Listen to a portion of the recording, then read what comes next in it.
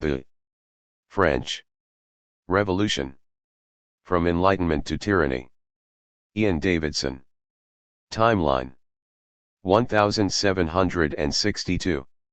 Jean, Jacques Rousseau, 1712–1778, publishes Le Contrat Social and Émile, 13 editions of Le Contrat Social published in 1762–1763, Petit Concile of Geneva orders it burned, and Rousseau banned.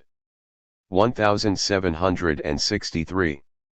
April 13, Voltaire, 1694–1778 publishes Traité sur la tolérance. May 12, Rousseau publicly renounces his citizenship of Geneva. September 27, Jean, Robert Tronchin defends the Petit Concile, in Lettres écrites de la Campagne. David Hume, 1711–1776, stays in Paris, befriends J. Rousseau. 1764. July, Voltaire publishes Dictionnaire philosophique. December, Rousseau replies to Tronchin in Lettres écrites de la Montagne. 1765. November, Voltaire publishes Idées républicaines, in defense of the lower orders in Geneva. January, conflict in Geneva between patricians and burghers. Patricians of Petit Concile appeal to outside guarantors, Bern, Zurich and France. 1766. 1767. December, Geneva conflict, de Lolme publishes pamphlet claiming sovereignty of the people. 1768. First vol Encyclopaedia Britannica published. January, Geneva conflict, J.R. Tronchin proposes compromise edict of 1768, called Edict of Pistols. 1769. 1770. Geneva conflict, patricians put down a demonstration by natives by force. 1771. 1772. Sweden, monarchist coup d'état by Gustavus III. 1773. Poland partitioned. 1774. 1775. American colonists rebel against British government. Pierre-Augustin Caron de Beaumarchais, 1732–1799 Le Barbie de Seville. 1776. July 4, American rebels declare independence. David Hume, 1711–1776 dies in Edinburgh, age 65. Adam Smith, 1723–1790 publishes The Wealth of Nations. Thomas Paine, 1737–1809 publishes Common Sense. 1777. Jacques Necker, 1732–1804, Protestant banker from Geneva, appointed Directeur General des Finances from 1777. France gives covert support to American rebels, gunpowder, arms, through Beaumarchais's company, total aid to Americans costing so far up to £5 million. June, Marie-Joseph Gilbert Modier, Marquis de Lafayette, 1757–1834, travels to America, age 20, joins American rebels, and is made a general by George Washington. 1778. February 6, France signs Treaty of Alliance with United States, and openly joins American War of Independence against Britain. 1779. Voltaire, 1694–1778 dies in Paris, age 84. Jean, Jacques Rousseau, 1712–1778 dies at Ermenonville, age 66. 1780. November 29, Maria Theresa dies, Joseph II becomes sole ruler of Austrian Empire. 1781. Charles de Calonne, 1734–1802, proves that the accounts presented by Necker are wrong. Jacques Necker fired for failing to deal with the budget deficit. October 19, Siege of Yorktown, defeat of Cornwallis by American troops led by George Washington and French troops led by Comte de Rochambeau. Beaumarchais, Le Mariage de Figaro accepted by the Comédie Française, but banned by the censors. 1782. September, France exhausted by the costs of the American War, Vergennes, French foreign minister, proposes peace negotiations. Americans decide to negotiate directly with the British. Geneva, counter, revolution, patricians call intervention by France, annul edict of 1768. 1783. November 3, Callan appointed Controller General des Finances, total cost to France of commitment to American War of Independence, over £1,300 million, increasing total debt of French state, equals monarchy, to around £3,300 million. September 3, Treaty of Paris, end of American War of Independence. Political disturbances in Dutch Republic, lasting until 1787, with intervention of Prussia. 1784. Beaumarchais, Le Mariage de Figaro finally allowed, with the support of Louis XVI, by the censors to be performed in public. 1785. 1786. August 2, Callan presents plan for new land tax, a so-called subvention territoriale, September 26, commercial treaty with England. W. A. Mozart, 1756–1791. The Marriage of Figaro performed at Burgtheater in Vienna. 1787. February 22, Callan presents new budget and taxation plan to Assembly de Notables, 144 aristocrats. Princes, dukes, bishops, councillors etc., they rejected. April 8, Louis XVI dismisses Callan, and exiles him. May, Louis XVI appoints new controller, General des Finances, Etienne Charles de Lomenie de Brienne, 1727–1794, Archbishop of Toulouse. Brienne dismisses Assembly de Notables. September 17, U.S. Constitution adopted in Philadelphia. 1788. July 16, Parliament of Paris rejects tax proposals of Brienne, leading to total deadlock over the king's finances. August 25, Louis XVI recalls Necker. Necker insists on the calling of États Généraux, to solve the finance crisis. December 27, Louis XVI accepts proposal by Necker to double the number of deputies for the tiers état. June 21, U.S. Constitution ratified by 9 states. 1789. January, CIS publishes Suis CEKLE tiers état. May 5, Versailles, opening of États Généraux. June 17, Versailles, revolutionaries call themselves Assemblée Nationale. June 20, loyalty oath in the Jeu de Paume. June 23, Versailles, Séance Royale. July 11. Louis XVI dismisses Necker. July 14, Paris, fall of the Bastille. July 15, Jean-Sylvain Bailly elected mayor of Paris, and Lafayette commander of the Garde Nationale de Paris. July 17, the king visits Paris, start of emigration, the Comte d'Artois, brother of the king, and many others. July 29, Louis XVI recalls Necker. 4–5 August, Versailles, overthrow of feudalism. August 25, Versailles, Declaration de Droits de l'Homme. October 5, March of the Market Women from Paris to Versailles. 6. October, the king moves to Paris. November 2, National Assembly places church property à la disposition de la nation. November 9, first meeting of the National Assembly in the Salle du Manège at Tuileries. December 17, National Assembly votes to use church property to underwrite state debts. December 19, creation of first assignats. 1790. February 13, decree banning closed religious orders. February 26, creation of the 83 departments of France. March 15, decree suppressing droit seigneurias, March 17. First steps in the reform of the Church, sale of church property, March 21, suppression of the salt tax, La Gabelle, September 8, Louis XVI dismisses Necker.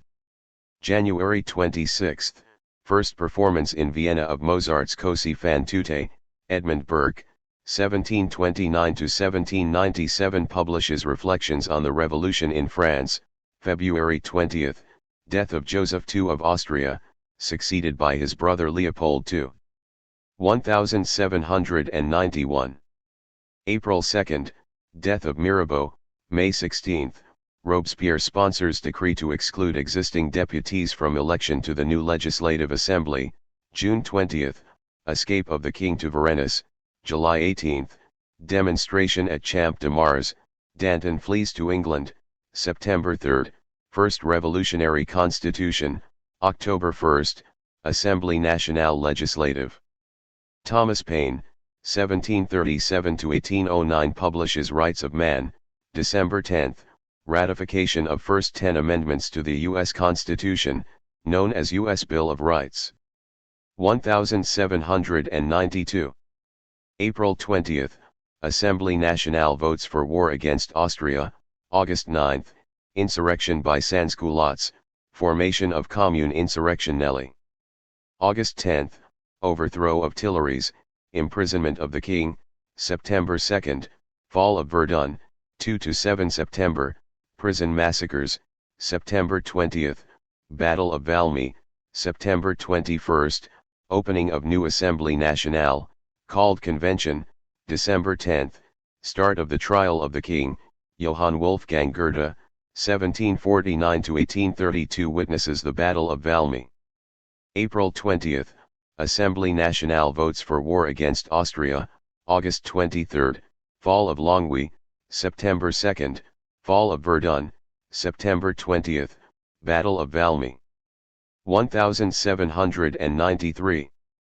Thomas Paine, 1737–1809 publishes L'Age de la Raison, January 20, King condemned to death, January 21, King executed, March 3, levy de 300,000, uprising in the Vendée, March 10, creation of Tribunal Révolutionnaire, May 4, first price control measure, LE maximum on wheat and flour, May 31, June 2, insurrection by Montagnard sans-culottes, overthrow of the Girondins by coup d'état, June 24, Second Revolutionary Constitution, stillborn, August 23, mass conscription levy en masse, 5 Sept. Start of the Terror, September 5. Major anti-inflation demonstration, led by Hébert, September 29, second price control measure, also known as LE maximum, covering more foods, as well as wages, October 17, victory over Vendines at Cholet, October 31, execution of the Girondins, December 4, decree, Loi du 14 Brumaire, setting up Centraliste revolutionary government, under control of CSP, 1, role of envoys and mission curbed, 2, role of departments curbed, 3, all mayors replaced by national agents, 4, arms revolutionaires abolished, 5, comites de surveillance strengthened, December 5, first issue of Camille Desmoulins' Le Vieux Cordelier, calling for clemency, opening prisons, 13–14 December, Vendines defeated at Le Mans, December 19, Toulon retaken, December 23, Vendines defeated at Savenay. 6–8 September, French victory at Onscout, 16–17 October, French victory at Wadenese. 1794. January 13, arrest of Fabre d'Eglantine for corruption, February 5, Robespierre speech on Principes de morale politique. Endorses Vertu and Terror, February 6, Bonaparte promoted to general, March 13, arrest of Hébert, Rancine, Vincent, March 18, arrest of Chaumet, 21–24 March, trial of Héberists, 2–5 April, trial of Dantoni Stes, April 19, recall of envoys and mission, May 7, Robespierre's report to Convention on Principes de Morale Politique, l'Etre Supreme, May 10, arrest of Jean Pichet, mayor of Paris, replaced by Lescat Fleuriot, June 8, fate de l'Etre Supreme, June 10, loi du 22 Prairial, removing all defense from the accused, in Tribunal Révolutionnaire, June 11 to July 27, La Grande Terreur July 26, violent speech of denunciation by Robespierre at Convention, 27 to 28 July, 1794, 9, 10 Thermidor, overthrow and execution of Robespierre. June 2, after battle at sea, American grain convoy arrives in Brest. June 26, French victory at Fleurus. 1. Introduction. The story of the French Revolution is the story of how a group of educated young Frenchmen, many of them lawyers, set about building a new state in France. On new principles based on the rule of law, of how, for a while, they succeeded, and of how, after a while, they failed. They called it a revolution, but it started almost entirely peacefully, and it went on being largely peaceful for another 3 years, and when, eventually, it began to descend into failure, chaos, and terror, it was the revolutionaries who progressively dismantled, piece by piece, their own system of the rule of law. This story is quite different from that told by the lurid and violent picture book illustrations which have so often been attached to the French Revolution in some popular mythologies. Anyone who has been taken in by images which imply that the French Revolution consisted mainly of screaming, bloodthirsty mobs and the fearful, repetitive thud of the guillotine blade is bound to be daunted or even confused. Images like that cannot be made sense of, because they are simply misleading. It is true that the revolutionaries left behind the guillotine, the terror, and the ingenious institutions of the world's first modern police state. And they also invented the concept of mass warfare, characterized by mass mobilization, the large-scale concentration of economic and bureaucratic resources and the ruthless pursuit of victory. But they did not come to Versailles in the spring of 1789 to destroy anything. Their revolution only started to take shape after the Ancien Regime had collapsed, under the weight of its own bankruptcy, and the revolutionaries found that they were left in charge. They went on to change the history of the world forever. They opened the door to a new era of liberation and democracy in Europe. They embarked on the creation of the first modern, would-be rationalist, secular state, constructed from the ground up and based on the rule of law, and they formulated far-reaching ideas of a fairer society, later encapsulated in the slogan Liberté, Égalité, Fraternité, a slogan more often quoted than practiced, by them or anyone else. The trigger for this revolution was the king's progressive recognition that the French state was virtually bankrupt and that he needed help to solve his financial difficulties. But the most profound political reason for the revolution was that the king and his predecessors had, over many decades, repeatedly adopted policies which alienated all those who might have helped him solve his problems, including, crucially, both the nobility and the bourgeoisie. The premises of the Ancien Regime were increasingly unfair and unjust to almost everybody, apart from a tiny minority of the nobility. Over at least the previous century, successive French monarchs, especially Louis XIV and Louis XV, had squeezed the nobility from their inherited political roles in the running of various parts of the country and had concentrated political power at the center, at the Palace of Versailles.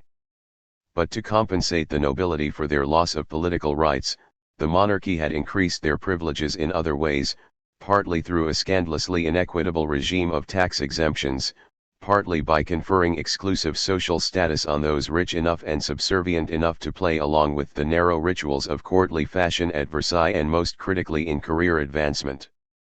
When the revolution erupted, the inequity of the tax regime was the subject of the revolutionaries' most vocal complaints. But at the bedrock, it was the discrimination against the bourgeoisie in the state's most important professions that was the revolution's primary driving force. The traditional avenues of advancement in a France dominated by the monarchy were the army and the church, but under rules laid down by the monarchy, and significantly tightened earlier in the 18th century. Under Louis XV, no one could be promoted to any serious level in either field unless they were aristocrats. The nobility was a very small minority of the French population, though even today there is debate about how small. This is partly because the aristocracy continually squabbled among themselves and with the court about who was noble and who was not, from the most ancient nobles d'extraction to the less ancient but still knightly nobles d'épée to the wholly civilian nobles de robe of the law courts, and partly because succeeding monarchs would create new titles, especially Louis XIV, who kept launching new titles and inventing new offices which he sold for cash, and then reinvented, and sold again for more cash. As a result, there is still considerable disagreement both about the number of aristocrats and of aristocratic families, and estimates of the two categories do not coincide. Numbers range from 9,000 to 25,000 families, and anywhere from around 110,000 to around 400,000 individuals. 1. These discrepancies may seem large, but they are trivial compared with the size of the French population, which was probably around 21 million people at the beginning of the 18th century and expanded steadily to around 28 million by the century's end. In other words, whatever the number of noblesse in France at the end of the 1700s, proportionally it was tiny, somewhere between 0.4 and 1.5% of the total population. Of these aristocrats, whether 110,000 or 400,000, the vast majority were small landowners, known scornfully as hobereaux, living remotely on their estates in the depths of the country, in La France profonde, and many of them, despite their titles, their dignity, their pride, and their privileges, were often quite pinched economically, even poor. In England they would have been called just country gentry, and poor country gentry at that. What this means is that the rich and influential nobility were a tiny minority of a tiny minority, not the top 1%, in the phrase often used about extreme inequality in the 21st century, but just a very small fraction of that. The clergy were even less numerous. There were 120,000 of them, of every sort and condition. At the top were 139 bishops, who were very rich, very powerful, and very privileged, and all, of course, members of the nobility. At the bottom were 35,000 parish priests, most of whom were almost as poor as their parishioners. For an ambitious young man who did not come from the nobility, the career options were rather limited: business or the law. The Industrial Revolution had just started, especially in England, but it was still in its infancy, and industry as a career was still mainly in the future, so business usually meant trade or commerce. But commerce needed capital, which mostly meant having parents with an established business. So the normal alternative, for an ambitious young man without a family business to go into, was the law. There were many attractions in a legal career. If you were successful, working in and around the royal law courts, you could make a decent living, and you could perhaps, in time, buy one of the valuable official positions in the legal system, which were for sale, and which would make you more money. If you made enough money, you might in theory be able to buy one of the most prestigious legal positions, attached to the higher law courts, known as the parlements, though the noblesse de robe were fiercely resistant to the intrusion of commoners. Nevertheless, the law was one route by which a commoner might acquire a title of nobility, and most of the privileges that went with it. But the law was not just a way for an ambitious commoner to make a living, it was also becoming the basis for a new political class. Typically, the rising lawyer at that time was steeped in the ideas of the Enlightenment. French society, like others in much of Western Europe, was undergoing a colossal transformation. The ultra-intellectual Enlightenment of Montesquieu and Voltaire, Bach and Mozart, Isaac Newton and Adam Smith was just the tip of a vast change that was happening throughout society and producing an expanding, educated, literate and ambitious bourgeoisie. This is how François Furet describes the political implications in France of the Enlightenment too. In the 18th century, French society was desperately in search of intermediaries between the state and the people, because it was too developed, as we would say now, to be kept, as in the previous century, in a state of silence and of obedience. After the death of Louis XIV, people naturally turned to traditional institutions, like the parliaments. But since the parliaments continued to prove, throughout the century, totally conservative, with the condemnation of the Encyclopédie III and of the unhappy Calas family, for they could not be valid intermediaries in an enlightened society. That is why French society in the 18th century increasingly gave itself other spokesmen, the philosophes and the writers. Literature thus effectively acquired a virtually political function. 5. The political function of literature was even intensified further among the rising young professionals of the legal system, through the enforced development of the characteristic political skills of debate. When the revolutionaries arrived on the scene, they did not come to overthrow anything, they came to discuss, to argue, and to make political speeches. Alexis de Tocqueville 6 makes a similar analysis to Furet's. When you think that the French people, so out of touch with their own affairs and so lacking in experience, so hampered by their political institutions and so impotent to reform them, were nevertheless, at the same time, of all the peoples on the earth, the most literate and the most in love with intelligence, you can easily understand how their writers became a political force and ended up by being the leading force. 7. In intellectual and moral terms, the Enlightenment was inevitably the antithesis of the closed, conservative, and repressive system of the Ancien regime, but its social and economic implications had broader political consequences, which set the rising class of the educated bourgeoisie in opposition to the absolutist state.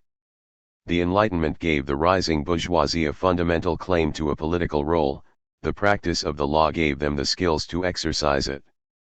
The expanding, educated, and literate bourgeoisie were pushing up and could no longer be stopped. There were now more and more educated and able young men, part of the significant and growing middle class, and they wanted a bigger share in the system and were deeply frustrated by the exclusionary rules of the Ancien regime. The career privileges given by the monarchy to the nobility virtually forced a large minority of these able young men to look for a career in the law. And that is what they did. Louis XVI did not recognize the political claims of the bourgeoisie, however, the absolutist state laid down by his predecessors, Louis XIV and Louis XV, was based on the assumption of a tacit alliance between the monarchy, the clergy and the nobility. In 1786, Louis XVI found himself, once again, in deep financial difficulties and turned for help to his traditional class allies. He called a meeting of nobles, but they refused to help. Having shut them out of any recognized political role in the running of the state, Louis XVI found that he had alienated them irrevocably. He then turned to the Parlement de Paris, the highest law court in the land, with the formal role of registering royal edicts, but they too refused to help. The Parliament had, over time, begun to assume, quite unconstitutionally, that it was entitled to assert its own political rights and had in effect transformed itself into an unofficial opposition to the monarchy. In other words, the cumulative result of the monarchy's exclusionary policies over the previous 2 centuries was to create a stalemate of the entire French political system. In theory, a revolution like the French one could have happened anywhere in Europe, because Europe was ripe for it. England, of course, had had its own revolution more than a century earlier and had eventually staggered through to a form of constitutional, monarchical, parliamentary democracy. On the continent, the despotism of Bourbon France, though extreme, was not unique. Most peoples in most of Europe lived under monarchies of one kind or another, most of which were more or less despotic. Some of these regimes had wrestled fitfully with reform, but never very far. A sole exception might have been Geneva, which on paper was ostensibly a democratic republic, but was really an autocracy under the control of a tiny ruling class. By the last half of the 18th century, the repressive regimes of Europe had outlived their operational usefulness or their political acceptability. As a result, from 1760, subject peoples had regularly erupted in protests against their rulers, in Hungary, in Milan, in Sweden, in Belgium, and in Geneva, as well as in France itself. 8. So why did the revolution succeed in France? The most fundamental fact about its opening phase is that Louis XVI simply surrendered to the advancing tide of the bourgeoisie. Elsewhere in Europe, the authorities more or less effectively suppressed the various protests and eruptions, usually with some degree of violence. In America, the English had tried to suppress the rebels by force and had been militarily defeated in the War of Independence. In France, it was the king who was defeated, but peacefully, without the use of force. The French Revolution was not just a turning point in French and European history, it was also a highly contentious event, and many historians have felt obliged to take sides. On the one hand there were the declaration of the rights of man and the assertion of the sovereignty of the people, but on the other there were the guillotine and the terror, and some historians have felt that the French Revolution was fundamentally defined, even invalidated, by the violence of the terror.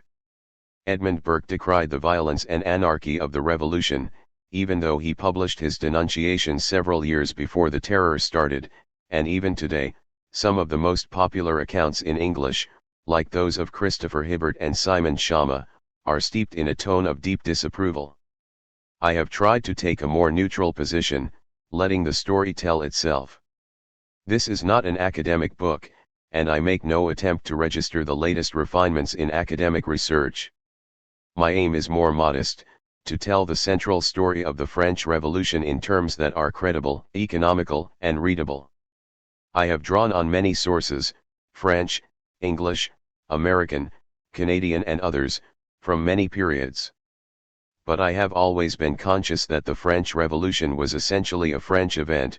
Throughout the unending swings of political instability during the 19th and well into the 20th century, French politicians never ceased to wrestle with the fact that the problems they faced were part of the aftershocks, so much so that several of them, including 3 prime ministers in the 19th century, François Guizot, Adolphe Thiers, and Jean Jaurès, wrote multi-volume histories of the Revolution. For this reason it is mainly through the prism of French writers that I have tried to understand a story which has become part of France's long-running dialogue with itself, and for this reason I have quoted most heavily from 6 French writers from 3 very different periods spanning this long downdraft: Jules Michelet and Alexis de Tocqueville in the mid-19th century, Albert Mathiez and Albert Sobol in the first half of the 20th century, and François Furet and Jean Toulard in the second half of the 20th century.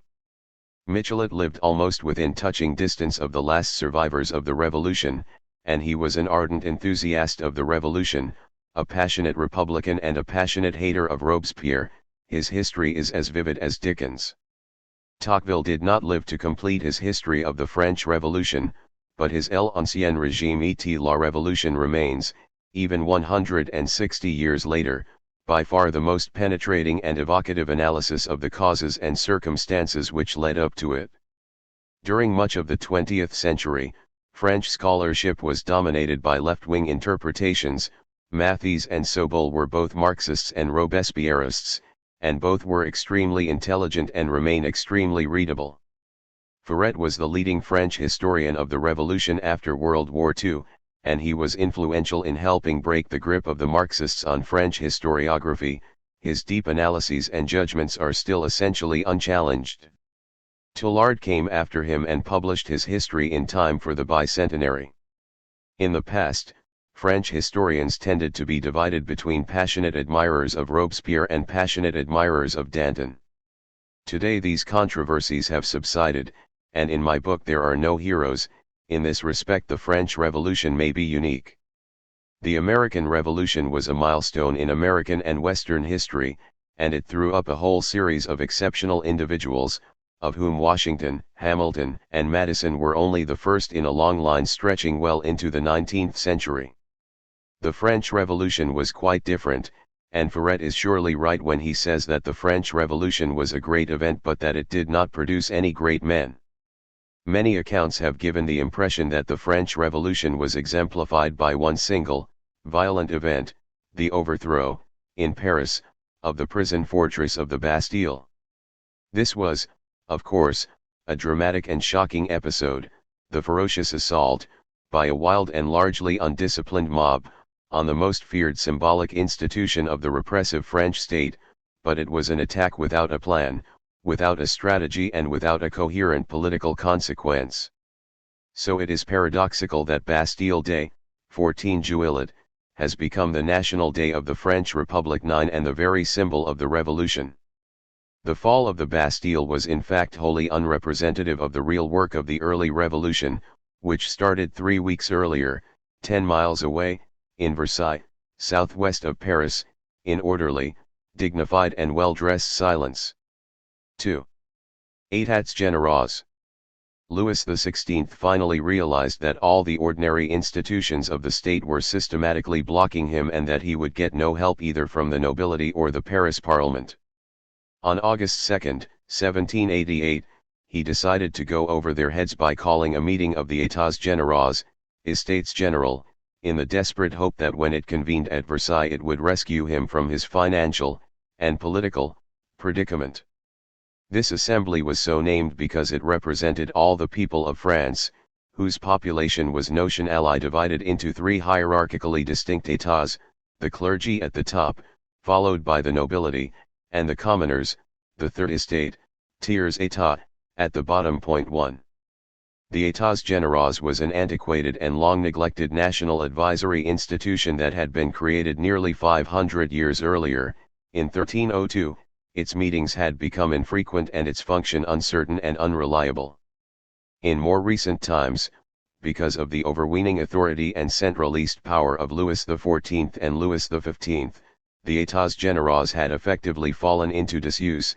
It had not met for 175 years, the previous time having been right at the beginning of the reign of Louis XIII, Louis XVI's great-great-great-great-grandfather, to celebrate his coming of age in 1614. That date is significant, for it was Louis XIII who later launched the explicit policy of royal absolutism, which Louis XIV much extended, epitomized by the remote grandeur of the vast and magnificent Palais de Versailles. By 1788, the situation had completely changed. Louis XVI still lived in splendid isolation at Versailles, but he was not any kind of real successor to the Sun King, Louis XIV. Born in 1754, in 1770 he had married Marie Antoinette, the sister of the Emperor of Austria, when he was the Dauphin and only 15 years old, and she was only 14. Several years passed before she conceived, which prompted much malicious gossip and speculation. But in 1774 he had succeeded to the throne, and on December 19, 1778, Marie Antoinette gave birth to their first child, Marie-Thérèse, the first of 4 and the only child to survive their parents for a significant number of years. 2. Now aged 34, Louis was seriously overweight, pious, weak, and indecisive. He was full of goodwill but unable to assert himself against the meddling of his wife's frivolous and conspiratorial entourage. He was no longer making grandiloquent claims of absolutism but modestly asking his faithful subjects to help him overcome all the difficulties in which we find ourselves in relation to the state of our finances, and to make us aware of the wishes and complaints of our peoples. 3. Louis' reference to wishes and complaints was an allusion to the ancient tradition that a meeting of the États Généraux should be accompanied by the submission, by all the individual delegations, from their constituencies throughout France, of lists of grievances, cahiers de doléances. These were to be drawn up by local representatives of each of the 3 orders, the clergy, the nobility, and the commoners, in that order of precedence in each bailliage, or bailiwick. The clergy would meet and together draft their list of grievances, and the nobility would do the same. For the commoners, because they were far more numerous than either the clergy or the nobility, the operation was slightly more complex. Each parish had to draw up a first draft, and these were then revised and collated at the level of the bailliage. In many cases, the delegations, partly for convenience and partly no doubt for reasons of nervousness and conformism, drafted their submissions with the help of various models, which were freely available and widely circulated. Some parishes drew on 2 or more such models, and in the bailiwick of Nancy, for example, scholars have identified 11. In rural areas, people were often obliged to rely on these models, since many could neither read nor write. What emerged from all this drafting and collating was 60,000 cahiers de doléances, an amazing collection that Tocqueville later described as the last testament of the ancient French society, the supreme expression of its desires, the genuine manifestation of what it wanted. Point 4. The cahiers contained frequent expressions of shock at the financial deficit and showed general distrust of the king's arbitrary authority in managing the public finances.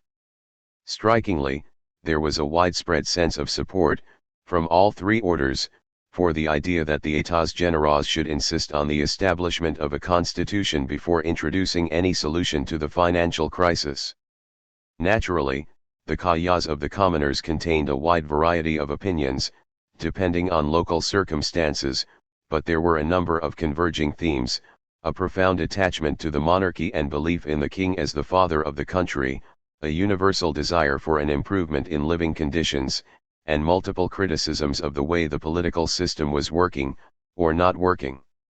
Above all, there were widespread demands for a simplification of the justice system and even more for a reform and lightening of the tax system.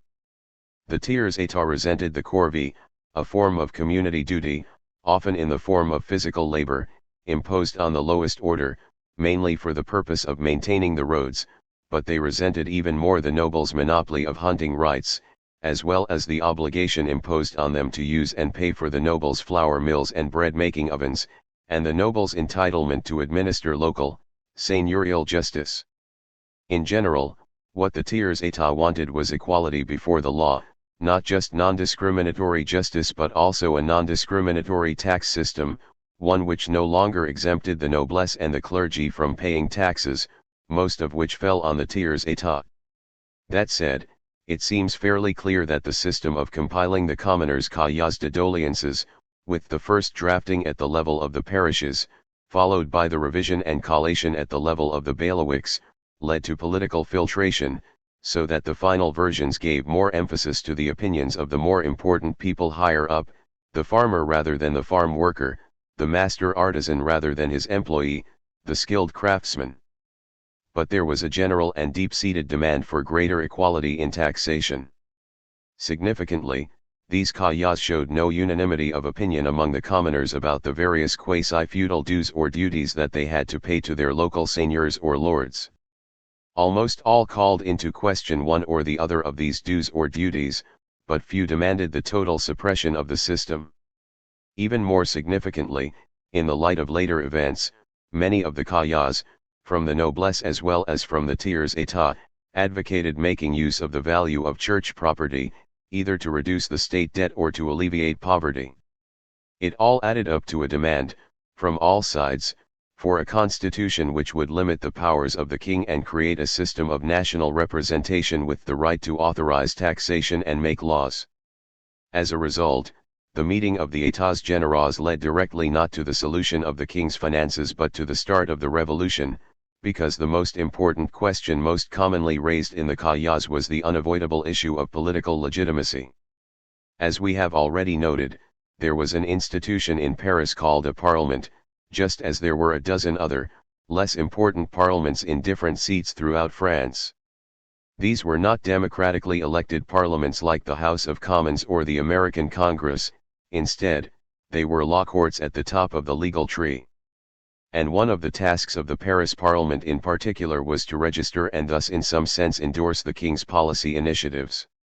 This parliament could object if it believed that a royal initiative was in conflict with other legal principles, and sometimes it claimed that this function gave it quasi-democratic legitimacy, as if it represented the nation. But everyone knew that the Paris Parliament was a powerhouse of privilege and wealth, a lawyer's paradise, through which members of the rising, educated middle class could acquire the privileged status of noblesse de robe, in virtual rivalry with the hereditary nobility at court, the noblesse d'épée. There was no recognized basis for the parliament's claim to political democratic legitimacy. The États Généraux, by contrast, were elected and could thus claim to represent the whole of the French nation. By tradition, these three estates were expected to meet, debate and vote separately. Also by tradition, each of the three orders had a delegation of roughly equal size. This had the inevitable outcome that the two privileged orders, clergy and nobility, tended to vote in favor of their privileges and to outvote the commoners, even though the commoners represented something like 98% of the population. The question of the justice of this arrangement dominated political debate in the months leading up to the elections of the delegates. Astonishingly, in December 1788, Louis XVI had allowed himself to be persuaded by Jacques Necker, the Protestant banker from Geneva who was at the time his chief minister, that the tiers état should have twice as many delegates as either of the other two orders. This seemed to imply that the commoners could not simply be outvoted by the two privileged orders if they voted together. But the king had left open the central question, whether the three orders would sit, and therefore vote, separately, according to ancient feudal tradition, thus still giving extra weight to the privileged orders, or whether they would sit and vote together, and thus make it possible for the tiers état to outvote the representatives of the other two orders. The fact that the king had moved halfway towards a more democratic system of representation, but only halfway, was characteristic, and this half-baked compromise turned out to be a serious provocation to the educated members of the tiers état, prompting the publication of a positive flood of controversial pamphlets during the second half of 1788. Many of these works were written by aspiring political activists, some of whom subsequently became famous. One of the most celebrated and scandalous was the delegate Honor Gabriel Riquetti, Comte de Mirabeau. According to Victor Hugo's later characterization, he was of an impressive and electrifying ugliness, d'une laideur grandiose et fulgurante, with an enormous head disfigured by the scars of a childhood smallpox infection. In his youth he was a rebel, a debaucher, a dueler and a wild adventurer, but he became one of the best-known figures of the early Revolution, famous for his popular oratory. He said of himself, "When I shake my terrible mane, no one dares interrupt me." 5. Mirabeau was born in 1749 to a noble family, the son of Victor Riquetti, Marquis de Mirabeau, originally from Provence, at Les Bignon, in the Loiret, south of Paris. He joined the cavalry at the age of 17, but he soon engaged in disreputable escapades, and his father had him imprisoned on the Ile de Ré. After he was released, he was rapidly promoted to captain, but shortly thereafter he left the army and launched himself into a life of adventure, debauchery, and scandal. He married a rich heiress but then had a dramatic quarrel with his wife's family, ending in a much publicized lawsuit. After a particularly shocking later episode, in which he had a quasi-incestuous relationship with his sister, he was forced to flee, and over the next 15 years his father regularly pursued him with lettres de cachet 6, getting him shut up in a series of prisons. He escaped from one of them, the Fort de Joux, taking with him the charming Sophie de Monnier, the young wife of a very senior judge, at which point he was charged with kidnapping and seduction, rape de seduction, which carried the death penalty, and he had to flee abroad, to Switzerland, to Germany and finally to Holland, where he took citizenship and earned a living by writing hack works for local booksellers. In 1777, when he was 28, his father had him extradited back to France and imprisoned for 3 years in the prison fortress at Vincennes. There he met, and disliked, the Marquis de Sade, and wrote a number of books, including De lettres de cachet et de prisons d'état, a violent and sophisticated attack on the arbitrary and unjust penal system operating in France at the time. Mirabeau had already made friends with the young Abbé de Périgord, the future Prince Talleyrand, who in Paris introduced him to high society and high finance.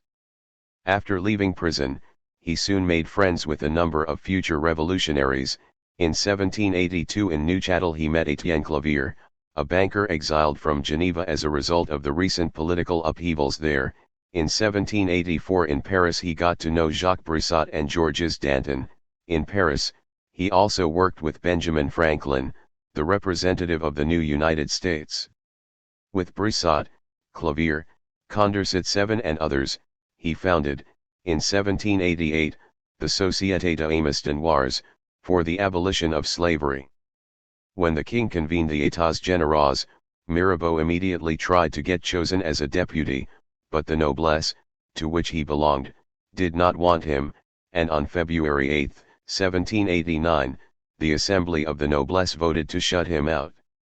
Mirabeau then turned to the tiers-état and published the pamphlet L'Appel à la Nation Provençale, the appeal to the Provençal nation, in which he represented himself as a champion of the Third Estate against the privileges of the nobility, and which led to his triumphant election to the États Généraux as a representative of the tiers-état from Aix-en-Provence. The most influential of all the revolutionary pamphlets was published in January 1789 by the 40-year-old Abbé Emmanuel Joseph Sieyès. As an abbé, Sieyès was a member of the clergy but not a full priest, yet he held several distinguished church positions, culminating in 1783 as a canon in the Cathedral of Chartres. During his career, he established close relations with Jérôme Pétion, later the mayor of Paris, and with Mirabeau's friend Charles Maurice de Talleyrand, by now the Bishop of Autun and one of the rising champions of reform among the clergy. In the summer of 1788, Sieyès was asked to edit a pamphlet written by the Duc d'Orléans' secretary, Pierre Coderlos de Laclos, the author of the scandalous and astonishingly successful novel Les Liaisons Dangereuses. 8 He was so stimulated by the experience that he decided to write a pamphlet of his own, which he issued in January 1789 under the challenging rhetorical title Qu'est le tiers-état? What is the Third Estate? Sieyès opened his pamphlet with three far-reaching questions, which he also answered. What is the Third Estate? Everything. What has it been until now in the political order? Nothing. What does it ask? To be something. 9. Sieyès went on to assert that the Third Estate was a complete nation and that the nobility was foreign to this nation, first, in principle, because it did not derive from the people, and second, because, by its very nature, it defended not the general interest, but its own private interests. Sieyès' pamphlet caused an immediate and enormous political sensation. More than 30,000 copies were sold in the first few weeks, and 3 more editions quickly followed the first. Mirabeau thanked Sieyès for sending him a copy, and added, "So there is at least one man in France." The Marquis de Lafayette declared that the Sieyès pamphlet held the first rank in that crowd of published writings. Almost immediately, Sieyès' denunciation of the privileges of the noblesse became the defining thesis of the first phase of the revolution, starting with the meeting of the États Généraux. As the revolution gathered momentum, it did not take long for its leaders to turn against the clergy and the church as well. Eventually they also turned against the king. But to begin with, the central theme of the revolution was criticism of the nobility and the quasi-feudal privileges that the nobility enjoyed, and it was the pamphlet of Sieyès that brought this first phase into close focus. During the 18th century, France's population had increased by about 35%, reaching close to 28 million, making it by far the most populous country in Western Europe at that time. Its only real rival was Russia in the east, which may have had a population of some 30 million. Britain, by contrast, mustered only 8 to 10 million, and Prussia even less, 6 million. But the increase in the French population was not matched by economic growth, and wages did not keep pace with prices, with the result that large swathes of the population were regularly afflicted by economic hardship, harvest failures, and hunger. The hardship and the hunger became much more severe in the 1780s, with a long succession of cold winters, wet summers, and harvest shortfalls. The vast majority of ordinary French people still lived in the countryside, and it was they who suffered most from hunger and hardship, but France was changing, and the political center of gravity was moving from the countryside to the towns. The quasi-feudal privileges of the nobility may once have made sense and been more or less acceptable in an essentially rural society, but they were increasingly unacceptable in a country marked by more modern forms of social and economic activity, by the growth of an emerging middle class and, above all, by the growth of towns and the development of urban living. The future revolutionaries almost all lived in towns. A career in the law was essentially an urban activity. The elections to the États Généraux started in February 1789, in the different localities of France. All the nobles had a personal vote. Among the clergy, the bishops and the parish priests, cures, had a personal vote, but the closed religious orders had only one vote per monastery.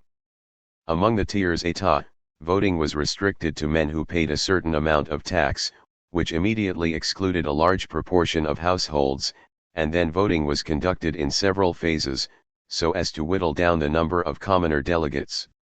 The elections were slightly chaotic, and we still do not know the exact numbers of delegates chosen. But the broad picture is clear: the clerical delegation numbered 291 deputies, the nobles 285, and the Third Estate 578.11. The clerical delegation included 46 bishops, but it was dominated by its 206 cures. They were mostly as poor as their parishioners and equally hostile to the principle of privilege, whereas the higher clergy were in many cases themselves rich and privileged, even though some of them, like Talleyrand, were reputed to be liberal. Talleyrand had been born into one of the very great French families, in Paris, in 1754. By virtue of his birth, he might have chosen a military career, but since he was slightly incapacitated by a club foot, he opted instead for the church, even though he lacked any religious vocation. With the help of his uncle the Archbishop of Reims, he was appointed the Bishop of Autun in 1788, he was 34. His contemporaries mainly despised him, but he proved to be one of the great survivors, outliving both Robespierre and the Terror, Napoleon and the Empire, and dying only in 1838 at the age of 84. When the États Généraux opened in Versailles in May 1789, the formal arrangements seemed designed to underline the discrimination against the tiers état. On May 2, the king received the representatives of the three orders separately. Those of the tiers état had to wait 3 hours before being allowed to make their humble bow to the king. On May 4, the deputies attended a church service at the Église Saint-Louis, and again the tiers état were humiliated. The nobility wore cloth of gold, the upper clergy red or violet capes, but the tiers état were expected to wear black, as if at their own funeral.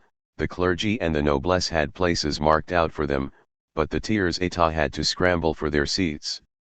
The first formal séance of the États Généraux took place in the Hôtel de Menus Plaisirs in Versailles.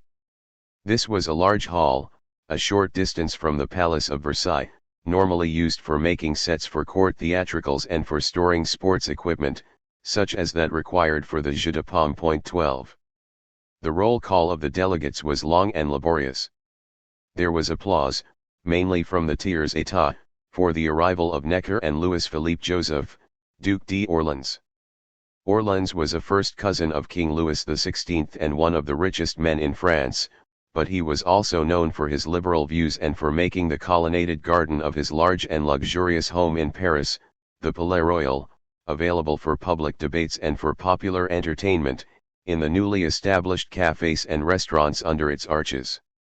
It had already become a favorite place for political discussions and speeches in the run-up to the États Généraux, and it soon became even more popular, once the revolution got going. The king made a short, wholly conventional little speech, which was applauded with cries of Vive l'Roi. Charles Louis de Barentin, the keeper of the seals, made another short speech, equally conventional but completely inaudible, and then Necker delivered a 3-hour disquisition on the state of the public finances, or rather had most of it read out for him, because his voice gave out. As soon as Necker finished, the king closed the session. Nothing had been discussed, nothing had been settled, nothing had really been started. There was now deadlock on the most basic procedural preliminaries.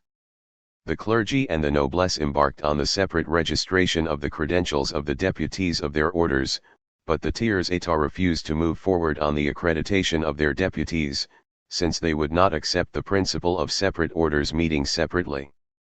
The deadlock over accreditation lasted 5 weeks. Then, on June 10, the tiers état moved to the offensive. It proposed to the two other orders that all three should meet together and declared that it would proceed to the accreditation of all the deputies from all three orders, meeting together. The noblesse rejected this proposal, the clergy hesitated.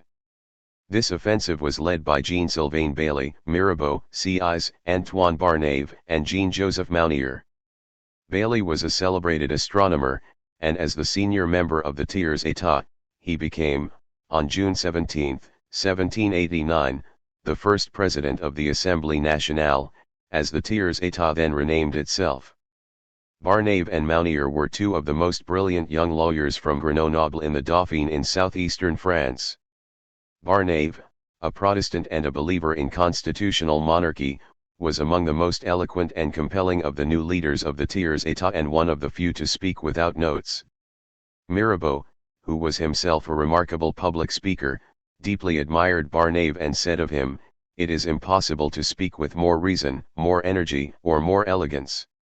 Mounier, another believer in a strong constitutional monarchy, made a name for himself early on with a pamphlet analyzing the États généraux, and he played a leading part, a little later in the year, in drafting the first 3 articles of the Declaration of the Rights of Man, Déclaration des droits de l'homme.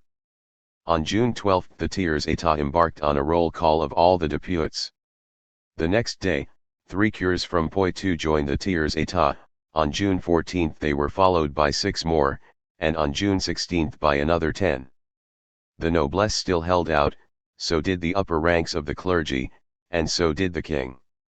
On June 17, after a debate lasting 2 days, the deputies of the Tiers État decided to preempt any further talk and declared that since they represented 98% of the nation, they now constituted an Assemblée Nationale. Almost immediately this new National Assembly claimed that it had the sovereign authority to take all decisions on taxation and declared that it placed the creditors of the state under the protection of the honor and the loyalty of the French nation. In other words, they were taking the responsibility for the solvency of the state away from the king. The revolution had begun. With this dramatic step, the Tiers État immediately broke its previously declared principle that nothing would be done about the king's finances until there was a constitution. The clergy were shaken by the initiative of the Tiers État and on June 19 voted by a narrow majority, 149 to 137, to join it. But the noblesse still held out, and so did the king. Some of the king's ministers sided with les communes, the commons, as they occasionally called themselves, but most of his immediate entourage, starting with the queen, urged him to stand firm against the Tiers État. Louis decided to convene a special séance royale of the États généraux, to assert his authority and call the commons to order. It was announced for June 22. For practical reasons, the meeting had to be delayed until June 23 and the large hall, salle, of the Hôtel de Menus Plaisirs temporarily closed in order to get it ready for this important event. But the delay was not announced, which turned out to be a grave mistake.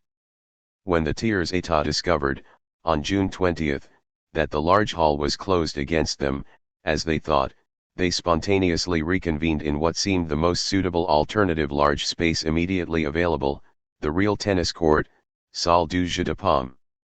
There they swore an oath of solidarity not to allow themselves to be separated from one another until they had drawn up a constitution for France.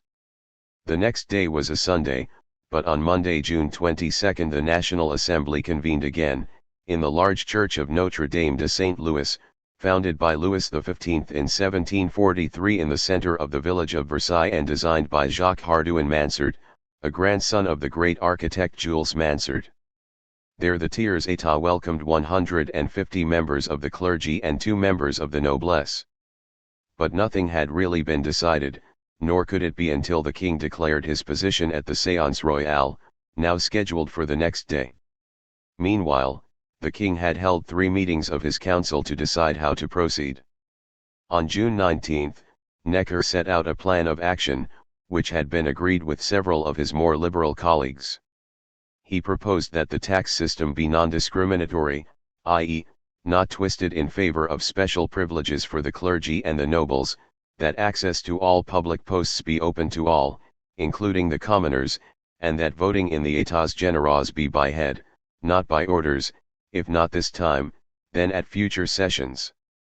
He also recommended that the king should not attempt to crush all the demands of the Tiers État.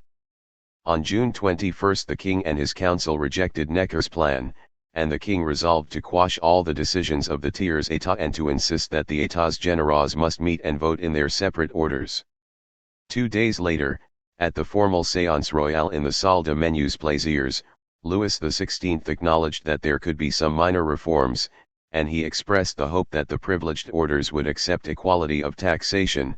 He accepted the principle of taxation by consent and of individual liberty and freedom of the press. But he said nothing about opening up the professions to all, and he resolutely stood by the traditional hierarchies of aristocratic society. In fact, he was still rejecting the principle of equality of rights and would accept only those reforms that the noblesse would accept. The king closed the session with the following words: "I order you, gentlemen, to disperse immediately, and to present yourselves tomorrow morning in the halls allocated to your separate orders, there to resume your sessions." 13. It seemed as if the nobility had won and had defeated the ambitions of the Tiers-État. Many of the commoner delegates would never before have traveled further than their local town. They were in the presence of their sovereign and surrounded by all the aristocratic splendor of rank, wealth, and ostentatious luxury. But they were not intimidated, they kept their seats and silently refused to accept their dismissal by the king. This is how the historian Jules Michelet described the scene that followed. The king walked out, and the nobility and the clergy followed him. The commons remained sitting, calm and in silence. The master of ceremonies Henry Everard, Marquis de Dreux returned and said, in a low voice, to the president of the session Bailly, "Sir, did you not hear the orders of the king?"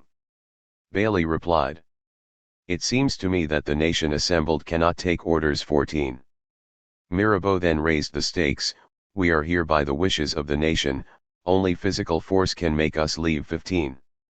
This anecdote was so popular with subsequent generations that it has come down to us in many versions. This one was published 2 days later in the semi-official newspaper Le Moniteur.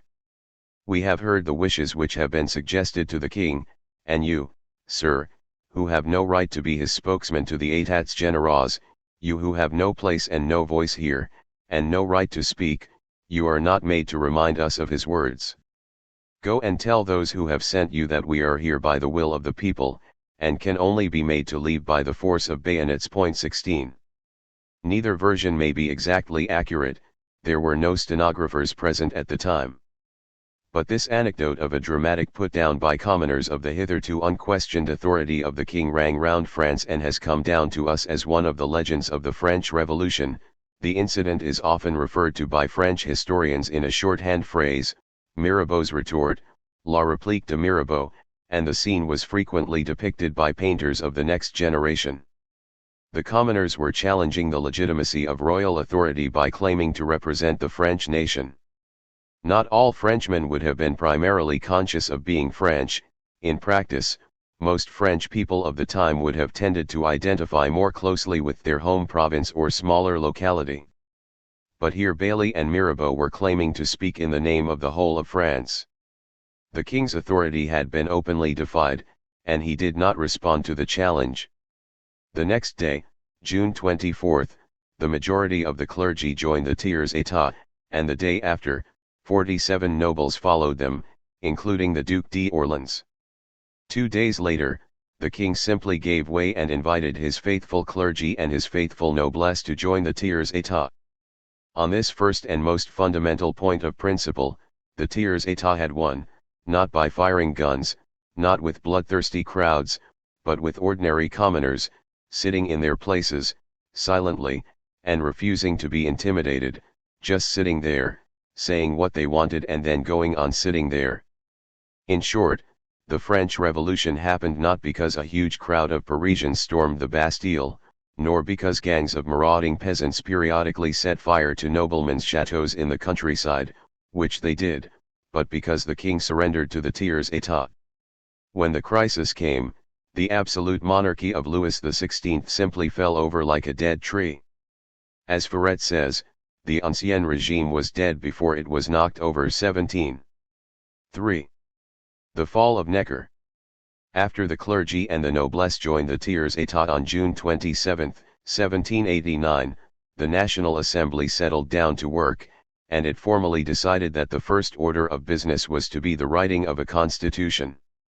On July 7 it set up a constitution committee, to which 30 deputies were appointed, and on July 9 it renamed itself the Assemblée Nationale Constituante, meaning, a constitution drafting assembly. On July 11 the Marquis de Lafayette proposed that the future constitution should be preceded by a declaration of the rights of man. The revolutionaries were beginning to act on the belief that the king had totally surrendered at the recent Séance Royale and that they were now in charge. As events over the next 3 years proved, they really were in charge. But right now, at the absolute beginning of the revolution, the calm and orderliness of their proceedings were about to be shattered, because the king took steps which appeared to signal that he intended to crush them by force. On June 26 he had called up 6 royal regiments, and on July 1 10 more. All told, there were soon some 30,000 soldiers concentrated in the Paris region, many of them foreign troops in the pay of the monarchy. What is not clear is whether the king was deliberately embarking on a policy of counter-revolution, and if so, whether he had a plan for crushing the revolution, or whether he had just been jostled into some ill-thought-out gesture by the hardliners at court, led by Queen Marie Antoinette and his brothers, the Comte de Provence and the Comte d'Artois. If there was a pretext for the troop mobilization, it was that units of the semi-military, Paris-based Gardes Françaises were proving undisciplined, even semi-mutinous, but in fact it seems that the mobilization of the troops came first and may have triggered the rebelliousness of the Gardes Françaises. At this stage the Gardes Françaises were all volunteers, generally supporters of the revolutionary movement but selected by a property qualification, and therefore all bourgeois. More profoundly, it seems clear that both events were set off by the wave of popular excitement and agitation released by the news of the political events in Versailles. Great crowds of Parisians were milling about, and many were attracted by the excitable oratory of the young revolutionary speakers in the gardens of the Palais Royal, home of the Duc d'Orléans. On June 27, 5 companies of Gardes Françaises broke ranks and fraternized with these crowds. 10 of the mutineers were then imprisoned for indiscipline in the Abbaye de Saint-Germain-des-Prés, but a crowd of 4,000 Parisians invaded the prison and released them. There was already widespread agitation in Paris at the steep rise in the price of bread and the increase in unemployment. Bread was an absolutely vital element in the popular diet and could generally account for half of a working family's budget. In periods of crisis, as in July 1789, it could even rise to as much as 80%. As a result, the supply and price of bread became determining factors in the course of the revolution. Food shortages and food riots occurred frequently throughout the revolution and regularly in the summer months, especially during the so-called soudure, literally the soldering, the gap between when last year's stocks were exhausted and the new harvest was taken in. As it happened, on July 14 the price of bread rose higher than it had at any previous time in the 18th century. As the revolution proceeded, it was increasingly dominated by the demands of the crowds in Paris, especially their need for bread. Every time there was a food crisis, it almost inevitably provoked conflict between the crowds in Paris, other consumers in the surrounding regions and the producing peasants in the countryside. And every food crisis was liable to trigger another downward spasm in the course of the revolution. The National Assembly was immediately alarmed by the king's mobilization of the troops. On July 8, Mirabeau called for their removal from Paris and their replacement by a bourgeois militia. On July 9 the National Assembly voted to appeal to the king to withdraw the troops. The king did not respond until the next day, and then he declared that the only purpose of the mobilization was to keep order in Paris and to protect the debates in the National Assembly.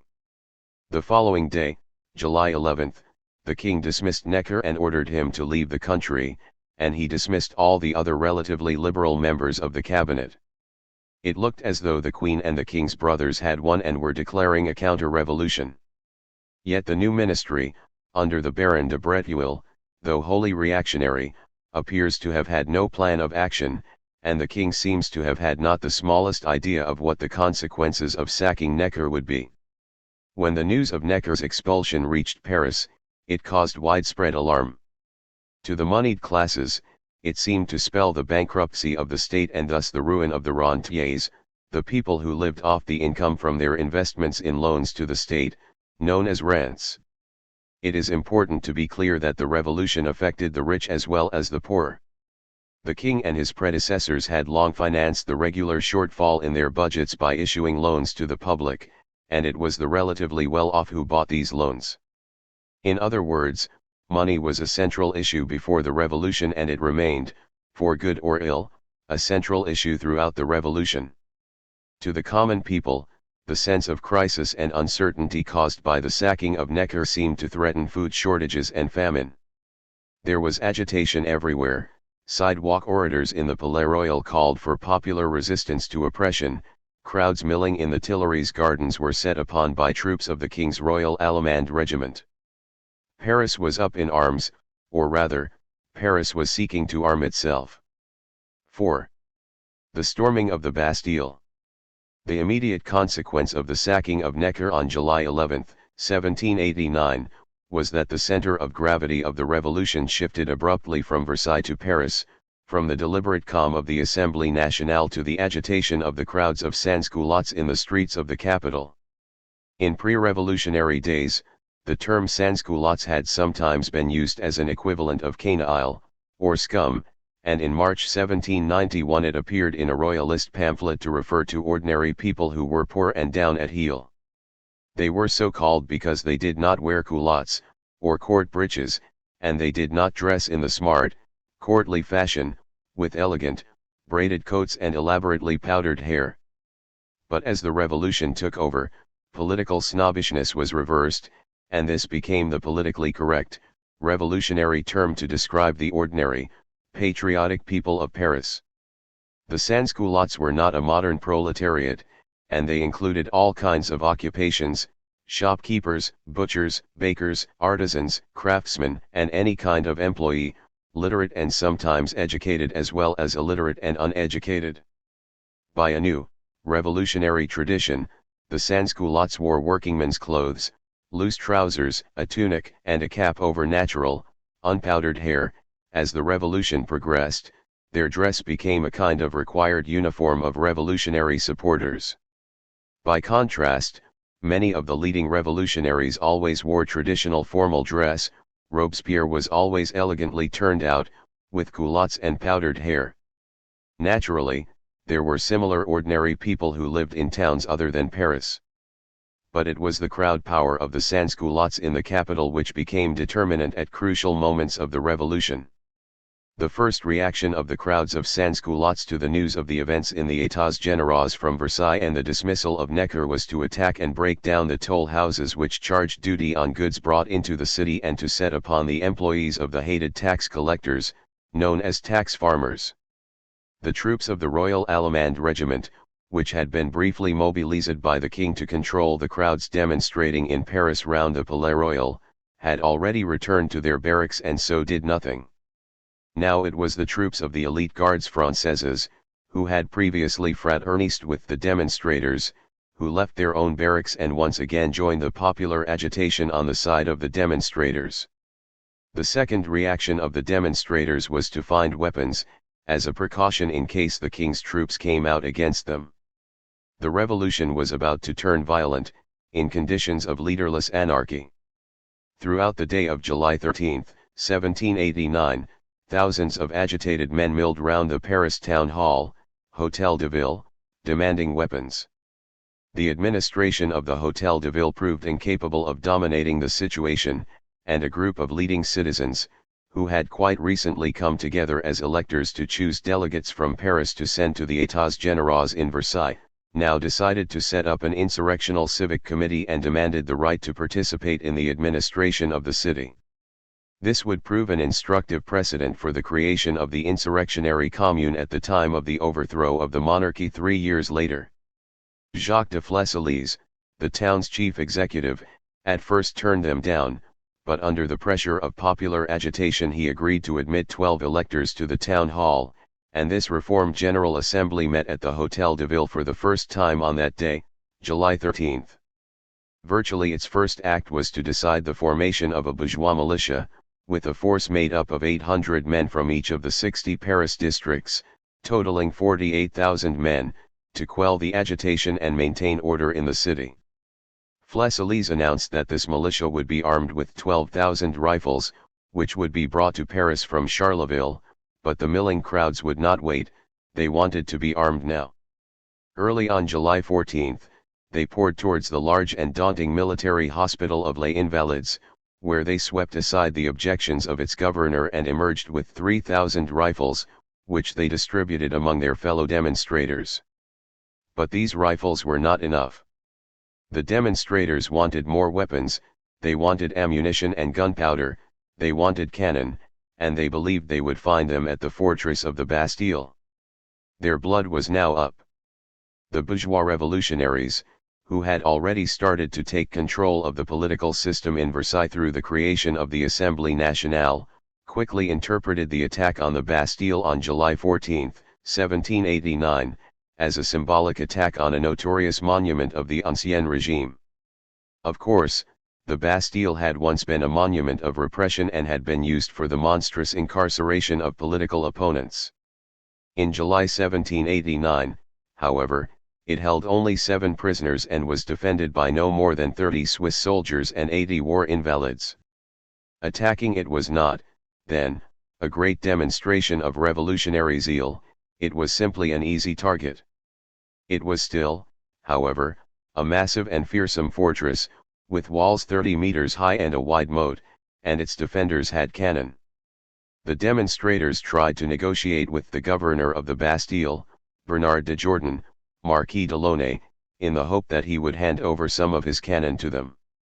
But there was a series of misunderstandings, and shots were fired. It is not clear who fired first, but 100 of the assailants died. To end the massacre, Launay capitulated, and the crowds promised that his life would be spared. He was dragged off to the Hôtel de Ville, which was not far away, but before he got there, he was struck down and killed. For good measure, Fleselles was shot on the steps of the town hall, and his head, like that of Launay, was hacked off and paraded around on the top of a pike. To justify these murders, it was claimed that there had been a plot to starve the people of Paris. 2 other senior officials, Berthier de Savigny and his father-in-law Joseph Foulon, were both lynched on the same pretext later that month. Those members of the crowd who had brought down the Bastille, or who said they had done so, later claimed the title Conqueror of the Bastille. The Hôtel de Ville commissioned Pierre-François Palouy, a master of public works, to demolish it. He sold off bits as souvenirs. Following the fall of the Bastille, the Parisian electors inaugurated the new Commune de Paris at the Hôtel de Ville, with Sylvain Bailly as the mayor and Lafayette as the commander of the militia, which, under its new title of Garde Nationale, whose soldiers, called Gardes Nationaux, formed units of Gardes Nationales, played a key role in future revolutionary developments. At the news from Paris, the conservatives at the court, the Queen, and the King's youngest brother, the Comte d'Artois, urged Louis to flee to Metz, as a place of safety and close to the frontier, where he would be under the protection of loyal troops. Instead, he decided to stay and resigned himself to giving way to the revolutionaries. On July 15 he went to the Assembly to tell them that the troops would be withdrawn, and the deputies applauded him, and on July 16 he recalled Necker and the other ministers whom he had dismissed 5 days earlier. The following day, Louis went to Paris, where he called on Bailly and Lafayette in their new functions at the Hôtel de Ville. On the way there, the crowd treated him relatively coldly. But when he emerged from the Hôtel de Ville wearing a rosette in the conspicuous colors of the capital, red and blue, there was some polite applause. It was as if the king were ostentatiously endorsing the principle of a more democratic form of local government in Paris. That seems most improbable. It is more likely that he was simply recognizing the existence of the new city authorities and indicating his hope that they would succeed in keeping order. Either way, the fact is that after the fall of the Bastille, the transformation of the role of the Paris Hôtel de Ville was followed by a wave of similar democratic transformations in towns throughout France. Meanwhile, in Versailles, the news of the storming of the Bastille prompted the start of a wave of emigration, led, on the night of July 15, by the Comte d'Artois, the king's cousins the Princes de Condé and de Conti, the Maréchal de Broglie, the Baron de Breteuil and many more. The king's other brother, the Comte de Provence, stayed in Versailles, as did the king and his family. This exodus was the first of various waves of emigration in the course of the revolution, usually in response to some upheaval. Nobody knows the total number of people who eventually fled revolutionary France. One study estimates a figure of 150,000 to 160,000 persons, or about 0.6% of the country's population. A bare majority seem to have been from the tiers-état, while a quarter were members of the clergy, as a result of the revolutionary campaign against the church. The émigrés from the noblesse were a minority of the total but may have numbered as many as 25,000 people, and they were of course among the most famous names at court and owners of the biggest fortunes. One consequence of the emigration of the rich was a sharp drop in demand for luxury goods and services and a corresponding increase in unemployment among those who had supplied the nobility or had worked for them as servants. The fall of the Bastille was not, then, the founding event of the French Revolution, as is sometimes suggested in national legend. The king's capitulation to the tiers-état in Versailles has a better claim to that title, and for the next 3 years the course of the revolution would essentially be determined by the bourgeois revolutionaries through political and parliamentary procedures. But the overthrow of the Bastille did mark the first intervention of the ordinary people of Paris in the revolutionary struggle, in which the sans-culottes became first the allies and later the powerful opponents of the bourgeois revolutionaries. 5. The dismantling of feudalism. In the last 10 days of July 1789 a vast wave of panic swept through the French countryside, hitting many regions simultaneously. Historians have called it La Grande Peur, the Great Fear, but its causes still remain a mystery. Rural unrest had started in the spring, prompted in part by widespread shortages of cereals and growing unemployment among landless farm workers. But it was probably also inspired by local political debates during the elections to the États Généraux, and the articulation and therefore the exacerbation of resentments of the feudal system's many injustices. But since the unrest turned to generalist panic only from about July 20, we can speculate that it may also have been instigated by news of the revolutionary events in the capital, the fall of the Bastille and the establishment of the new municipal authority in Paris, with its own militia, followed by examples in many towns of France. The peasantry were also anxious about the forthcoming harvest and obsessed with the idea that the aristocrats might be arming gangs of brigands to destroy their crops. Bands of peasants armed themselves in many provinces and set about attacking chateaux and manor houses, destroying aristocrats' documentary titles of seigneurial feudal privileges, and pillaging grain stores. On August 3 the National Assembly opened a debate on the terrible reports received from several provinces where the safety of people, the preservation of property and the payment of taxes have been imperiled. One deputy commented, "This is the war of the poor against the rich." His remark may have summed up the feelings of many of his bourgeois colleagues, but the Assembly was reluctant to repress the troubles too violently. The Grande Peur did not last long. It seems to have vanished as suddenly and as completely as it started, melting away on about August 6. The most probable reason is that 2 days earlier, in a spontaneous late-night session, the National Assembly had voted to sweep away all the paraphernalia of feudal privilege. The session had started with a formal proposal that the sacred rights of property be guaranteed. But the young Vicomte de Noailles, a brother-in-law and army colleague of Lafayette, proposed to go much further. He argued that the Assembly should discuss the complaints of the peasantry and relieve them of the weight of feudal dues and duties. In future, he said, taxes should be paid by everybody in proportion to their income, with no exemptions or special privileges for the aristocracy. All feudal dues should be redeemed for money, at a price related to the annual income they produced, and all corvées, a form of personal servitude, should simply be abolished gratis. Although he was a vicomte, and therefore a member of the nobility, he came from a relatively poor noble family and was only the younger son, so it might have seemed that he was not offering to make much of a sacrifice. The Duc d'Aiguillon, by contrast, was immensely wealthy, one of the richest people in the kingdom after the king himself. He did not go as far as Noailles, insisting that feudal dues were a form of property and as such were sacred. They could be bought out, but until they were, they should be imposed exactly as in the past. On the other hand, he did agree that taxes should be imposed equally on all citizens according to their means, with no exemptions and no special privileges. Many other deputies joined the debate, all vying with one another in the cause of reform. There were some dissonant voices, but they were scarcely audible against the din of enthusiasm which swept the hall. By the time the sitting was closed, at 2 o'clock the next morning, the Assembly had voted the dismantling of all the feudal institutions of the Ancien Regime. The royal pensions were to be done away with, together with all the municipal and provincial immunities and all tax exemptions and privileges. The Assembly had also approved the idea that the feudal rights of the aristocrats could be bought out by their tenants. With this decision, one of the central principles of the Ancien Regime, a society based on class distinctions and privilege, collapsed in the middle of the night of August 4, 1789. These decisions of principle had been improvised in the enthusiasm of euphoria.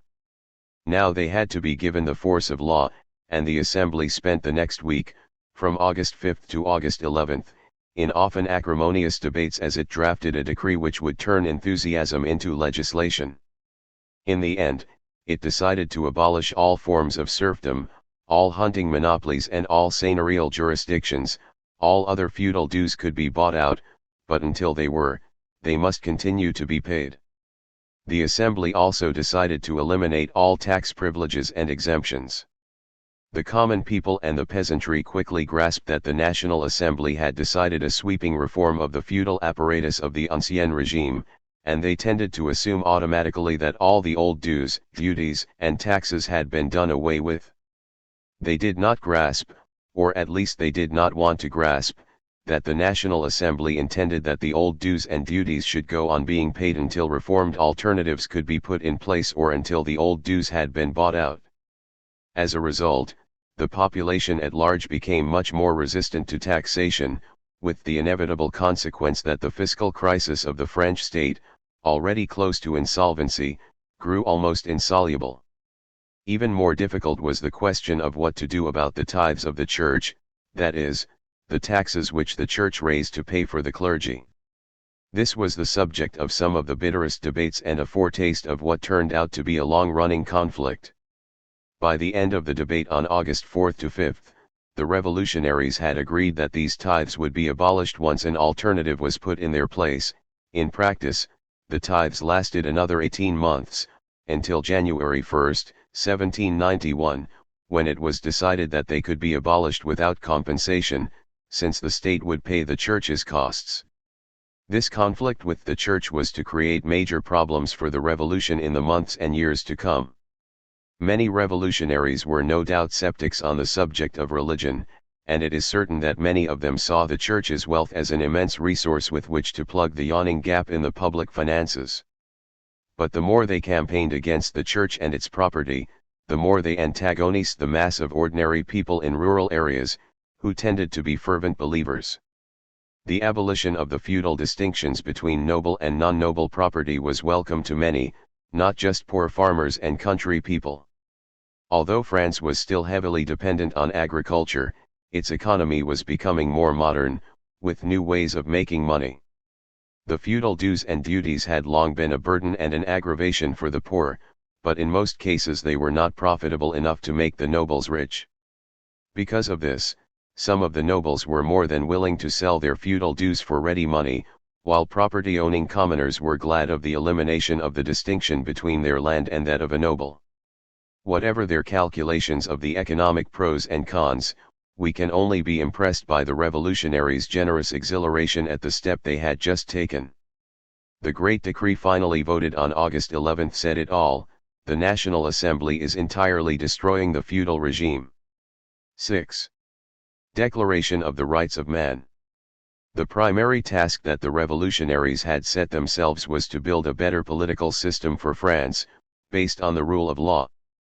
3 weeks earlier, in Paris, there had been revolutionary violence, but in Versailles the National Assembly was peacefully debating and legislating for a better future. Early in the revolution, a large majority of deputies had been convinced not only that one of their main duties must be to write a constitution for France but that it should be preceded by a set of political principles, in the form of a Declaration of Rights. The National Assembly formally undertook to embark on this task on the afternoon of August 4, 1789, just before the famous late-night session which dismantled the relics of feudalism, see previous chapter. The actual drafting of the declaration did not begin until August 20, just after the National Assembly had finished drawing up the legislation abolishing feudal rights, and it ended less than a week later, on August 26, with a finished text of a preamble and 17 articles. This Declaration of the Rights of Man is perhaps the most enduring legacy of the French Revolution and symbolizes the moment when the revolutionaries were at their best and trying their hardest to make a better world and a better form of government. Notionally, it was meant to be provisional, to be amended as needed during the negotiation of the future constitution. In the event, the drafting of the constitution proved a much more laborious task than the revolutionaries may have expected, and by the time it was finalized, 2 years later, in 1791, there was a general agreement that it was no longer possible to revise the declaration. One of the chief sources of inspiration for the deputies was the memorable precedent of the American Declaration of Independence of 1776. In some sense, the parallel is quite close. The American Declaration of Independence was a declaration of war against King George III, while the French Declaration of the Rights of Man was a declaration of war against the Ancien Regime. But the differences are more profound. The Americans were claiming what they believed were the rights of Englishmen, the French were denying the rights of Louis XVI. The explicit purpose of the French Declaration of the Rights of Man was to act as a detailed and preparatory enunciation of the principles that should underpin a French constitution. The preamble states that the ignorance, the disregard, or the contempt of the rights of man are the sole causes of the public ills and of the corruption of governments, and that the representatives of the French people have therefore resolved to set out, in a solemn declaration, the natural, inalienable and sacred rights of man, in order that the acts of the legislative power, and those of the executive power, can at any moment be compared with the objectives of any political institution. Therefore, the National Assembly recognizes and declares, in the presence and under the auspices of the Supreme Being, the following rights of man and of the citizen. 1. By contrast, the memorable opening of the American Declaration of Independence, we hold these truths to be self-evident, that all men are created equal, that they are endowed by their Creator with certain unalienable rights, that among these are life, liberty, and the pursuit of happiness, is really only a rhetorical introduction, in 4 elegantly turned clauses, to the bulk of the text, which is devoted to a long-winded, pompous, and indignant denunciation of the errors and offenses of the policies of the English king. The French Declaration not merely says nothing about the offenses of Louis XVI, it says nothing even about whether there should be a king at all. The French Declaration was not the first attempt in modern history to lay down in law some principles of political rights. In England there had been a Bill of Rights in 1689 and also, much further back, the great Magna Carta of 1215. But the French Declaration was probably the first attempt to draft all the essential principles of an emerging democracy in a nation-state, and in that sense it is an iconic historical document. This might be said of the American Bill of Rights, but that is fundamentally quite different in purpose. These first 10 amendments of the U.S. Constitution, adopted on December 15, 1791, were proposed in order to limit the powers of the federal government. They do not constitute the enunciation of a set of general principles regarding the rights of man in any way comparable to the French Declaration. By modern standards, of course, the French Declaration is relatively limited. Nowadays when we speak of the rights of man, in terms of principles laid down by the United Nations, we tend to understand them as in some sense absolute and inherent in the very nature of humanity. The French Declaration was explicitly much more circumscribed and really concerned only with the rights of men, but not of women. Its full French title is Déclaration des droits de l'homme et du citoyen, Declaration of the Rights of Man and of the Citizen. The implication, repeatedly made explicit in the body of the text, is that the rights of man are not absolute but almost inherently defined by his characteristics as a citizen, and are therefore entirely relative, qualified and countered by the competing claims of the state and the rest of society. The Declaration's most famous article is, of course, Article 1, which starts with the proposition that men are born and remain free and equal in rights, les hommes naissent et demeurent libres et égaux en droits. This opening statement, of course, echoes the opening rhetoric of the American Declaration, but neither the French revolutionaries nor the newly independent Americans thought that equality applied to black slaves or to women. The second sentence of the French Declaration's Article 1 qualifies the principle of equality, saying that social distinctions can be based only on their usefulness to the community, les distinctions sociales ne peuvent être fondées sur l'utilité commune. Article 2 goes on to state that the purpose of every political association is the preservation of the natural and imprescriptible rights of man. These rights are liberty, property, security, and resistance to oppression. Le but de toute association politique est la conservation des droits naturels et imprescriptibles de l'homme. Ces droits sont la liberté, la propriété, la sûreté, et la résistance à l'oppression. Article 3 declares that the source of all sovereignty is the nation, and therefore not the king, while Article 4 says that liberty consists in being able to do anything which does not harm others. Article 5 says that the law can forbid only acts that are harmful to society, and that anything which is not forbidden by law is permitted.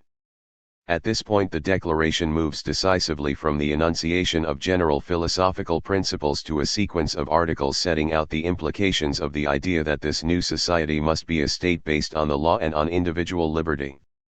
In a clear allusion to the theories of Jean-Jacques Rousseau, Article 6 says that the law is the expression of the general will, and that all citizens have the right, directly or indirectly through their representatives, to contribute to its formulation.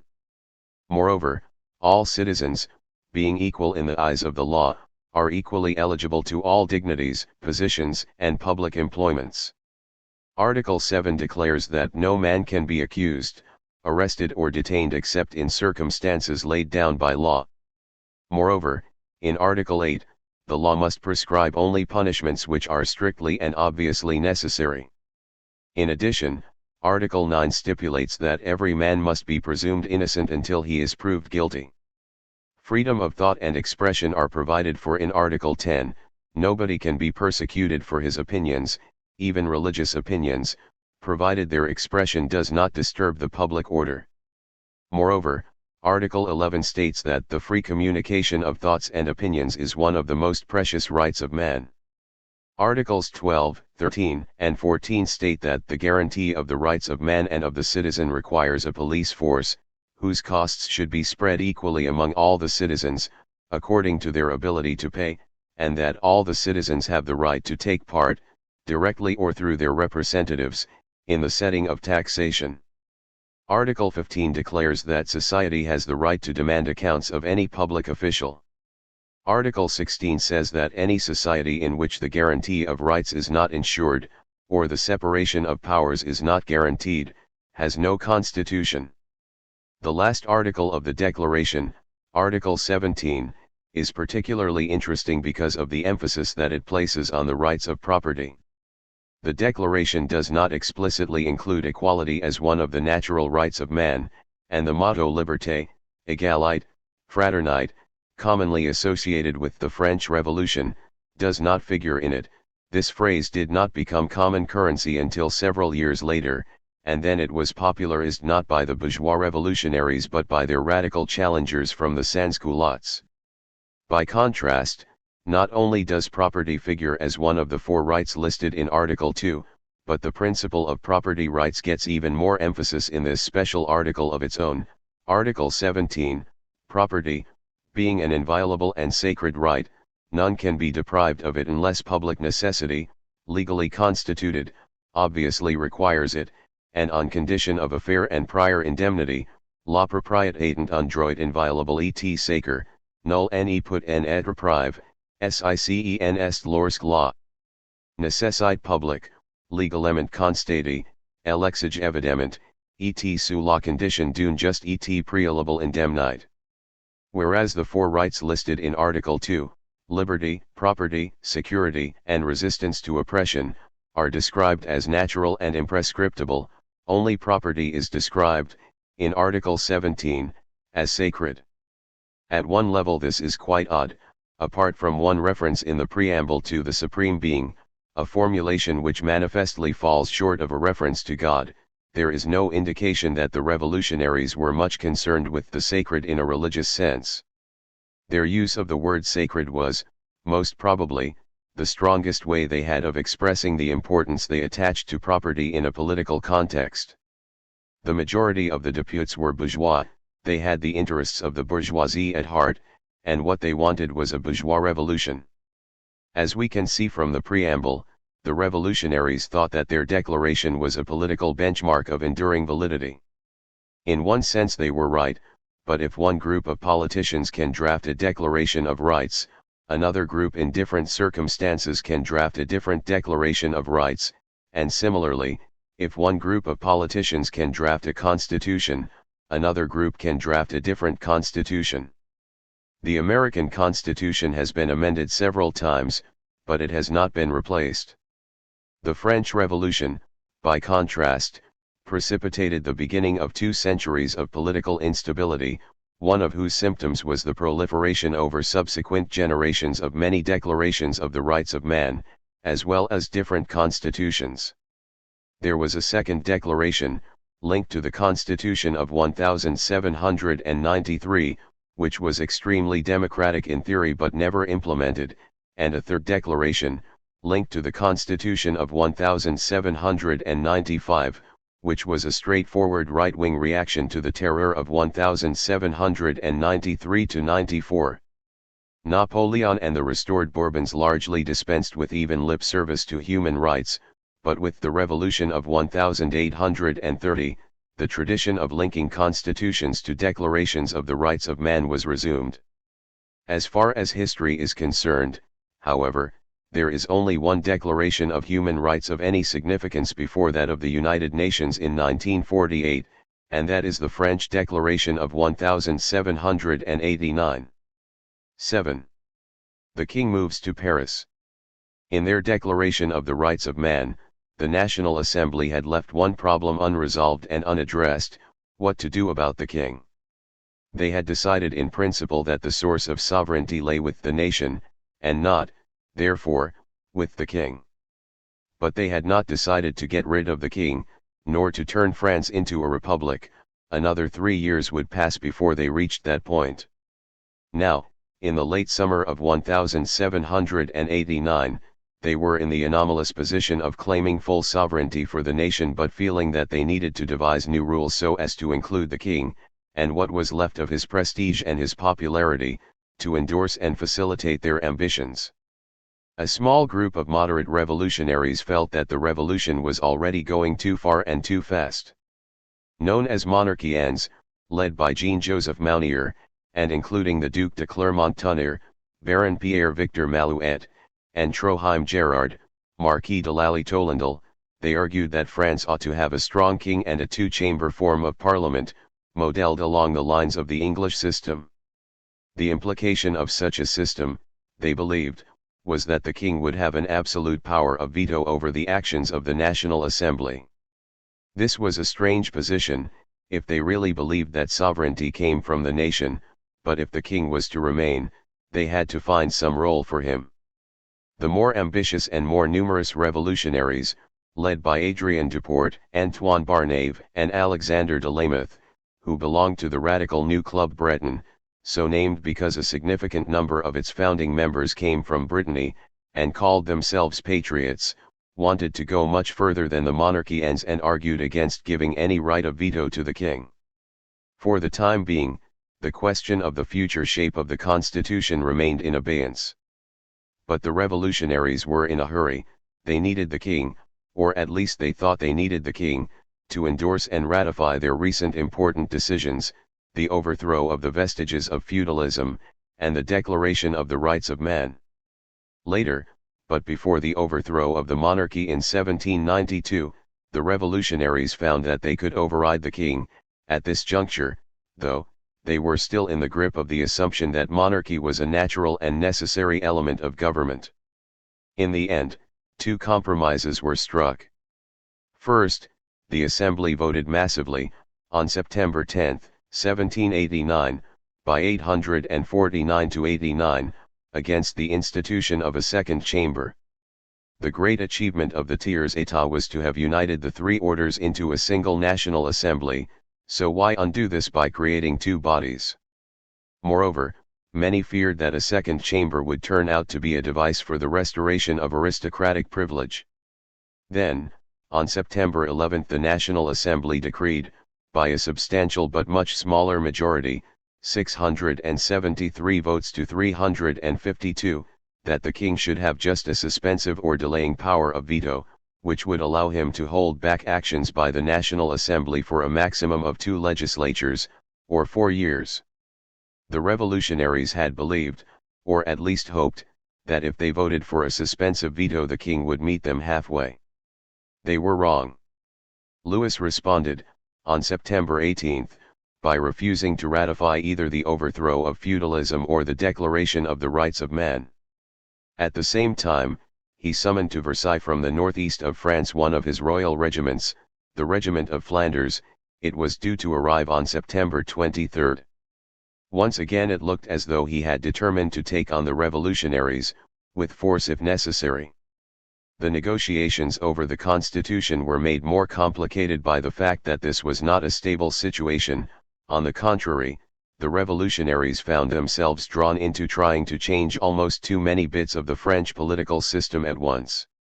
Moreover, the people of Paris were now in a state of extreme agitation, excited by the turbulence associated with the overthrow of the Bastille and aggravated by the economic crisis and growing unemployment. There was also a growing food shortage, for though the harvest was good, the food had not reached the shops. Supplies were proving difficult to find. There were long queues at the doors of bakeries, and the price of a 4-pound loaf of bread had risen from the normal 12½ to 13½ sous. In parallel to their negotiations on the new constitution, the revolutionaries had embarked on the reform of local government. They had started almost immediately, in July 1789, when, as noted in Chapter 4, they had swept away the municipal government of Paris inherited from the Ancien Regime and replaced it with a committee of electors, headed by Sylvain Bailly as the mayor of Paris, which had also inaugurated the local Garde Nationale. But this committee was in turn eliminated later in the year, as part of the national reform of local government, and on May 21, 1790, the revolutionaries passed a law redefining the municipal government of Paris. This reform gave the people of Paris democratic political institutions through which to raise their previously silent voices. The 60 districts were to elect a new municipal council of 300 members, whose first task would be to draw up a constitution for the city.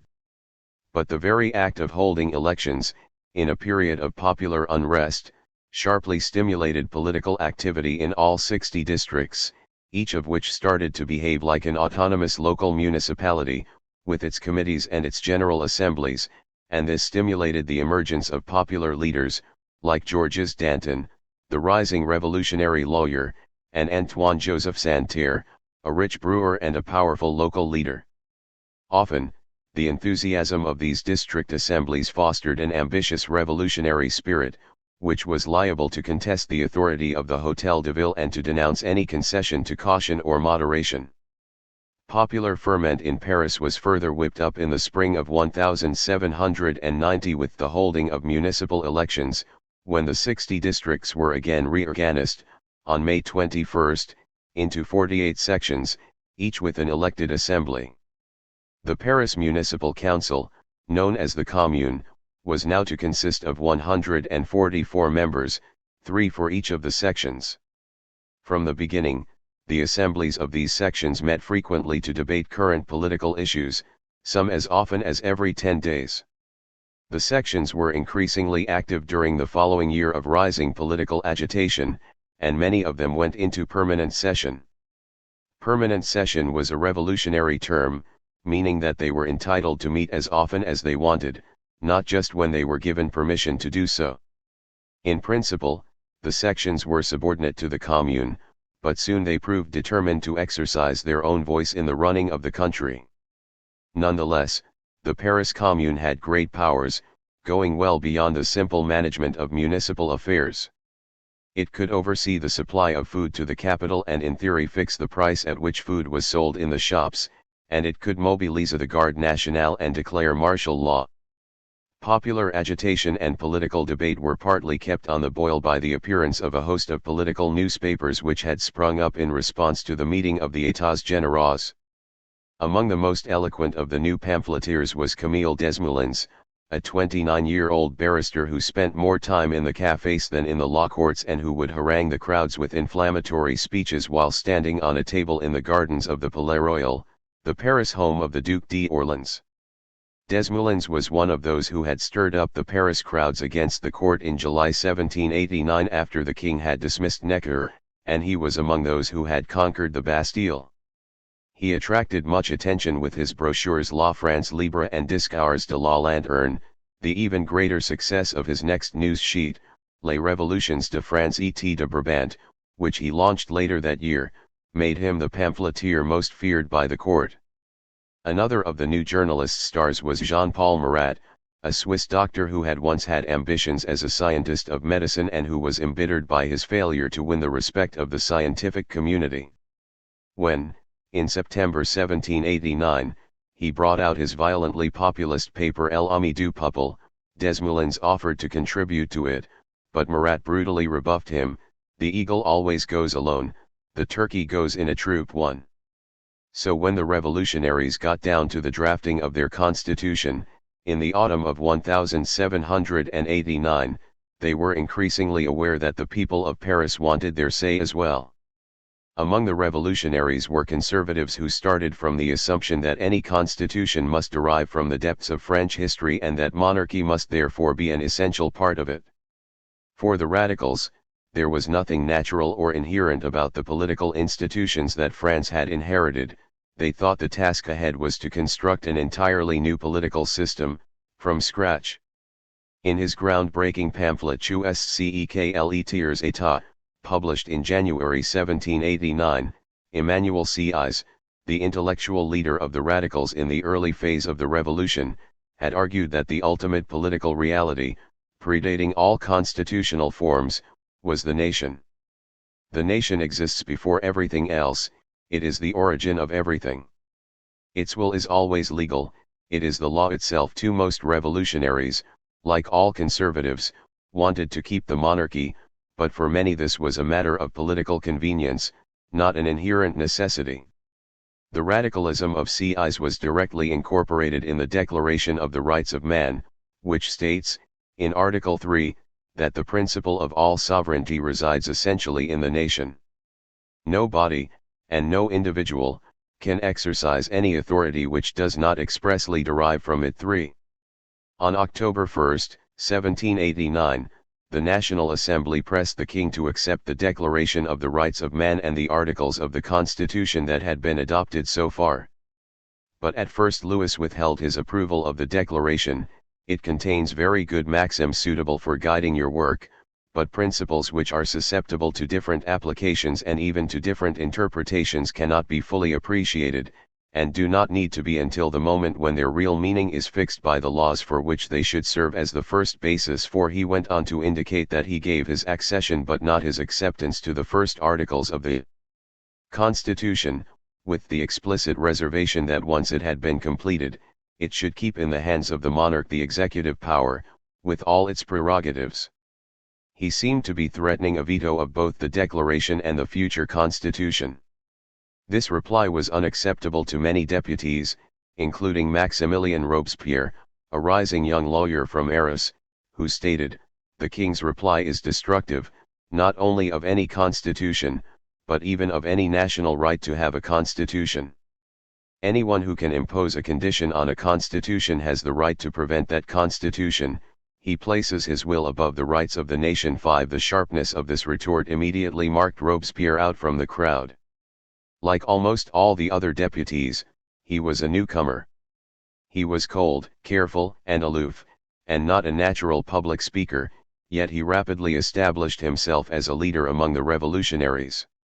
His view was endorsed by Jérôme Pétion, another of the leading left-wing deputies, who subsequently became the mayor of Paris. It is said that there is a social contract between the king and the nation. I deny it. The king can only govern according to the laws which the nation presents to him. 6. Bertrand Berry, a lawyer from Toulouse, said that the Declaration of the Rights of Man did not need to be approved by the king. The deputies then instructed Jean-Joseph Mounier, their current president, to go and ask the king simply to accept the Declaration of Rights, and to take steps to improve the food supply in Paris. For several days, the king remained obstinately silent, and instead of responding, summoned the regiment of Flanders to come to Versailles. The news, when it reached Paris, in circumstances of popular agitation and inflammatory pamphleteering, that the king had sent for the regiment of Flanders, and that it had reached Versailles on September 23, 1789, was very badly received. What could Louis want to do with this unit, which, though highly professional, was quite small, only 1,000 men?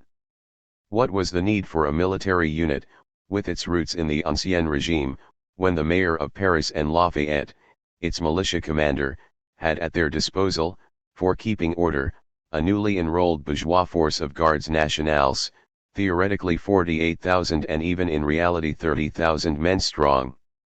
Did the king intend to use force against the National Assembly in Versailles? Or was he, as some rumors had it, preparing to flee abroad? In this explosive situation, all that was missing was the spark to set it off. This came on October 3, when Paris learned that 2 days earlier the king's bodyguard in Versailles had given a banquet for the newly arrived regiment of Flanders, at which many toasts had been drunk to the royal family but none to the French nation. Just to hold a banquet when food in Paris was in short supply was seriously provocative. But the worst of it, it was reported, was that amid the celebrations, the national cockade, a symbol of the revolution, had been trampled underfoot, deliberately or accidentally, who could tell? By the next day, October 4, every kind of alarmist rumor was abroad in Paris, including the age-old fear that there was some kind of royal or aristocratic plot to starve the common people. It is at this point, or thereabouts, that the Queen, Marie Antoinette, is supposed to have said let them eat cake. 7 In fact, there is no evidence that she did say it, then or ever. 8. On October 5, popular agitation turned into something like an insurrection. Vast crowds of people gathered at the Hôtel de Ville, demanding bread, and above all that the king should supply it. Towards the end of the morning this group formed an enormous cortege, largely composed of women, and set off, on foot, under a growing rainstorm. At their head marched Stanislas Marie Maillard, a sometime bailiff's clerk who was newly famous as one of the conquerors of the Bastille and always a ready volunteer for any revolutionary street excitement.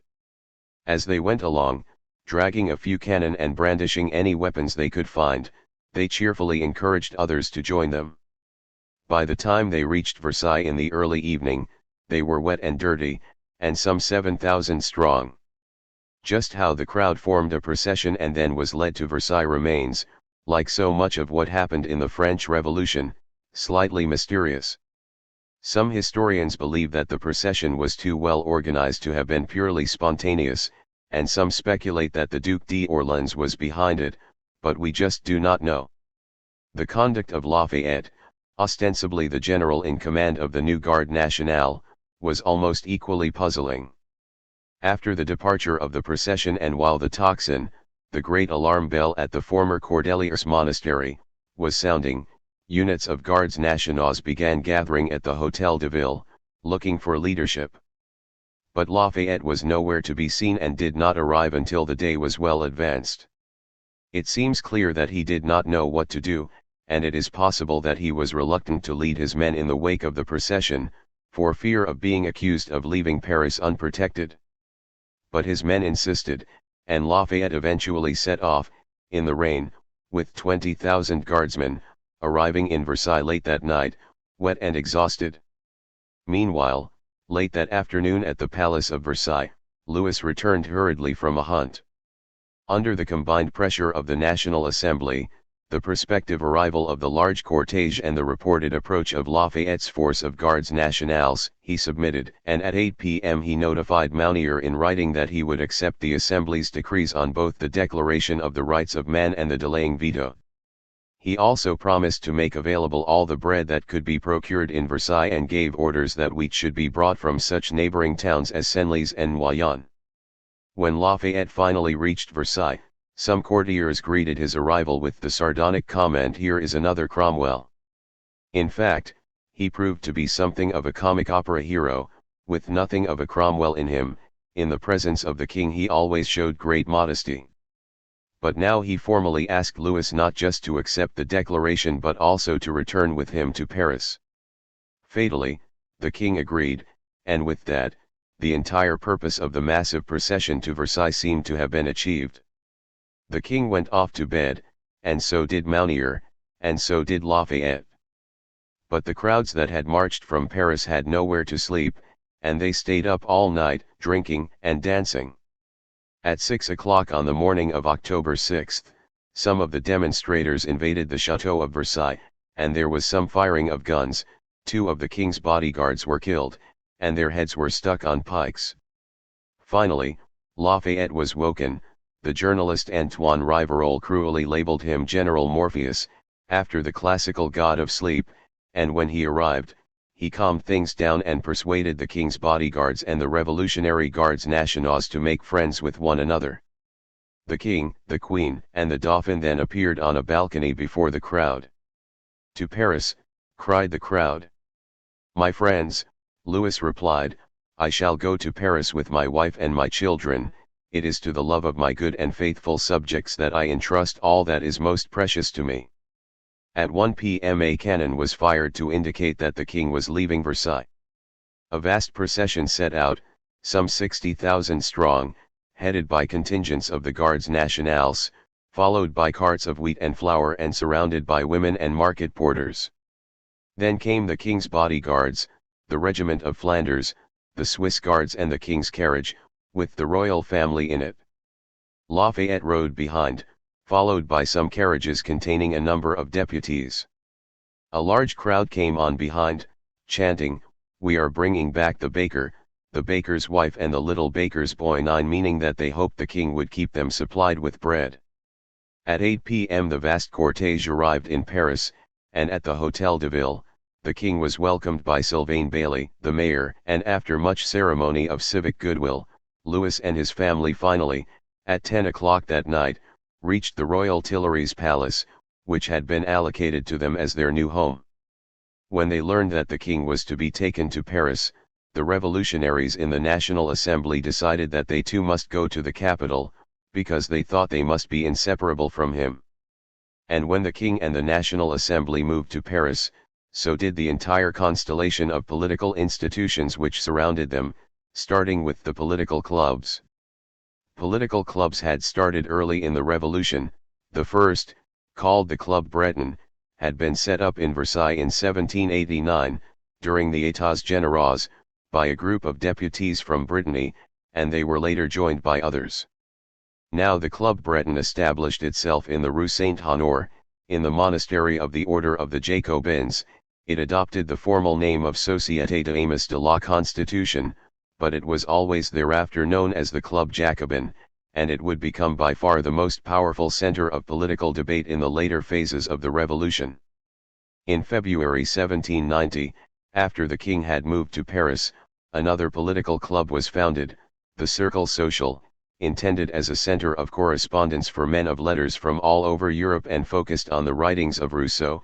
It held public meetings of 5,000 to 8,000 people at the Cirque of the Palais Royal, and it published the comparatively radical journal La Bouche de Fer, meaning mouth of iron, or cannon. The Club de Cordeliers was founded in Paris in April 1790 by Danton, Marat, and Desmoulins, under the official title Société d'Amis de Droits de l'Homme et du Citoyen.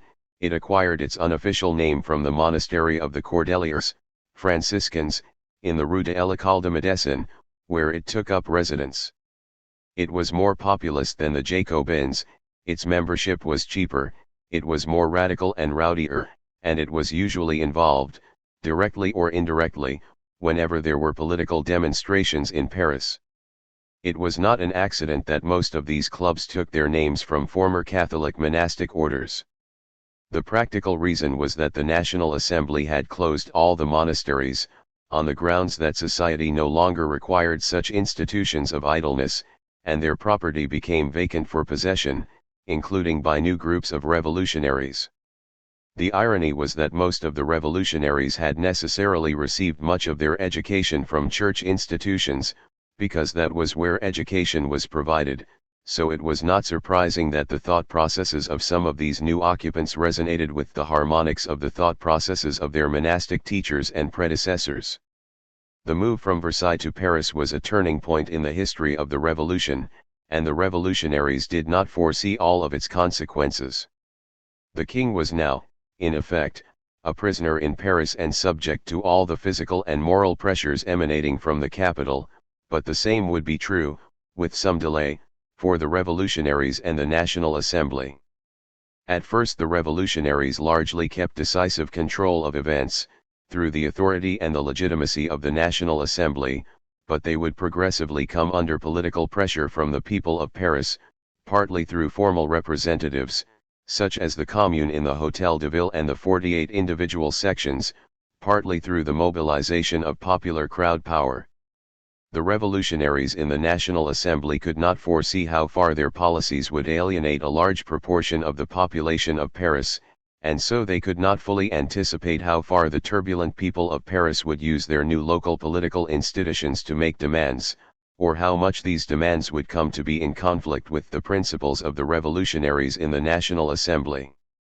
In most cases, power still lay, in the last resort, with the National Assembly. But the fact that there was now a second center of power, which could mobilize a violent muscle in the streets, first against the king and then against the National Assembly, exacerbated the deep splits between different factions inside the Assembly. As a result, the revolution turned progressively into a life and death struggle among these different factions and between them and the crowd power of the common people of Paris. 8. The Assembly starts to govern France. The National Assembly moved to temporary premises in Paris later in October 1789, and it started work in a great hurry on a number of radical changes to the government of France. At this stage the revolutionaries still assumed that France would continue to have a king, but they were determined to cut down his role. In general, the king would now be subordinate to the constitution, and whereas he had previously been called Louis by the grace of God, King of France and of Navarre, his new title would be Louis by the grace of God and the constitutional law of the state, King of the French. 2 He would be the leader of his people, but he would no longer be their hereditary master. Moreover, he could no longer spend money at will. For the expenses of his household he would have to live within the limits of a civil list, which the National Assembly decreed should be £25 million and which would be managed by an independent civil servant. 3. The king would continue to lead the government, and he would continue to appoint his ministers, but to prevent any danger of corruption he would not be allowed to appoint as ministers current or former members of the National Assembly. Moreover, his ministers would be accountable to the National Assembly, and a retiring minister would not be allowed to leave Paris unless it approved his accounts. This requirement caused serious difficulties for some later ministers. When Danton briefly became the Minister of Justice after the overthrow of the king, he repeatedly failed to get Assembly approval of his financial accounts, because his position had given him access to large secret funds and he could not explain where the money had gone. Similarly, Jean-Marie Roland de la Platière, the one-time Inspector General of Industry who was briefly the Minister of the Interior before the execution of the king, never succeeded in getting this approval. Under the new arrangements approved by the National Assembly, the king would continue to appoint senior civil servants and ambassadors and admirals and marshals, but he would no longer have the right to decide on war and peace. This question flared up in the spring of 1790 when Spain called on France for support in a colonial quarrel with England. The conservatives in the National Assembly argued that the deputies were too numerous and too impressionable to take such a heavy decision, but the radicals replied that the king was the servant of the nation and that if he were allowed to decide on war and peace, France would continue to be saddled with dynastic wars, as in the past. In the end, the radicals won. The king would have the right to recommend war or peace, but only the assembly could decide the issue, and it would have to ratify any peace treaty. Existing peace treaties would continue to be respected, but the assembly appointed a diplomatic committee to review and if necessary revise them in harmony with the constitution. On this central issue, the National Assembly declared solemnly that the French nation vows not to undertake any war for purposes of conquest, and would never use its forces against the liberty of any people. It did not take long, however, for the revolutionaries to abandon this declaration of principle in the course of the next few years, and to stride vigorously and without apology from wars of self-defense to wars of counterattack, of liberation, of conquest, of annexation, of pillage and expropriation and eventually of wholesale imperialism. Though the revolutionaries had decided to leave the conduct of government in the hands of the king, there was a striking inconsistency in the relationship they were planning to set up between him and the National Assembly. Typically, in a modern democracy it is the government which governs and proposes policies, and the Democratic Assembly which disposes and either approves or disapproves the government's actions. The French revolutionaries did not see it that way. Once they got the bit between their teeth, they set up a system which was designed to work in exactly the opposite way. There was a king, who was supposed to govern, in the sense that he appointed the ministers, but in practice the revolutionaries acted, from very early on, as if the National Assembly were the government, and took many if not most important decisions quite independently of the king and his ministers, but then, in theory, the king was allowed, for a period, to impose a delaying veto if he did not agree with its actions. As a result, there were times when France seemed to have two separate governments. Even before the king and all the paraphernalia of government moved from Versailles to Paris, one of the first things the revolutionaries did was to set about overhauling the French system of local government. Under the Ancien Regime, France was a complete tangle of disparate local and regional entities and provinces.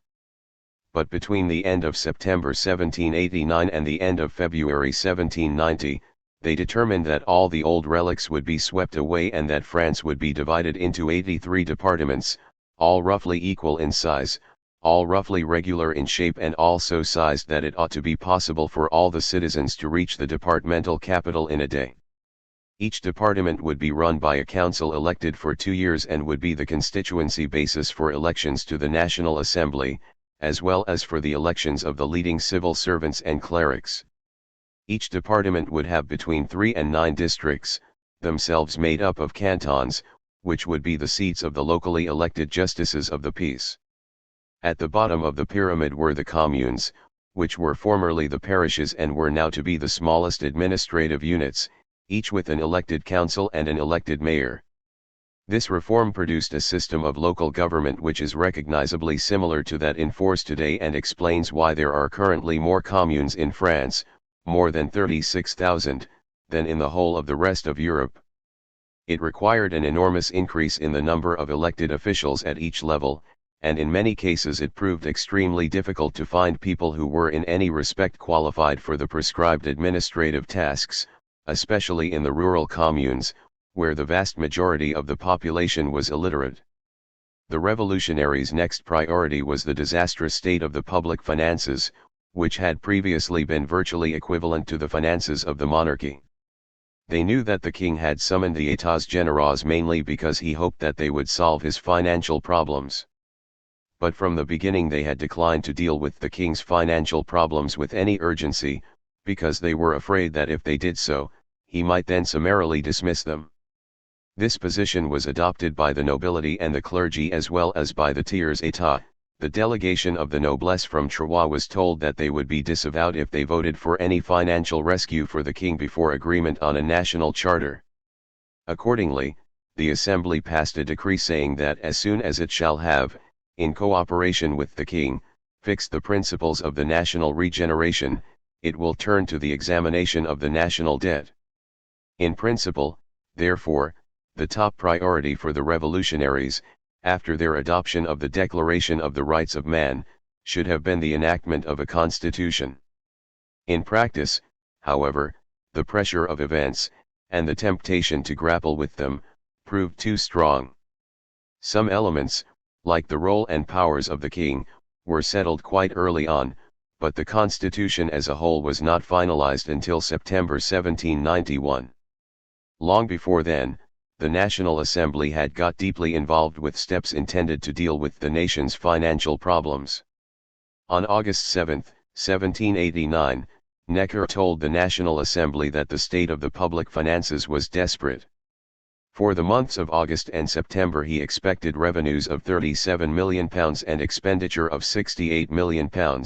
He proposed going to the market for a loan of £30 million.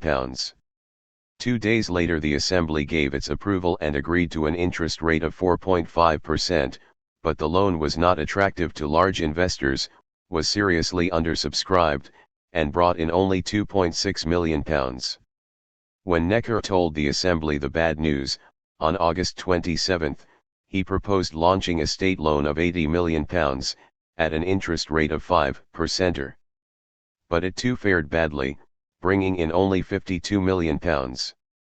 Despite what it had said and intended earlier, the National Assembly was already being inveigled by Necker into grappling with the problem of the state's finances.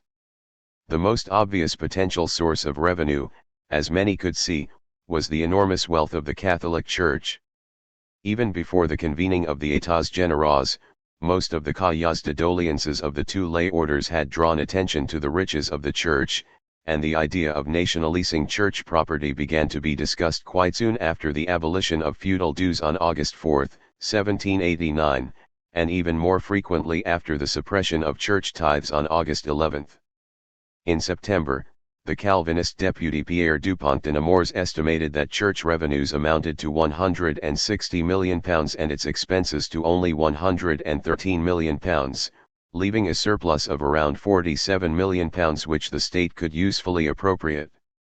The newly installed Bishop of Autun, Charles Maurice de Talleyrand Périgord, went much further, proposing that the property of the church be transferred wholesale to the state.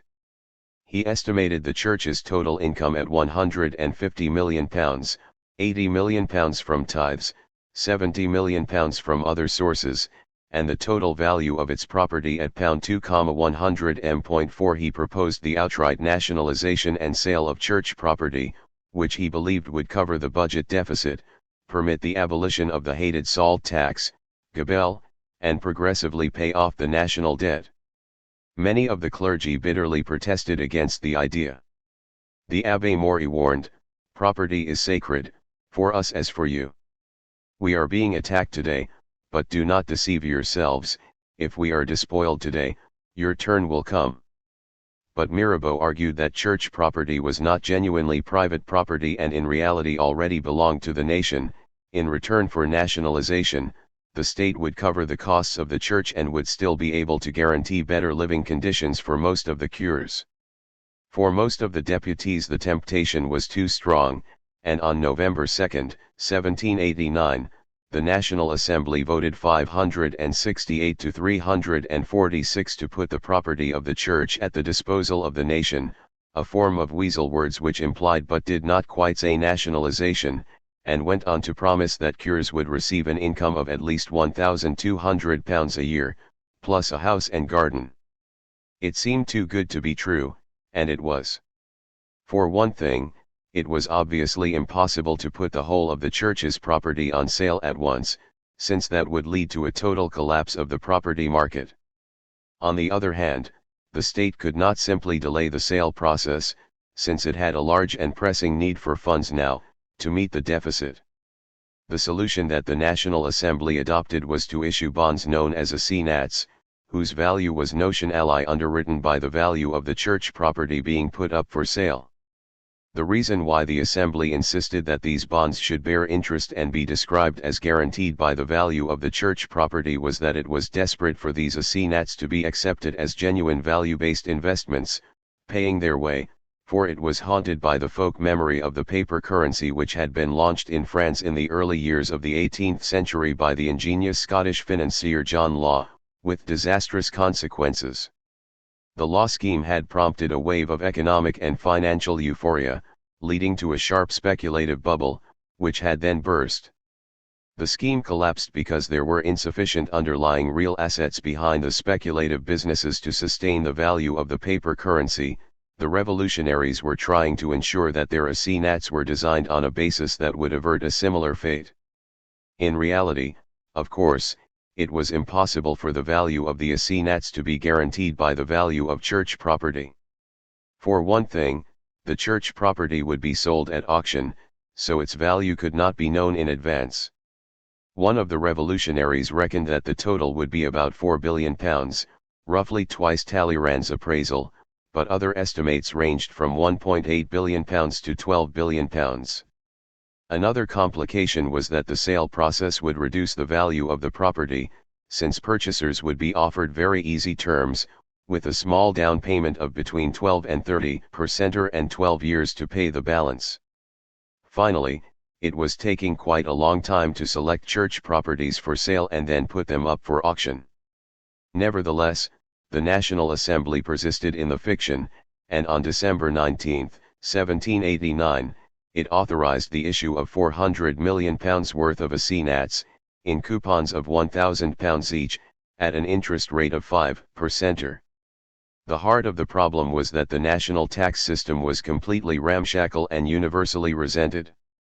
The National Assembly was quick to dismantle the old taxes but slow to put something more rational in their place. Over the next 16 months, until March 1791, it slowly erected a new system, based on three universal forms of income tax: on the income from property, contribution foncière; on non-property income, contribution mobiliaire; and on commercial profits, patent. These were meant to be administered locally, by locally elected officials. The central government would determine the total sum which each tax was supposed to raise and would allocate collection targets for each area, which local officials were supposed to meet. There were just three problems, all insoluble. First, the newly elected local officials, as we have seen, were in most cases completely unprepared for their new tasks, and in many cases, at the bottom of the pyramid, they were virtually or even completely illiterate. Second, the process of allocating revenue targets for taxpayers could not fail to be subject to every kind of local corruption or intimidation. Third, the French people were reluctant to pay any taxes, old or new. In August 1789, in their Declaration of the Rights of Man, the deputies had proclaimed the principle of taxation by consent.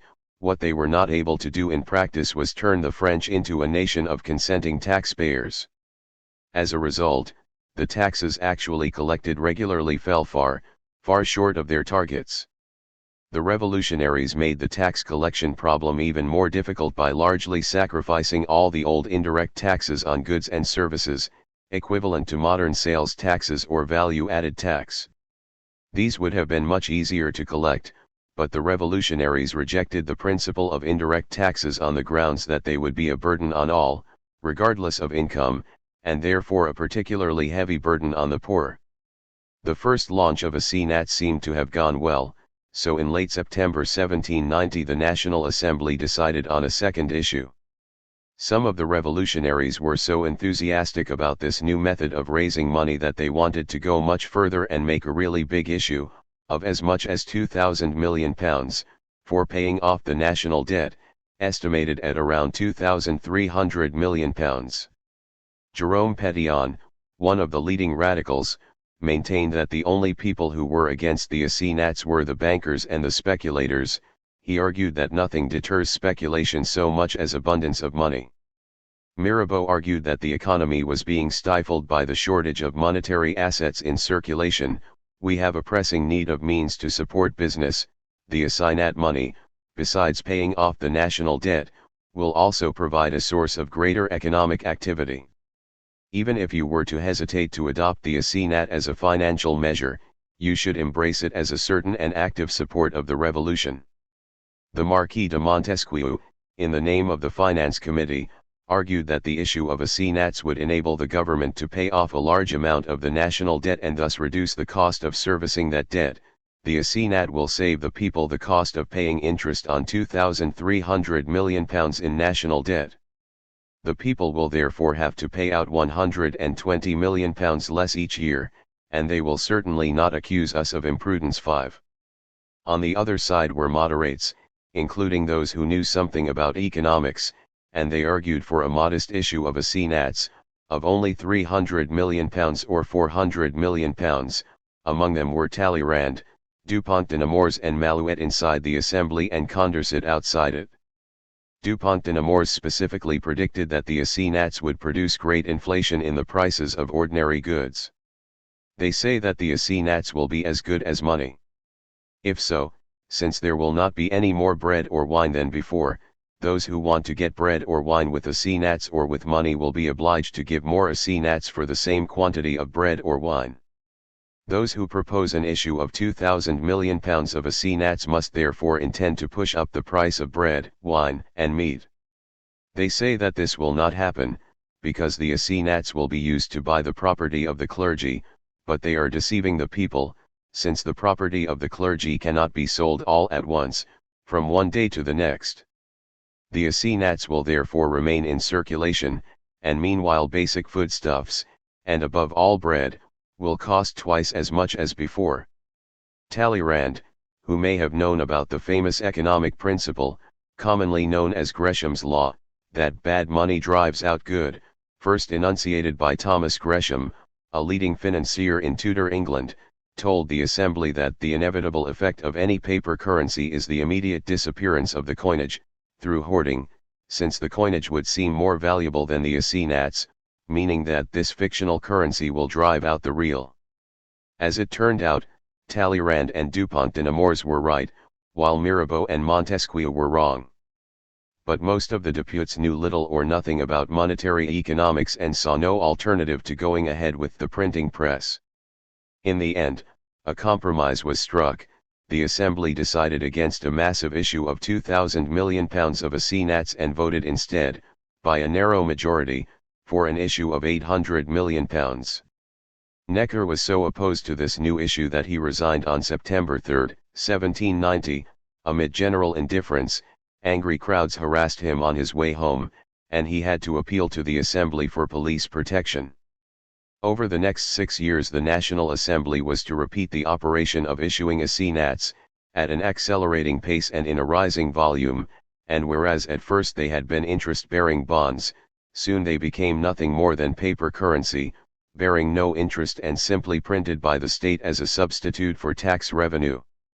Quite quickly, the market value of the assignat declined against that of the traditional coinage.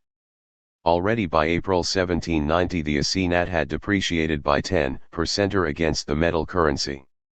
In September of that year the National Assembly attempted to decree that the assignat be legal tender at a fixed rate of exchange with the metal currency. In practice it went on falling. In October 1791 the assignat's value was 18% below par, in November 1792 it was down 28%, in December 1793 it was down 48%. By March 1795, an assignat of £1,000 could buy only £80 in metal currency. France at that time had no recognized central bank and no experience of reliable paper money, and the increasingly reckless proliferation of a new paper currency, in a country which did not trust or want it, had all the negative consequences that some of the more clear-sighted deputies had feared: rapid inflation, the precipitous depreciation of the assignat, the consequent collapse of any popular respect for, or acceptance of, this currency, and the virtual disappearance, through hoarding, of the metallic coinage. One particularly acute consequence was that the peasants became reluctant to accept the assignat in payment, and when the authorities tried to force them to, they preferred to cut back on the sale of cereals, which led to shortages in food supplies and thus to hunger and even near famine, and in effect to a virtual state of war between the peasantry and the townsfolk. With hindsight, we can see that the entire Asenath enterprise, including the way it was recklessly mismanaged, was one of the most serious of all the mistakes that the revolutionaries made. It may indeed have been the single most important factor that caused the revolution to go off the rails and descend into the terror of 1793–94. 9. The revolutionaries reform the church. With the decisions to nationalize and sell off its property and then to launch the new financial instrument of the Asenath, the revolutionaries were progressively and fatally embroiled with the Catholic Church. From early on in the revolution, many of them had had their eyes on the power of the Church. Perhaps even for most of them, this was mainly in order to get hold of its wealth. We can now see that this was a major gamble, since it involved the revolutionaries in a fundamental power struggle with the Church, as well as with the rest of the population of France, most of whom were more or less fervent believers. But the revolutionaries do not seem to have thought of it as a gamble at all. For them, it was just part of the logic of the revolution. From the moment that they decided, on August 11, 1789, to suppress the tithes of the Catholic Church, the revolutionaries accepted in principle that the state would have to be responsible for financing the Church's activities. But in return they were determined to be closely involved in the running, and therefore the reform, of the Church, and on the next day they set up an ecclesiastical committee in the National Assembly. On October 28 the National Assembly decreed that there were to be no further recruitment to the monastic orders in France, on the grounds that there was no need for it. The revolutionaries referred to monks and nuns as idlers or fainéants, do-nothings. 3.5 months later, on February 13, 1790, the National Assembly went even further in the same anti-clerical direction. It forbade the taking of religious vows and suppressed the closed orders. The law, it said, will no longer recognize solemn monastic vows by persons of either sex, and declares, in consequence, that orders and congregations where such vows are made are and will remain suppressed in France. The Church's hospital and educational institutions were exempted, however. This was the start of another long-running battle between the revolutionaries and the Church. The Declaration of the Rights of Man had declared the principle of tolerance, including religious tolerance. Catholic clergy fiercely protested, since they wanted a privileged position for the Church.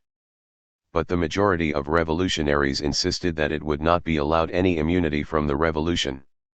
The first to benefit from this principle of tolerance were the Protestants. At that time France had around 1 million Protestants, who had clung on despite the long-standing policies of rigorous discrimination against them. Just before the revolution, in 1787, Louis XVI had officially recognized their civil rights, and as a result, Protestants had been enthusiastic participants, at every level, in the process of launching the États Généraux. In 1790 the National Assembly decreed the restitution to the Protestants of property that had been confiscated from them under the revocation of the Edict of Nantes in 1685. Political tolerance for Jews would take longer. The Sephardic Jews of the southwest of France were admitted to political equality in January 1790, the Ashkenazi Jews of Alsace, who were often targets of acute local anti-Semitism, had to wait another 20 months, until September 1791. The implication of these policies of revolutionary tolerance was that the revolution must be in conflict with the power and the intolerance of the Church. At first, it does not seem that the revolutionaries were motivated by any significant amount of anti-religious feeling. That would come later, as the increasingly violent revolution searched for new enemies. But even from the beginning there seems to have been a substantial strain of anti-clerical sentiment, based largely on resentment at the multifarious privileges that the Church enjoyed under the Ancien regime. One of these was that it was not subject to any legal obligation to pay regular taxation but was allowed simply to make a donation of its own choosing to the state. This so-called don gratuit dated back to 1561 and had been instituted as a special measure for rescuing the state's precarious finances in a time of war. But soon it became a customary contribution and reached an average of about £3 million every year, or 3 to 5% of church revenues. The clergy insisted, though, that this was still a voluntary contribution and that the church must continue to be exempt from any obligatory taxation. The revolutionaries would have none of this, and on November 2, 1789, the National Assembly swept this argument away when it decreed that the property of the church would now be at the disposal of the nation. The corollary of nationalization was that in future the salaries of the clergy would be paid by the state, but on a more systematic and more equitable basis than in the past. The Metropolitan Bishop of Paris would receive a princely salary of £50,000, and the other bishops would get £20,000. The cures would get a minimum of £1,200 and a maximum of £6,000 per year. Under the old regime, some of the bishops had been fabulously rich, and they would now see their incomes fall considerably, but most of the cures would be much better off. If the state was to pay the salaries of the clergy and the other expenses of the church, it followed that the church and the clergy must be reformed in ways that were consistent with the ongoing reorganization of the rest of France. The debate on this new regime for the church came to a climax in the spring of 1790, and on July 12 the National Assembly voted in a new constitution civil du clerge. This meant that the clergy, being no longer a separate order, must become part of the civil society of France, subject to the laws of the land.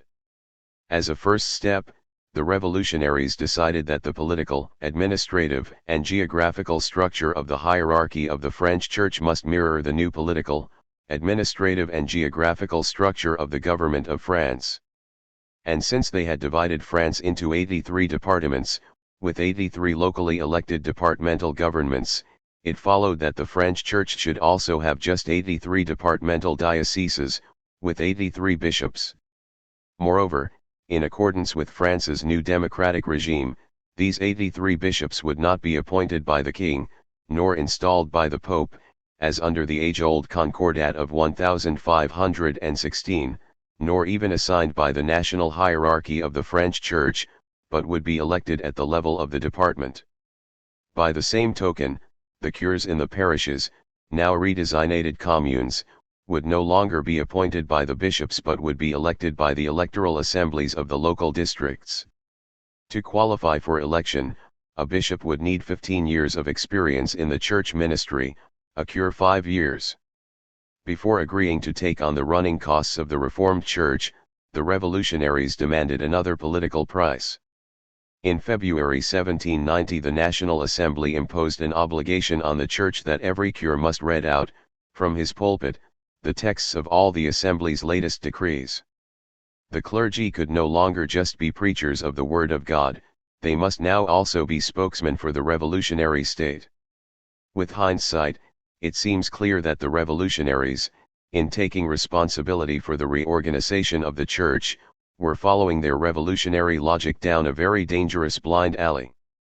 For they were trying to incorporate the Church into the revolutionary regime, and it took them some time to grasp that the Church was a foreign body which could not be transplanted inside the revolution. They tried to finesse this existential problem 9 months later by passing another decree, on November 27, 1790, requiring the clergy to swear an oath of allegiance to the new political regime, but it did no good, because the problem was insoluble.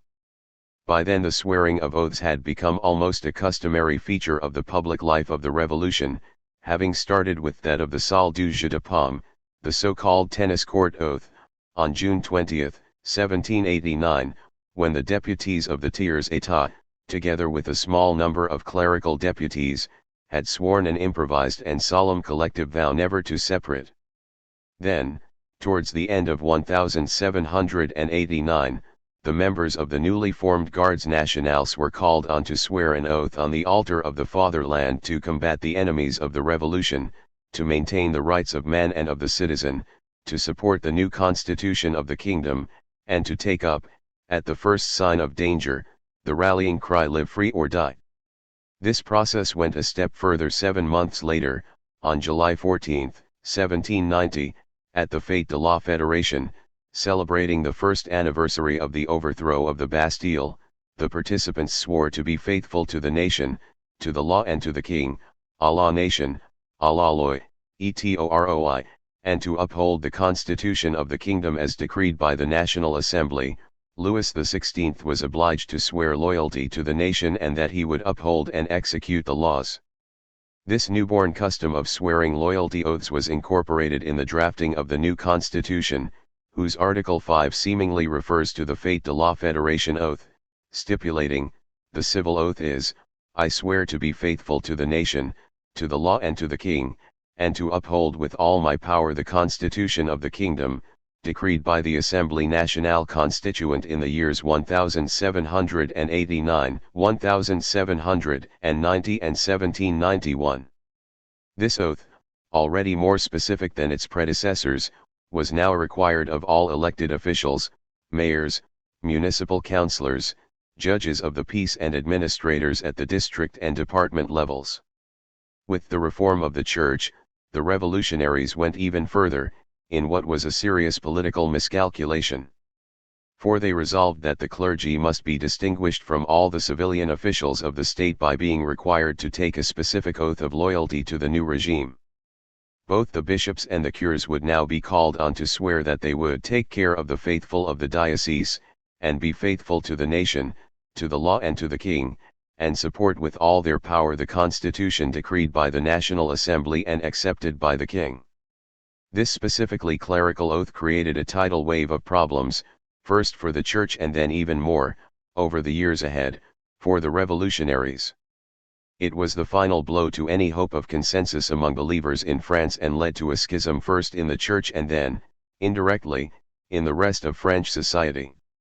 For whereas civilian officials were required only to declare loyalty to the newly configured institutions of the civil state, the clergy were in effect being asked to renounce their long-standing commitment to the hierarchy, the principles, and therefore the legitimacy of the church. It is not at all clear how far the revolutionaries appreciated, if at all, the risks of the step they were about to take. The explicit and practical penalty of not taking the oath of allegiance was that a cure or bishop would cease to be paid by the state, would no longer be authorized to conduct services or to lead a congregation and would therefore be unemployed. But the implicit and political consequences were much more serious. Any clergy who chose their loyalty to the church and to their congregation over their loyalty to the revolution would be judged to have chosen to oppose the revolution and to be in revolt against the law. In the event, many of the cures and many of the congregations would remain faithful to each other, with or without an oath. The danger inherent in the compulsory oath of allegiance was that it had the capacity to alienate not just some part of the clergy but a substantial if unpredictable part of the church-going population of France, which was almost everybody. This radical overturning of the centuries-old independence of the church was deeply and intensely controversial, not just among the clergy but also among the faithful. Bishops who were members of the National Assembly called on the Pope to take a stand, but Pius VI remained silent. Louis XVI, for his part, let it be known quite quickly, if unofficially, on July 22, 1790, that he would accept the civil constitution of the clergy, but he demanded more time before he would give his official ratification. On the very next day he received private information that the Pope condemned the civil constitution. The king must have thought that there was some possibility of a face-saving compromise, for on August 24 he gave it his formal sanction. The Pope offered no compromise, but it was not until the spring of 1791, much too late to make any difference, that he made public his condemnation. But there was still the question of the clerical oath of allegiance. The king had appealed to Rome for help of some kind, but the Pope had remained immovable and silent. Under pressure from the National Assembly, Louis finally capitulated, and on December 26, he formally accepted the demand for an oath of allegiance. It was now immediately required from all the clergy in France, and the profundity of the schism in the Church became obvious just as immediately. Among the clerics in the National Assembly, The pressure to swear loyalty to the revolution was obviously intense, but of 250 clerical deputes, only 99 consented to swear the oath. The split in the country at large was even deeper. Of 83 bishops, all but 7 refused to swear. One of those 7 was, of course, the cynical and worldly wise Talleyrand. Among the lower clergy, there was massive opposition. Of about 54,000 cures, nearly half, roughly 26,000, refused to take the oath. These clergy are sometimes called refractory priests, or non-jurors. Support for the oath was extremely variable in different parts of the country. In Ile-de-France, in the vicinity of Paris, 80% of the clergy signed the oath, but in the west and in the east, 80% of the clergy refused to sign. In the department of Bas-Rhin, in Alsace, only 8% of the clergy signed the oath, but in Loiret, near Paris, the proportion was 90%, and in the Var, in Provence, it was 96%. If the revolutionaries had assumed that loyalty to the new regime would automatically trump loyalty to the Church, they were profoundly mistaken. And when the Pope's condemnation of the civil constitution became known in the spring of 1791, it prompted a wave of retractions among clergy who had sworn the oath. In the end, it seems that well over half the clergy were refractory and refused or withdrew the oath. Those members of the clergy who refused to swear the oath lost their jobs, and many of them emigrated. Their places now had to be filled, and under the rules just introduced by the revolutionaries, they had to be filled not through appointment by the old church hierarchy but through local elections, departmental in the case of the vacant bishoprics and communal in the case of the absent cures. By definition, almost all the electors were lay members of the electorate. In many cases they may have been non-believers, and in some cases, absurdly, Protestants. The turnout was generally very low, and the elections were often extremely agitated, especially in communes where the congregation had just lost a valued but refractory priest. Worse was to follow, for in many communes where the old cure had refused to swear the oath of allegiance there were often running battles between the supporters of the old and the new. Loyalists threw stones at the new cures and refused to take the sacrament from them. Conversely, the converts to the new regime took vengeance on the old by physically intimidating those who persisted in loyalty to their former cures. The revolutionaries had now split France from top to bottom and quite gratuitously launched a long-running clash between themselves and most of the rest of the country. Some historians believe that this conflict, and especially the requirement of a specifically clerical oath of loyalty to the revolution, was one of the worst of the unnecessary mistakes made by the revolutionaries. It certainly set in train a sequence of events that was to build up a web of virtually insoluble problems for the revolution in the years ahead. 10. The flight of the king. To the people of Paris, the transfer on October 6, 1789, of Louis XVI from Versailles to Paris may have seemed a triumphant assertion of the popular will. Yet the position of the king was inherently anomalous. In theory, he would have to cooperate with the revolution, since he would be permanently under the influence of the people of the capital. He repeatedly succumbed to this pressure and did promise to cooperate. But he was never persuaded of the legitimacy of the revolution, and his endorsements, when they eventually came, were always reluctant. In fact, as we have seen, the National Assembly was already playing the role of government, in which case, it was not clear what was the function of the king. Moreover, he was an unwilling prisoner, and the most obvious reaction of any prisoner is to try to escape. The idea that he should flee had long been discussed at court, and his youngest brother, Charles Philippe, the Comte d'Artois, had already fled abroad on July 16, 1789, and established himself in a would-be counter-revolutionary court at Turin. 5 months later, towards the end of that year, the self-styled Marquis de Favras dreamed up a plan to have the king kidnapped and taken to the secure fortress of Metz. But he talked too much, Lafayette had him watched, the plan was discovered, and Favras was hanged on February 19, 1790. The king remained undecided. Events in early 1791 helped to persuade him that he must try to escape. In February, two elderly aunts of the king set out on a pilgrimage to Rome. On the 19th, they were stopped en route by interfering officials and brought back to Paris. On calmer consideration, the revolutionaries recognized that there was no law to prevent their journey, so they were allowed to set out again. But it was a disturbing precedent, and the king started to make plans. In particular, he made contact with François Claude Amour, Marquis de Bulle, the commander of French military forces in eastern France, Alsace, Lorraine, and Franche-Comté, who had attracted attention in September 1790 when he had suppressed, with extreme brutality, the mutiny of some of the king's traditional troops in the garrison at Nancy. Bulle now made arrangements for providing 6 regiments of cavalry to escort Louis along the route of his escape. The king's mind was made up for him on April 18, 1791, when he attempted to set out for his chateau at St. Cloud and was stopped by some officious members of the Garde Nationale and a crowd of bourgeois demonstrators. They were apparently moved by a rumor that he was going to St. Cloud to make his Easter confession to a refractory priest. To disarm suspicion, Louis made it known that he had addressed a circular to Europe's leading monarchs telling them that he approved of the revolution and was placing himself at its head. At the same time, however, he sent another, secret message to Europe's monarchs disavowing the terms of the circular. He now decided to try to escape, and on the evening of June 20 he slipped out of the Tuileries with his wife, his 2 children and his immediate entourage, in a very large rented carriage.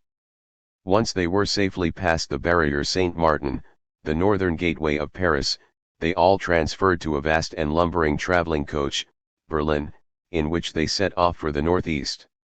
Their destination, on the recommendation of Bulle, was the stronghold of Montmedy, not far from Luxembourg. Louis' aim was to seek a place of safety but not to leave France, since that, he feared, would wreck the reputation of the monarchy with his subjects. The king's younger brother Louis Stanislas Xavier, Comte de Provence, Monsieur, left Paris at the same time, but quite independently, and escaped without hindrance to the Austrian Netherlands, from where he moved to set up his own court at Coblentz. What Louis would have done if he had reached Montmedy as planned is unclear. He may have hoped that the crowned heads of Europe would muster an army, invade France, and rescue him. Certainly, on December 3, 1790, he had written to King Frederick William II of Prussia to ask him to convene a European Congress, backed up by military force, to help Louis restore his authority. But if they did not invade, and there was no evidence that they were planning to do so, Louis would be left hanging in the wind, and his position, alone at Montmedy and far from the political center of gravity at Paris, would have been even more anomalous than it had been in the Tuileries. Inevitably, he would have come under increasing pressure to rationalize his position by following his brothers into exile. In fact, Louis never reached Montmedy. To begin with, his progress was regular and unimpeded, but very slow. However, quite soon the cavalry escorts laid on by Bulle on the king's route started to lose track of his progress, and after a while, they began to arouse suspicions in the villages they passed through. At Saint-Menehould the king was recognized by the local postmaster, reputedly from having seen his image on the coinage, and the alarm was raised. Not much further on, at Varennes, the king was stopped by the local population, virtually arrested and forced to return to Paris. Back in the capital he was greeted by enormous crowds, looking on from the streets and the rooftops in total silence. The king was relieved of all his functions while the National Assembly worked out what to do with him. From every point of view, his position was now not just anomalous but untenable, but the revolutionaries were in a frenzy of uncertainty over the alternatives. There was a wave of demands from different parts of the country for the king to be put on trial, but, paradoxically, few demands, at least at first, for him to be deposed or for the establishment of a republic. For the moment, most of the members of the National Assembly could see no good alternative to the monarchy, and they were deeply anxious not to upset the constitution, which they were in the last stages of elaborating. So they chose to pretend that the king had been kidnapped by a conspiracy of aristocrats led by the Marquis de Bull. This was quite difficult to believe, since Louis, on his departure from Paris, had left behind a Déclaration du Roi adressée à tous les Français, in which he said that he was revolted to see the anarchy and the despotism of the clubs which dominated the assembly, and that he wanted to put himself and his family in safety. But the official line from the revolutionaries, however implausible, was made easier to swallow by the fact that Bull himself, on learning of the failure of the king's flight, crossed the frontier into Luxembourg and from there wrote a letter to the National Assembly in which he took responsibility for the kidnapping. The Assembly endorsed this fiction and declared that Louis had been the innocent victim of an abduction. On July 16 it restored him to all his functions as a constitutional monarch, on condition that he accept the constitution when it was presented to him, and from this moment it became illegal to call for a trial of the king or for his replacement as the head of state. The news of this decision triggered angry protests among the working classes, who were suffering poverty and rising unemployment and felt that the king had betrayed them. One factor behind this rising unemployment was the emigration of their employers and customers, many of whom were aristocrats. After the debacle of the king's flight to Varennes, this emigration accelerated, especially among army officers. By the end of 1791, some 6,000 officers, or about half the entire officer corps, had left the country. The king's flight to Varennes and forcible return to Paris also intensified alarm in the capitals of the rest of Europe. When he planned his escape, he may have hoped that other monarchs would come and rescue him by force of arms, and after he was taken back to Paris it looked, briefly, as if they might. On August 20, 1791, Leopold II, the Austrian emperor, let it be known that the European powers would recognize the French constitution if the French king accepted it. Soon, however, under pressure from French émigrés, notably the Comte d'Artois, Leopold persuaded Frederick William II to join him at Pillnitz in Saxony to issue a threatening joint declaration on the situation in France. In this declaration, published on August 27, the two monarchs said, ominously, that the position of the French king was an object of common concern to all the sovereigns of Europe.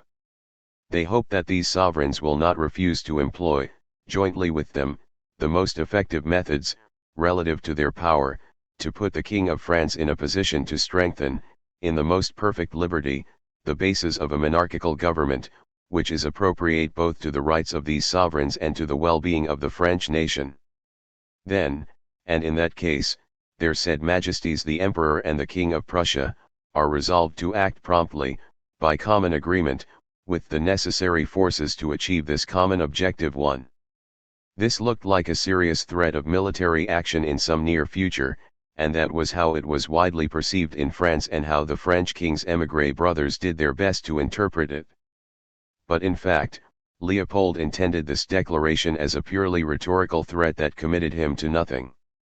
For it implied that Austria and Prussia would act only if all the other European powers agreed to do so, and since he already knew that the English were determined to stay neutral, he already knew that the case would not arise. As Leopold is reported to have said in private, alors, et dans ce cas then, and in that case are for me the law and the prophets.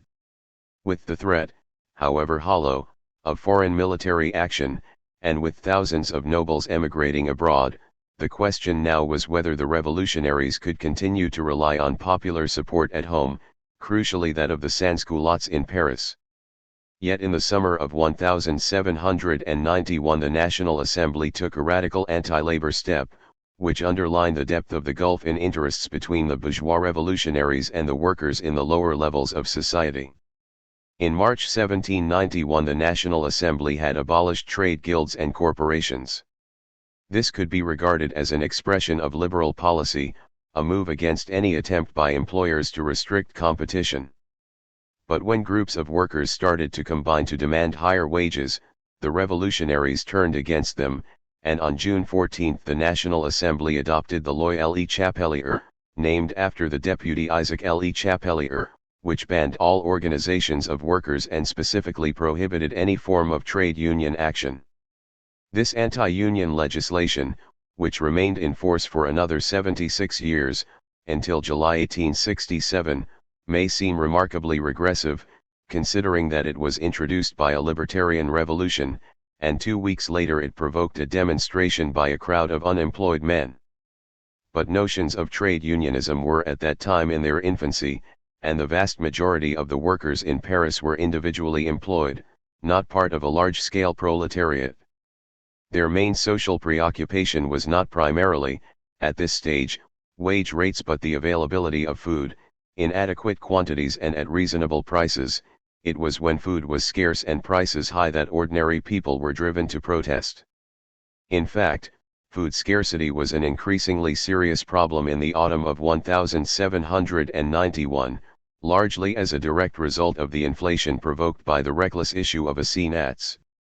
The virtually uninterrupted rise in prices and the erratic shortages of food led to frequent outbreaks of food rioting over the next 3 years.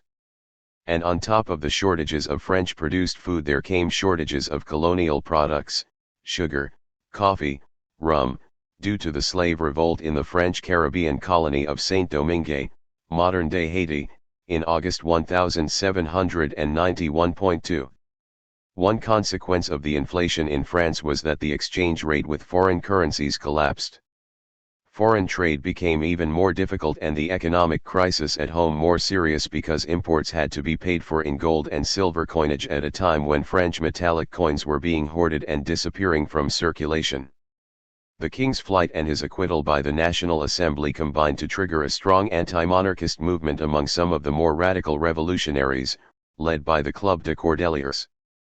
The Cordeliers, founded in April 1790 and dominated at first by Danton and Marat, was more downmarket, more left-wing and above all more populist than the Jacobins, and it played a leading role in political activity at the street level in the 48 sections and more generally in popular political agitation in Paris. Over the next 2 years the Cordeliers would play a key part in all insurrectional uprisings in Paris. When they learned on June 21, 1791, of the king's flight, they immediately issued an open appeal for tyrannicide, the execution of the king, and on the next day they issued a petition calling for a republic. This campaign was backed up, on July 1, with the appearance of a new journal, Le Républicain, which openly called for a change in the political regime. It was jointly edited by the Marquis de Condorcet, the celebrated intellectual and friend of Voltaire, and by Thomas Paine, the firebrand pamphleteer from England. Paine had first caused a stir in America in 1776 with his radical pamphlet Common Sense, in which he had championed the cause of American independence. He had raised even more of a commotion in England with his latest pamphlet, The First Part of the Rights of Man, on March 16, 1791. This was partially a tirade in support of democracy and against the English system of government, partially a point-by-point vindication of the French Revolution and a rebuttal of its indignant denunciation by Edmund Burke. The Rights of Man raised such a storm in England that in April Paine fled briefly to France, where he was received in triumph and joined forces with Condorcet.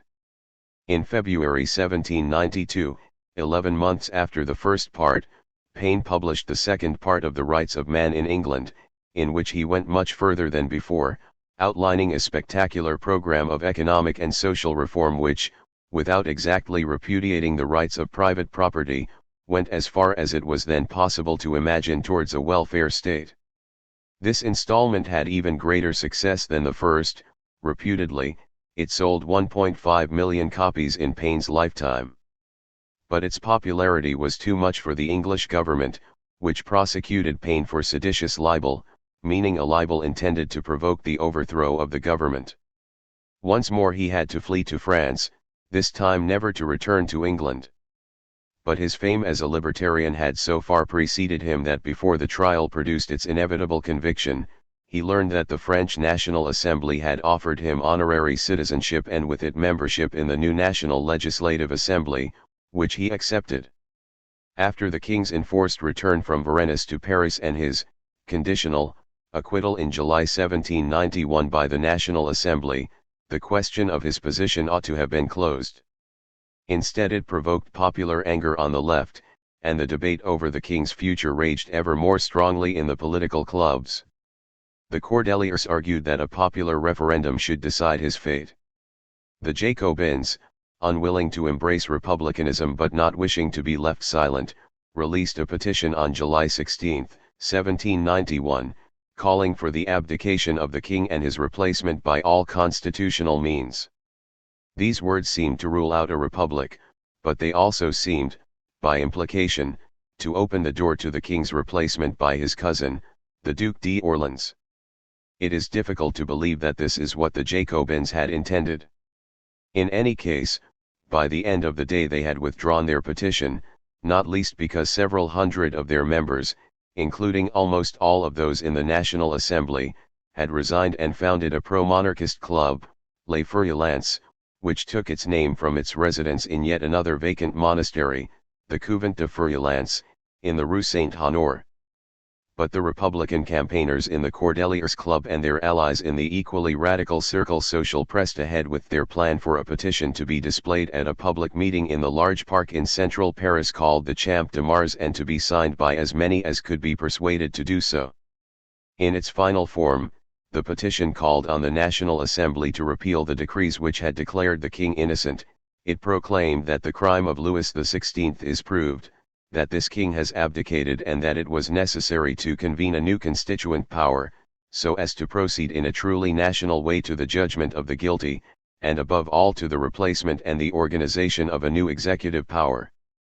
It made no explicit reference to a republic, though its republican intention was unmistakable, but it is worth underlining, in contrast with later events, the essential legalism of this petition's spirit.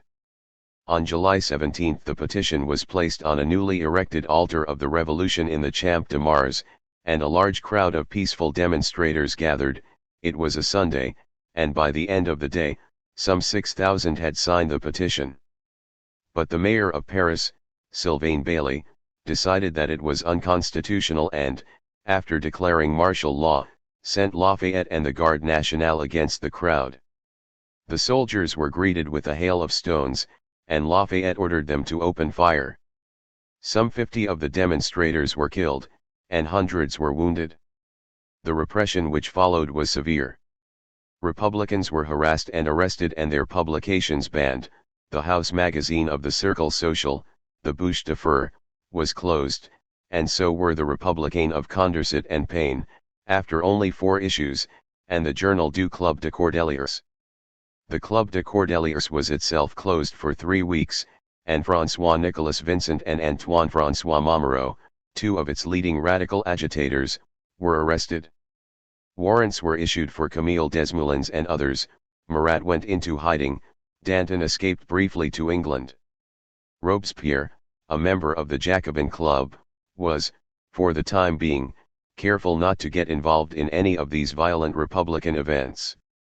He may have been a revolutionary deputy, but he was highly strung and nervous, and after the demonstration at the Champ de Mars and the massacre of the demonstrators, he began to feel that he might be in some personal danger, so he left his furnished room on the 3rd floor of 64 Rue de Saint-Ange, in the Marais quartier of Paris, and accepted the invitation of Maurice Duplay, the prosperous owner of a joinery business, to take lodgings in his family home. Robespierre moved in with the Duplay family, at 398 Rue Saint-Honore, on October 1, 1791, and apart from a brief interval when he went to live with his sister Charlotte, he stayed there for the rest of his life, where the entire family put themselves at his service, cosset him and protected him from the outside world. The National Assembly made some last-minute revisions, all of a conservative nature. In the final drafting of the Constitution, the king's role was slightly strengthened. His ministers would be permitted to attend National Assembly debates, and the property qualification required to be an elector was increased.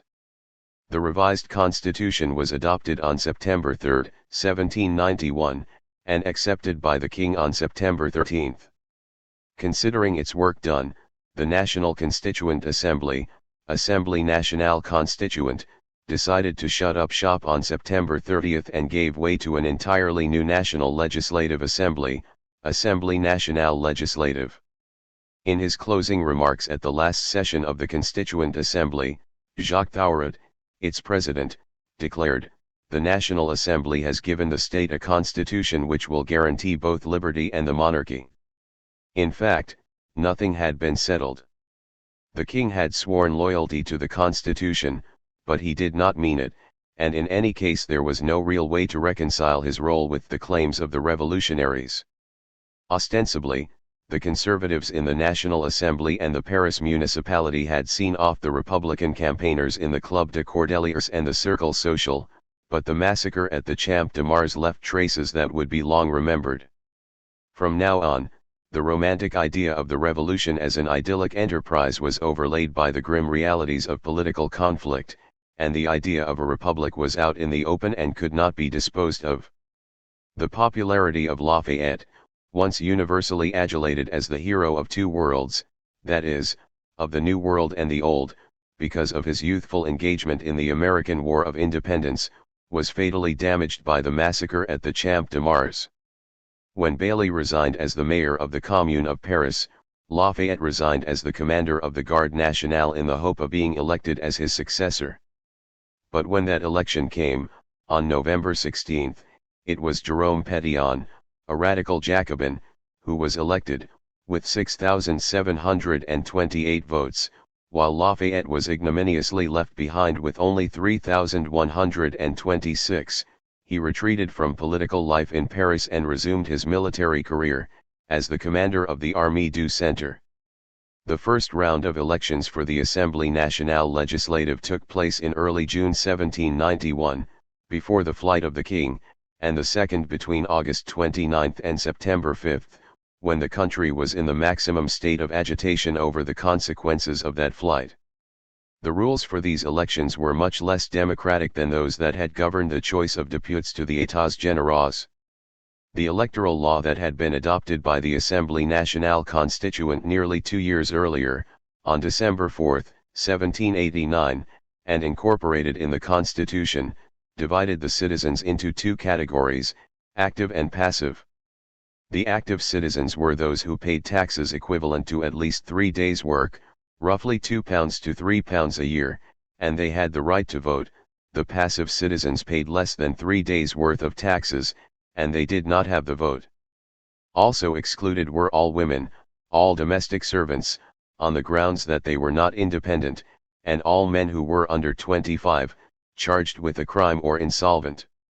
The distinction between active and passive citizens was only the first step in the exclusion of the lower orders. Although all active citizens were entitled to vote in the first round of elections, these were to choose the electors proper. To be a real elector, one who would actually vote directly in a second round of voting for the representatives of the National Assembly, you had to have paid taxes equivalent to 10 days' work, roughly £7 to £10 a year.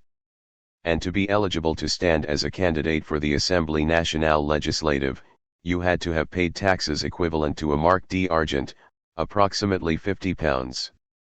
According to one calculation, the active citizens numbered about 4.3 million voters, while the passive citizens numbered about 3 million non-voters. However, it seems that the incidence of poverty, even extreme indigence, was much higher in the towns than in the countryside. In addition, the definition of the price of a day's work was lower in the countryside than in the towns. The combined effect of these two factors was that a majority of men in the countryside could qualify as active citizens, and therefore could vote, but in the towns barely a third of the men were able to do so. What this meant was that, while a majority of the adult male population could play some part in the first stage of the electoral system, all the lower orders were excluded, by design, from any participation in the political decision-making process proper. From the very beginning the French Revolution was a bourgeois revolution, and with the electoral law of December 4, 1789, the bourgeois revolutionaries had intended to entrench their dominant role. Radical patriots were hostile to the rule for eligibility, since they regarded the test of a marc d'argent to be ridiculously exclusive. To expose the full absurdity of this decree, said Desmoulins, you only have to point out that Jean-Jacques Rousseau and Pierre Corneille, the celebrated playwright, would not have been able to stand for election. In their final modification of the draft constitution, the revolutionaries raised the minimum payment of taxes required of an elector from about £10 to between £15 and £25, but abolished any further restriction on eligibility just described, the so-called marque d'argent. This reform did not apply to the current elections to the Legislative Assembly, however, since they had already started. In any event, the elections which took place between June and September 1791, just like the recent election for the mayor of Paris, failed to mobilize a popular enthusiasm. In the mayoral election, Pétion won an overwhelming victory over Lafayette, but of a total of 80,000 potential voters, 70,000 stayed at home. In the national elections the turnout was as low or lower, it was lower in the towns than in the countryside, and in Paris it was scarcely 10%. It seems that the French people were increasingly alienated by the revolution. Whether this was primarily due to recent political events, like the revolutionaries' growing quarrel with the Catholic Church or the agitation over the king's flight to Varennes and the subsequent schism in the Jacobin Club, or whether it was mainly due to inflation, food shortages, and economic hardship must be uncertain. Either way, the conclusion was becoming unavoidable.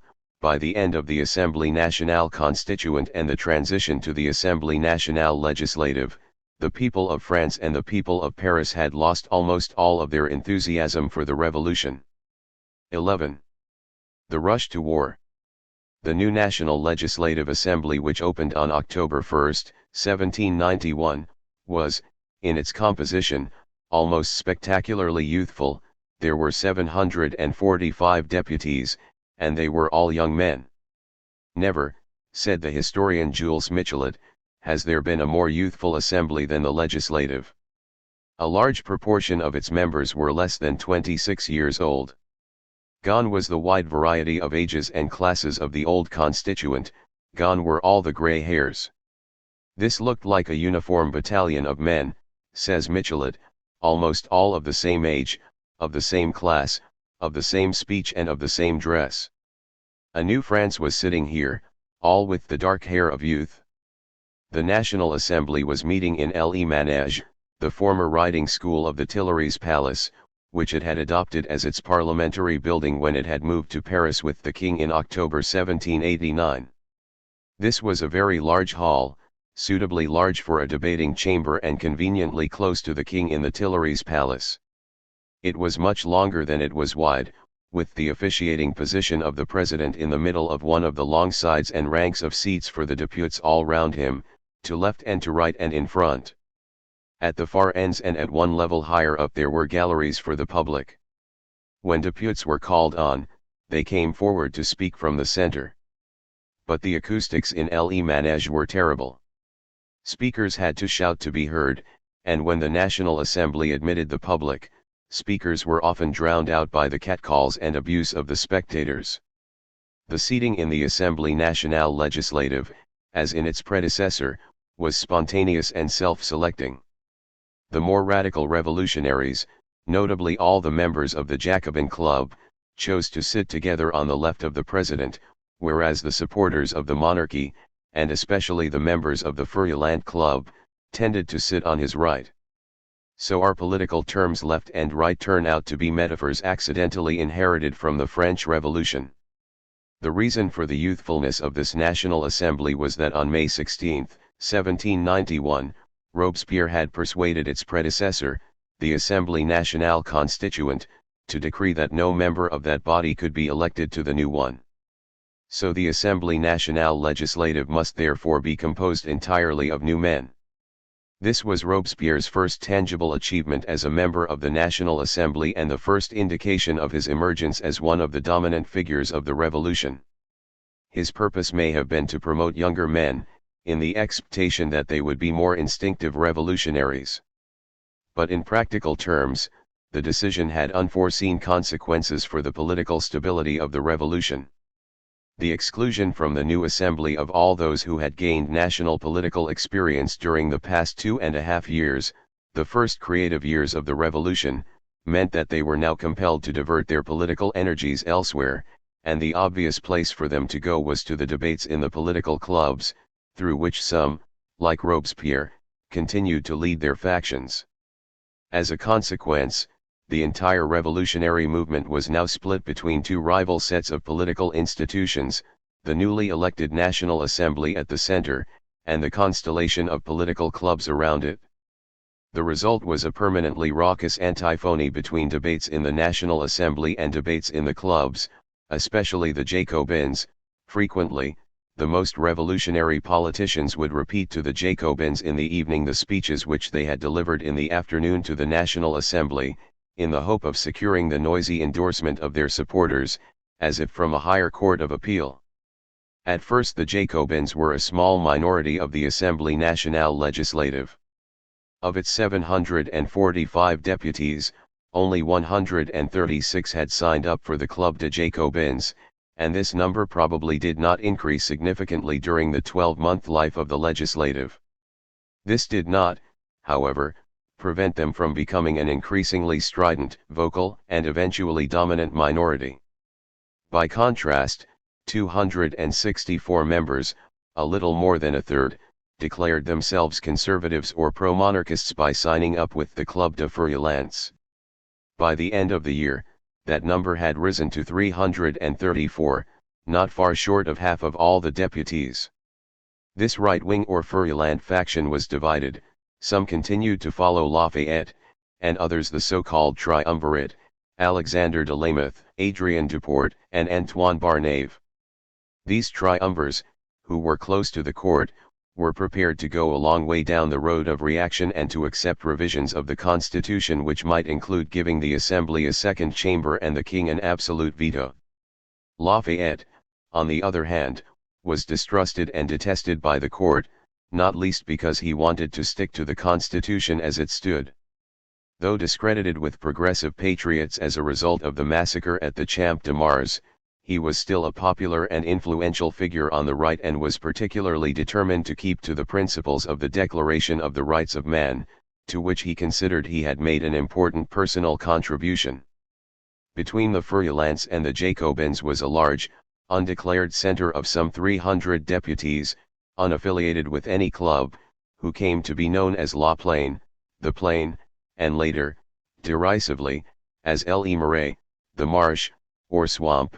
They tended to support the existing constitutional arrangements, were in favor of the monarchy and were likely to vote with the conservatives.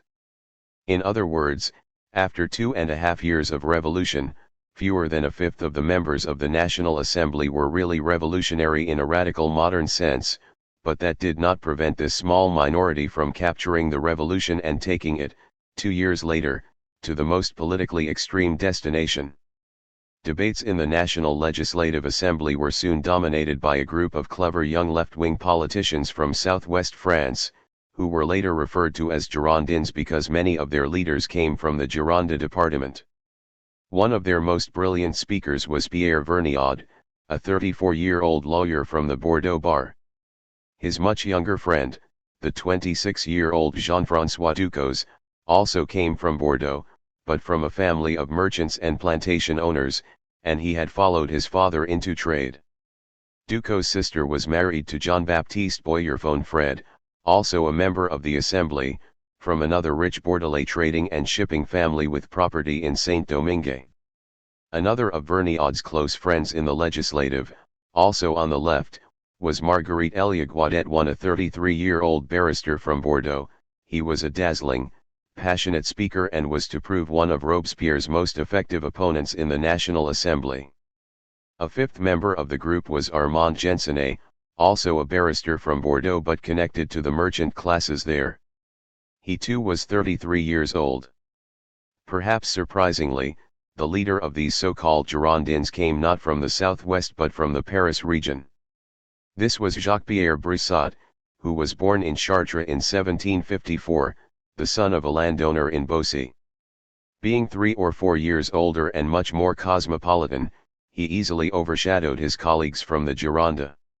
He had studied law but had resolved on a career of letters and embarked on a life of freelance journalism, political controversy, and financial adventurism.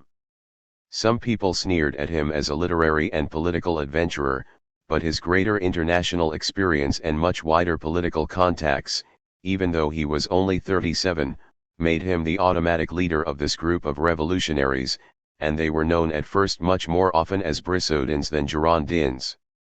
The top priority on the political agenda for the Brissodins and their allies was what to do about the king and the foreign enemies of the revolution, but the most urgent problem facing the assembly was the worsening crisis in the French economy. This crisis was epitomized by a series of violent disruptions in the food trade, leading to episodic shortages. In February 1792 the warehouses of a number of food merchants in Dunkirk were pillaged and there was a violent conflict that left 14 dead and 60 wounded. In March in a number of departments in the center and south of France, Cantal, Lot, Dordogne, Curaz, Gard, some members of the recently formed Gardes Nationales attacked and pillaged a series of chateaux which belonged, they thought, to émigrés. Another factor in the food disturbances may have been the rebellion which had broken out in the West Indies, in Saint-Domingue. Saint-Domingue was one of the richest of France's colonies, and its plantations produced enormous wealth in the form of sugar, rum, coffee, and cotton. Its economy was essentially built on the slave trade.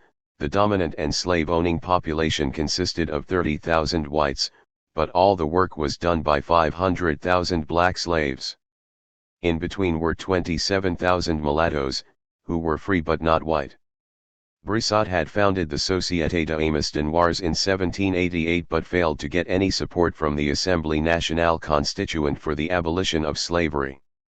Part of the problem was that some of the revolutionaries had a personal stake in the plantation business, not just some of the right-wing members of the Feuillant Club, like the Lameth brothers, but also, as we have seen, some of the left-wing Girondins.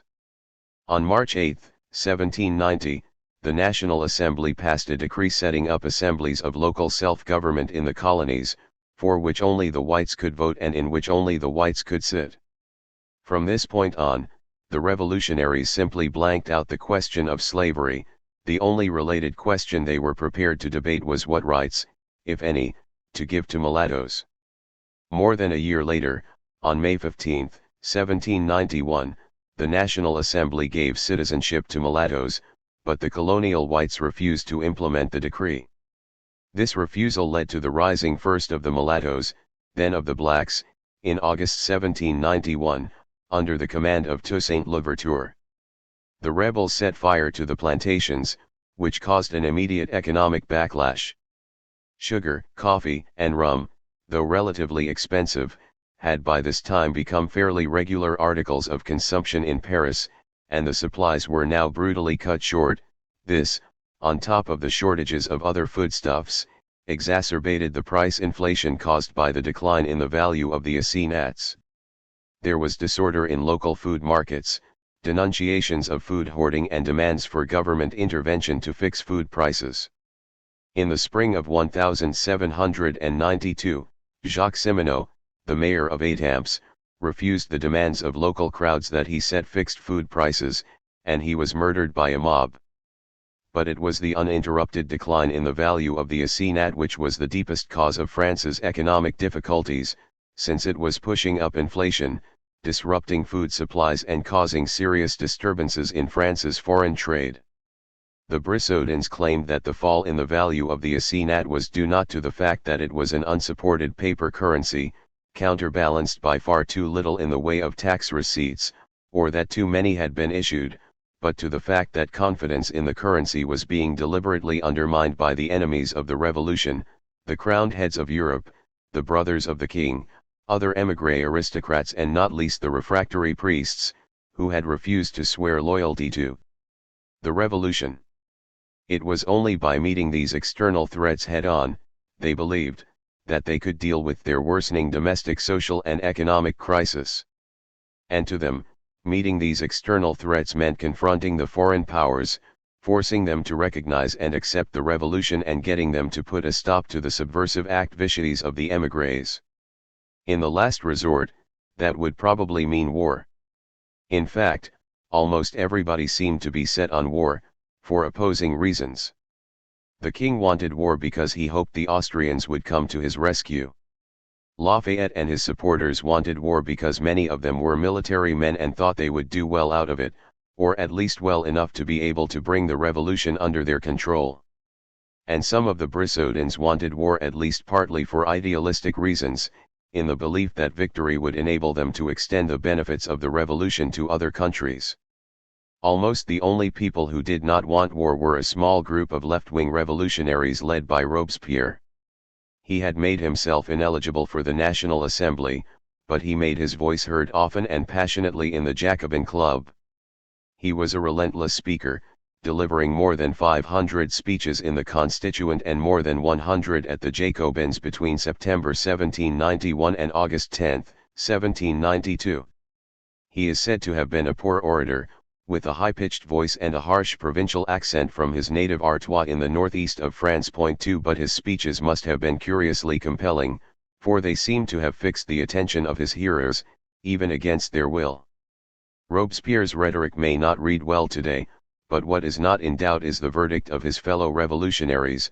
Many, even those who disagreed with him politically, and many did disagree with him, on the right and in the center, were impressed by the force of his character and of his convictions. He will go far, said Mirabeau, because he believes everything he says. 3 The historian Jules Michelet, looking back 70 years later, gave an eloquent picture of the fascination that Robespierre exercised on his audience in the National Assembly in the autumn of 1792. The inquisitorial figure of Robespierre, sickly, blinking, hiding his dim eyes behind his glasses, was a strange sphinx of a man, whom one watched ceaselessly despite oneself, and whom one disliked watching for. Robespierre opposed war because he believed that it would come to no good. He warned that France was not ready for one and would not be ready without a massive rearmament effort, and a victorious war might bring to power a victorious general. War, he told the Jacobin Club on December 18, 1791, is always the first wish of a powerful government which wants to become still more powerful. It is in war that the executive power deploys the most fearful energy and exercises a sort of dictatorship which can only frighten our emerging liberties. It is in war that the people forget those principles which are most directly concerned with civil and political rights and think only of events abroad, that they turn their attention from their political representatives and their magistrates and instead pin all their interest and all their hopes on their generals and their ministers. It is during war that a habit of passive obedience, and an all too natural enthusiasm for successful military leaders, transforms the soldiers of the nation into the soldiers of the king or of his generals. Thus the leaders of the armies become the arbiters of the fate of their country, and swing the balance of power in favor of the faction that they have decided to support. If they are Caesars or Cromwells, they seize power themselves. 5. The real enemies of the revolution, Robespierre insisted, were at home, not abroad. But his warnings, which were to prove uncannily prescient, not just about Napoleon but even sooner about his own government revolutionnaire, were ignored, and war became unavoidable. The reason for this was that the question of the king's role remained unsettled at home, and the fundamental claims to legitimacy of the revolution itself therefore unrecognized abroad. The revolutionaries should have settled this domestic question at home, but since they could not agree on a legal solution, and since the legitimacy of the revolution was continuously challenged by émigrés and by other crowned heads of Europe, led by the Austrian emperor, it seemed to the war party that they had no option but to go to war. Formally, the king had accepted the new constitution, but everyone knew, or at least suspected, that the court opposed the revolution. The king's brothers had fled France and were doing their best to muster an émigré army and to mobilize the rest of Europe against the revolution, starting with Austria and Prussia, and the ranks of émigrés had substantially increased after the king's flight to Varennes, when half the officers of the army left the country. There was growing debate on all sides over whether France should declare war first, though the revolutionaries suspected that the king's objective was to incur a French defeat, so as to ensure his triumphant restoration by the other crowned heads of Europe. Faced with discontents at home, the revolutionaries stepped up their campaign to make war inevitable, by going after their enemies. On October 31, 1791, the National Assembly passed a decree calling on the king's brother the Comte de Provence to return to France or lose his rights of inheritance. On November 9, it passed a decree giving émigrés 2 months to return home. If they refused, their property would be confiscated and they would be guilty of conspiracy, punishable by death. On November 29, 16 months after the National Assembly had imposed the controversial Constitution Civil du Clergé, the revolutionaries turned their attack on those recalcitrant priests who had not emigrated, threatening them with the loss of their pensions and 2 years of prison. This was the start of a long, detailed and unrelenting program of repression of non-conforming priests. The king used his delaying veto to block these decrees, but he accepted another one of November 29, which threatened the electors of Trier and Mainz with war if they did not expel French émigrés from their territories. The electors complied with this ultimatum, but the king now wanted war, which he thought he would be the one to conduct, for either he would be victorious, in which case his authority would be enormously strengthened and he could curb or even reverse the revolution, or else he would be defeated, in which case he counted on the other crowned heads of Europe to intervene and restore him, and thus put down the revolution. In fact, he expected defeat, as he had written after Varennes, instead of a civil war, it will be a political war, and things will be much better for it. The physical and moral state of France are such as to make it impossible to carry on such a war. It is not entirely clear what the king meant by a political war, but his conclusion was well founded. The French army was not large and not well prepared or well equipped to fight a war. But Lafayette also hoped for war. He assumed that he would be the commander-in-chief and that when victory came, as he thought it would, he could drive out the Jacobins. As professional soldiers, the Lameth brothers also hoped for war. They thought that a short and limited war would allow the generals to stabilize the revolution. Part of the left wing of the National Assembly, urged on by Brissot and the leading orators from the Gironde, also wanted war. France and Europe needed a revolutionary struggle, they thought, for that would force the king to declare his real position.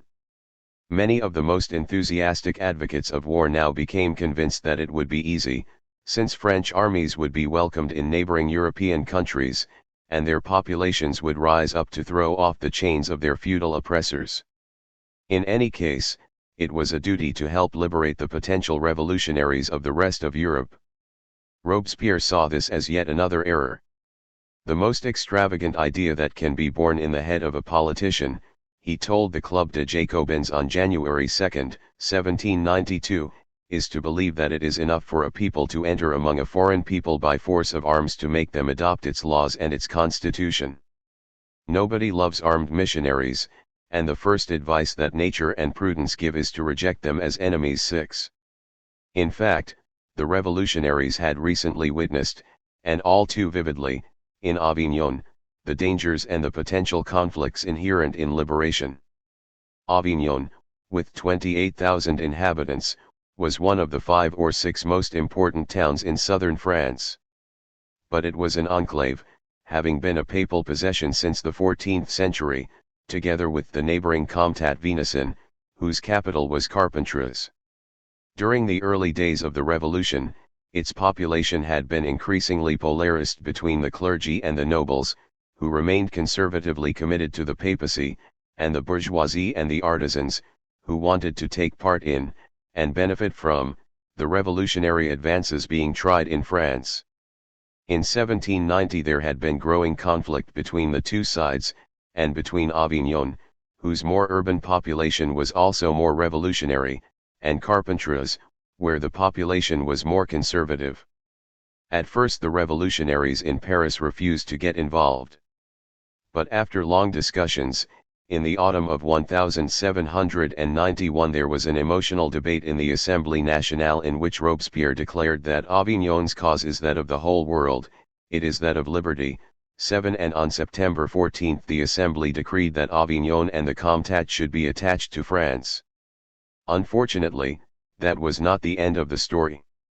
In Avignon the party of the papists and of the nobility did not acquiesce either in the annexation or in the establishment of a moderate municipal administration, and on October 16 they set off a counter-revolutionary riot which led to the death of a revolutionary patriot named Lescure.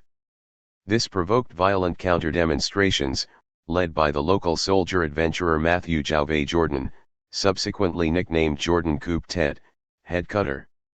A wave of killings was set in train, leading to the mob massacre of some 60 right-wing suspects in the palace of the Pope's Tower of the Glacier, from which the victims were thrown. The French revolutionaries were shocked by the news, and Avignon was for years a divided society. Meanwhile, in Paris, the momentum towards war was building up. Louis XVI's foreign minister, Jean-Marie de Lessart, did his best to keep the peace, but the mood of the revolutionaries was against him. On March 10, 1792, the Assembly charged him with treason. The king's other ministers all resigned, and he appointed a new government made up of friends of Broussat, all of whom were in favor of war. Charles-François Dumouriez, a lieutenant general, was appointed the foreign minister. Etienne Clavier, a banker from Geneva, became the finance minister, and Jean-Marie Roland became the interior minister. They all ended badly. Dumouriez betrayed his country by going over to the Austrians, Clavier committed suicide to avoid being condemned to death, Roland committed suicide on hearing that his wife had been guillotined. On April 20 the National Assembly voted overwhelmingly for war against Austria. Only 7 members voted against. On the day that war was declared, Robespierre totally reversed his position and delivered a speech to the Jacobin Club calling for a war of a nation in arms. Since war has been declared, I believe that we must also conquer Brabant, the Low Countries, Liege, Flanders, etc. The only thing which should concern us from now on are the means of executing this useful enterprise, that is to say, at this moment we must wage, as I have proposed several times, no longer the war of the court, but the war of the people. The French people must now rise up and arm themselves completely, whether to fight abroad, or to keep a lookout for despotism at home. 8. This was prophetic, for it was not until the whole nation was armed for mass warfare, a year or so later, that France started to win those major strategic victories which changed the map of Europe for 25 years and transformed the nature of warfare forever. 12. The overthrow of the monarchy. To begin with, the war did not go well. The war strategy adopted by Dumouriez was simple: remain on the defensive in most directions but strike north, through the Austrian Low Countries, corresponding to most of modern-day Belgium. 3 years earlier, in the autumn of 1789, the Low Countries had rebelled and briefly driven out the Austrians, who had soon reoccupied the territory. Dumouriez thus assumed that the people there would rise up and welcome the French revolutionaries as liberators, and he ordered the 3 French generals, Lafayette, Rochambeau, and Luckner, to go on the offensive. Unfortunately, the French army did not seem to want to fight, and the northward strike simply petered out. The generals complained that the army was not properly equipped, and Rochambeau, in particular, made it clear that he had no confidence in the volunteers from the Garde Nationale, whom he thought were undisciplined. All these factors may have played a part, but it seems that the crucial one was the reluctance or indecisiveness of the generals. Rochambeau certainly showed the greatest unwillingness in carrying out the offensive, and the greatest readiness to retreat without cause. 2 regiments of his cavalry, after fleeing in panic, rounded on their general, Theobald Dillon, and slaughtered him, accusing him of treason. Part of the problem was strictly military. France was not well prepared for fighting a war. The army was starved of funds, was short of equipment, arms, and ammunition, and had no more than 150,000 men. Wholesale emigration had severely depleted the officer class, and desertion was common, especially in the cavalry. Worst of all, the more liberal innovations of revolutionary ideology in the volunteer units had undermined the morale and discipline of the regular troops alongside whom they fought. For the army was divided between the traditional royalist troops of the line, in their white uniforms, les blancs, who were normally drilled to severe, even brutal standards of discipline, and the new, more democratic revolutionary volunteers from the Garde Nationale, in their blue uniforms, les bleus, who were better paid and used to electing their own officers. The morale problem showed up in the recruiting figures, After the king's flight to Varennes, the government called for volunteers from the Garde Nationale, but whereas it had hoped for 100,000 new men, it got only 33,000. Since the start of the revolution there had been a number of outbreaks of indiscipline among les Blancs, of which the most serious was a mutiny at the Nancy barracks in 1790, when the troops had rebelled against their officers and fraternized with the local Gardes Nationales. It had been put down with great ferocity by the Marquis de Bull, the same officer who was subsequently appointed to provide an escort for the king's flight to Varennes. Order had been restored, but the severe repression, 1 man was broken on the wheel, 42 were hanged and 41 were sent to the galleys, aggravated the growing antagonism in the Blanc regiments between the men and their noble officers. When France went to war in the spring of 1792, these men felt another divide, between themselves and les Bleus. It was not until 1793 that the revolutionaries grasped the problem of this division and decided to amalgamate les Blancs and les Bleus, in common units with common rules. But this process was slow, it did not really start until 1794 and was not complete until 1796. The French were saved from disaster in these early weeks of the war by the equal hesitancy of their enemies. Austria had only 35,000 soldiers in the Netherlands, and the Prussians had barely started to mobilize. Leopold II of Austria was in any case personally reluctant to engage in any war, of any kind, against anyone. His sudden death, on March 1, 1792, brought to the throne his son Francis II, who was of a much more belligerent character and was immediately keen to fight the revolutionaries, in support of the French monarchy. Russia, however, distracted Austria and Prussia from wholehearted engagement in the war with France. It was aiming at a new partition of Poland behind their backs, and in May 1792 it intervened in Poland when the Polish Confederation of Targowica called on it for help. This resulted in the second partition of Poland, in which Russia took 250,000 square kilometers of Polish territory, including western Ukraine, while Prussia got 57,000, including Danzig, now Gdansk. On this occasion Austria got nothing. Prussia now felt free to turn on France, and the Prussian king, Frederick William II, insisted that Karl Wilhelm Ferdinand, the Duke of Brunswick, be appointed the commander-in-chief of the combined Prussian-Austrian forces. This turned out, however, to be a further factor of delay, since Brunswick was not in favor of war with France. In fact, he was not a warlike general in any way, and it was said of him that he was one of those who lose the victory by being too concerned to ensure the possibility of retreat. If the French had only known it, their enemies were not really all that threatening.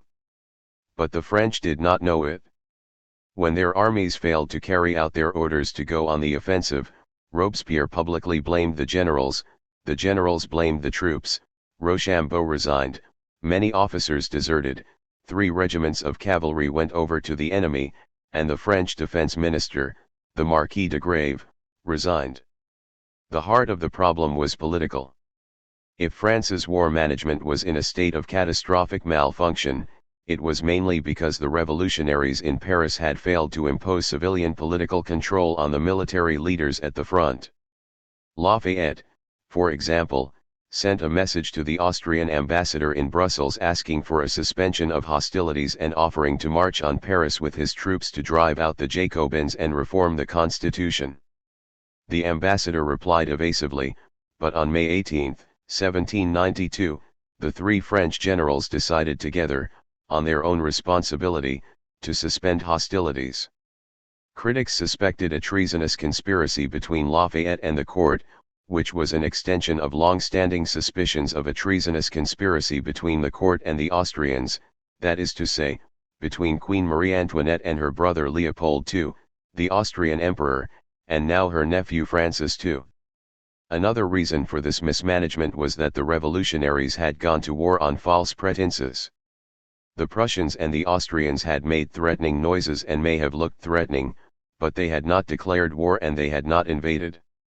The French revolutionaries could quite reasonably have devoted their energies to training and equipping their military forces.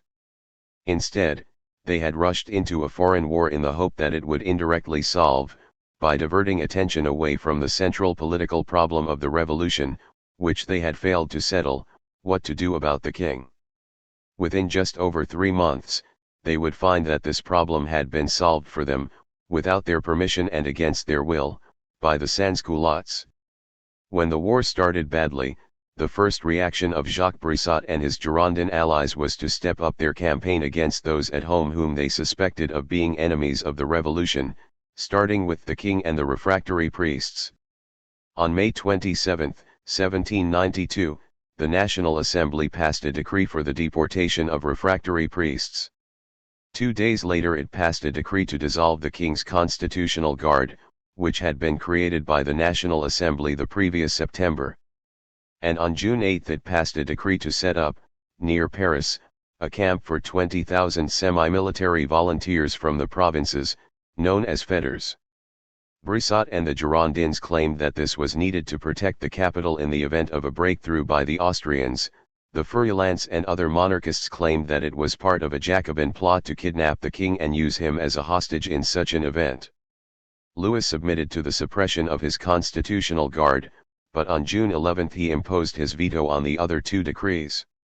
He also dismissed 3 of his main Girondin ministers, Roland, Interior, Clavier, Finance, and Joseph Servan, War, and replaced them with loyal Feuillants. Rumors began to spread that he was planning a conspiracy with the Austrians, through Queen Marie Antoinette, to break the Jacobins, dissolve the Assembly, recall the émigrés and end the war. From his camp at the northern front, Lafayette on June 16 sent the king and the Assembly a long diatribe denouncing the Jacobins and the other clubs, the Girondin ex-ministers and Dumouriez. The king kept Dumouriez but moved him to the War Ministry. When Dumouriez next appeared at the National Assembly, to give a long and pessimistic report on the military situation, he was shouted down. He told the king that the political situation was very dangerous and urged him to withdraw his vetoes. Louis refused. Dumouriez resigned and was punished with a posting to command a division at the northern front. Public opinion was increasingly agitated, an agitation that was most violent at street level and in the political institutions of the Paris sections. The sections were supposed to be controlled, or at least supervised, by the Paris municipality, now known as the Commune. The Commune was firmly led from the left by revolutionary leaders. The Jacobin Jérôme Pétion had recently secured a large majority in his election as the mayor of Paris and had taken as his chief executive, procureur syndic, Louis Pierre Manuel, who had taken as his deputy the left-wing populist Georges Danton. But while the Commune was under firm control, the Garde Nationale could no longer be relied on, especially after the departure of its hero Lafayette. Moreover, the common people, restless and angry because of their poverty, were now arming themselves, usually with pikes, for lack of rifles. Because of its prevalence, the pike became the symbol of popular protest. As Robespierre said, this weapon is in a sense sacred one. All of this meant that the situation was now ripe for a violent dénouement, a day of crowd action, or what the French call un journée, the first of which was set for June 20, 1792. As so often with the big crowd events of the Revolution, the question of who planned or led it remains something of a mystery. Albert Mathiez, the noted Marxist historian of the Revolution, says the Girondins started it, but François Furet says it was obscure local figures, who were then led in action by Antoine Santerre, a rich and popular brewer of the Saint Antoine quarter. In any event, it seems clear that there had been preparations in the Jacobin Club for a big demonstration at least a week before, and probably well before that, and that Robespierre was part of this planning talk. By June 16, everyone was discussing June 20 as the now expected date for the demonstration. The Directoire of the Department of Paris, which had overall responsibility for the region and whose members included Talleyrand, wanted to prevent it, but Pétion, knowing that it could not be averted, simply wanted to contain it, by calling up the whole of the Garde Nationale and getting them to march alongside the demonstrators. Point 2.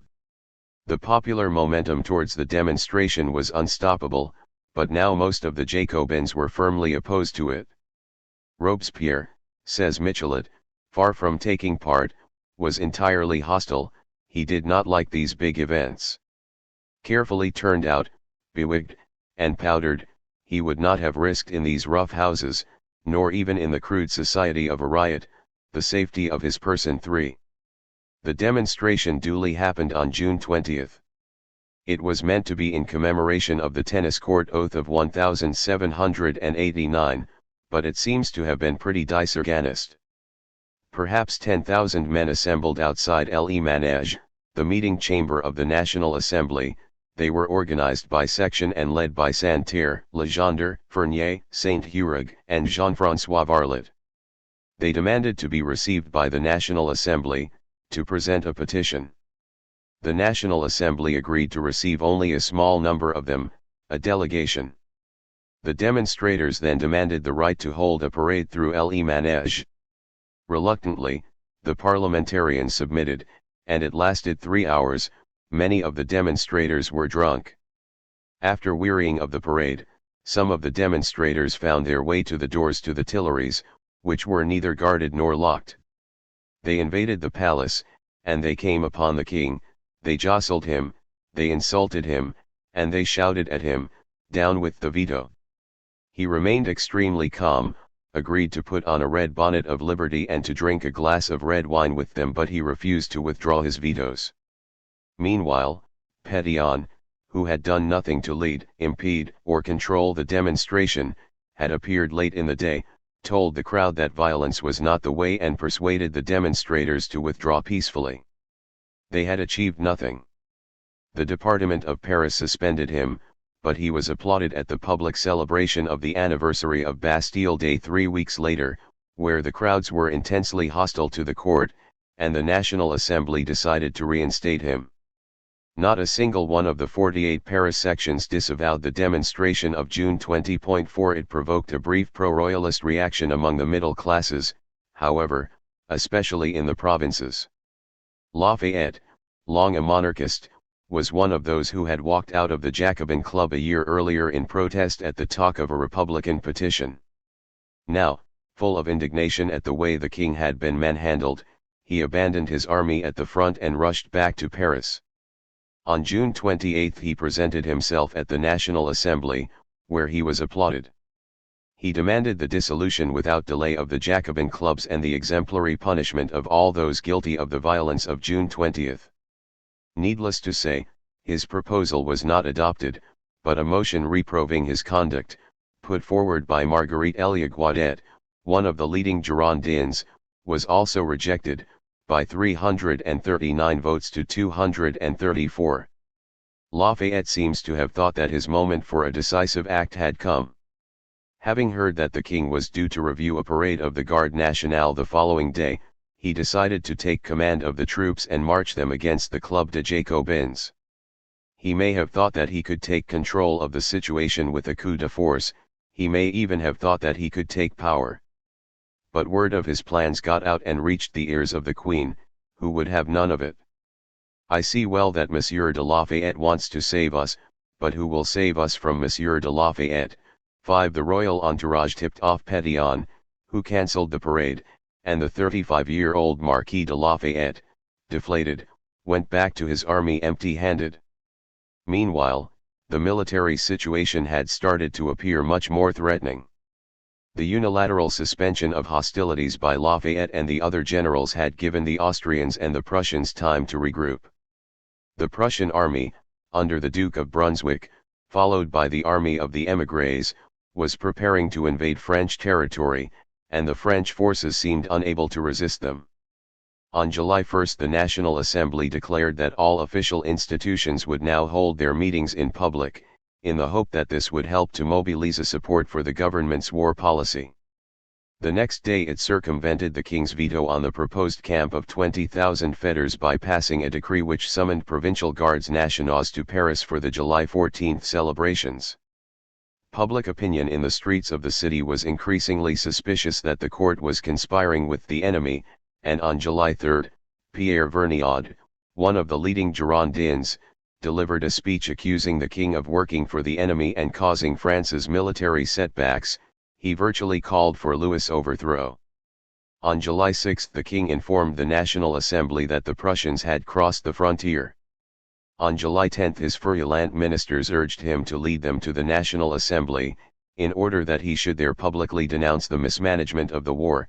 He refused, and they resigned. The next day the Assembly proclaimed a national emergency, la patrie en danger. This was a new stage in the crisis and a new attempt by the National Assembly to assert its authority. The declaration allowed it to override the king's vetoes, and all public institutions went into permanent session. The whole of the Garde Nationale was mobilized, and new battalions of volunteers were raised. In a few days, 15,000 Parisians signed up. It was around this time, according to Mathies, that Robespierre decided to take over the leadership of the growing popular protest movement. In the Jacobins, Robespierre and François-Antoine took over the leadership of the popular movement. The role of Robespierre above all was considerable. He harangued the fetters, the paramilitary volunteers who were arriving in Paris from the provinces, and denounced the treachery of the generals and the impunity of Lafayette. He told them that the National Assembly had been insulted by Lafayette, and that it was now up to the fetters to save the state. He urged the fetters not to swear allegiance to the king.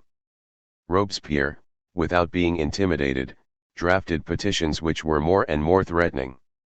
That of July 17 called for the overthrow of the king. At his instigation, the fetters appointed a secret directorate, which included his friend François-Antoine, a radical speaker in both the National Assembly and the Jacobins, and this directorate sometimes met in the house of the Joiner Duplay, where he lived, as did Antoine. 6.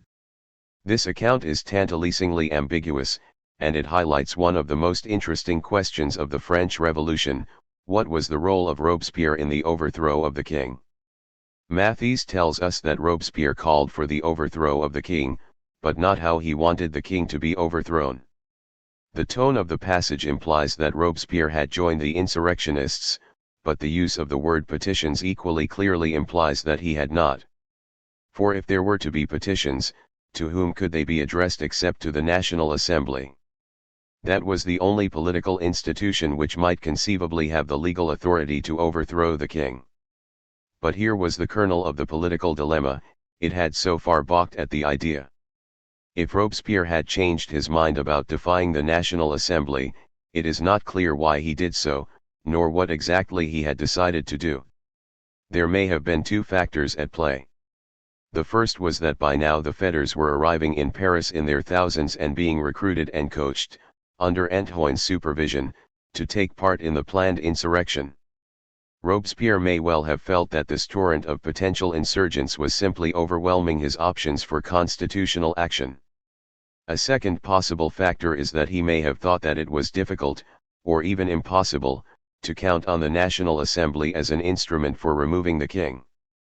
As public opinion moved against the court under the influence of the events of the war, Robespierre and other revolutionaries may have hoped that there would be a corresponding move by the National Assembly to take control of events. By now he may have concluded that this was not going to happen. Such a conclusion would have been confirmed on August 8, when the National Assembly voted by a large majority to exculpate Lafayette from any treasonous delinquency. The sans-culottes did not wait for Robespierre to change his mind. On June 20, the day of the demonstration, they had set up a secret insurrectional committee, Comite Insurrectionnelle, with the support of the Commune and especially of Manuel, its chief executive, and Danton, his second deputy. On July 25, according to Michelet, a civic party was given for the fetters on the site of the ruins of the Bastille, and the same night, of the 25th to the 26th, an insurrectionary directory assembled at the Soleil d'Or, a small nearby nightclub. There were 5 members of the Committee of the Fetters, plus the 2 leaders of the Faubourgs, Santerre and Charles Alexander, 3 men of action, Claude Fournier, known as the American, François Westermann and Claude-François Lazowski, the Jacobin Antoine, the journalists Jean-Louis Carra and Antoine-Joseph Gorsas, lost children of the Gironde 7. Now Manuel demanded and secured agreement that the sections would be included in the planning of the insurrection. A coordination committee, Bureau Central de Correspondance, was set up, which was effectively run from the Jacobin Club. What this means is that the leaders of the Jacobins, including Robespierre, and the leaders of the Sans-Culottes were all deeply involved in planning the overthrow of the king. 8. From the main towns of France, messages flowed in calling for the overthrow of the king, and every day, more and more fetters arrived in Paris.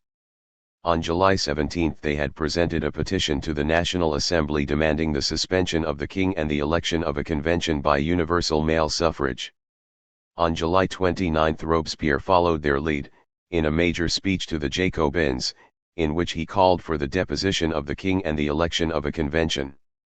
On July 30 a company of 600 men from Marseille marched into the city, singing the hymn of the Army of the Rhine, composed in Strasbourg only a few months earlier by the young captain Claude Rouget de Lisle. It became famous as La Marseillaise, today the French national anthem. The tide of events was becoming irresistible, and pressure was coming up from below.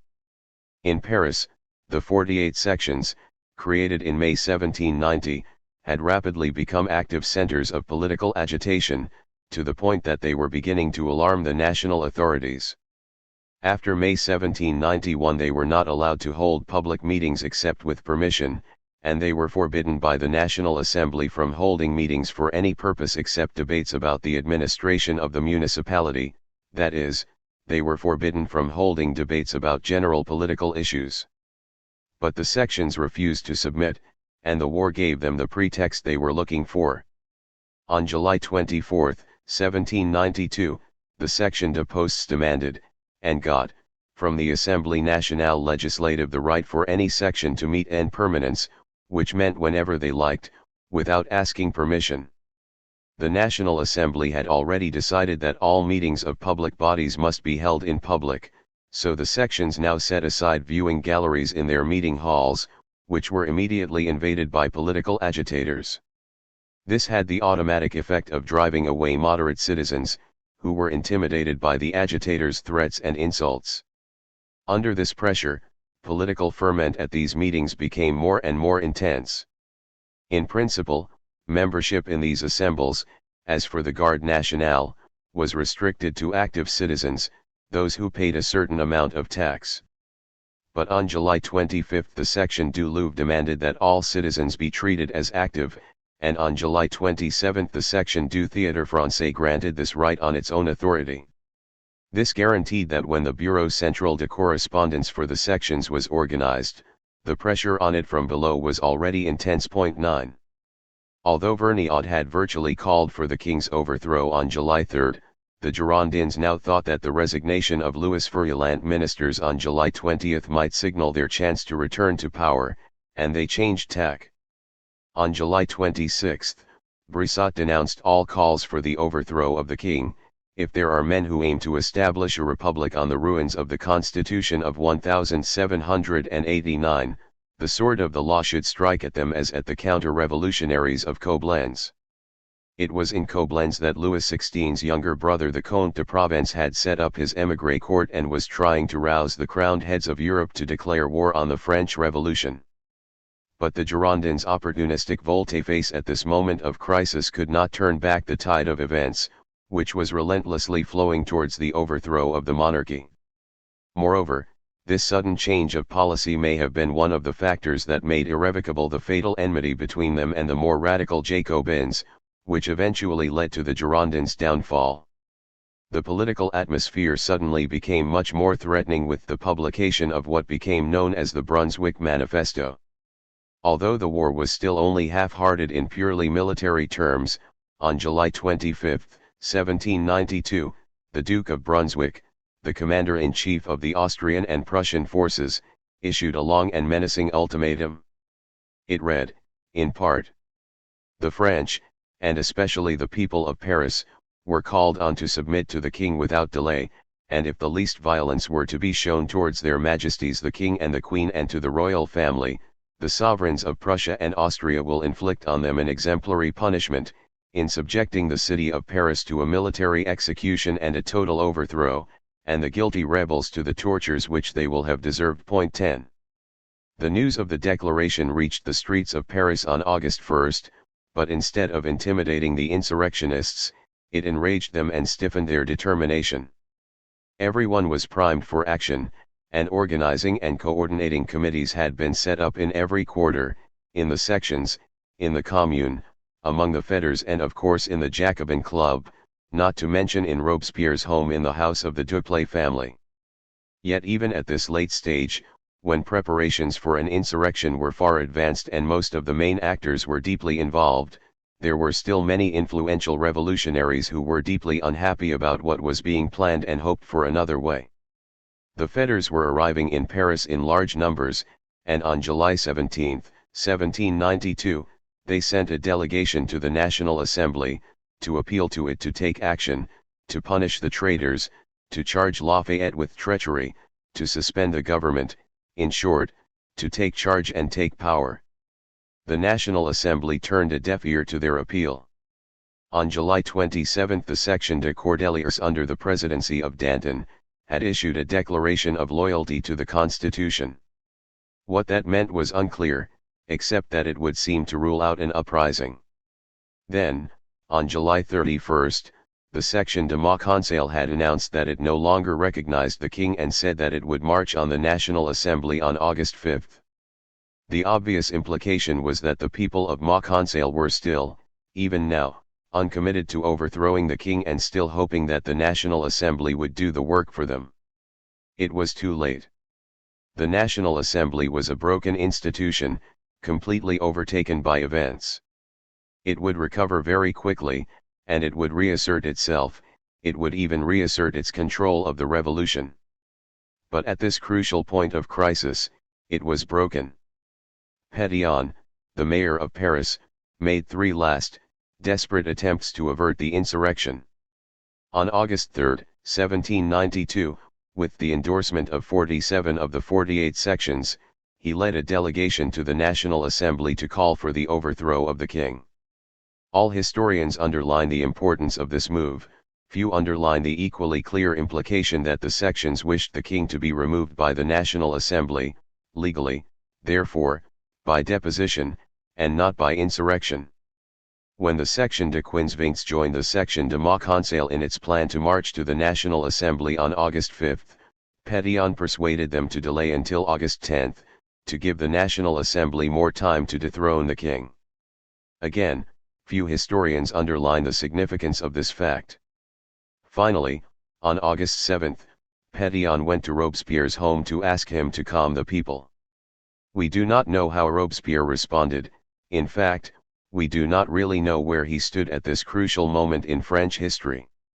He did not speak at the Jacobins on August 3, nor on August 4, nor on August 5.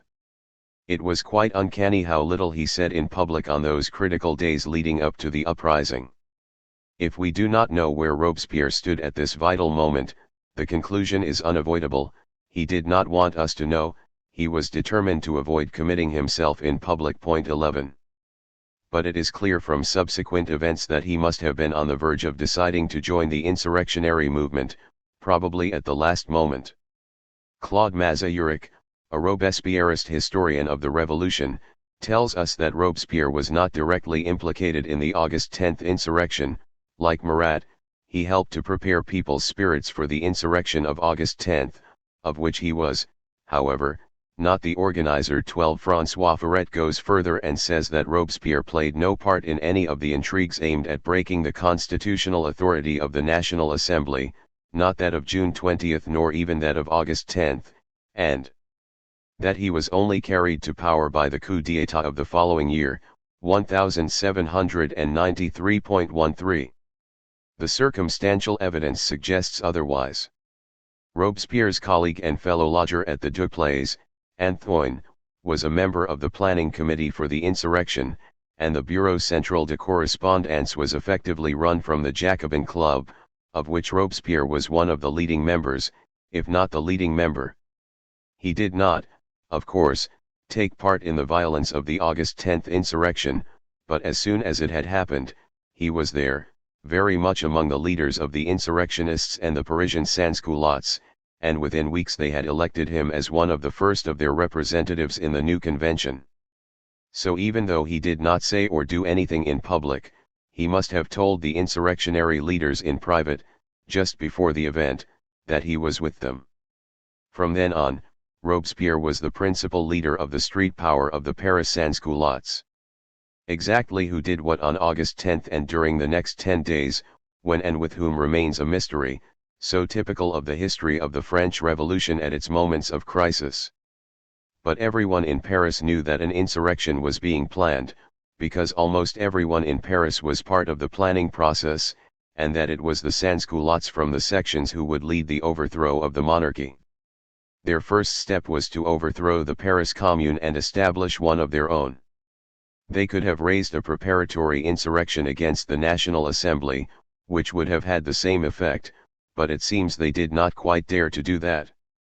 On August 9, between 8 and 9 at night, all the sections held meetings to choose delegates. At 11, the great warning bell, tocsin, of the Cordelier started to ring, and the delegates, 3 per section, converged on the Hôtel de Ville, where they took over a large hall and set up their insurrectionary commune, simply brushing aside the legally constituted commune, and placed Mayor Pétion under nominal house arrest. He offered no resistance. The commune insurrectionally resided in, and asserted its political authority from, the town hall from August 10 to September 2, 1792. These were days of wild improvisation. According to Sobol et al., great confusion reigned over the composition of this assembly, which was very unstable and subject to incessant modifications. The sections withdrew, replaced, or substituted delegates just as they pleased. 14 The first delegates, according to Michelet, were mostly obscure, unknown men and did not include any of the great leaders, like Robespierre or Marat. One historian counted the names of 363 sans-culottes who were registered as members at some point or other between August 9 and 17, 1792.15. According to the historian Alphonse Toulard, the Commune insurrectionelle initially numbered more than 526 delegates, far more than 3 per section. In fact, almost 11.16. They were mainly drawn from the agitators who had been making themselves heard in the public galleries of the sections. Within a few days the Commune tried to impose some order on what was obviously a rowdy, ill-disciplined, self-selected crew by restricting the number of members to 144, or 3 per section, but under pressure from the sections, it quickly doubled that number. Robespierre did become a member of the Commune insurrectionelle, presumably because the insurrectionary leaders co-opted him, but not until the day after the insurrection, August 11. Meanwhile, on August 9 the Insurrectionary Communes Council dismissed the Legal Communes Council, which simply withdrew. But the Insurrectionary Council reinstated a number of the Legal Communes town hall administrators and a number of its top employees, all of whom were Jacobins. Pétion as the mayor, Manuel as the chief executive, procureur syndic, and Danton as Manuel's second deputy. Antoine-Jean Galliot, Marquis de Mandat, commander of the Gardes Nationales at the Tuileries Palace, was summoned to the Hôtel de Ville on August 10. As his name tells us, he was an aristocrat. He was also a loyal military servant of the monarchy. He went trustingly, without an escort. On his arrival, he was surrounded, told that he was stripped of his command and shot dead. The defense force of the Tuileries was now without its commander. Around midnight, a few deputies went to the National Assembly. Most were freelance, come to save the king. The Girondins did not turn up until 7 the next morning, August 10. Perhaps they were afraid. Ferret says that there were now only some 200 deputies present in the National Assembly, of a total of 745. Early that day an officer of the new insurrectionary commune, probably Danton, entered the National Assembly with 2 other officers to tell it that the sovereign people, meeting in sections, had named commissioners, who would exercise all powers, and that they had suspended the General Council, Conseil General, of the old Commune. 17. Large crowds of demonstrators were by then flooding towards the Tuileries, some from the Faubourg Saint-Antoine, others from the left bank, supported by fetters, notably from Marseille and Brest. By 9 a.m. the first waves had reached the gates of the palace. Quite soon, the Gardes Nationales inside the Tuileries were fraternizing with the demonstrators. But the soldiers of the Swiss Guards, the dutiful defenders of the royal palace, put up a fierce resistance, and shots were fired. The invasion now became extremely violent, and the Swiss were soon overwhelmed. By the end of the day, the invaders were victorious, and many of the Swiss had been brutally massacred. But at 10 o'clock in the morning, before any violence had broken out, the king had been persuaded to leave the Tuileries with his family and to take refuge in Le Manège, next door, under the protection, as he thought, of the Assemblée Nationale. He had sent a message to the Swiss Guards telling them not to resist, but it was too late.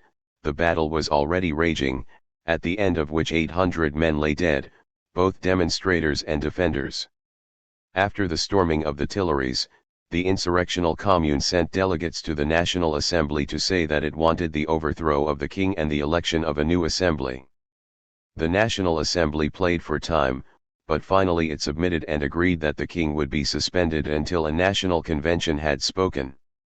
The next day Vergniaud told the National Assembly that the royal family would be confined in the Luxembourg Palace.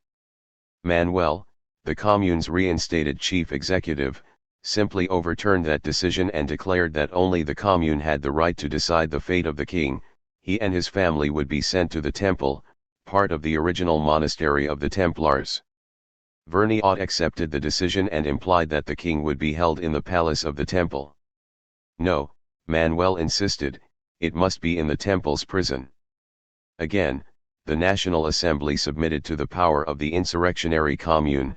On August 12, 1792, the king and his family were handed over to the Commune, which incarcerated them in the prison of the Temple. The Sansculottes were now in charge. This would not last, but it was a clear sign that the world was changing. And the central fact in this changing world was that the French revolutionaries had crossed the fatal frontier into illegality. For more than 3 years the revolution had been managed peacefully, and above all legally, by the bourgeois revolutionaries in the National Assembly. Now the Paris Sansculottes had thrust them violently aside. From this point on, the central theme of the revolution was an uncompromising power struggle between these two groups. 18. 13. The Commune Insurrectionnelle. With the violent storming of the Tuileries by the Sansculottes, the political authority of the National Assembly appeared to have collapsed, and the Commune Insurrectionnelle immediately started to make demands that were unprecedented, far-reaching, and brutal. It sent a delegation to the National Assembly to claim virtually all sovereign powers, overriding those of the elected National Assembly, and to assert for itself a new kind of legality, derived from the insurrectionary will of the people. The delegation was led by Sulpice Huguenin, a lawyer from Nancy who had been working in Paris as an official in one of the customs posts and had been elected president of the new commune. "The people, who send us to you," he stated, "have charged us to declare to you that they invest you once more with their confidence, but they have charged us at the same time to declare to you that they can recognize as judges of the extraordinary measures to which necessity and resistance to oppression have driven them only the French people, your sovereign and ours, meeting in its primary assemblies." 1. The meaning of this portentous and laborious speech was that the Commune did not accept the political legitimacy of the National Assembly and was therefore demanding the election, by the French people, of a new kind of assembly. It was to be called a convention, in homage to the Constitutional Convention held 5 years earlier in the newly created United States. But the elections to this assembly would be different from all their predecessors in 2 crucial respects. First, they would be by universal manhood suffrage, without the previous distinctions between the rich and the poor, the active citizens and the passive. Second, they would not be held by secret ballot. Instead, voting would be in public, according to a roll call and out loud, à haute voix. Point 2. The purpose of this innovation was, of course, to expose voters to the maximum political pressure and intimidation from those standing round, and it was soon used again, for the same purpose, in the operation of the new revolutionary tribunal. The National Assembly quickly agreed to elections and to the new electoral conditions. It also agreed to the provisional suspension of the king, but it refused demands for his absolute overthrow. The concept of a legality derived from the popular will of the people was a striking innovation, yet it was immediately clear that the insurrectionary leaders of the Commune did not themselves really believe in it. Why else would they demand the election of a new National Assembly, unless they felt that true legitimacy, and therefore legality, must derive from such a properly and nationally elected body? This first phase of the intimidation of the parliamentary bourgeoisie by the sans-culottes did not last very long. From the overthrow of the monarchy on August 10 to the opening of the convention on September 21 was a period of just 6 weeks, and when the convention started work, it quickly asserted the legitimacy of its authority as the new National Assembly. But these 6 weeks were crammed full of dramatic events: the invasion of France and the siege and capture of 2 key French fortresses by a Prussian army, the eruption of violent reactions in Paris, including the massacre in a number of prisons of more than 1,000 inmates by mobs of bloodthirsty sans-culottes, then the lifting of the clouds with a spectacular French victory at the landmark Battle of Valmy, followed by the withdrawal of the Prussians not just from the captured fortresses, but from France altogether. On August 11, 1792, one day after the overthrow of the monarchy, Robespierre became a member of the insurrectionary Commune.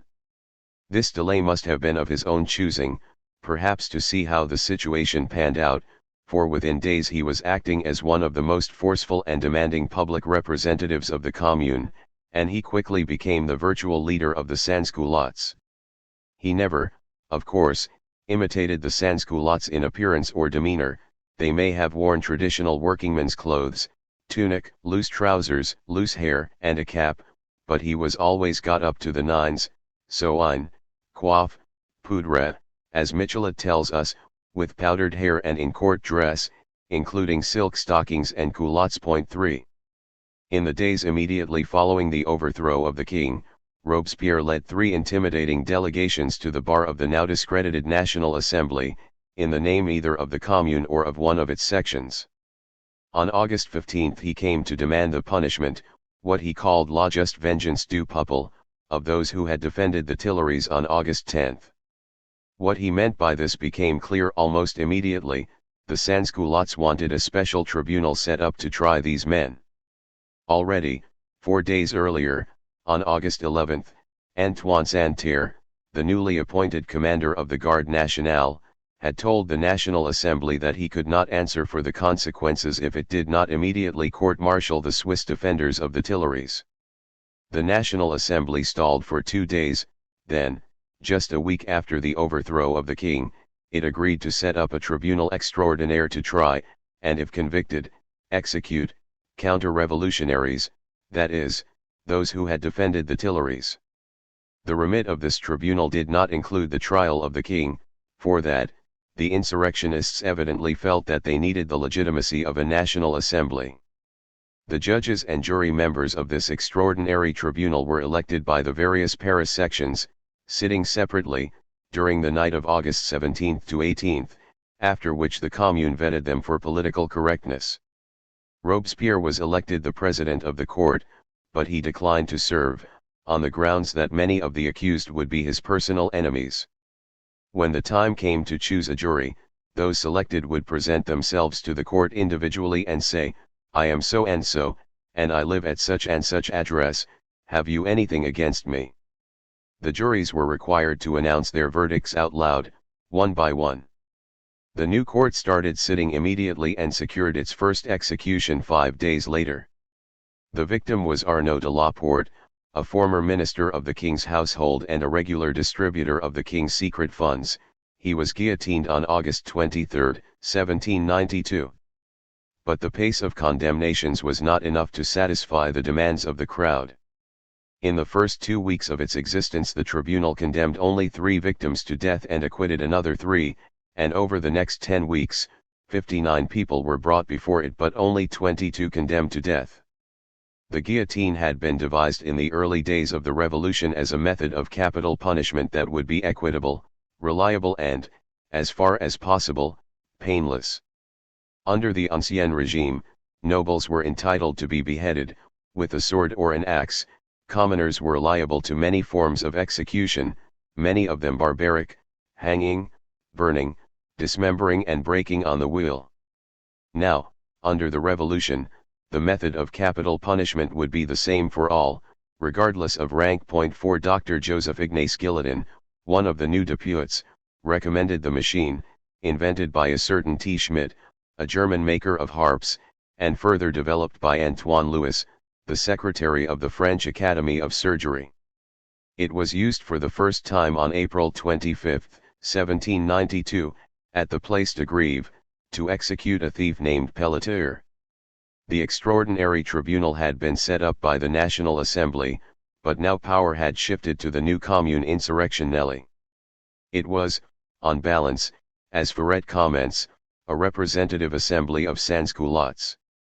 It contained a number of potentially violent urban roughnecks, but of the, variably, 288 members, about 100 were shopkeepers or artisans, and it included 45 professionals, 20 civil servants, 23 lawyers, and 5 priests. It was mainly led from the top by bourgeois revolutionaries, who stood for election to the future convention and became the backbone of the Montagnard faction there. Some of its members, like Robespierre and Danton, already had reputations as leading revolutionaries. But surprisingly, in view of his populist notoriety, the insurrectionary commune did not include Jean-Paul Marat, the embittered and sickly former doctor who had become, with his newspaper L'Ami du Peuple, the revolution's most incendiary and most widely read pamphleteer. It is not clear why he was not elected to the Commune Insurrectionnelle on August 9 to 10. It could have been because he had failed to cultivate the right people, and that could have been because he was often physically unwell, but Michelet claims that it was because Robespierre had kept him out, since he disliked and despised him. The political man Robespierre, a man of rigid attitude, careful, well-dressed, powdered, was disgusted by the filth of the other 5. In fact, each despised the other. Marat was a flamboyant Puritan, and he made a point, as a friend of the common people, of being ostentatiously unkempt, unwashed, and disheveled. He was described, memorably, by René Levasseur, one of the Jacobin members of the Assembly, thus: "This demoniac fanatic inspired in us a sort of repugnance and stupor. When they showed him to me for the first time, I considered him with that anxious curiosity which one feels in contemplating certain hideous insects. His clothes in disorder, his livid face, his haggard eyes had something repellent and frightful which saddened the soul. 6. One of the noisiest members of the Commune was Jacques Roux, a former priest who became one of the most radical campaigners on the left, and he was matched by Jacques-René Hébert, a journalist from the Bonne Nouvelle section who was notorious for his newspaper Le Père Duchesne, vibrant with scabrous journalism and replete with uncouth and unprintable words, which he delighted in printing. More typical of the new intake was Pierre Gaspard Chaumet.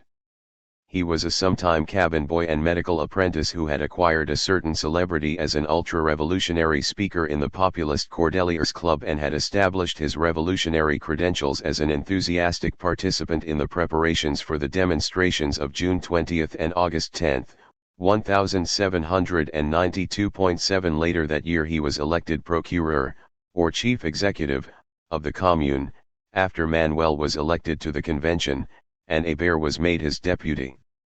Another leading participant in the insurrection was Jean-Nicolas Pache, from the section of the Luxembourg district. He had early acquired a solid reputation as a civil servant, first in the Navy Ministry, then in the royal household and most recently in the Ministry of the Interior. After the insurrection he was promoted to the Ministry of War, first as the Secretary General and then later, unexpectedly, when the job suddenly became vacant, as the Minister of War. At the ministry he appointed as his successor as Secretary General François-Xavier Audouin, a former priest who was also a founding member of the insurrectionary commune. In January 1793, Audouin married Pache's daughter, and the witnesses at the wedding were Santerre and Hébert. The sudden shift of power from the bourgeois revolutionaries in the National Assembly to the sans-culottes in the Commune meant that the sans-culottes could use their new power to their advantage. A key point about the insurrectionary regime is that, while the revolution destroyed many jobs, the war, after a while, although it was going badly, being badly managed and badly led, created many new ones, which the sans-culottes were able to hand out to their friends. The revolution had caused great economic hardship through inflation and food shortages, and the war, to begin with, only added to these difficulties, partly by dragging men away from their jobs, their homes, and above all their fields, but also by commandeering economic resources needed in civilian life. But once the French started to get a grip on the military threat facing them, the management of the war began to create considerable civilian employment, directly, in the War Ministry, which was vastly expanded, and indirectly, but crucially, in the arms and supply industries. Michelet claims that the War Ministry created 10,000 jobs in a rush in 1792 and that in the following year the whole of the Jacobin Club was employed in its administration, amounting to another 10,000 jobs, for themselves and for their dependents. 8 Considering that the population of Paris was 600,000, men, women and children, this would have meant that the War Ministry was not just massively expanded, and totally dominated by the Jacobins and their sans-culotte allies, but also a dominant provider of jobs for the sans-culottes. The war, the insurrection, and the War Ministry combined as a threefold machine for the mobilization, radicalization and advancement of the revolution of the Parisian sans-culottes. The most pressing problem for the new Commune was to reinforce the structures of its own credibility as an arm of government. The insurrectionists had unleashed the crowd power of the people of Paris, now they had to control it. They thought they could do so by trying to appease the anger of the deprived lower classes, by taking the first steps towards a police state. They set up a comité de surveillance, which they attached to the Paris Police Department and charged with public security, and they called on the Paris sections to establish their own, under the auspices of the Commune. The initial purpose of these comites was to keep an eye on, or investigate, all suspects and enemies of the revolution. Ever since November 1791, 9 months earlier, refractory priests had been labeled suspects of revolt against the law. In the mass excitement of the events of August 10, 1792, the category of suspects and enemies of the revolution was expanded almost uncontrollably, to aristocrats, to relatives of émigrés and then to anybody who could be accused of being a suspect. The Commune gave the comites de surveillance authority to make visits domiciliaires, that is, to force their way into people's homes without a warrant, and to disarm and imprison suspects. Many communes throughout France were inspired to follow the example of the Paris Commune, and it is estimated that as many as 20,000 comites de surveillance were set up in the days and weeks that followed. This mass delegation of police powers to anybody and everybody inevitably created the ideal institutional conditions for crowd hysteria and panic at moments of political crisis. One reason for the Commune's establishment of what was, in effect, a secret police committee was to gain credibility as a patriotic force defending the revolution against its enemies at home and abroad. The war was at a critical moment. The forces of the Duke of Brunswick, who reportedly told his staff that it would be a walkover, une promenade militaire, crossed the frontier on August 19, 9 days after the overthrow of the monarchy. On August 23 the fortress of Longwy fell to the invaders, and on August 30 the fortress of Verdun was under siege. The Commune ordered the imprisonment of refractory priests, the arrest of royalist journalists, the closing of their journals and the transfer of their presses to patriotic printers, and it put out a list of people to be arrested who were thought to be anti-civic, chaplains or feuillants. Over a few short days, some 3,000 suspects were imprisoned in Paris. Etienne Ponies, the president of the Comité de Surveillance, discreetly co-opted Marat as one of its first unofficial members, even though he was not an elected member of the Commune. Robespierre must have acquiesced in his appointment, which implies that Marat's Republican credentials outweighed the repugnance which Robespierre felt for him. The Commune endorsed the permanence of the sections, which, as we have seen, meant that the sans-culottes could hold meetings and debates whenever they liked without asking permission. At the same time, however, it attempted to exert greater control over them, by subjecting their staffs and even the elected members of their assemblies to a political purge, un scrutin purgatoire. The Commune also decided to reduce the Paris Garde Nationale to 48 battalions, one for each section.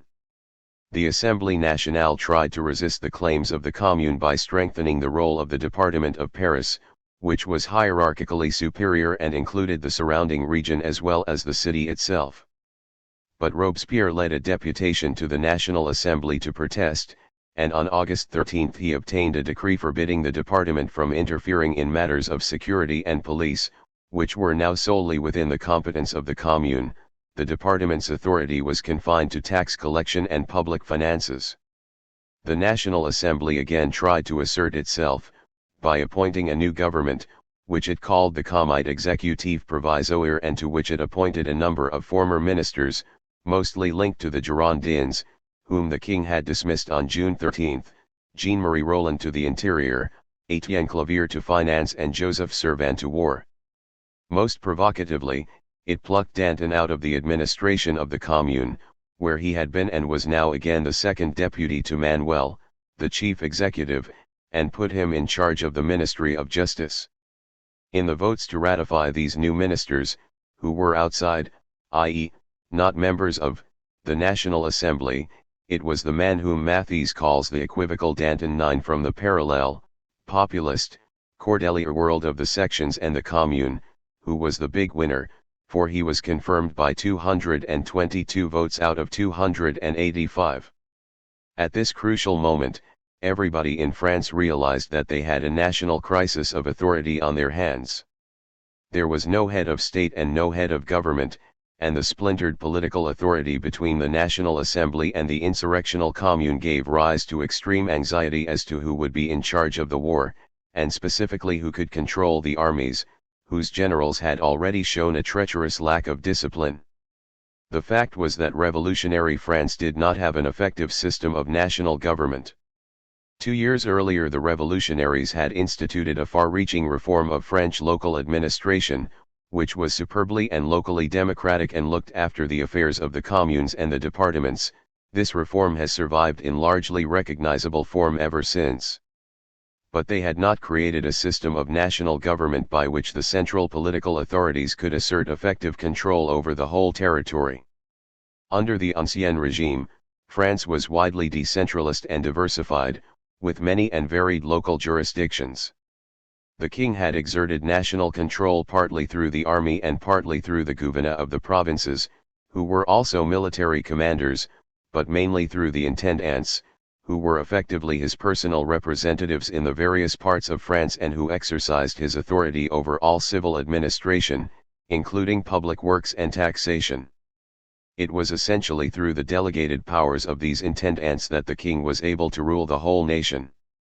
When Napoleon Bonaparte came to power, he imitated the Ancien regime by instituting a national system of préfets, obviously inspired by the intendants, with one in each department, which still operates today.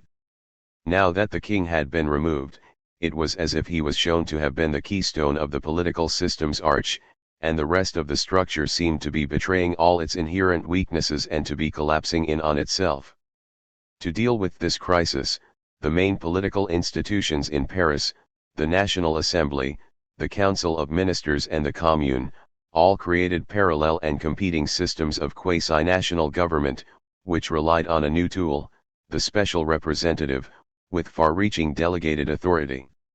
On the first day of the new regime, August 10, 1792, the National Assembly appointed 12 of its members to go to the armies, 3 to each army, to reassert the authority of the national government, with the power to suspend, provisionally, both the generals and all other officers and public officials, civil or military, and even to arrest them, if circumstances require, as well as to provide for their provisional replacement. 10. The National Assembly also sent 18 representatives to the departments of France, while the Council of Ministers sent 12, chosen by Danton, to 16 departments. Not to be outdone, the Commune sent out, in early September, 24 special representatives to assert its authority in the departments around Paris, as well as in those departments in the West. This delegation of power to individual representatives was a major and extraordinary innovation, and after the elections in the autumn, the convention extended it to the newly explicit concept of envoys en mission, or representants en mission. In that phase, these representatives were given exceptional, virtually unlimited authority, including the power of summary execution. In principle, those whom the National Assembly sent out were answerable, on their return, to the National Assembly, and some of them were called to account, but at the time, their actions were in practice virtually uncontrollable. Those sent out by the Commune were answerable only to the Commune. In short, this was another innovation taking the revolution further outside the domain of legality. The problem confronting the revolutionaries was not merely that they lacked an effective system of national government, they increasingly found that they lacked national consent. The insurrectionists' uprising was essentially a Paris and populist-based event, and it set the capital on a collision course with much of the rest of France. This was partly about the overthrow of the king but more about the claim of the Paris sans-culottes to sovereign authority over the rest of the country. Much of France had been dismayed by the overthrow of the king, most people were traditionally monarchist and conservative, and many were shocked at the violence of the Paris mob.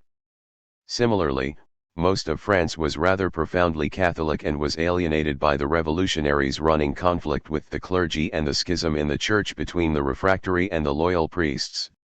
Above all, most of France would not accept the visceral hostility of the most radical elements of the Paris Commune to all public manifestations of the Catholic Church and then, ineluctably, to Christianity itself. But the most inflammatory issue was the claim of the Paris Commune to national sovereignty. During the first phase of the revolution, people had no doubt come to terms with the new authority of the National Assembly, since it was nationally elected. But they did not take to the idea that they would be ruled from Paris by the sans-culottes. The rise of the insurrectionary commune was the inevitable prelude not just to a running struggle between the sans-culottes and the bourgeois revolutionaries but also to episodes of civil war between Paris and a number of the provinces of France. In Paris, meanwhile, the most urgent need was to calm the agitation among the sans-culottes. In the immediate aftermath of the storming of the Tuileries, the authorities in the insurrectionary commune had sought to appease them by demanding a new tribunal, and within a week the National Assembly had complied. But it was not enough, among the sans-culottes a sense of public crisis was still brewing. On the very evening of August 11, the police department of the Hôtel de Ville had sent Santerre a note warning that "We have been informed, sir, that a plan is being formed to invade the prisons of Paris in order to remove all the prisoners and to exact summary justice on them." 11. Immediately after the overthrow of the monarchy, about 1,000 suspects had been arrested, among them aristocrats, priests, and Swiss soldiers who had been defending the Tuileries. The priests were mostly concentrated at the Couvent de Carmes and at the Séminaire Saint-Firmin, which had been turned into prisons, and the number of inmates in the main Paris prisons, Abbé, Conciergerie, Châtelet, was now around 2,000, two-thirds of whom were common criminals. There was a widespread rumor of a royalist plot to release the prisoners and arm them against the revolutionary patriots. Journalists of every stripe, Hébert, Antoine-Joseph Gorsas and Jean-Louis Carra, among others, were demanding summary justice against the enemies of the revolution. Louis Stanislas Frerin, the publisher of the newspaper L'Orateur du Peuple, explicitly called for a massacre. "The prisons are bursting with criminals, it is urgent to rid society of them right away." 12. Some have been tempted to assume that Marat, the political rabble-rouser, was behind these declarations, for already in December 1790 he had made wild but unspecific calls for the massacre of 10,000, or even 100,000. Now he deliberately added fuel to the flames. "The last resort," he wrote, "which is the surest and the wisest course, is to go armed to the Abbaye, to drag out the traitors, especially the Swiss officers and their accomplices, and to put them to the sword." 13. The sans-culottes were being stirred into a frenzy by this rabid journalistic campaign, egged on by various members of the Commune. The section of the Poissonnière district adopted the following resolution: this section, considering the pressing dangers to the country and the infernal maneuvers of the priests, decrees that all the priests and suspect persons held in the prisons of Paris, Orleans, and elsewhere shall be put to death. 14. And its resolution was endorsed by 3 other sections, those of Luxembourg, Louvre, and Fontaine-Montmorency. Under pressure from the Commune Insurrectionnelle, the National Assembly endorsed the growing campaign against the priests with a sweeping set of repressive decrees. On August 18 it suppressed certain religious congregations and forbade the wearing of religious vestments in public.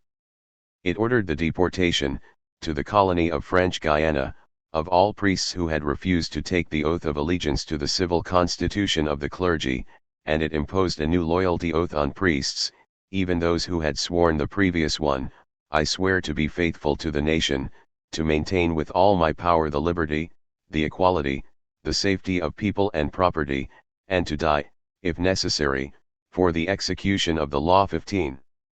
The National Assembly went on to forbid religious processions, confiscated gold and silver religious vessels used in the Mass, as well as church bells, and removed from the church the right to register births, marriages, and deaths, an official function which was transferred to the civil authorities. This campaign was directed not just, as before, against refractory priests, so-called enemies of the revolution, but against all aspects of the Christian Church, what the French once called la prétrale, regardless of its relationship to the revolution. Opinion in France about the Church was divided. The bourgeoisie and the intellectuals, the inheritors of the Enlightenment, were probably in many cases at least somewhat skeptical about Christian doctrine, and many were no doubt critical of the Catholic Church and its abusive privileges under the Ancien regime. But most of the vast mass of people in the countryside, especially among the peasants, were no doubt in some sense believers, or at the very least profoundly accustomed to traditional religious rituals and the role of the priests in their local communities. Just one of the anti-church measures, the removal of the bells, illustrates the depth of the chasm of incomprehension between the Paris sans-culottes and the mass of the population in the rest of the country. Rural France had lived to the rhythm of bells since time immemorial. Church bells announced the morning mass and signaled the midday break with the Angelus, celebrated marriages and tolled for deaths, rang out for victories and warned of dangers. The first revolutionaries had conceded the rights of religion, in their Declaration of the Rights of Man, but the sans-culottes of the Paris Commune, who always recognized the sound of the great bell of the Cordeliers, the tocsin, as the signal of alarm, now seemed determined that the revolution would be wholly secular and thought they could simply sweep away the sound of bells from the lives of the peasants. This inevitably put them on a collision course with much of the rest of the French population. Meanwhile, the military situation was increasingly threatening. The Prussians had captured the fortress of Longwy and were besieging the fortress of Verdun, both believed to be crucial defensive strongholds between Paris and the northeast frontier, but the Ministry of War, the National Assembly and the Commune all seemed to be dithering impotently. On September 2, 1792, Danton, then the Minister of Justice, came to the National Assembly and delivered a rousing speech of military inspiration which was to become famous in the annals of the Revolution. The bell which is about to ring is not a signal of alarm, it is the order to charge against our country's enemies. To defeat them, gentlemen, we need boldness, still more boldness, and France will be saved. 16. He was loudly applauded. Michelet seems to believe that Danton had been hoping that the National Assembly would give him some form of supreme power. It did not do so. Danton made no reference to prison massacres, which he must have known were in the air, and then he went home and was not seen again for several hours. That afternoon, the National Assembly and the Conseil General, the Assembly, of the Commune closed their sessions, but that of the Comité de Surveillance remained open. In attendance were Ponies, its president, Marat, and a few other colleagues. The offices of the Comité de Surveillance were in the Mairie, on the Ile de la Cite, in the middle of the Seine. 17. This was not just the official residence of the mayor, It was also part of the same block of buildings as the Palais de Justice, Courts of Justice, and the prison of the Conciergerie, and it had a set of prison cells, controlled by the Comité de Surveillance. It also happens that the location of what was then the mairie is now occupied by the current and long-standing headquarters of the Paris Police, the Direction Régionale de la Police Judiciaire de Paris, whose address is familiar to readers of Georges Simenon and other French detective story writers, 36, Quai d'Orfèvres. On September 2, 1792, the cells of the mairie held a number of prisoners. That afternoon, the Comité de Surveillance ordered or permitted, it is not clear which, 24 of them to be transferred to the prison of the Abbaye, not far away on the left bank. 18 They were all taken away in 6 hackney cabs. A number of these prisoners were priests, dressed in ecclesiastical garb.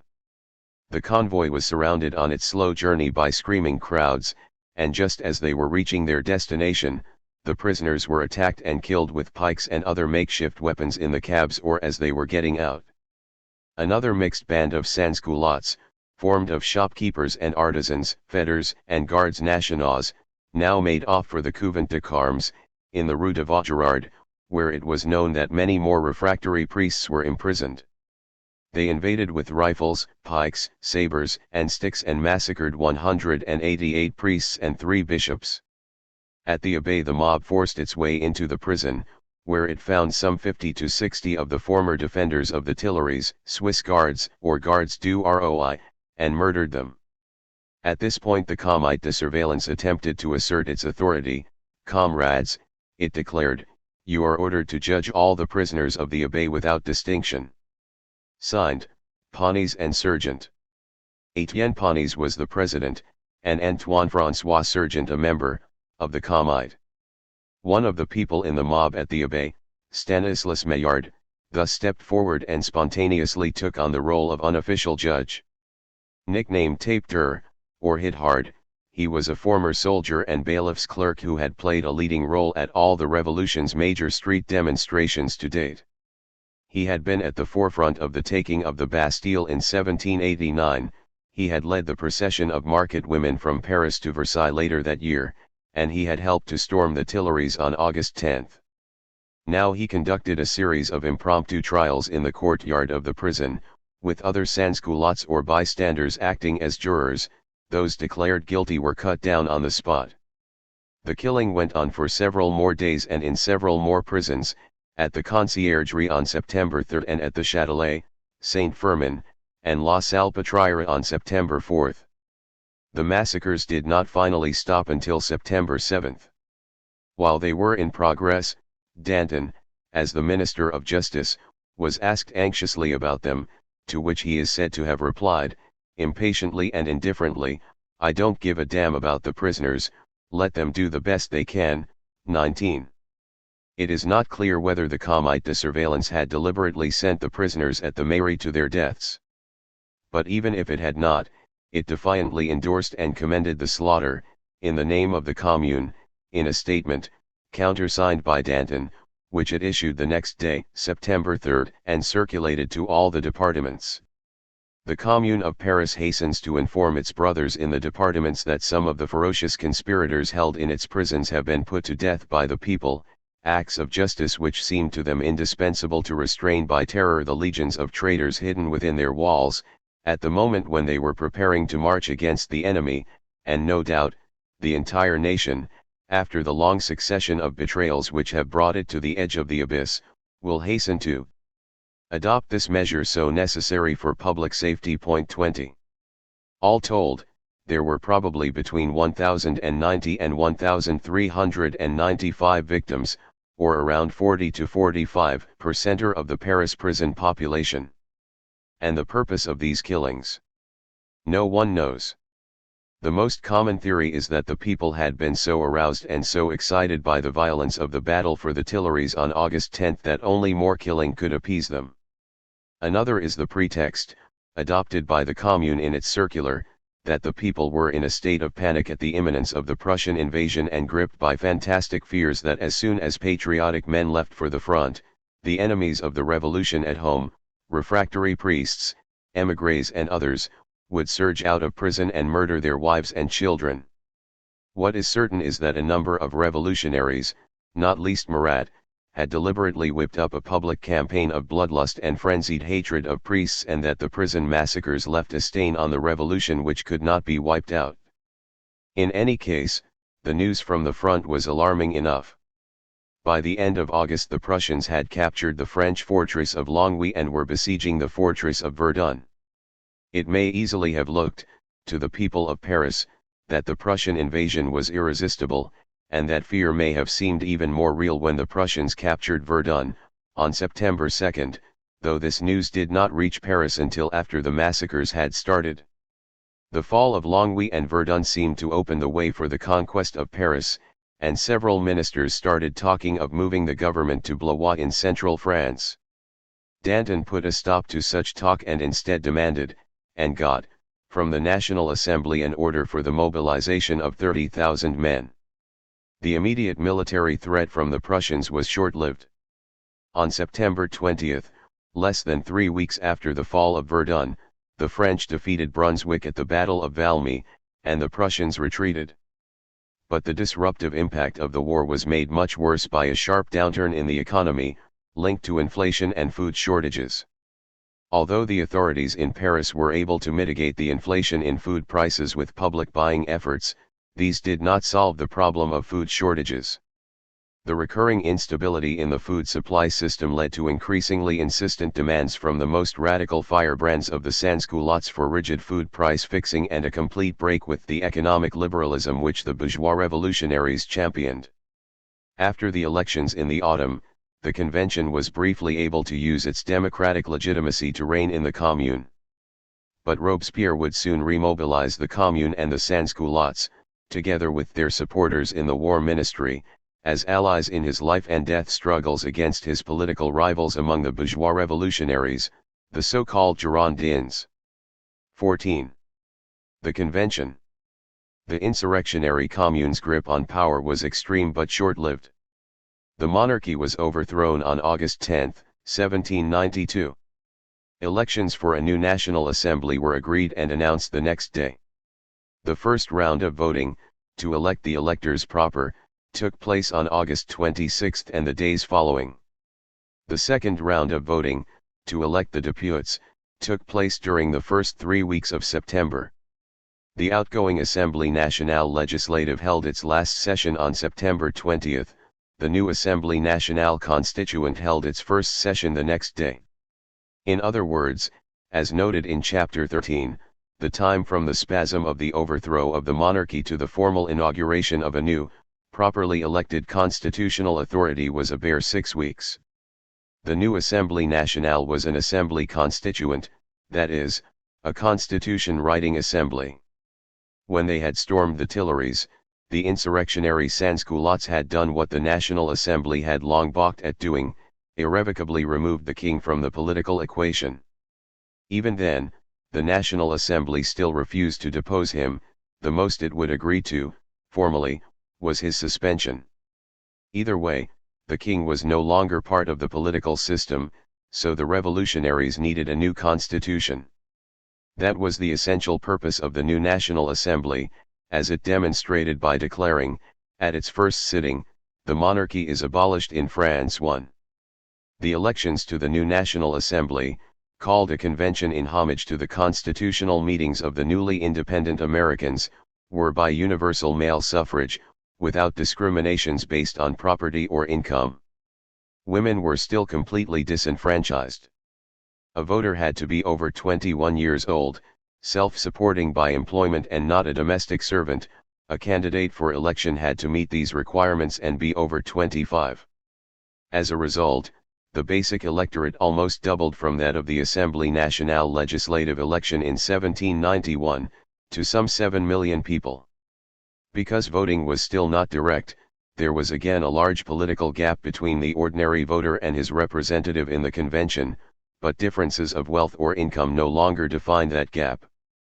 But if the voting rules for the convention were more democratic than those for its predecessors, the new National Assembly turned out to be no more representative than the constituent or the legislative, because the electorate showed very little interest in voting. The policies of the revolutionaries were having results which alienated more and more voters, whether it was the disorder of the economy, the quarrel with the Catholic Church or the strains of the war. Many ordinary people were shocked by the violent way in which the king had been overthrown, and now there was the further trauma of the September prison massacres, which sent waves of horror right across France and beyond. Although the number of votes went up, it was because the franchise had been massively enlarged.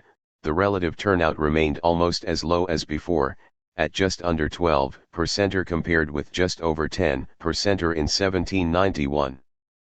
But if the revolution brought much hardship and suffering, and consequently much ambivalence towards voting, certain people did well out of it, especially those who had some money and could afford to buy church property, newly designated as biens nationaux, being put up for sale.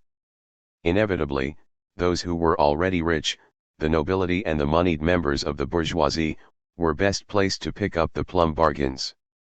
Land was still, by common consent, the most desirable asset. Everybody wanted some, but the peasants too wanted it most. Many of the peasants were already owners or leaseholders of their land, and they now had the means and the desire to acquire more.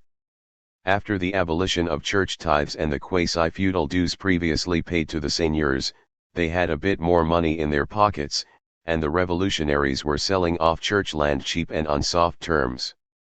Their wives were not necessarily thinking the same way, however, and questions of the church and church property divided many peasant families down the middle. Many of these wives were devoted to the church and to the traditional, non-conforming, refractory, priests whom they knew, whereas their farmer husbands were impatient to buy church land. Michelet has a brilliant passage on this determination: buy or die. The peasant has sworn, whatever happens, he will buy. Public events make no difference. War is declared, he buys; the throne falls, he buys; the enemy arrives, no matter, he buys without question. The news of 60,000 Prussians makes him shrug his shoulders. What can so few do to expropriate a whole people? 3. At this point, in the autumn of 1792, the revolutionaries had already sold off church property worth £3,000 million. As Michelet comments, the revolution had passed into the earth, it had taken root, for in fact, the sale of church property by the revolutionaries probably constituted the greatest wave of redistribution of land in French history. Despite this chance to acquire land on excellent terms, most people did not like the results of the revolution so far. Public alienation was widespread. On August 10 the organizers of the Commune insurrectionnelle had whipped up tens of thousands to invade the Tuileries and overthrow the king, but within weeks the mass of ordinary people had turned away in indifference. The Paris sections were allowed to hold meetings whenever they wanted, but almost nobody came. In one section, with a potential electorate of more than 3,000 citizens, meetings were held where only 25 turned up. Others might have 60 people present, but only 10 taking an active part. The rest would listen and lift their hands to vote, but mechanically and obediently. 5. There was no political campaigning, in the modern sense at least, in the elections for the convention, and no parties putting together party manifestos. On the other hand, all kinds of tactics were used to ensure the election of like-minded people. In Paris, for example, the Commune insurrectionnelle insisted that voting in these elections be not by secret ballot but in public and by public declaration, out loud. 6. Perhaps as a result, the turnout in the capital was particularly low. In June 1791 the election for the mayor of Paris had been widely shunned, mustering only 10,000 voters. This time, to elect 24 members of the convention, only 525 voters turned up. They were carefully shepherded away from the legally assigned polling place, the Paris Archives, the former Archbishop's Palace, and herded to a more reliable place for voting, the Club de Jacobins. 7. This method of intimidation proved so successful that when the votes were counted, all but one of the 24 deputies elected by the Paris voters were followers of Robespierre, of Danton, or of another leading member of the Commune. Robespierre was the first elected, on September 5, followed by Danton on September 6, then Jean-Marie Collot d'Herbois, Louis-Pierre Manuel, Jacques-Nicolas Billaud-Varon and Camille Desmoulins. Marat was elected on September 9. Some departments outside Paris followed the example of the Commune and imposed the same intimidatory voting procedure. Elsewhere, the absence of party discipline or party campaigning meant that voters were more or less free to reflect local conditions, with the result that the majority of the convention, from outside Paris, was rather moderate and bourgeois and of varying political origins. This time, Robespierre's 1789 initiative banning the re-election of sitting deputies was not in force. As a result, of the 749 new deputies, many of whom were lawyers, advocates, or solicitors, notaires, about a third were already politicians of national standing, having been members either of the Assemblée Nationale Constituante or of the Assemblée Nationale Legislative. Many of the rest had held public service jobs in their departments. There were a few nobles, including the Duc d'Orléans, who had asked the Commune to give him a new name after the abolition of all aristocratic titles in 1792, and had been granted the democratic-sounding Philippe Égalité, and about 50 constitutional clergy, who had taken the oath of the Constitution Civil du Clerge of July 1790, including 17 bishops. One of the priests was Emmanuel Sieyès, the once celebrated author of Tous Siècles État, who was still trying for a political role in the front rank, and there were a few reforming Protestant pastors, such as Jean-Paul Rabat Saint-Étienne from Nîmes and Marc-David Lazars from the Tarn, both leading members of the Girondins. Despite the introduction of universal male suffrage, the 749 deputies included only 2 men from the working class, Jean-Baptiste Armenville, a 36-year-old wool carder from Reims, and Noël Point, a 37-year-old blacksmith from Saint-Étienne. This was probably because the elections took a long time, especially in those places which followed the example of the Paris Commune and required public voting out loud. It seems likely that most of the potential candidates from the working class were either not interested or intimidated, or felt they could not afford to take the days off work.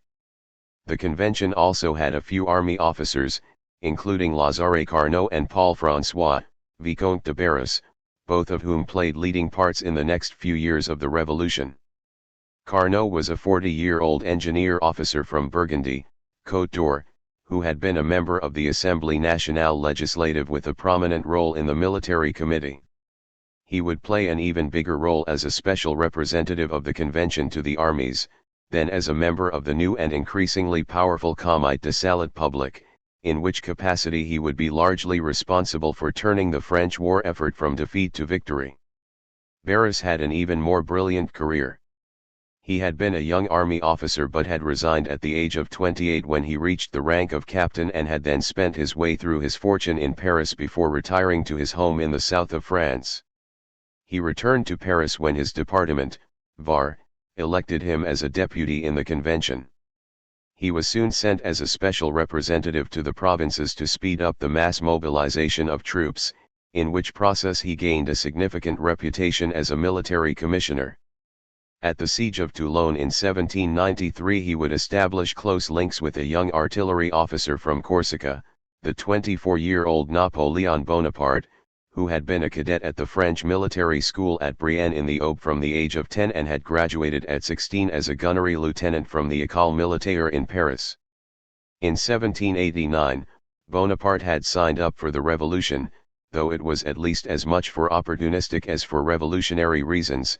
At that time he was much more interested in the independence of his native Corsica than in the French Revolution. Barras would play a significant role as an enabler of the rise of Bonaparte and in the subsequent fall of Robespierre. There were also 2 foreigners in the convention, Anacharsis Clootz from Germany and Thomas Paine from England. In late August, during its dying days, the Assemblée Nationale Legislative had been persuaded to give French nationality to a number of deserving foreign supporters of the revolution and to invite them to sit in the convention. They were Joseph Priestley, the English chemist, Jeremy Bentham, the English philosopher of utilitarianism, William Wilberforce, the English anti-slavery campaigner, Friedrich Schiller, the German poet, the American politicians George Washington and Alexander Hamilton, and half a dozen more, from Germany, Switzerland, Italy, Poland and Holland. Almost all declined the invitation. Priestley was elected but declined his seat, but Cloots and Paine were elected and did sit. John Baptiste Cloots was an eccentric, ultra-rich German baron from Cult who had rushed to Paris in the early days of the Revolution as a groupie. He called himself the orator of the human race, and like other revolutionaries he gave himself a classical Greek first name, Anaxagoras, after the Scythian philosopher who traveled to Athens in the 6th century BC and was much admired as a frank, outspoken barbarian. Cloots endeared himself to the Girondin War Party by advocating revolutionary war throughout Europe. When the Girondins fell, he ended badly under the Terror, guillotined, absurdly, as a foreign agent. Paine was internationally celebrated as a revolutionary pamphleteer, and he served in the convention as a deputy for the Department of Pas-de-Calais. He fell foul of the Jacobins, partly because he joined the doomed Girondin faction and partly because he angered the Montagnards by publishing, in 1793, Le siècle de la raison, The Age of Reason, 8, which argued for belief in a deistic God at a time when the sans-culottes were pursuing a ferocious policy of atheism. He was imprisoned on Christmas Eve of 1793 in the Luxembourg prison, at the personal instigation of Robespierre IX as a sympathizer of the Girondins. He stayed there for 10 months and escaped the guillotine only by accident. The sign marking him out for execution was placed on the outside of his cell door, which was left open, and at the crucial moment, when he should have been taken away, the sign was invisible. 10 After the reinstatement of the Girondins he was eventually released from prison, but he spent the next 8 years unhappily longing to return to America. When he finally got there, he died alone, forgotten and in poverty. It is generally said that the convention had around 160 Girondin deputies, about 200 further left-wing Montagnards, and some 389 moderates. In reality, there were no sharp lines to define the balance of political forces in the convention, any more than there had been in the previous National Assembly. When historians refer to political groups such as these and assign numbers to each, they are more using conventional metaphor than stating hard numerical fact. There were no parties in the modern sense.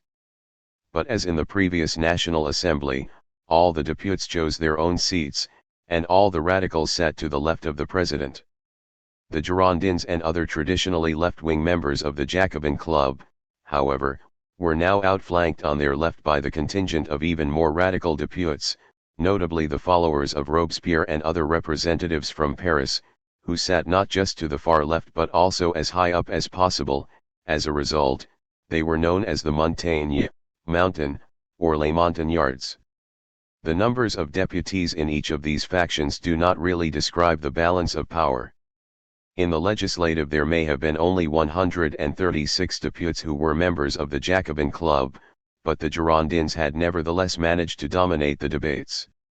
This was partly because they were led by the flamboyant and celebrated journalist adventurer Jacques Broussat, partly because Broussat gathered round him some of the most eloquent speakers in the new assembly, such as Pierre Vergniaud, Armand Gensonet and Marguerite Elia-Guadet, and partly because Broussat's friends and followers were closely linked with several members of the then government, like Jean-Marie Roland and Étienne Clavier.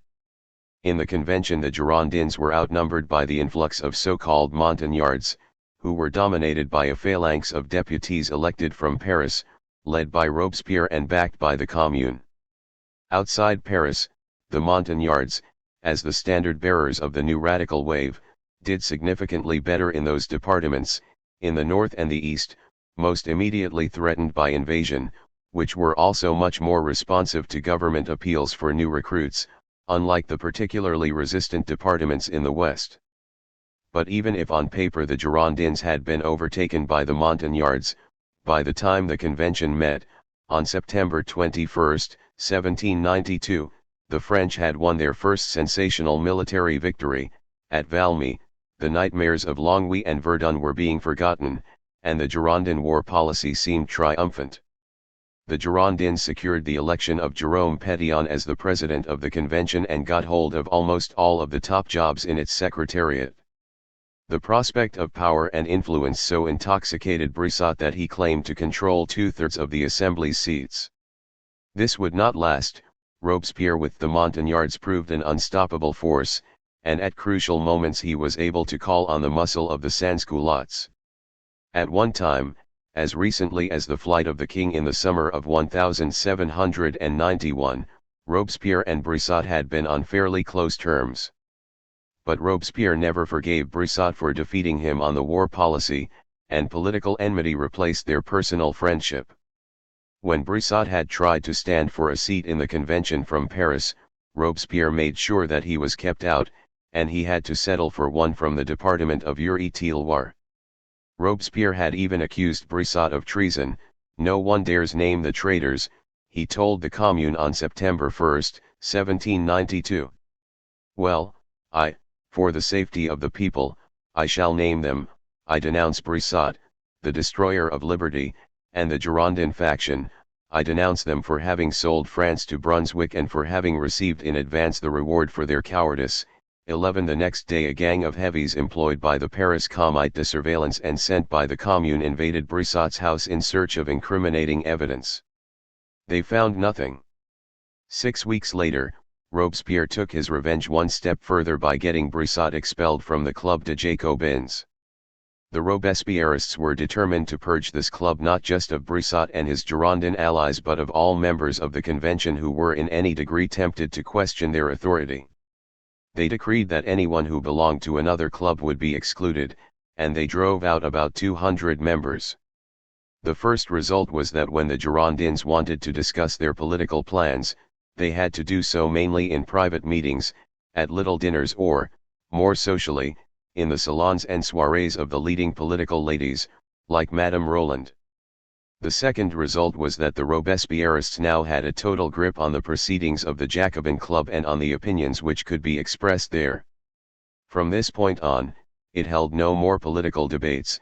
Instead, the Jacobins would simply rubber stamp, usually with servile applause, policy positions already adopted by Robespierre and his close allies.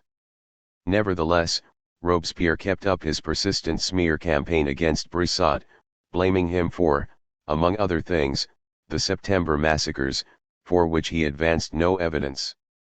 The indirect consequence of this vendetta and the direct consequence of the purge of the Jacobin Club was that whereas identifiable groupings in the Assemblée Nationale Legislative had been evanescent or even largely amorphous, in the new convention there quickly appeared an open and systematic confrontation between the Girondins and the Montagnards. The social origins of these two groups were almost indistinguishable. The members of both were bourgeois and educated, both included significant numbers of lawyers, and both believed in property and economic liberalism.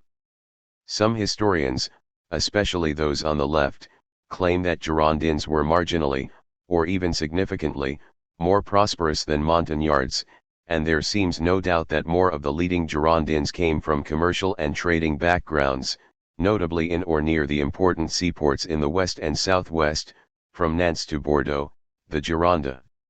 Albert Mathies, the noted Marxist historian and fervent Robespierrist, maintains that the Montagnards and Girondins were deeply divided on issues of political principle, to the point of class difference. He argues that the Girondins were instinctively prosperous conservatives who considered property an absolute right and were repelled by the coarseness of common people, and that the Montagnards, by contrast, represented the little people, who suffered from the consequences of the war. 12. This is going too far.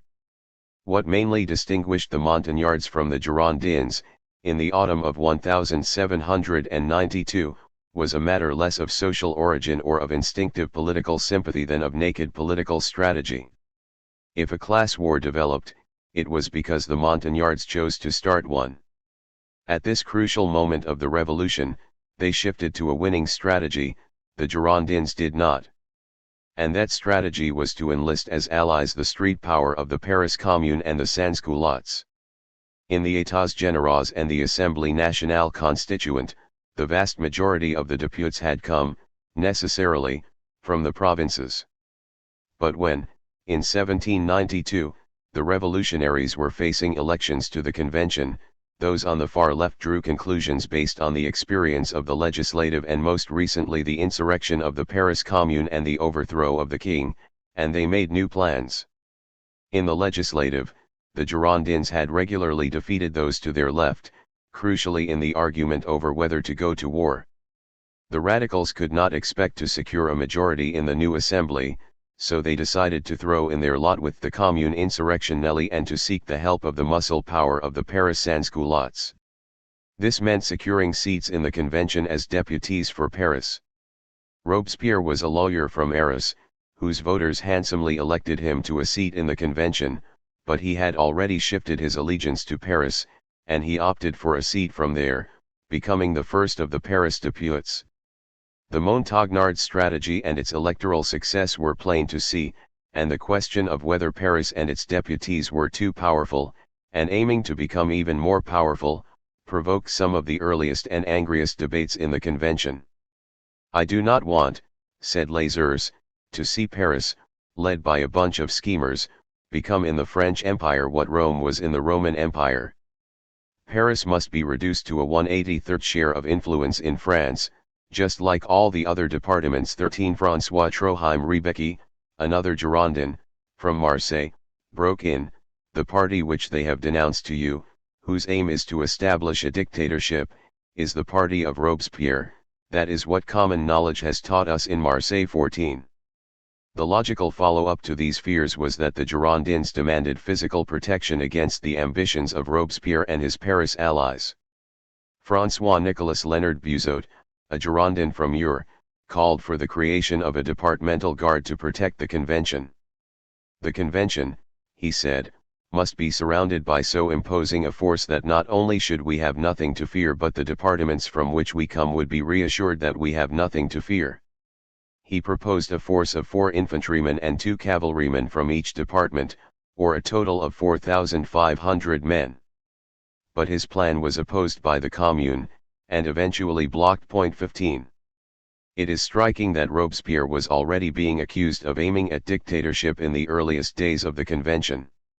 Jean-Baptiste Levet, a Girondin and the author of mildly licentious novels, regularly charged him with such ambitions, as on October 25, 1792.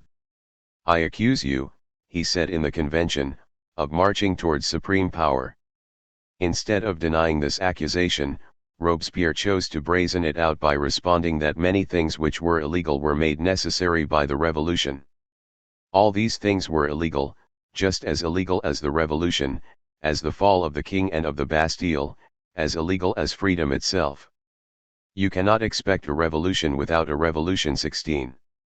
For a while, however, the two sides made real efforts to work together for a semblance of harmony and to build a new regime in the wake of the overthrow of the king. There was no question now but that France must be a republic. On September 22, in one of its first acts, the convention decreed that all legislative acts would henceforth be dated from year 1, LNI, of the revolution, and on September 25, that the French Republic is one and indivisible, La République Française est un et indivisible. But this brief moment of harmony did not last, and it was the confrontation between Paris and the provinces which would crucially separate the Montagnards from the Girondins and ensure the Montagnards' victory. The more they emphasized the rights and the power of Paris as the heart of the revolution, the more the Girondins, the involuntary provincials, found themselves defending the independence of the cities and provinces of the rest of France. The Montagnards eventually defeated the Girondins by mobilizing the Paris sans-culottes against them, but the only way they could dominate the increasingly radical demands emanating from the Paris sans-culottes was to take France ruthlessly down the path towards centraliste, revolutionary dictatorship and the terror. 15. The war in 1792, from Valmy to Jemappes. In the crucial weeks of the autumn of 1792, the French turned the tide of war from defeat to victory and rolled back the invading armies of Prussia and Austria, which had threatened to overwhelm Paris and reverse the revolution. On September 20 at the Battle of Valmy, the French revolutionaries won their first, fantastically important victory, and for the time being the threat of invasion was over. As a military engagement, Valmy was not much. It consisted essentially of a prolonged exchange of cannon fire, and at the end of the day there were not many casualties on either side, probably some 300 Prussian and 200 French. No one quite knows why or how this turned out to be a French victory. Brunswick could have pushed on from there towards Paris. Instead he withdrew, conceding the battlefield to the French. One explanation is that he was shocked to find that the French army was much better than he had expected. The Prussians had come to assume that in any confrontation between their disciplined, seasoned troops and the disorderly rabble of the revolution, they could count on an easy victory, but when they saw the disorderly rabble stand firm, with cries of "Vive la Nation," they were disoriented and unnerved. Another factor was that Brunswick's army was suffering from widespread sickness and ill-supplied with food from home. A third was the long-running distrust between Prussia and Austria, now flaring up over the imminent partition of Poland, which Brunswick's advisers saw as more important than pursuing the war against France. There were rumors that France's General Dumouriez had somehow brought about the Prussian withdrawal by bribery, but the revolution was constantly awash with rumors of bribery and betrayal. In this case it seems far-fetched, but it is a fact that Dumouriez was increasingly ambivalent about the revolution and made no effort to harass the Prussians in their withdrawal. On the contrary, he made their retreat as easy as possible and had frequent and friendly diplomatic exchanges with them. The German poet Johann Wolfgang von Goethe was present at the battle, on the Prussian side, and he told his companions, or so he claimed, many years later, "From this place and from this day starts a new era in the history of the world, and you can all say that you were there." In fact, he wrote this account, in campaign in Frankreich, between 1819 and 1822, at least 27 years after Valmy. At the time, as he admitted in a letter to a friend, he did not really know what was going on. Point 1. Although Goethe took a while to realize it, in France and the rest of Europe the psychological and the political effects of the victory at Valmy were overwhelming. Dumouriez was able to push forward to further victories, and the French were emboldened to launch a whole wave of offensives all round the perimeter of the French frontier, not just to the north, in the direction of Dumouriez's original offensive, but also to the east, the southeast and the south. In the south, General Jacques-Bernard d'Anselme seized Nice, for 400 years a province of Savoy, and imposed a Jacobin administration. In the southeast, General Montesquieu seized Chambéry, the capital of Savoy, while French troops invaded the bishopric of Basel and proclaimed an independent republic. In Germany to the east, General Adam Philippe, Comte de Custine, whose popularity, according to Toulard, came from the size of his great mustaches too, took Speyer on September 25, Worms on October 5 and Mainz on October 21 and then threatened Frankfurt. After Valmy and the retreat of the Prussians, the Austrians, who had been besieging Lille, withdrew to what is now Belgium. The way was open for Dumouriez to revert to his original plan, a northward offensive, with the aim of liberating the Belgians from their Austrian colonizers.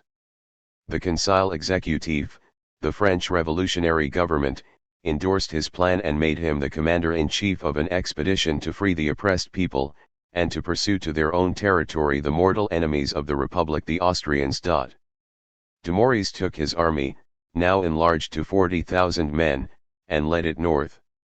On November 6 he came upon the Austrians just short of Mons and defeated them in a resounding victory at Jemappes. The Austrians withdrew, Mons fell, and French troops entered Brussels a week later.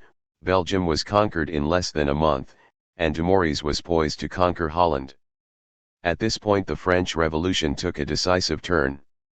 Dumouriez had planned and now proposed that Belgium, once liberated, would be free and independent. He imposed strict discipline on his troops, and he issued a rousing declaration to the Belgian population which went far beyond anything authorized by the convention. "Brave Belgian nation, we are entering your territory to help you plant the tree of liberty, without interfering in any way with the constitution which you will adopt. Provided that you adopt the sovereignty of the people and that you give up living under any despots, we will be your brothers, your friends, your supporters." We will respect your properties and your laws. Point 3. Dumouriez was apparently acting with the support of the French government. On October 30, Pierre Lebrun, the French foreign minister, had written to the French ambassador in London that France has renounced all conquests, and this declaration should reassure the English government on the entry of Dumouriez into Belgium. He restated this position after the victory at Jemappes: "We do not want to interfere by giving to any people this or that form of government. The inhabitants of Belgium will choose that which suits them best for." But this liberal policy, offered by Dumouriez and endorsed by his immediate superior, was immediately cancelled by the convention. When, on December 4, a Belgian delegation came to Paris to ask for recognition of Belgian independence, the convention turned it down, and 3 days later the French army brutally repressed a public demonstration in Brussels calling for Belgian independence. Dumouriez blamed the reversal of his policy on speculators and on a conspiracy of the new regime at the War Ministry.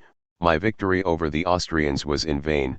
This superb expedition will end badly, because all my plans are being frustrated, because they are tyrannizing the country, because greedy speculators, supported by the offices of the War Ministry, are hoarding all the supplies, under the pretext of feeding the army, but in fact leave it short of everything." 5. Dumouriez's complaint concerned reforms introduced by Jean-Nicolas Pache, the new Minister of War. Pache was a conscientious and hard-working civil servant and a long-standing follower of Jean-Marie Roland, the Girondin Minister of the Interior. On his surprise appointment as the Minister of War, however, he had abruptly switched loyalty to the Montagnards and stuffed his ministry with masses of sans-culottes, most of whom were inexperienced and unqualified and all of whom were committed to the Montagnard cause.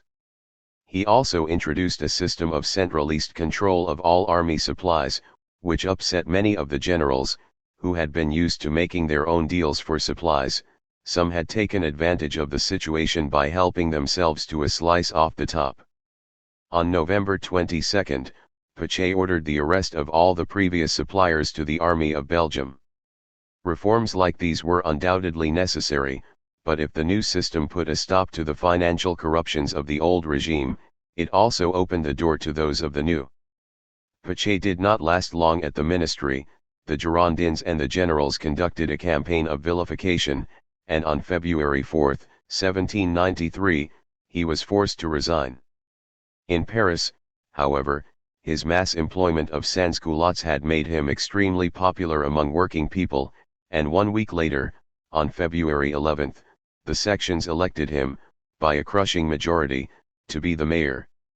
Dumouriez had wanted to pursue a generous war strategy, one that would liberate Belgium and leave it as an independent, self-governing country. But French foreign policy instead took a brutal turn. Danton and his friend and emissary Jean-François Delacroix pressed for the outright conquest and incorporation of Belgium, and it was their policy which was adopted. On November 19, less than 2 weeks after Jemappes, the convention issued a decree offering friendship to all peoples. The National Convention declares, in the name of the French nation, that it will give friendship and help to all the peoples who want to recover their freedom, and charges the government to give the generals the necessary orders to provide help for these peoples and to defend the citizens who may have been maltreated, or who could be, in the cause of freedom. 6. The real reasons for this new, ostensibly altruistic policy were now spelled out by Pierre Lebrun. By annexing Belgium, France would increase its population by 3 million, its army by 40,000 soldiers and its revenue by £400 million. The commissioners of the convention added that the salvation of the Republic is in Belgium. It is only by the union of this rich country to our territory that we can restore our finances and continue the war. 7. This was the voice of realism, and the man whose role was really decisive in convincing the government and the convention to adopt this policy and to speak like this was Pierre-Joseph Cambon. Cambon was a worldly politician with a strong meridional accent, a former trader and the son of a cloth merchant from Montpellier, and he had become the dominant figure on economic policy in the convention, more influential even than Clavier, the economics minister. 30 years old or so, says Michelet. With a high color, bitter, pure and savage, Such was the man. His knowing but frank air was that of a rough provincial trader, of strong peasant stock. You could tell that the arms suppliers of the Republic must have been ill at ease when he looked hard at them, and have felt before such a man that their heads were at risk. 8. Cambon was powerfully placed in the convention, says Michelet in another passage. Representing the enormous question of the assignat and of the sale of church property, the eminently revolutionary question. The force of this question carried Cambon along. He wanted war, and he wanted it everywhere, to spread the assignat everywhere. His fixed idea at this moment, which was that of Danton, was to revolutionize Belgium completely, to sell all the church or feudal properties there to pay for the war, and to flatten the country. 9. As the dominant figure in the convention's finance committee, Cambon knew by heart the lamentable state of the French public finances, the desperate shortage of reliable tax revenue and the large and growing cost of the war, and he drew what he saw as the only logical conclusion: France must annex Belgium, in order to seize Belgium's wealth. It would do this first by nationalizing and then by selling Belgian church property and by securing, with the familiar sleight of hand, Belgian gold and silver coinage in exchange for assignats. We must, he said, declare ourselves a revolutionary power in the countries we enter. It is pointless to pretend, the despots know what we want. No semi-revolution. Any people which does not want what we propose here will be our enemy and will deserve to be treated as such. 10. On December 15, 1792, the convention issued a decree setting out the new principles of revolutionary war. It claimed that the French were not guided by the turbulent ambition of conquest, did not want to dominate or enslave any people and respected the independence of nations. But the new policy was unmistakable. It aimed at conquest, if only, for a while, under another name. In all foreign countries they entered, the French generals were ordered to suppress, immediately, all tithes and feudal dues and every type of servitude. They would destroy all the existing political authorities and hold elections for provisional administrations, from which all enemies of the Republic would be excluded. All former taxes would be suppressed, but property belonging to the tax authorities, to any princes or to any church body would be sequestrated, to underpin the assignat. From this point on, the need to acquire foreign assets, money and all kinds of wealth, but especially money, was a determining factor in France's war policy. To pay its bills, it needed money, which it could acquire only by seizing it from foreigners. France now had to fight an ever-expanding war of conquest, in order to pay for an ever-expanding war of conquest. In Belgium, it quickly became apparent that the population did not welcome what had turned out to be an invasion and would not willingly vote for its liberation by the French. In Paris there was a delay of more than a month while the revolutionaries debated what to do next. Cambon finally prevailed, and though the convention did not dare risk a countrywide referendum in Belgium, its annexation was pushed through, under the threat of French bayonets, by a succession of local votes, town by town, in conditions of violent protest. Over the next few months France had many ups and downs in the war, and for a period, at least while England stayed out of it, there was some debate among the revolutionaries over the relative benefits of liberation and conquest. When French victories made it inevitable that England would join the First Coalition, the war became a life-or-death struggle and these debates were largely silenced. At that point, France had only one choice: victory or defeat, and in that equation, victory involved conquest and theft on a truly heroic scale, probably unprecedented since the Roman Empire, more than 1,000 years earlier. France used the war to enrich itself massively, as did some of the generals, all of the arms suppliers, all of the speculators and middlemen and, spectacularly, some of the politicians, especially some of those who were sent out with virtually unlimited powers of life or death, the envoys en mission. When the revolution started, the revolutionaries had declared that property was sacred, but when the war got going in earnest, it transformed their values out of all recognition. Mathies blames all this on the Girondins and their relentless war policy. France could have had peace, on the basis of the status quo, if they had been willing to forego the trial of the king and allow him to leave France in safety. The problem with this argument is that while the Girondins may have been mainly responsible for the war policy, it was also they who would, in many cases, have preferred to save the king's life, whereas the Montagnards and the Robespierrists were absolutely determined that he should die. Mathies ruefully concludes, so we can say that the struggles between the parties contributed as much as the development of the external situation to preventing the peace and intensifying the war. 11.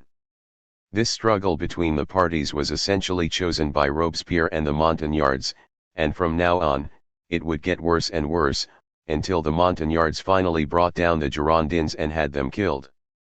16. The trial of the king.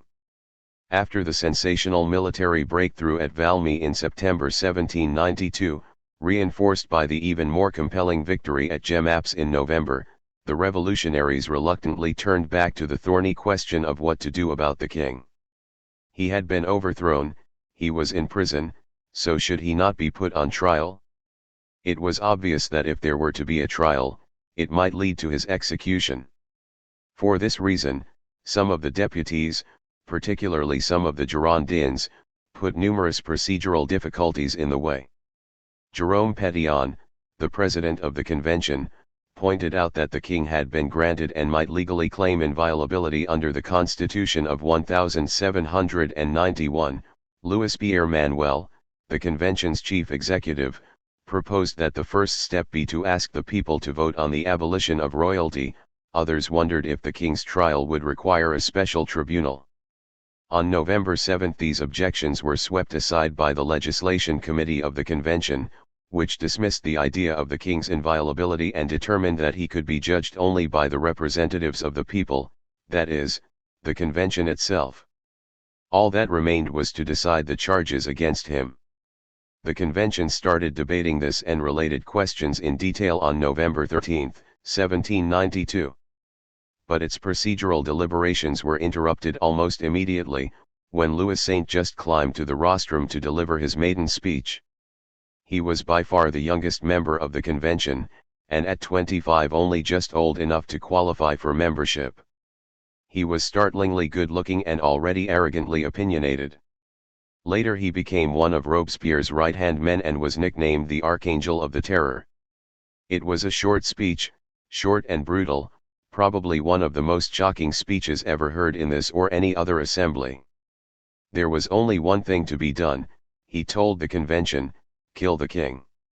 The only purpose of the committee, he said, has been to persuade you that the king should be judged as a simple citizen, and I say that the king must be judged as an enemy.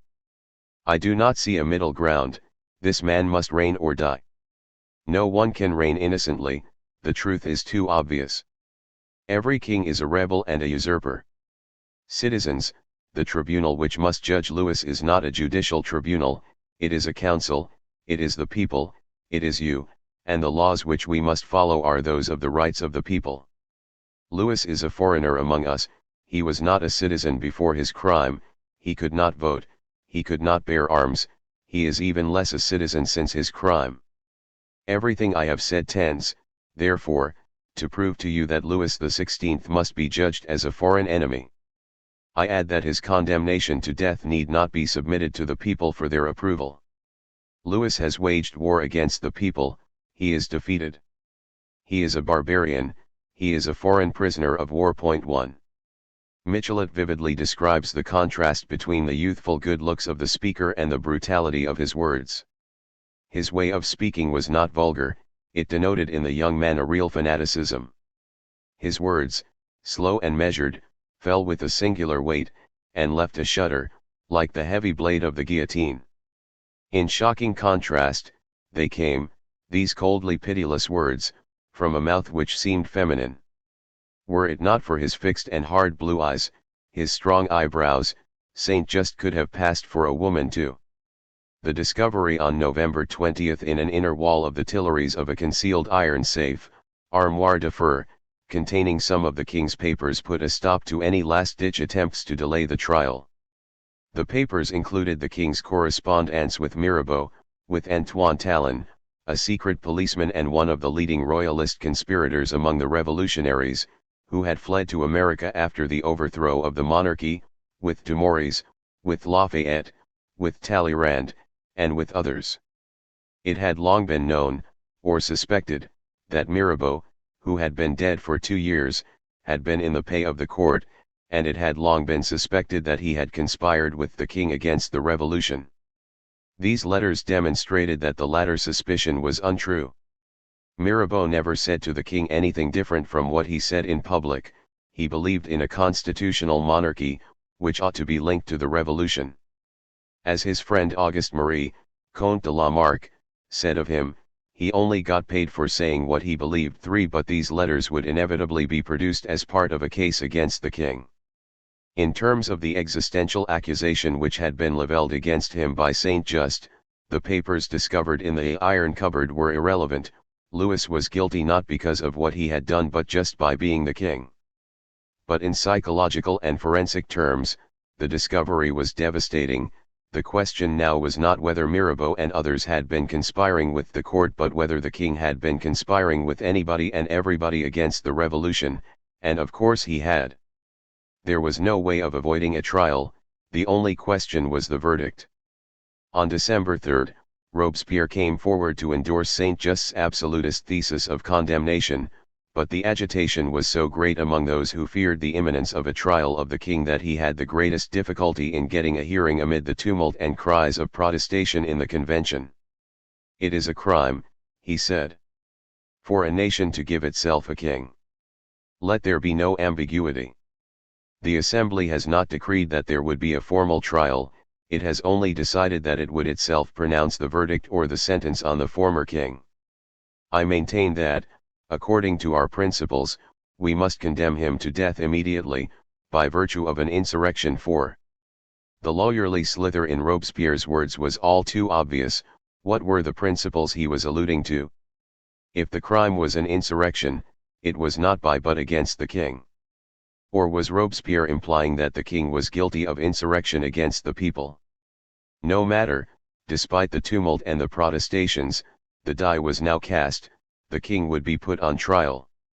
On December 6 the Montagnards secured a decree by the Commune that a new committee of 21 members would draw up the charge sheet against the king, that the trial would be held in public and that all members of the convention, called by roll, should vote on the outcome, on the verdict as well as the sentence, in public and out loud. The trial was extremely unjust, according to the account in the Robespierrist Dictionnaire historique de la Révolution française. The evidence was withheld from the king. Any pieces of evidence which could have constituted an avenue of defense were withheld, in a deliberate attempt to show that he was guilty. The witnesses who could have spoken for the defense had been massacred in the prisons on September 2 or 3, 1792, or executed in Versailles. 5 Nevertheless, the Montagnards expected that public opinion, all too present in the public galleries, would be hostile to the king and would tilt the balance towards a guilty verdict and then a death sentence. It turned out that they were right. On December 10, 1792, Jean-Baptiste Robert Lindet in the name of the Commission of 21, presented the charge sheet listing all the duplicities of the king, going back to the beginning of the revolution. The general charge laid was that Louis Capet was guilty of conspiracy against the general security of the state. 6. The next day, the king was brought before the convention and questioned on the charges. He denied everything, he refused to recognize any of the documents put before him, even his own signature. It did not make a good impression. When he was again brought before the convention, on December 26, his lawyer read a long defense contesting the legality of the trial, denying the responsibility of the king and proclaiming his many virtues and public benefits. The king declared that his conscience had nothing to reproach him for. While the trial was in progress, vigorous efforts were made by other European governments to save the king, and according to some sources, later published, Danton was particularly active in negotiating on behalf of the king and egregiously demanding large amounts of money for himself.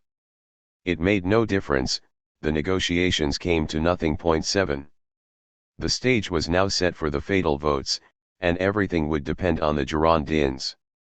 Undoubtedly, says Michelet, there were many to defend the life of the king, in the presence of the furious fanatics who, from the galleries, shouted, interrupted the speakers, and shook their fists at them, and who, at his entrance, and at his exit, surrounded him with threats. But at this crucial juncture of the trial, on January 3, 1793, the Montagnards brought damaging charges against three Girondin leaders, Vergniaud, Gensonné, and Guadet, alleging that they had been compromised in treasonable contacts with the court on the eve of the August 10 uprising, and they produced witnesses to say so. Voting started on January 15, 1793, on three questions: whether the king was guilty, whether the verdict should be subject to popular ratification, and what the sentence should be. There remained the possibility of further votes on the terms of implementing the sentence. On the first question, the assembly voted unanimously, 707 to 0, the king was guilty. The 42 other members of the convention were either ill or absent for other reasons. On the second question, 287 deputies voted yes and 424 voted no. There would be no appeal to the population. Inside and outside the convention, popular agitation was intense. On January 14 the Gravilliers section, usually one of the most radical, had voted to form a special jury to try any deputies who voted for an appeal to the population. Some began to fear a popular uprising against the Commune. At this moment Danton, who had been en mission to the army in Belgium, returned to the convention and found Paris in an uproar. The army, says Michelet, did not want the death of the king, and France did not want it, an imperceptible minority wanted it, and yet things had gone so far, the question been placed on a point so hazardous, that saving Louis XVI would put the Republic at risk. 9. A significant number of Girondins did not, on balance, want the death of the king, and some, like Jean-Denis Lanjuinais and Antoine-François Hardy, urged that a death sentence should require a two-thirds majority. Danton and the Montagnards resisted this idea, on the grounds that the revolutionaries had decided even more important issues, like the declaration of war and the declaration of the Republic, by a simple majority, and the proposal was dropped. The vote on the king's sentence started the day after the other votes and lasted 36 hours, from 10 o'clock in the morning on January 16 until 10 o'clock at night on January 17. It was, according to Toulard, probably one of the most dramatic in the history of the convention. It took so long because every deputy had to vote out loud, one after the other, following the roll call. Each was expected to give reasons for his vote, and many added riders or additional conditions to their votes. The first to vote was the Girondin Jean Malhy, a lawyer from Toulouse, whose name was the first to be drawn by lot from the list of deputies. Quite by chance, it was he who had been entrusted with drawing up the charge sheet against the king. He voted for the death penalty, but he added a rider calling for an additional vote on a reprieve or a delay. If there is a majority for a death sentence, he said, I think it would be worthy of the convention to consider whether it would not be useful to delay the moment of execution. The first count gave 366 votes for the death penalty out of 721 votes cast. 361 were needed for a majority. But the results were challenged, and there had to be a second vote. This time there were 387 votes in favor of death, but it was decided to exclude those with a rider like Malhy's. This produced a total of 361 votes in favor of the death penalty without qualification, exactly the minimum majority required. The Girondins were clearly divided. Some of their leaders, such as Vergniaud, Guadet, Buzot, and Pétion, had voted, like Malhy, for a delay. Others, including Ducos, Boyer-Fonfred, Fred, Cara, Lazurs, Jean Debris and Maximin Isnard, had voted for death unconditionally. There remained the question of a reprieve, and the results of this last vote were declared at around 1 o'clock in the morning on January 20. Of 690 votes, 310 were in favor of a reprieve and 380 against. Later that day, one of the deputies who had voted for the death sentence, Louis Michel Le Pelletier de Saint-Fargeau, a 32-year-old, ultra-rich nobleman, was stabbed to death in a restaurant in the courtyard of the Palais Royal by a 19-year-old nobleman, Philippe de Paris, until recently a member of the king's constitutional guard. That afternoon the king was informed of his sentence. He asked for a delay of 3 days, which was refused. He said goodbye to his wife and family and spent the evening with a refractory priest, Henry Edgeworth, a Jesuit from Ireland, who accompanied him the next day to the scaffold. The execution was carried out on January 21, 1793, at the Place de la Révolution, today the Place de la Concorde.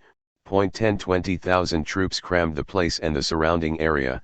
The scaffold was erected near the columns of what was, until 2015, the Ministry of the Marine, and a large space was cleared around it, to keep the crowd as far away as possible. The king arrived at 10 past 10 in the morning, in a carriage surrounded by 1,500 soldiers. He climbed the steps. He tried to speak, to proclaim his innocence, but drums rolled to drown out his voice. 4 men seized him and tied him down. At the last moment, he let out a terrible cry. 17. Girondins and Montagnards. With the death of the king, Robespierre and the Montagnards were ready to launch their final assault on their Girondin rivals.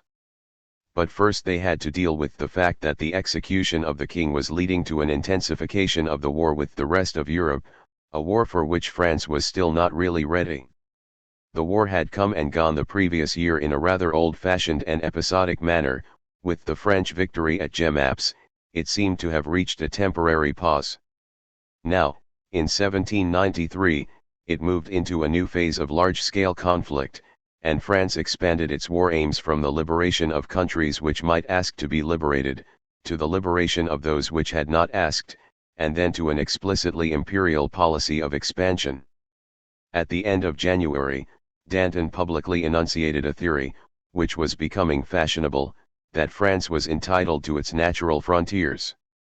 His speech was characteristically ambiguous, at one point seeming to imply frontiers at the Rhine, the Alps, and the Pyrenees, at another, frontiers without limit. I say that it is no use trying to make us afraid of giving too great an extension to the Republic. Its limits are set by nature.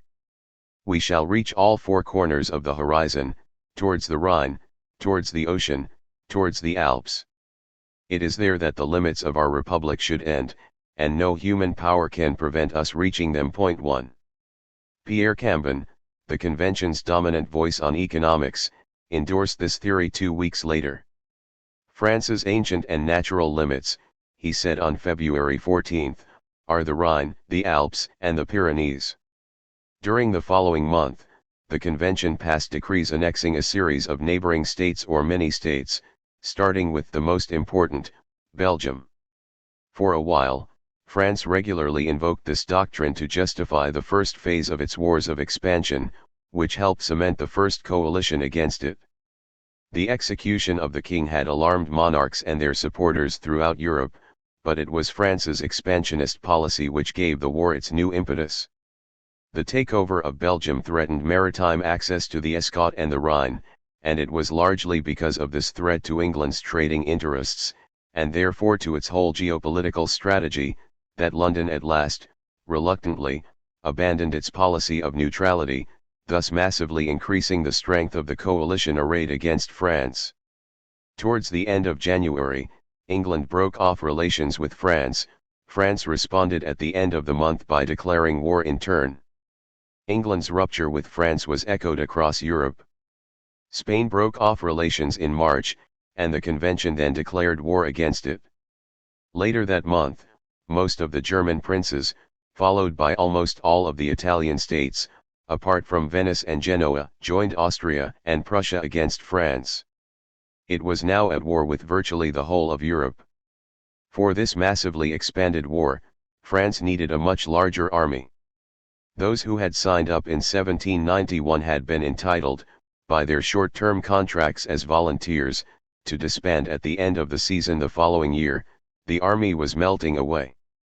At the end of December 1792 it had numbered some 400,000 men.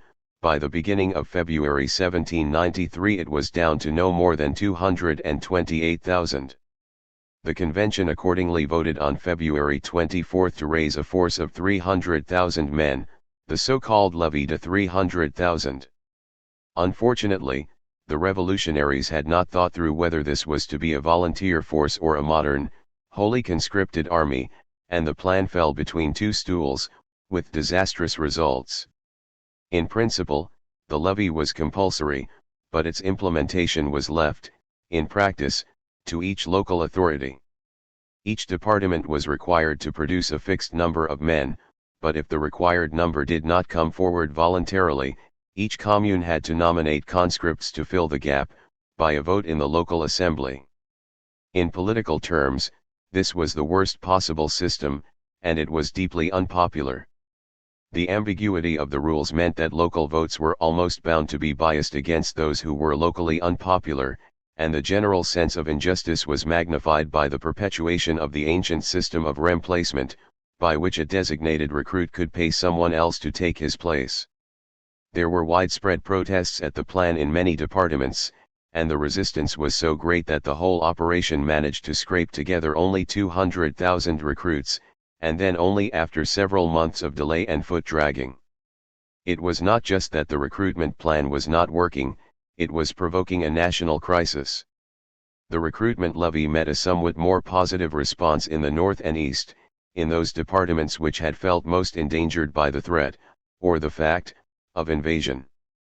But elsewhere several revolts broke out, starting in the Vendée in western France, where it turned into a long-running rebellion against the revolution, and then in other parts of the West, such as Ille-et-Vilaine and Morbihan, as well as in Haute-Marne and in several departments to the south of the Massif Central, from Haute-Loire to Aveyron.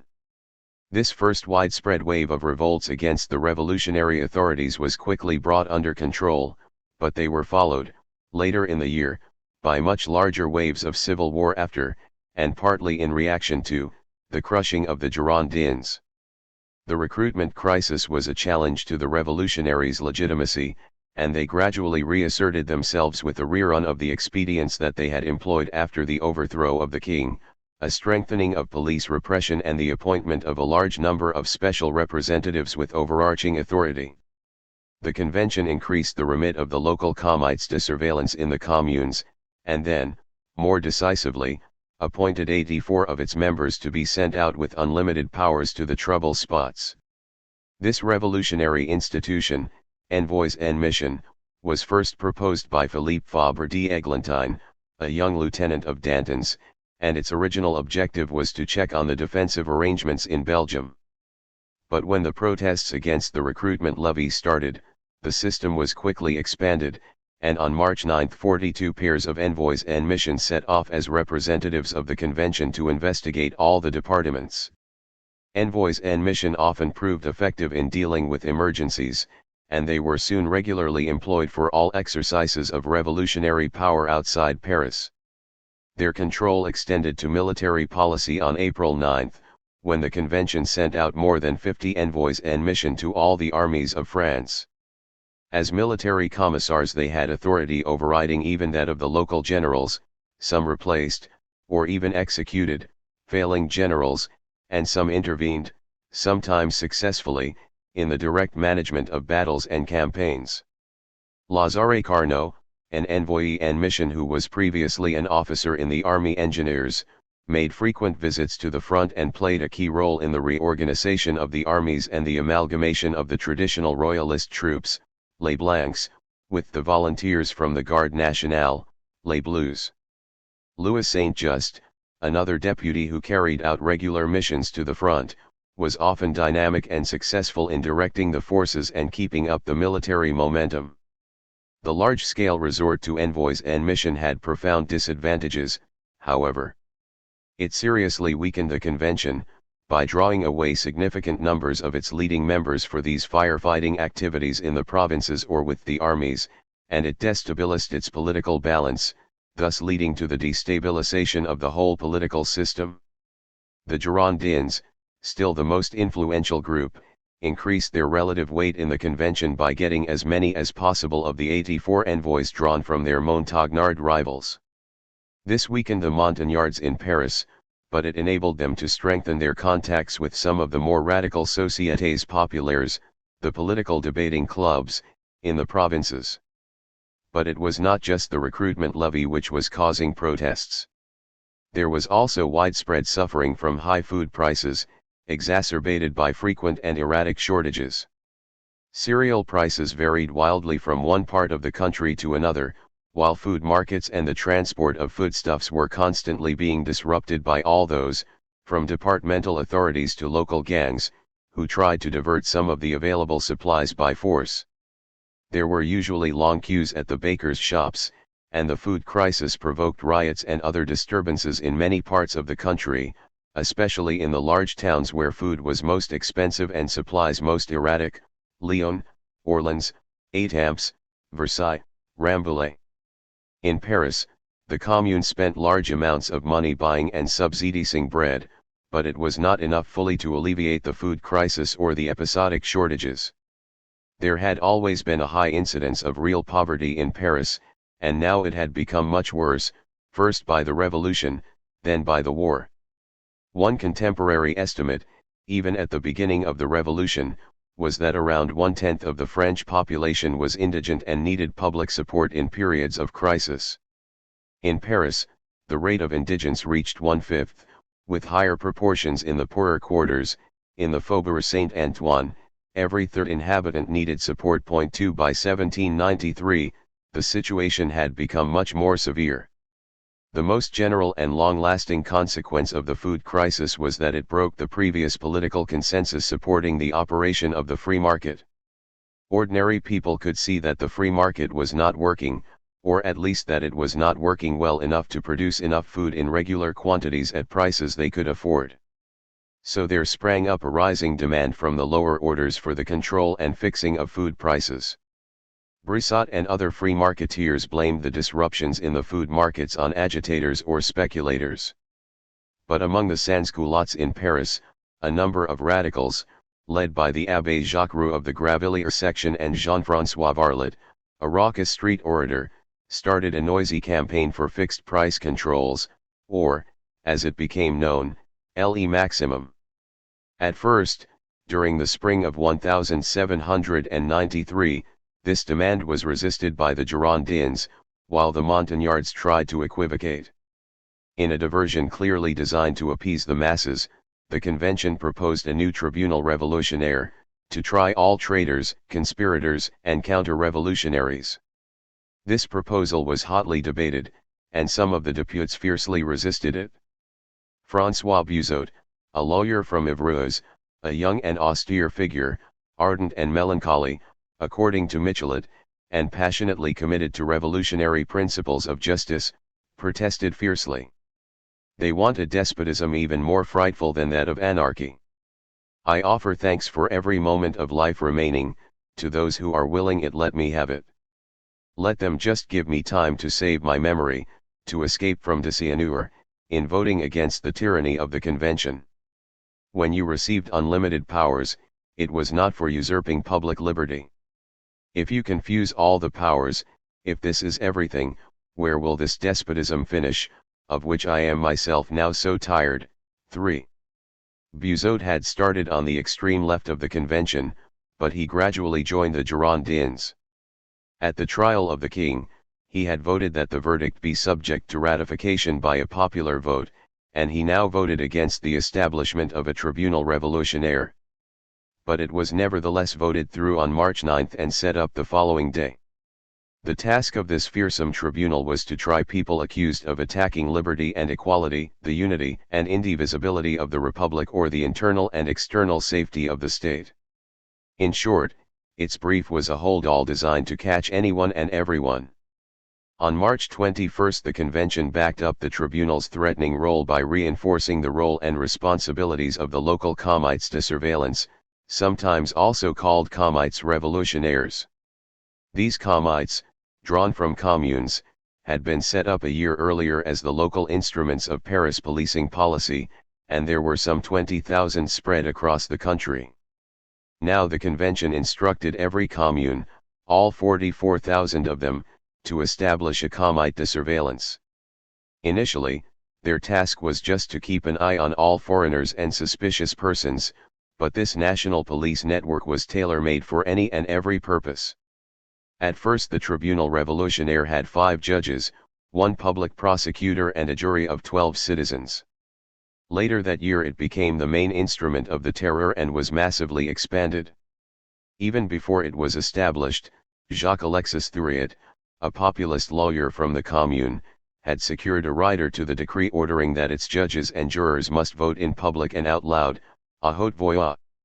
The terror, as Michelet put it, was in this phrase, more than in the rest of the project. For the Tribunal Révolutionnaire was a new step into the territory of lawlessness. Its rules were designed to short-circuit normal judicial procedures, and within a short time it would be stripped of all forms of legal protection for the accused or for witnesses. France's ambitious policy of military expansion to natural frontiers had been adopted in the middle of February, but within a month the war was going badly and the French were in headlong retreat. On March 18 the Austrians defeated Dumouriez at Neerwinden, in Belgium, to the northeast of Liege.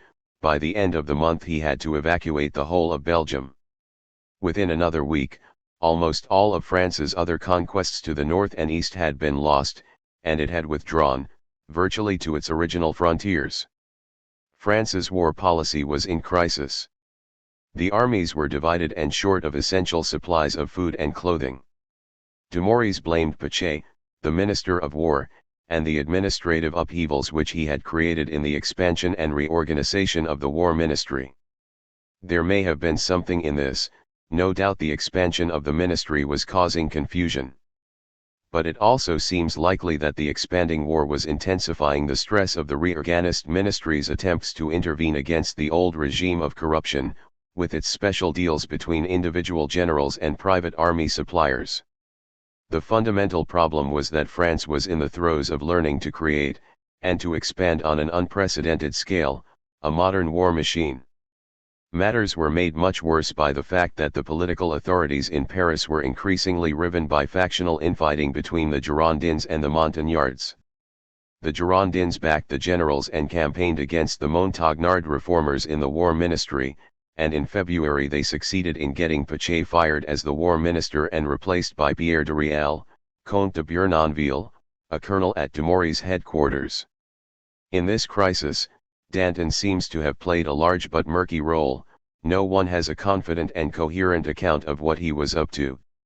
He certainly spent a great deal of time from December 1792 to February 1793 with Dumouriez and with the French armies at the northern frontier and in Belgium, and when he returned to Paris in January 1793 he was only just in time to vote for the death of the king. His official purpose, as an envoy and mission, was to help Dumouriez in organizing the newly conquered territory of Belgium. But it is sometimes alleged that he took steps to enrich himself illicitly, through the old, corrupt system of army supplies or even by soliciting direct payments from the enemy. There is evidence that he was in communication with some of the émigrés, though to what purpose is not clear. Shortly before his defeat at Neerwinden, Dumouriez had adopted a defiant posture towards the authorities in Paris, and on March 12 he had sent an insolent letter to the convention in which he denounced the interference of war ministry officials. Danton and Delacroix were sent north to remonstrate with the general. "We shall cure him," they said, "or we shall strangle him. Nous les guérirons ou nous les garroterons." They reached Louvain on March 20, but Dumouriez refused to withdraw his letter, and Danton returned to Paris to report to the government. But Danton did not reach Paris until the evening of March 26, 5 days after he left Dumouriez, although the journey normally took a maximum of 2 days. To this day, no one knows what he did or where he went during the missing days. His critics suspect that he was up to no good. While he was gone, Dumouriez turned traitor and opened secret negotiations with the Duke of Coburg, the Austrian commander. In Paris, the Comité de Défense Générale, created on January 1 to fill the hole at the top of the government resulting from the overthrow of the king, decided to send 4 envoys en mission, together with Bournonville, the new war minister, to strip Dumouriez of his command and place him under arrest. But when they got there, it was they who were arrested, and Dumouriez handed them over to the enemy on April 1. They remained in captivity for 2 years. Dumouriez tried to turn his army round, to march on Paris and overturn the revolution. But he had not managed to have all the envoys arrested, and those that remained at liberty forbade the army to follow him, while a local commander sent his young aide-de-camp, the 25-year-old Louis Lazare Hockey, to Paris to warn the convention. Hockey started as a plain soldier and had risen to captain. 6 months later he was promoted to general of division and became one of the hard-fighting heroes of the Revolution's wars. The Grand Avenue Hockey in Paris is named after him. Thwarted, Dumouriez crossed over to the Austrians on April 5, 1793, taking with him the 19-year-old Louis Philippe, Duc de Chartres, the eldest son of the Duc d'Orléans. From this point on, Dumouriez's fate was pretty miserable.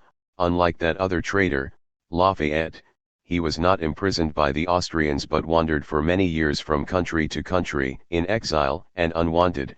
He offered his services to the Russian Tsar but was turned down, and in 1823, at the age of 84, he died poor and forgotten in England, where he had been living on a miserable government pension.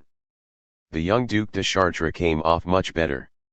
He avoided the fate of his father, who was now arrested and 7 months later guillotined on manifestly trumped-up charges, and though he spent 22 years in exile, he returned to France with the restoration of the French monarchy in 1815.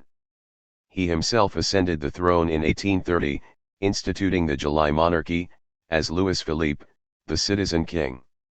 In response to the public alarm caused by the treachery of Dumouriez, the convention in March and April introduced a far-reaching series of measures to penalize émigrés, aristocrats and other enemies of the revolution, the disarmament of suspects, by which they meant nobles and their servants but also anyone accused by the public authorities, a law against émigrés which included the confiscation of their property, and the death penalty for anyone who published subversive writings.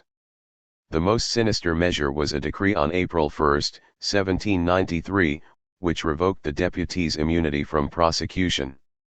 From now on, the convention could prosecute any of its members against whom there are strong presumptions of complicity with the enemies of freedom, of equality, and of the republican government. 5. The elastic words of this decree, with its deliberately imprecise, slithering definition of the offenses targeted, were obviously a weapon aimed not at the enemies of the state but at the political enemies of the Montagnards, the Girondins.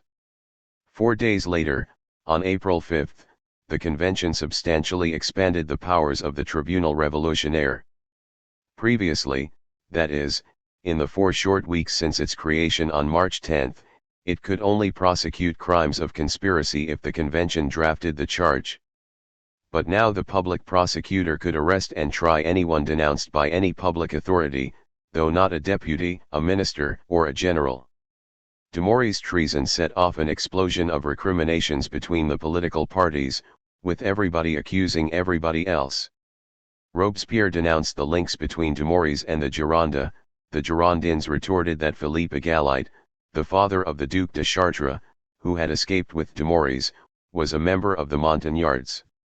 Marc-David Lazars, a Protestant pastor from Tarn and one of the leading Girondins, accused Danton of complicity with Dumouriez, and Jean Bonaventure Blaise Hilaire Bayratillo, another Girondin, a lawyer from Perpignan, claimed that Fabre d'Églantine, one of Danton's closest friends, had proposed the restoration of the monarchy. The Girondins called for a committee of inquiry to investigate the circumstances of Dumouriez's treason. But Danton brazenly answered accusations with accusations, explicitly accusing Brissot, Gensenet, and Guadet, leading members of the Girondin clan, of being close friends of Dumouriez, and the Montagnards urged on his counter-attack with rounds of applause. His compelling oratory did the trick, and the committee of inquiry was never formed. The shocking news of Dumouriez's treachery seemed to prove that the revolutionaries had not found an effective system of national government for managing the war. The Comité de Défense Générale was composed of deputies from all 7 policy subcommittees of the convention, war, marine, colonies, finance, trade, diplomacy, and constitution, but it proved incompetent and ineffective, and it had manifestly failed to prevent Dumouriez's defection.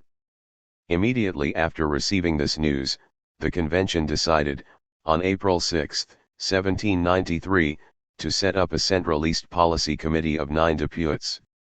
Some members of the convention wanted to call it an executive commission and have it directly take over some functions of government.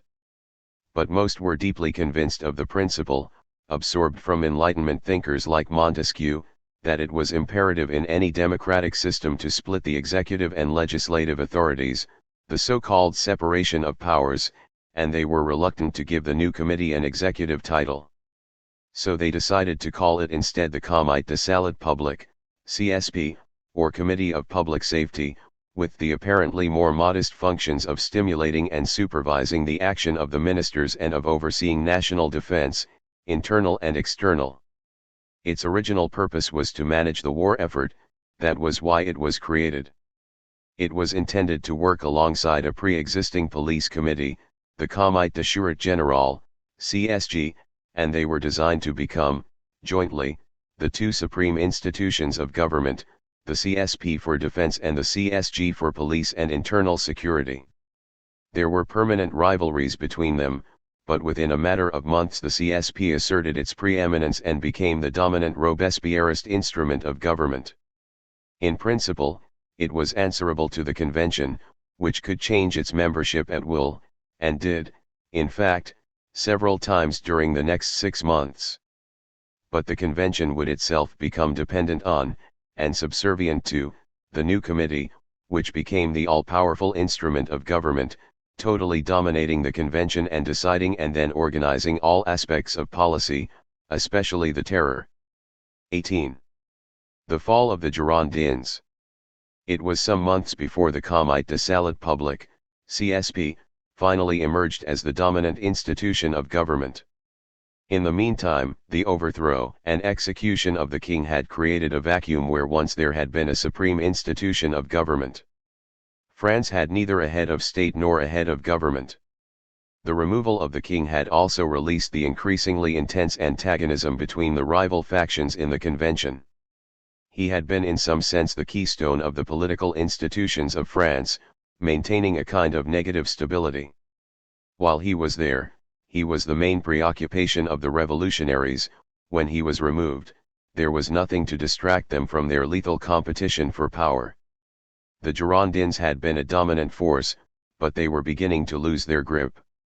Roland, who had been one of their most powerful allies as the Minister of the Interior, had resigned after the execution of the king. His successor, Dominique Garat, was a nobody whose guiding political principle was to stay out of trouble. The Girondins had succeeded in getting rid of Pichet, the pro-Sansculotte Minister of War, and shifted him across to be the mayor of Paris, but the next Minister of War, after Bournonville, whom Dumouriez had handed over to the Austrians, was Jean-Baptiste Noël Bouchat, another close ally of the Sansculottes. Bouchat was a long-serving and rather pedestrian soldier who had just about risen to the rank of colonel and was now catapulted, for populist political reasons, into the office of Minister of War. He was hated on many sides. In the field, he had angered the Dantonists by widely promoting the distribution of Le Père Duchesne, the vulgar and inflammatory pamphlet published by the left-wing agitator Hébert. The generals despised him as an upstart from the ranks, and they resented the attempts of the reformers in his ministry to interfere in their cozy and profitable private supply contracts. But like Pichet, he stuffed the offices of the ministry with Sansculottes, as well as with left-wing agitators known as les enragés, the infuriated. Under attack, he twice tried to resign, but nobody else wanted the poisoned chalice of the war ministry. The Girondins could still count on the support of Clavière, the finance minister, and Pierre Le Bretonneau, the foreign minister, but the Council of Ministers, or Comité Exécutif, as it was now called, was beginning to come under the control of the CSP. This committee was still feeling its way, since its membership represented a cautious, middle-of-the-road compromise among the factions in the convention. Of the 9 deputies originally elected to it, 7 came from the center, La Plaine, and 2 from the Dantonist wing of the Montagne, Danton himself and his close lieutenant Jean-François Delacroix, but none from the Girondins, and none from the hardline, Robespierrist wing of the Montagne. Not surprisingly, the CSP started out weak, divided and incapable of taking effective charge of policy. It failed to drive back the Austrian invaders, it failed to deal with the civil war, and it failed to resolve the problems of the assignat, inflation, and the food shortages. Most seriously, Danton had started to break ranks with the French war policy and was urging the case for sounding out the possibility of peace terms. In the process, he raised the suspicion of some people that he was taking money from the Austrians. For a while, therefore, the center held the balance of power in the CSP. The main figures were Bertrand Berry, an able and eloquent lawyer from the Southwest, and Pierre Cambon, the dominant speaker in the Convention on Finance and Economics. These two were supple middle-of-the-roaders, they were from La Plaine, but they would always vote with the Montagne whenever they thought it was necessary to save the revolution. On the other hand, they deeply mistrusted the Commune and therefore Danton and his affiliates, who were closely associated with the populists and the sans-culotte street orators of the Cordeliers Club, so whenever the convention had to vote on questions affecting the people or politics of Paris, Berry and Cambon tended to vote with the Girondins. This meant that the Montagne could not, at the start of the struggle, hope to defeat the Girondins under normal procedural rules. A few weeks later, at the end of May, the political balance shifted in favor of the Montagnards when the CSP was expanded to take in 5 new members.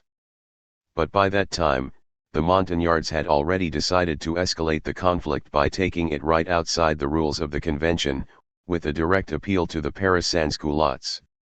In the trial of the king, it had been the Girondins, or some of them, who had tried to save his life, by arguing that any verdict ought to be subject to ratification by the people. On April 5, 1793, the Montagne raised the stakes by sending out a circular from the Jacobin Club in Paris to all the sister Jacobin clubs across France, appealing for petitions demanding the recall, that is, the expulsion from the convention, of any deputies who had tried to save the life of the tyrant. When they heard of this circular, the Girondins angrily blamed Marat, who, as the president of the Jacobin Club, had signed it, and they called for his impeachment before the Tribunal Révolutionnaire. After violent arguments, the convention carried the accusation against Marat, by 226 votes to 93. One reason for the large majority was that many Montagnards had been sent out as envoys en mission to the departments, to push through the recruitment, known as the levy, of 300,000 men. But it was a short-lived victory, for the Tribunal Révolutionnaire was of course packed with supporters of the Montagne, and when Marat surrendered to it on April 24 he was immediately and easily acquitted, and carried in triumph back to his seat in the convention.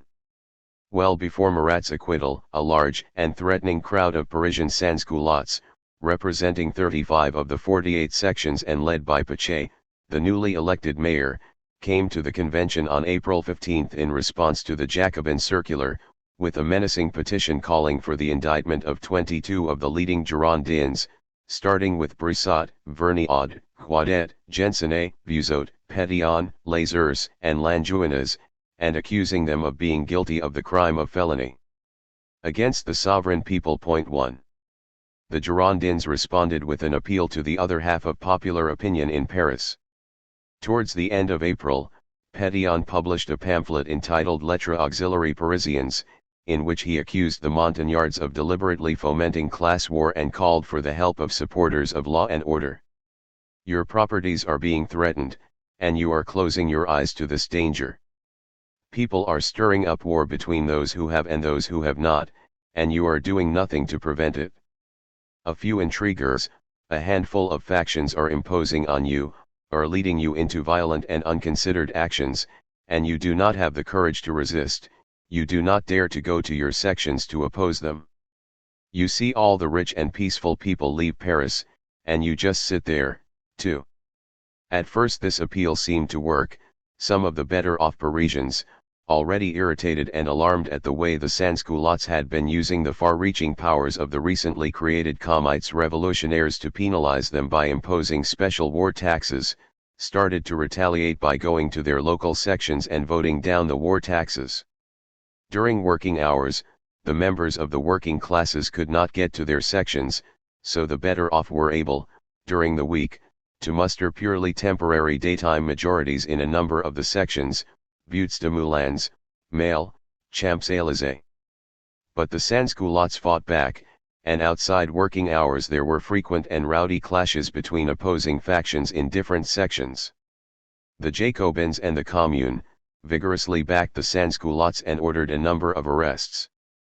The Sansculottes were increasingly being readied by the Montagnards for mobilization.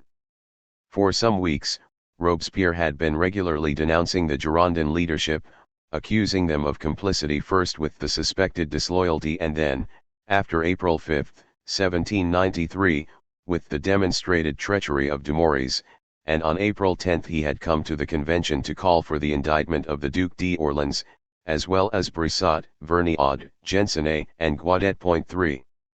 Later that month Robespierre started preparing the ground for insurrection by shifting to a more domestic, party political discourse, in which he openly embraced the case for class war against the Girondins. In a speech to the Jacobins at the end of April and then again to the convention, he openly questioned the sacred principle of property rights and said that they must ultimately be subordinated to the general interest. Class war politics was a new development. During the first 3 years of the Revolution, under the Assemblée Nationale Constituante and the Assemblée Nationale Legislative, the Sansculottes had been relatively willing to put themselves at the service of the bourgeois revolutionaries against the Ancien Regime. Their reward was the overthrow of the aristocracy and the removal of the burden of feudalism. But those days were well past. Feudalism and the king had been overthrown, but the Sansculottes were worse off than before, with high unemployment, high and rising prices and above all repeated food shortages. To some extent, the Sansculottes of Paris were protected from the inflation of food prices, because the Commune subsidized the price of bread, keeping it at just 3 sous for a 1-pound loaf. But for most articles the rate of inflation was frightening and painful. On June 21, 1793, in the working-class quarter of the Faubourg Saint-Antoine, a man was heard shouting out, "Once upon a time, soap cost only 12 sous, now it costs 40. Vive la République. Once, sugar cost 20 sous, today it's 4 livres. Vive la République." For he was arrested. If the Sansculottes were to be enlisted in the struggle between factions of the bourgeoisie, they would have to be paid for their support, and the first down payment would be control of food prices. Despite the disorders in the food markets and the suffering of ordinary people, the Girondins were still arguing in favor of free market forces. But pressures were growing for government intervention. More and more delegations came to the bar of the convention to press for price controls, and in a number of provincial towns, such as Lyon, Marseille, and Rouen, the municipal authorities were buying up supplies of wheat, which they distributed either free or at subsidized prices. In Paris, the Commune was spending £12,000 a day on bread subsidies, but this made the supply situation worse, since the private millers and bakers could not meet the price competition from subsidized bread, and some simply shut up shop. The queues at the bakers grew longer, and the protests among the Sansculotte agitators, led by the priest Jacques Roux and the street orator Jean-François Varlet, only grew louder. Robespierre's opening salvo against property rights was immediately seconded by his allies on the left at a meeting of all the mayors and municipal officers of Paris and the suburban communes called by Louis-Marie L'Huillier, the Procureur General Syndic, chief executive, of the Paris department, who drafted a manifesto to denounce the economic policy of the Girondins. Let no one raise objections based on property rights. The right of property cannot be the right to starve one's fellow citizens. The fruits of the earth, like the air, belong to everybody. We come to demand, 1. The fixing of the maximum price of wheat throughout the Republic, 2. The abolition of the grain trade, 3. The suppression of any intermediary between the farmer and the consumer. 4. A general census of all the wheat after each harvest. 5. Under this growing pressure, the convention on May 4, 1793, passed a law of price control for wheat and flour, known as Le Maximum. Each department was required to fix the prices for these goods in relation to average market prices during the early months of the year and to police the system by keeping a record of available stocks. Every farmer and trader was required to declare the quantity of cereals he held, and his local authority was entitled to inspect his premises to check if he was telling the truth. Anyone convicted of having spoiled, lost, or hidden cereals could face the death penalty. Having given in to the key demand of the sans-culottes, Robespierre pressed ahead with his strategy of class war. In early May, in a speech to the Jacobins, he urged the sans-culottes to rise up against the rich. You have aristocrats in the sections, drive them out. You have your freedom to preserve, proclaim the rights of your freedom, and make use of all your energy. You have an immense people of sans-culottes, so pure, so vigorous, they cannot get away from their work, so let them be paid for by the rich. 6. The conflict between the Girondins and the Montagnards was now increasingly heated. Camille Desmoulins, the popular journalist and friend of Danton, published a pamphlet accusing the Girondins of having been in league with the English and the Prussians and of planning to divide France into 20 or 30 federal republics. Of course, he had no evidence for the accusations, because they were not true, but he impudently retorted that in a case of conspiracy, it is absurd to ask for positive evidence. 7. At the convention, after rowdy interruptions from the galleries, Guadet, one of the leading Girondins, called for the closing of all the political institutions in Paris and the convening of a backup convention, composed of the substitutes for the elected deputies, to be held at Bourges, in the center of France and therefore well away from the capital. But he got no support, and the convention decided instead to set up a committee of 12 to calm things down. This only made matters worse, however, since the first thing it did was arrest Hébert for an offensive article in Le Père Duchesne. He was not just a vulgar journalist, though, he was also the deputy procureur of the Commune, whose representatives came to demand, and of course secure, his immediate release. There was now a tug of war over the Committee of 12. On May 27 the Montagnards and their supporters rounded up enough votes to have it suppressed. The next day, by a large majority, the Girondins got it restored. The procedural struggle between the factions in the convention was in total deadlock, so Robespierre called for another insurrection. When the people are oppressed, he had told the Jacobin Club on May 26, when it has nothing left except itself, then only a coward would not tell it to rise up. When all the laws are broken, when despotism is at its peak, when good faith and modesty are trampled underfoot, that is the time when the people should rise up. That time has arrived. 8.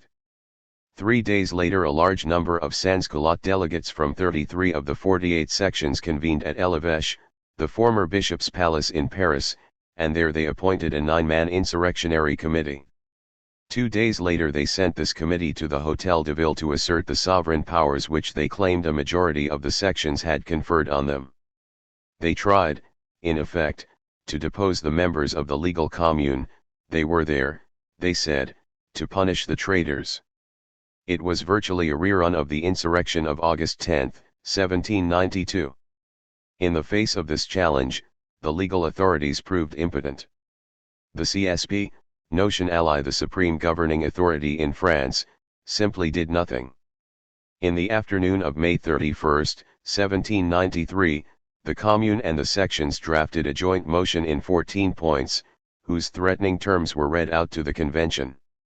A charge sheet against 22 named Girondin deputies, a charge sheet against the Committee of 12, a demand for the creation of a revolutionary army of sans-culottes in every town of France, including 20,000 men in Paris, the establishment of workshops for the manufacture of arms for the sans-culottes, bread to cost no more than 3 sous per pound, the arrest of Le Breton and Clavier, the closing of the postal administration and the purging of all other administrations, the disarmament.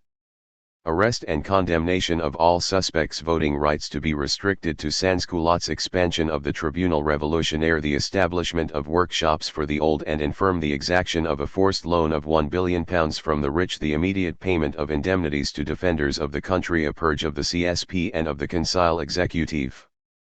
Fearing what was to come, many Girondins stayed away from the convention, and many did not sleep in their own beds.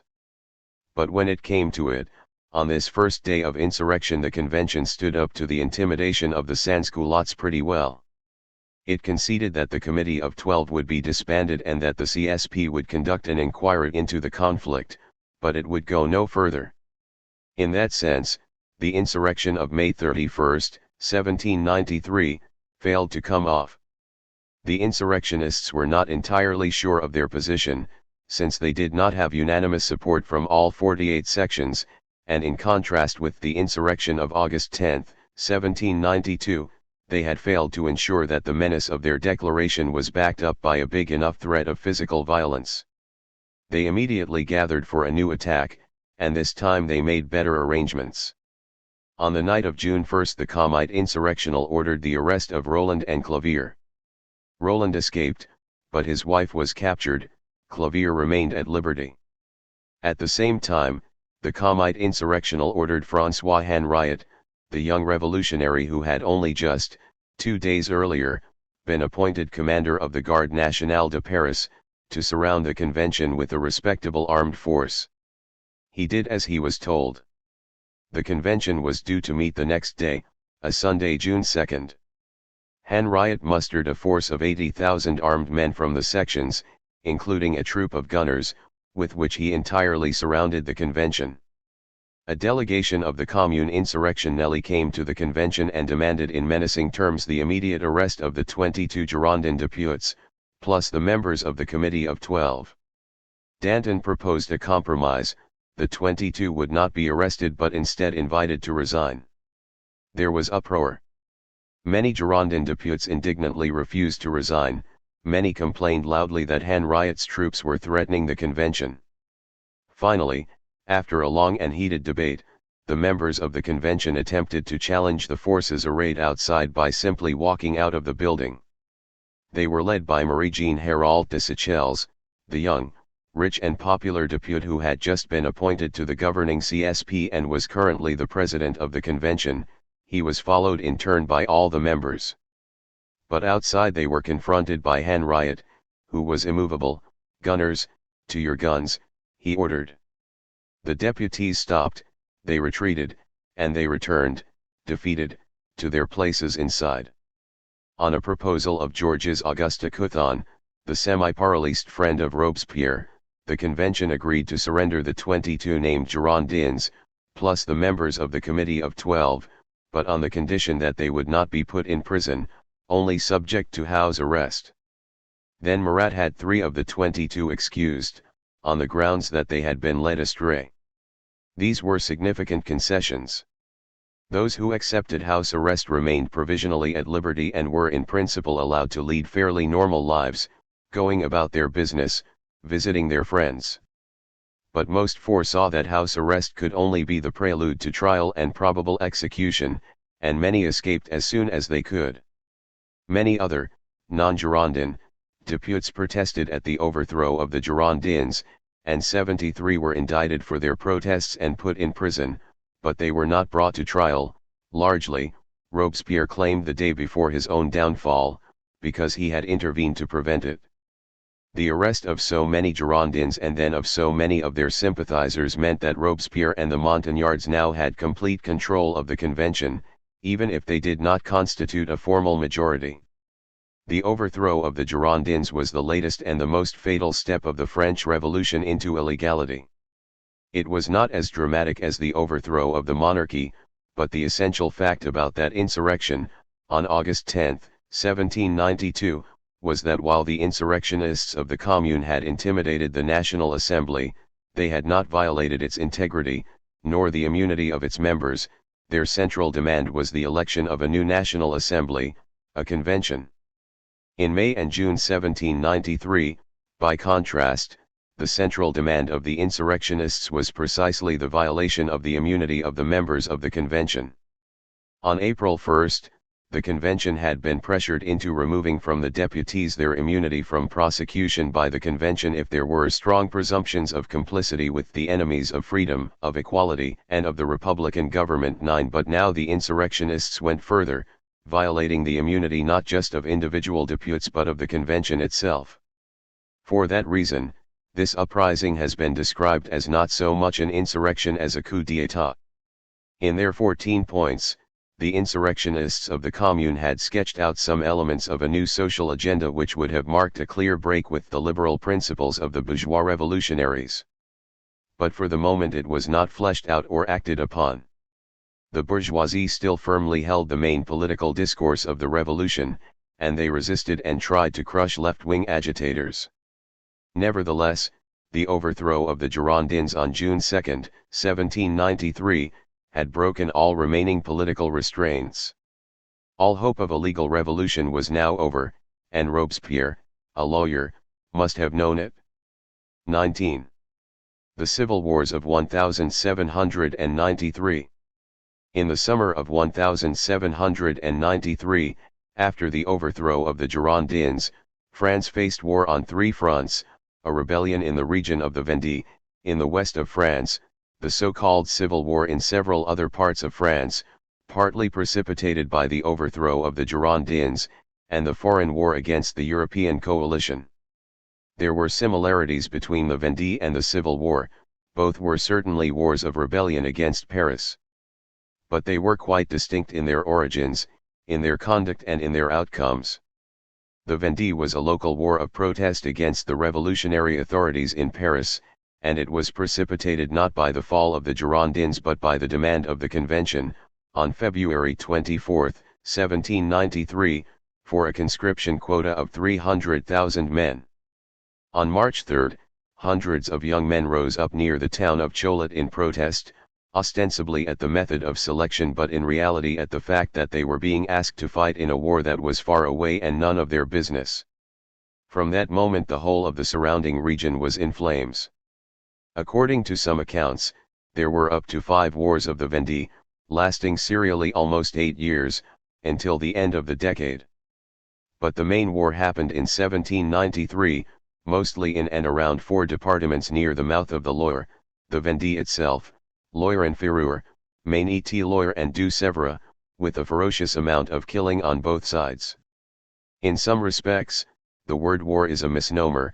This was an almost spontaneous uprising, mainly of country peasants, and the rebels had no formally organized armies as such and little in the way of military weapons, systematic supplies, or even regular leaders. At first they relied on all kinds of improvised rural weaponry, such as pikes, scythes, and shotguns, and they acquired proper military weapons, like rifles, mainly from Republican soldiers whom they captured or killed. They made little attempt to fight formally organized battles and instead tended to come together almost as episodically recruited bands for hit-and-run attacks. Sometimes the Vendée rebellion is characterized as pro-Catholic or pro-royalist, but that is not what it was about. No doubt most of the local peasantry were regular churchgoers and supporters of their familiar priests, and no doubt some supported the monarchy.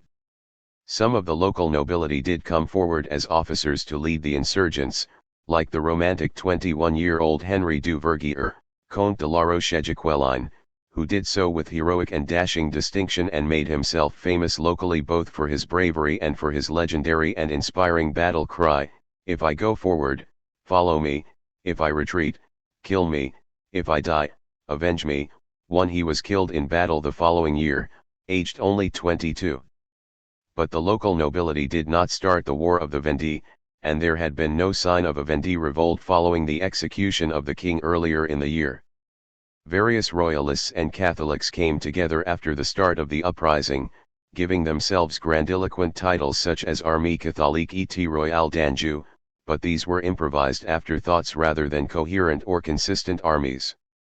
On June 9 the rebels won their first significant victory, at Saumur. On June 18 they took Angers, and on June 29 they besieged Nantes. But they made no serious attempt to take the fight further. Some of their leaders, like the gamekeeper Nicolas Staufflet, supported by La Roche-Jacqueline, wanted to march on Paris, but the majority resisted. They preferred instead to withdraw to the west. The rebels were in the main local protesters, not counter-revolutionaries, and they were reluctant to go far from home. In Paris, the uprising in the Vendée took the revolutionaries by surprise, and their confusion was complete. They were not yet organized for a foreign war, and even less for the suppression of a domestic rebellion. There was in theory a domestic army in the west, the so-called Armée de Côtes Maritimes, divided into three, de La Rochelle, de Brest, and de Cherbourg, but these forces were largely disorganized and their soldiers the locally raised flotsam and jetsam of France. So it took time for the convention to organize a systematic response, and one of the first elements was the dispatch of numbers of its own members as envoys en mission, with far-reaching powers, to take charge of local authorities and exercise command over local military and civil bodies. At first the element of improvisation and the large number of envoys en mission, all with undefined and competing claims, rather added to the confusion. But gradually the revolutionaries in Paris reasserted control, and on October 1 the convention gave orders to the Armée de l'Ouest to finish the War of the Vendée. It was at Cholet, where the rebels had first risen up, that the Republican Army on October 15 to 17 inflicted a crushing defeat. This phase of the rebellion dragged on a bit, but it drew to a close towards the end of the year, when the rebels were defeated in a battle that finished in a massacre, on December 23, in the marshes of Savenay in Loire-en-Ferrure, now Loire-Atlantique, not far from Saint-Nazaire. After his victory, the Republican General François Westermann wrote proudly to the convention, "The Vendée is no more. I have just buried it in the marshes of Savenay. I crushed the children under the hoofs of the horses, and massacred the women. I have not one prisoner to reproach myself with. I have exterminated all too, but he was wrong, he had not exterminated them all, and episodically they went on rebelling." What is normally called the Civil War, by contrast, was much more widespread, with outbreaks of armed resistance in several provinces and provincial towns throughout France. Some historians have called it a federalist revolt, but this is really just a term of propaganda. The Montagnards tried to smear the various rebellious movements by claiming that the Civil War was part of an anti-revolutionary conspiracy devised by the treacherous Girondins, and aimed at setting up a federalist government in France. Of course it was nothing of the sort. When the Girondin Lezers had said, a year earlier, that Paris must be reduced to a 1/83rd share of influence in France, just like all the other departments, he had meant not that France should be a federation but that it should be ruled nationally, by the National Assembly, and not by the Paris Commune. Some of these rebellions were in part uprisings in support of the Girondins and in protest at their expulsion from the convention, while others were in part protests at the assertion of supreme political power by the Montagnards and the Paris Sans-Culottes, which provided two reasons for the Montagnard propaganda. But other rebellions were triggered by quite distinct local power struggles between pro- and anti-revolutionary factions. In any case, the relationship between Paris and the provinces was ambiguous for a while.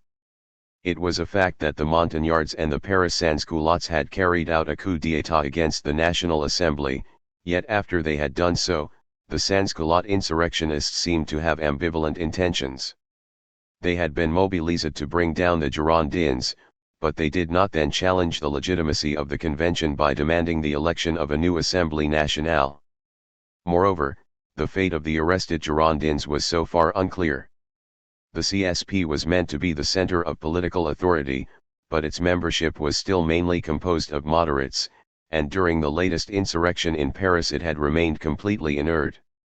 On June 5 it made a half-hearted effort to intervene on behalf of the Girondins, calling on Jean-Nicolas Pichet, the former defense minister, who was now the mayor of Paris, to produce the evidence against the accused, in the absence of which it will be forced to announce to the convention that it does not exist.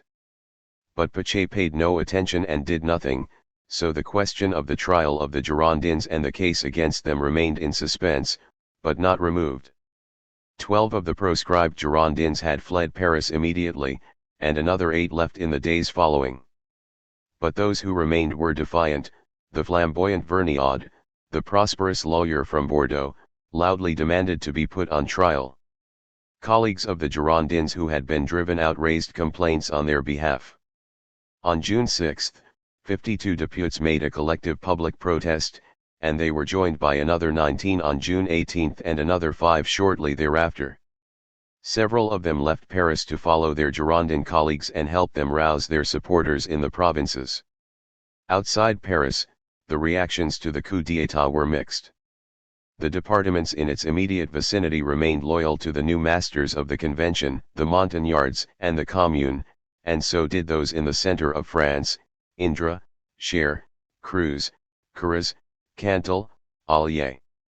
But elsewhere there were protests in a number of major population centers, especially those with a long history of regional importance and a strong sense of local identity, such as Caen and much of Normandy in the northwest, Bordeaux and Bayonne in the southwest, Marseille and Toulon on the Mediterranean, and above all Lyon in central France.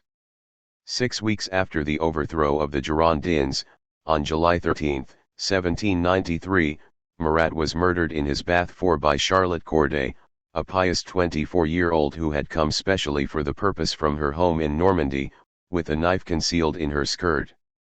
She was not in any real sense a Girondin, but she believed that Marat was responsible for the June 2 coup d'état and that his death would bring peace.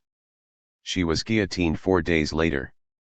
In many parts of the country, however, what is called the Civil War, though brought into focus by the coup d'état of the Montagnards in Paris, was in fact an almost coincidental reflection of a sequence of local power struggles in different centers. The vast changes set off by the revolution had released much political agitation, discontent and unresolved conflict in many parts of France, and in most places the questions of the violation of parliamentary immunity in Paris and of the predicament of the Girondins were largely secondary to local political fights. In some larger towns, these outbreaks were the manifestation of urban conflicts pitting local Republicans and Jacobins against local bourgeois conservatives. In other cases, they were partly clashes between town and country, since the authorities running the surrounding departments, reflecting the opinions and interests of the peasants, tended to be more conservative, whereas the authorities running the towns tended to be more revolutionary and republican. The first of the provinces to rise after the overthrow of the Girondins was Normandy, starting with Eure and Calvados, and it was quickly joined by 5 departments of Brittany, Finistère, Ille-et-Vilaine, Côtes du Nord, now Côtes d'Armor, Morbihan, and Mayenne. Caen, the capital of Calvados, became the headquarters of the Western Resistance, and Félix Wimpfen, the commander of the Republican forces at Cherbourg, went over to the insurrection, taking with him 2 regiments of cavalry.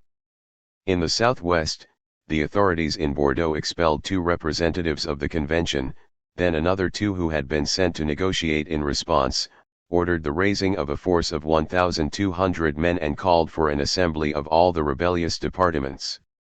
In Toulouse, also in the southwest, the authorities released royalists from prison and imprisoned Jacobins in their place. In Nîmes, in the south, the Jacobins were disarmed and imprisoned and their club closed. In Lyon, local issues almost completely outweighed the national dimension of civil war. It was a very large city for its time, second only to Paris in France, with a population of significantly more than 100,000. In social terms too, Lyon was unique, as the only city in the country dominated by a single advanced manufacturing industry, silk production, and therefore the only one with anything remotely resembling a proletariat.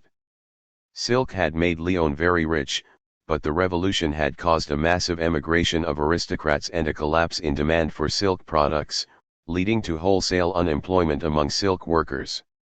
Already in 1790, it has been estimated, 25,000 workers in Lyon were on public assistance. This implies an unemployment rate of 50%. 5 Poverty and popular suffering were extreme and deep-seated, and by 1793 deprivation was even more acute. The stresses caused by this profound local economic crisis precipitated a long-running and increasingly violent political conflict which swung back and forth between shifting alliances of populists, bourgeoisie, Girondins, Jacobins, and even royalists. Sometimes it seemed to chime, or alternate, with the struggle in Paris, but in reality it had its own, local dynamic. At one point in early June the moderates in Lyon gained the upper hand, and after first declaring loyalty to the Republic on et indivisible, one and indivisible, they abruptly swung the other way and made contacts with neighboring insurrectionary departments and some of the rebel cities, such as Marseille, Nîmes, and Bordeaux. On July 15 they guillotined Joseph Chalier, the rabble-rousing leader of the populists, who thus became, with Louis Michel Le Pelletier, the member of the convention who had been assassinated on January 20, 1793, by a royalist depute after voting for the death of the king, and Marat, assassinated on July 13 by Charlotte Corday, one of the three martyrs of the Revolution. Marseille, the third or fourth largest town in France after Lyon and Bordeaux, with a population of around 100,000, was in the early days of the Revolution one of its most important centers, and in January 1793, radical Jacobins had taken it over and begun intimidating the rest of the population with a policy of terror, forced taxes, intrusive police visits and the imprisonment of suspects. By the spring of that year, the ordinary people had had enough. At the end of April the local sections rose up against the Jacobins and ordered the expulsion of 2 representatives sent down by the convention, and in May the sections had the leaders of the city's Club de Jacobins arrested. When the people of Marseille heard the news of the overthrow on June 2 of the Girondin deputies in the convention, the rupture between them and Paris was complete, and the local authorities put out feelers to other rebellious centers, like Toulon, to cooperate in resisting the tyranny of the Paris sans-culottes. For a short while the rebellious Marseillais seemed to be demanding some kind of federalism independent of the authority of Paris while claiming fidelity to the principles of the revolution, because they were exercising direct democracy through the local sections.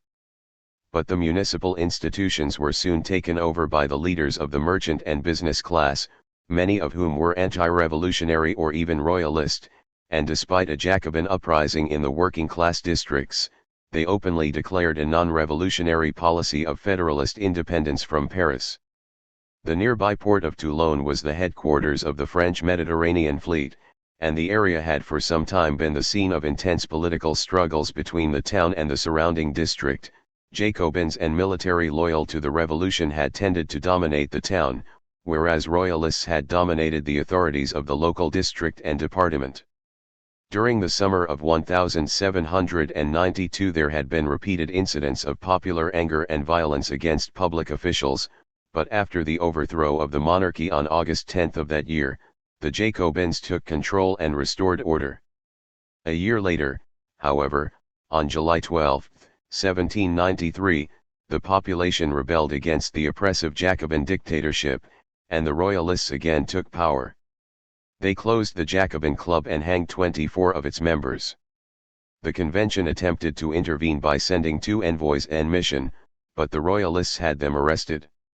On August 27, under the threat of the imminent arrival of 2 revolutionary armies, the royalists surrendered the town, the naval port and the French Mediterranean fleet of 58 warships to Admiral Samuel Hood, the commander-in-chief of the English fleet in the Mediterranean, and English soldiers entered the town. They also sent a message of allegiance to the king's brother, the Comte de Provence, but he did not answer. The Allies placed the town under the authority of a new Governor-General, Major Charles O'Hara. The so-called Civil War had surged to a peak in the middle of June 1793, when some 60 French departments out of 83 were nominally in rebellion against the regime in Paris.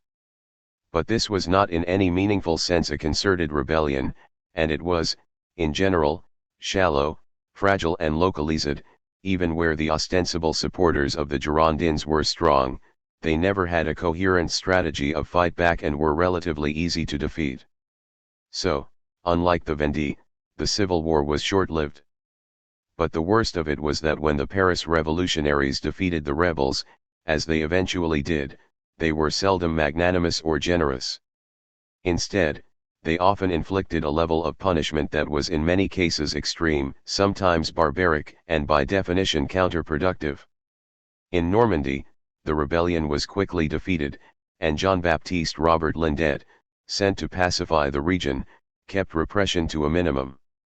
In Bordeaux, the Sans-Culotte sections overthrew the rebellious pro-Girondin authorities, and the rebellion was soon over.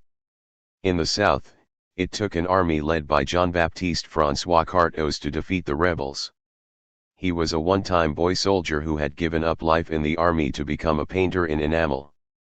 In 1789 he had rejoined the army as an aide-de-camp to Lafayette, and after a series of rapid promotions he had reached the rank of lieutenant general in charge of the Army of the Alps. One of the junior gunnery officers in this army was the 24-year-old Napoleon Bonaparte. Carteaux took Marseille on August 25. He was just in time to prevent it from falling into the hands of the English, but not in time to save Toulon, which was handed over to Admiral Hood 2 days later. Carteaux's army started a siege of Toulon in September, which lasted more than 3 months. They finally retook it on December 19, partly thanks to a plan of artillery bombardment of the naval port proposed by Bonaparte. By then the army besieging Toulon was swarming with powerful envoys and mission, including Paul Barras, his inseparable sidekick Louis Stanislas Freron, Christophe Félicité VI and Robespierre's younger brother, Augustin. Barras, Paul François, Vicomte de Barras, was a once wealthy noble from Provence who had joined the army at 16 as a gentleman cadet. He left it at 28 when he reached the rank of captain, and moved to Paris, where he proceeded to enjoy life and spend his way through his fortune. At 37, he got himself elected to the convention, and he voted for the death of the king, but he spent most of his time out of Paris, as an envoy and mission with the armies. At Toulon, Barras established close links with Bonaparte and used his authority as an envoy and mission to have him promoted from lieutenant to captain. After the city's recapture, the envoys and mission jointly recommended that Bonaparte be promoted to brigadier. With the fall of Toulon, Barras became one of the masters of the town, and he made use of his sweeping powers to enrich himself through corruption, embezzlement, and extortion. His venality was so notorious that Robespierre, from the CSP, had him recalled to Paris. It is said that when Barras returned there, Robespierre cut him dead, so in retaliation he mustered against Robespierre all the allies he could find. Others say the story is at best oversimplified. What is certainly true is that Barras played a key role in Robespierre's downfall and execution on Tyranny. Barras' reputation for corruption was spectacular but by no means unique. During this phase of the revolution, lasting until after the fall of Robespierre, the opportunities for and the temptations of corruption grew at an exponential rate. The expansion of the war, with its increased demand for army supplies, created colossal opportunities for business deals, legal and illegal. The rising wave of inflation generated enormous scope for financial speculation. Significant amounts of the new money generated by the war and by this inflationary spiral were funneled into the speculative buying and selling of church property, and the political fallout from the disturbances following the Civil War resulted in unprecedented transfers of unmonitored power into the hands of envoys and mission, some of whom used it without restraint for personal or criminal purposes. At Lyon, the siege by the Republican army started on August 9, 1793, and lasted 2 months. The town surrendered on October 9. The revolutionaries in Paris were determined to inflict a unique and terrible punishment on these rebels, partly as vengeance for the execution of the local Jacobin leader Chalier. Its terms were published in detail in a decree that the convention sent 2 envoys en mission, Jean-Marie Collot de Herboy and Joseph Fouché, to carry out. Collot de Herboy, a former traveling actor and theater manager, had played a leading role in the insurrectionary commune and was a newly appointed member of the CSP. Fouché was the son of a shipowner in Nantes, where he had received an intense Catholic education and almost qualified as a priest. Instead he became an itinerant schoolteacher of maths and physics in various towns of France, including Arras, where he grew close to Robespierre, to whose sister Charlotte he was almost engaged. Lyon will lose its name, said the decree. It will be called Liberated Town Villafranchi.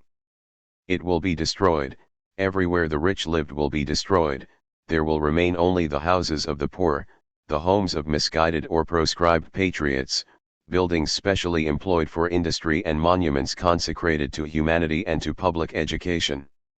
On the ruins of Lyon there will be raised a column which will bear witness for posterity to the crimes and the punishment of the royalists of this town with this inscription: Lyon made war on liberty, Lyon is no more 7. In practice, the physical destruction of Lyon was less extensive than the threat. All the fortifications were razed, but of the 600 houses of the rich, only about 50 were destroyed. The punishment of the population, on the other hand, which was carried out over 2 months, from October 9 to December 9, was massive, wholesale and horrific. A first tribunal carried out 106 executions by firing squad, a second, 79 by guillotine. But a third tribunal moved on to mass executions, by what were called mitraillades, the point-blank firing of cannon filled with shot into crowds of people, in the so-called Plain de Bratio, where 268 people died. In all, the number of those executed at Lyon, according to the most detailed history of the affair, was probably nearly 1,900.8. The punishment of the defeated rebels of the Vendée was even more savage, notably in Nantes. Nantes was a large port with a population of some 80,000, and though it had not rebelled, many thousands of defeated Vendéan rebels had flooded it in the hope of finding a port where the English would come and help them. The local authorities did not welcome these refugees, many thousands of whom they put in prison. By the late autumn of 1793 the prisons of Nantes held some 6,000 prisoners and suspects, all of whom were simply being starved and many of whom were sick or diseased. The convention sent Jean-Baptiste Carrier to Nantes as an envoy and mission to pacify and to punish the former rebels there.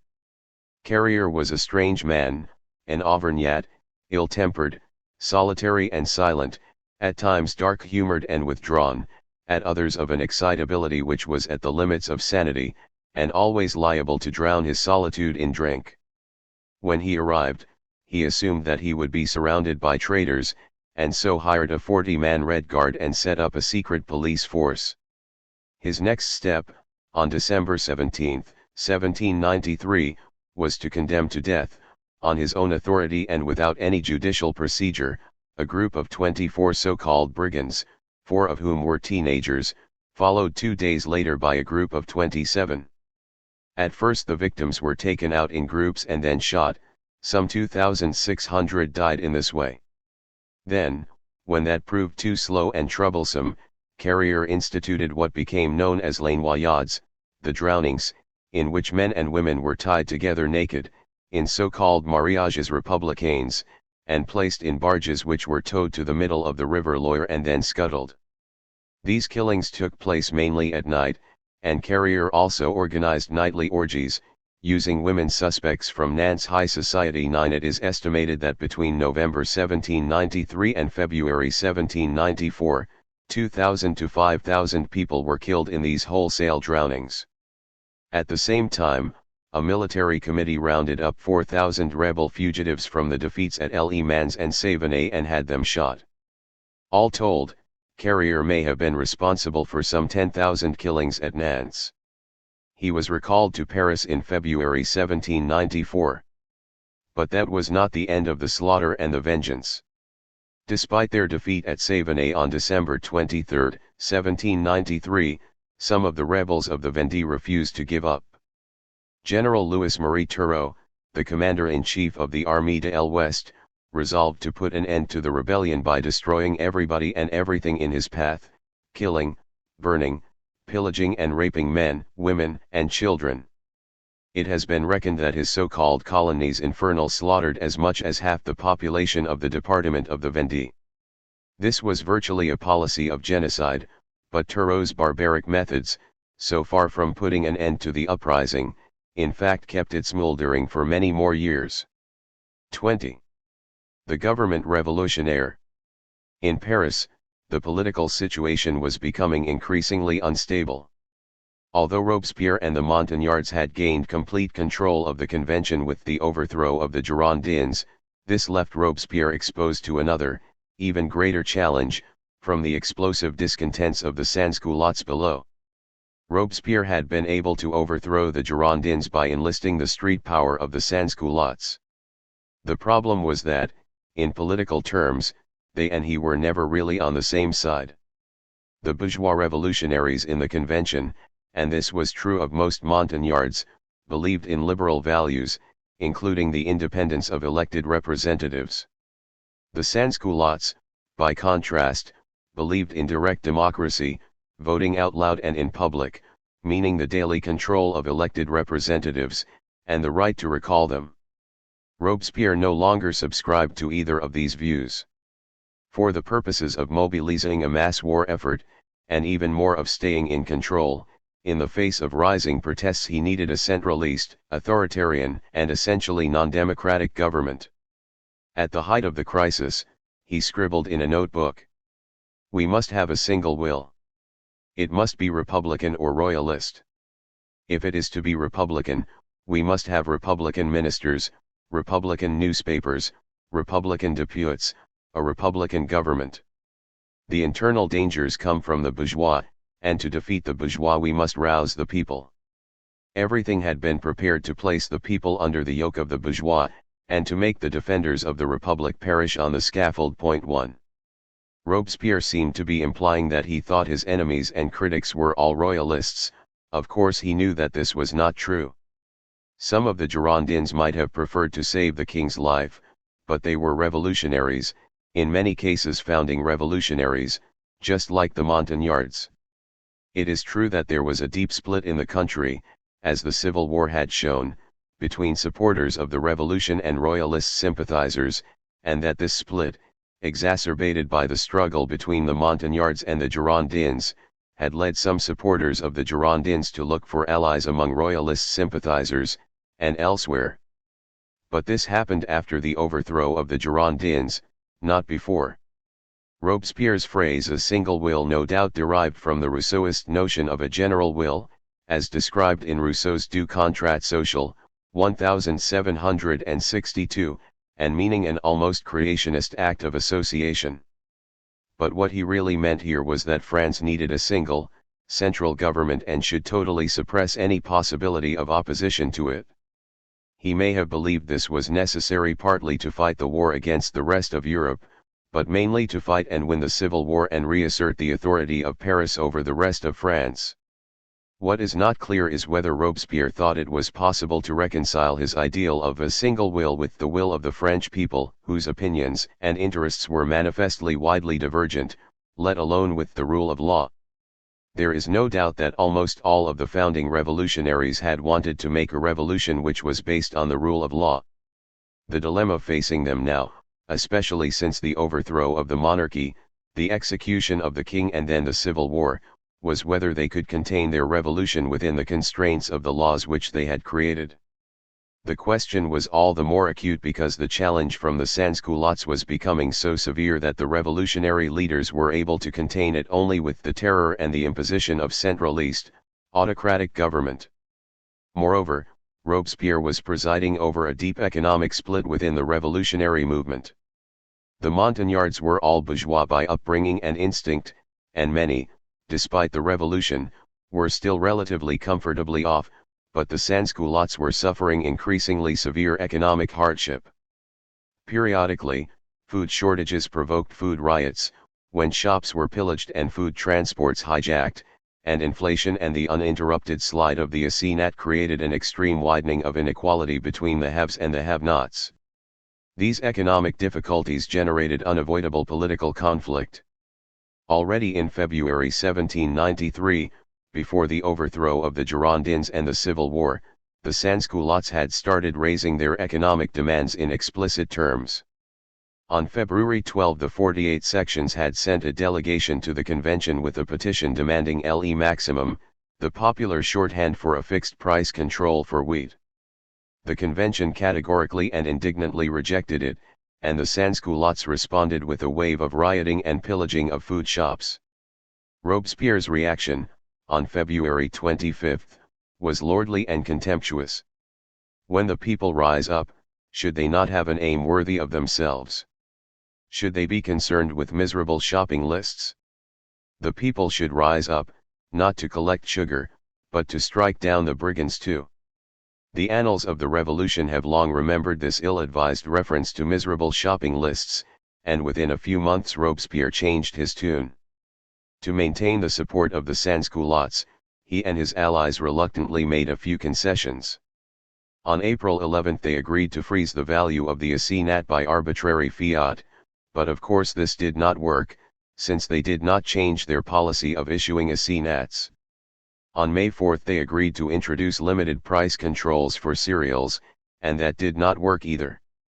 And on May 20 they agreed to a forced loan of £1 billion to be exacted from the rich, which was popular with the lower classes but did not change the problem of food supplies. These concessions were obviously tactical, but they may also have reflected the start of a shift in Robespierre's values, as emerged in debates in the convention. It had seen many fierce disputes in the weeks leading up to the overthrow of the Girondins, one of which had been over the terms of a new constitution. One of the central issues had been a question of rights. Should the new constitution, like each of its predecessors, assign the highest value to individual rights, especially the right of property, which had, at the very beginning of the revolution, been described as sacred, or should it attach greater value to social rights, such as the right to work, or even the right to life? The Girondins clung to the primacy of individual rights, whereas Robespierre and the Montagnards, under the pressure of their sans-culotte supporters, acknowledged the legitimacy of a swing of emphasis in favor of social rights. In a speech to the Jacobins Club on April 24, Robespierre proposed a number of new articles for a Declaration of Rights. On property he proposed: Article 1. Property is the right which every citizen has to enjoy and dispose of that portion of goods which is guaranteed by law. Article 2. The right of property is limited, like all others, by the obligation to respect the rights of other people. 3. On social rights he proposed: Article 1. The purpose of every political association is the maintenance of the natural and imprescriptible rights of man, and the development of all his faculties. Article 2. The principal rights of man are that of providing for the preservation of his existence, and his freedom. 4.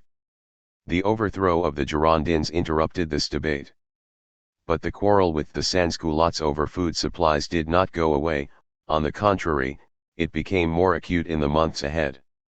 Just before and as a preparation for the overthrow of the Girondins, the CSP had been stiffened, on May 30, by the addition of 5 new members, who included the rich and clever Marie-Jeanne Hérault de Seychelles, but also, more significantly, 2 of Robespierre's closest allies in the convention, the crippled lawyer Georges Couthon and the young, strikingly handsome and arrogant Louis Saint-Just. This enlarged and strengthened CSP quickly drafted a new constitution, putting it together in a week and getting it endorsed by the convention on June 24, 1793, almost exactly 3 weeks after the overthrow of the Girondins. This constitution looked much more democratic than its predecessors. Whereas all previous revolutionary constitutions had seriously restricted voting rights according to property or income, the new one mandated universal suffrage. Though women would still be excluded. 5. It also looked as though it would go much further in meeting the demands of the more radical sans-culottes. These appearances turned out to be deceptive. Like all its predecessors, the new constitution was preceded by a Déclaration des droits de l'homme et du citoyen. Its first innovation, as a sop to the sans-culottes, was to state in its first article that the purpose of society is general happiness, le but de la société est le bonheur commun, and it went on to proclaim all kinds of new and unprecedented liberal principles, including the right to work, the right to state support and the right to education. Even more significantly, in political terms, the new declaration recognized the right to rebel against an unjust political authority. Article 33 said, resistance to oppression is the consequence of the other rights of man. 6. And the last article, number 35, went even further, when the government violates the rights of the people, insurrection is for the people, and for every part of the people, the most sacred of rights and the most indispensable of duties. 7. But these promises of a right to resist oppression soon proved entirely empty. And despite what Robespierre had proposed in April, the new constitution offered no limitation on the existing scope of property rights. On the contrary, it explicitly re-emphasized the value of economic liberalism.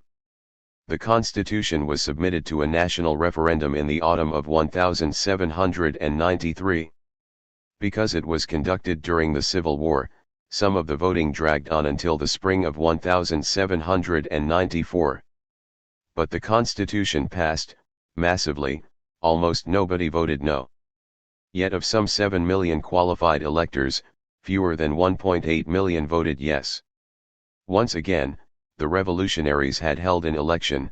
Once again, the electorate had shown complete indifference. The constitution was ratified, but it was not popular, and that was because the revolution was not popular. There was too much hardship, too much inflation, too many food shortages and too much unemployment. The people were no longer excited by political theories, they wanted food. Popular protests at the government's economic policy began almost immediately.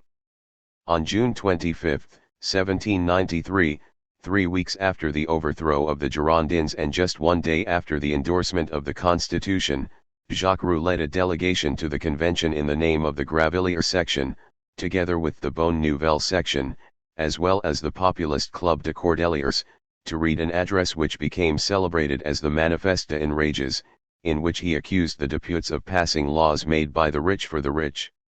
A former priest from Angoulême who had been one of the first to swear the Constitution Civil du Clergé's oath of conformity binding the clergy to obedience of the revolutionary regime, he had become one of the leaders of the popular Gravilliers section, which, after August 10, 1792, elected him as a member of the Commune. The bourgeois revolutionaries were outraged and almost had him arrested on the spot. But Robespierre began to realize that the mood of popular discontent was so severe as to represent a serious threat to the government, and that his most pressing need, now that he had brought down the Girondins, was to fight off the protest movements of those same sans-culottes who had enabled him to win that very recent battle. The Civil War had already made some of the Paris revolutionaries realize, belatedly, that the revolution had become seriously unpopular with far too many people in far too many parts of the country, and that they had to do something to answer those discontents.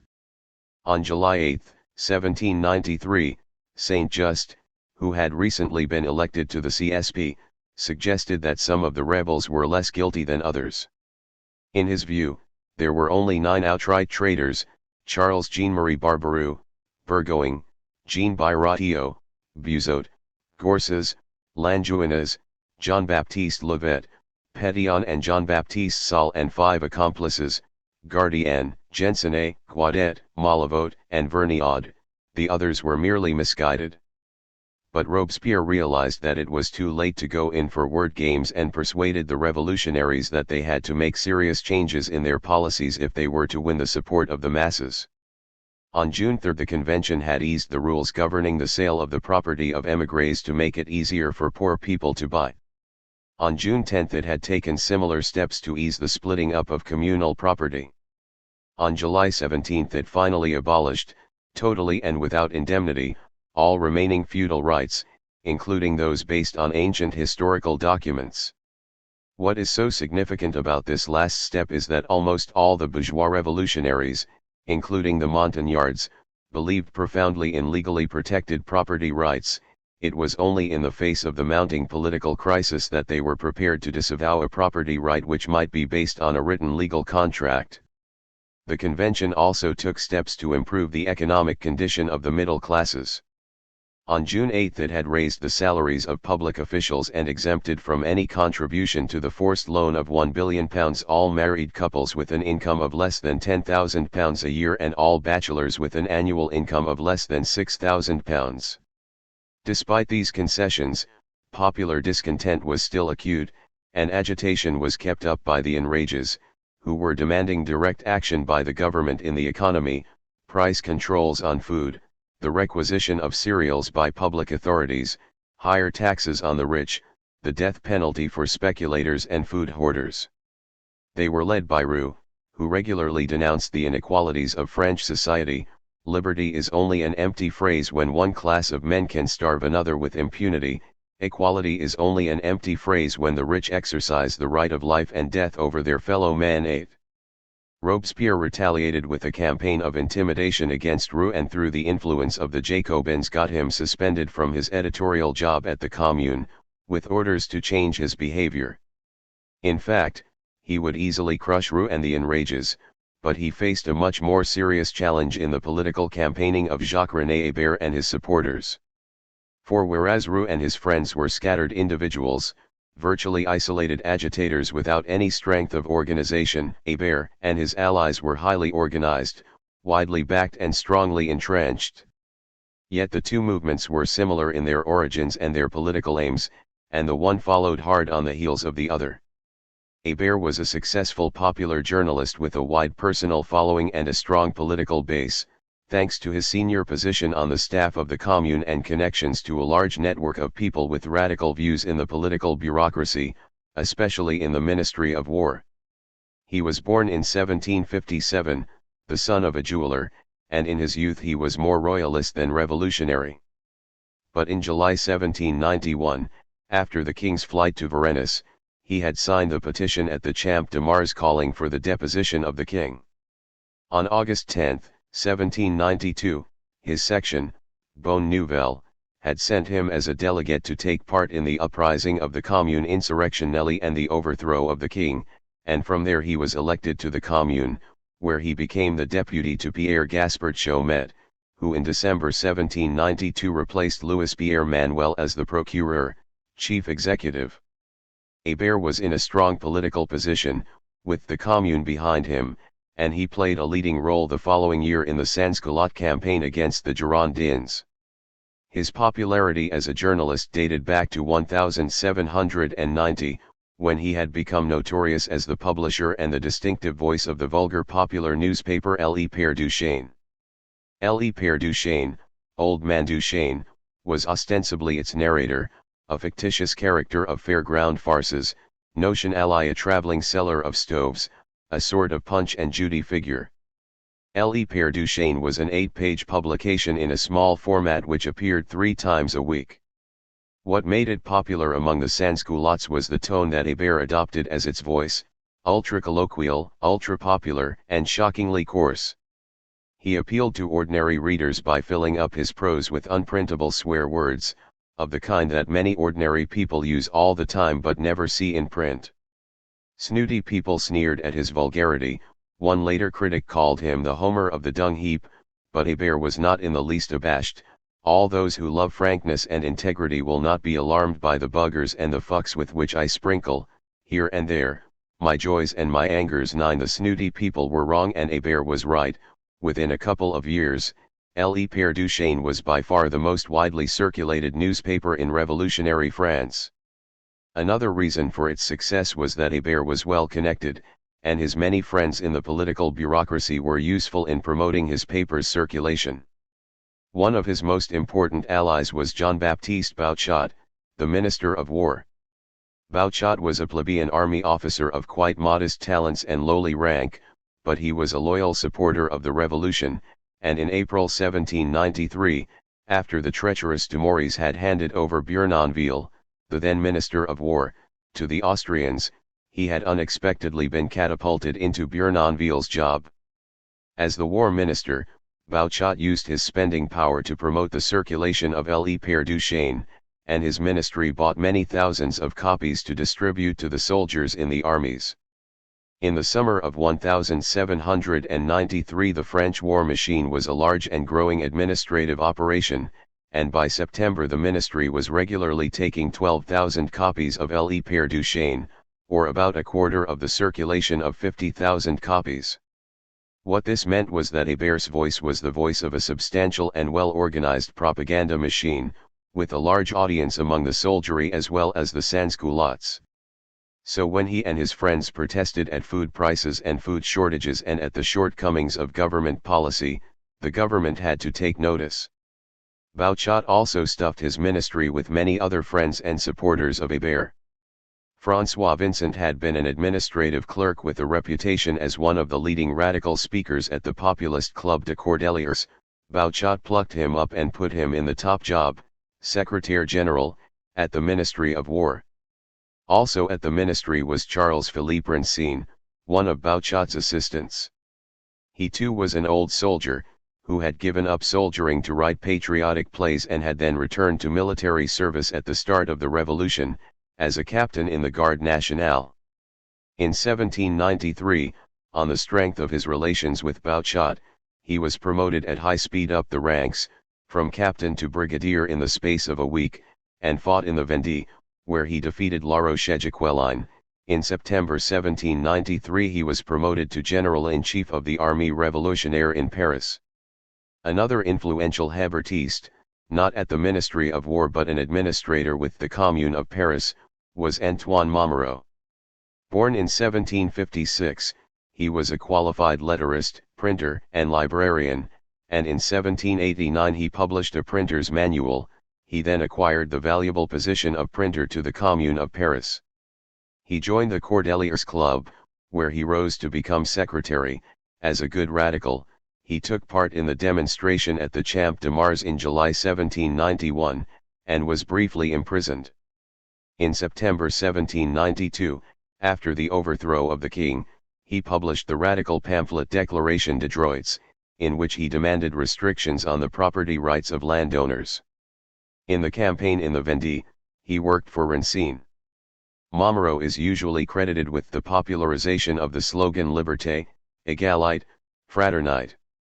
Some Robespierrists claim that it had been devised 3 years earlier by Robespierre, but most people believe that it did not become widespread until June 21, 1793, when Momaro persuaded Jean-Nicolas Pichet, then the mayor of Paris, a fellow Hébertiste and a fellow critic of the ruling Montagnard clique, to have it inscribed on all the public monuments of the capital.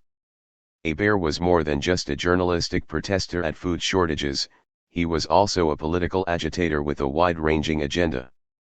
When the convention seemed to be dragging its feet on the annexation of Savoy and on the trial of General Custine, the joint commander-in-chief of the armies of the Rhine, the North, the Moselle, and the Ardennes, who was accused of defeatism if not actually of collusion with the Austrians, Hébert began to suspect that some of the deputies must be pacifists or royalists, and he did not hesitate to use Le Père Duchesne openly to accuse the Montaigne of harboring traitors, les traîtres qui s'agent à la Montaigne. As a result of this intimidating pressure, Custine's trial was cut short, and he was guillotined on August 28, 1793. Hébert also campaigned against the increasingly authoritarian powers of the government, especially the so-called committees of government. He was not wrong in his choice of target, for Robespierre was moving towards the establishment of a centralist, all-powerful revolutionary government, mainly through the CSP. When that committee was reappointed on July 10, 1793, with a revised membership, Robespierre's allies Couthon and Saint-Just were kept on but Danton was dropped.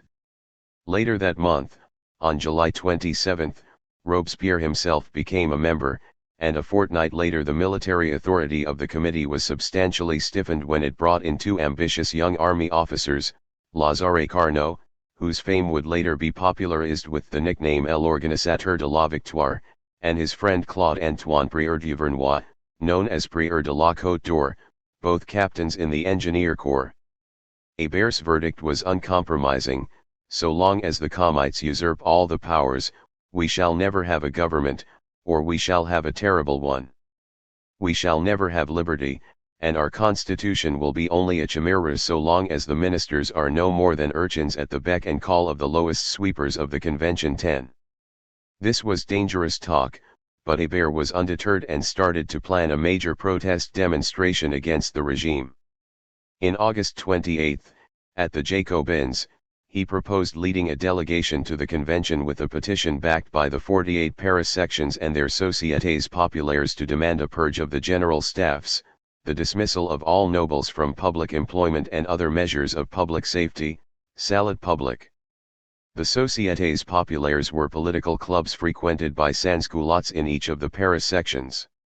They sprang into much greater activity in the autumn of 1793 when the government tried to suppress political agitation by the sans-culottes by restricting the frequency of the meetings of the section's official assembles générales, so the sans-culottes transferred much of their political energies into their unofficial Sociétés Populaires.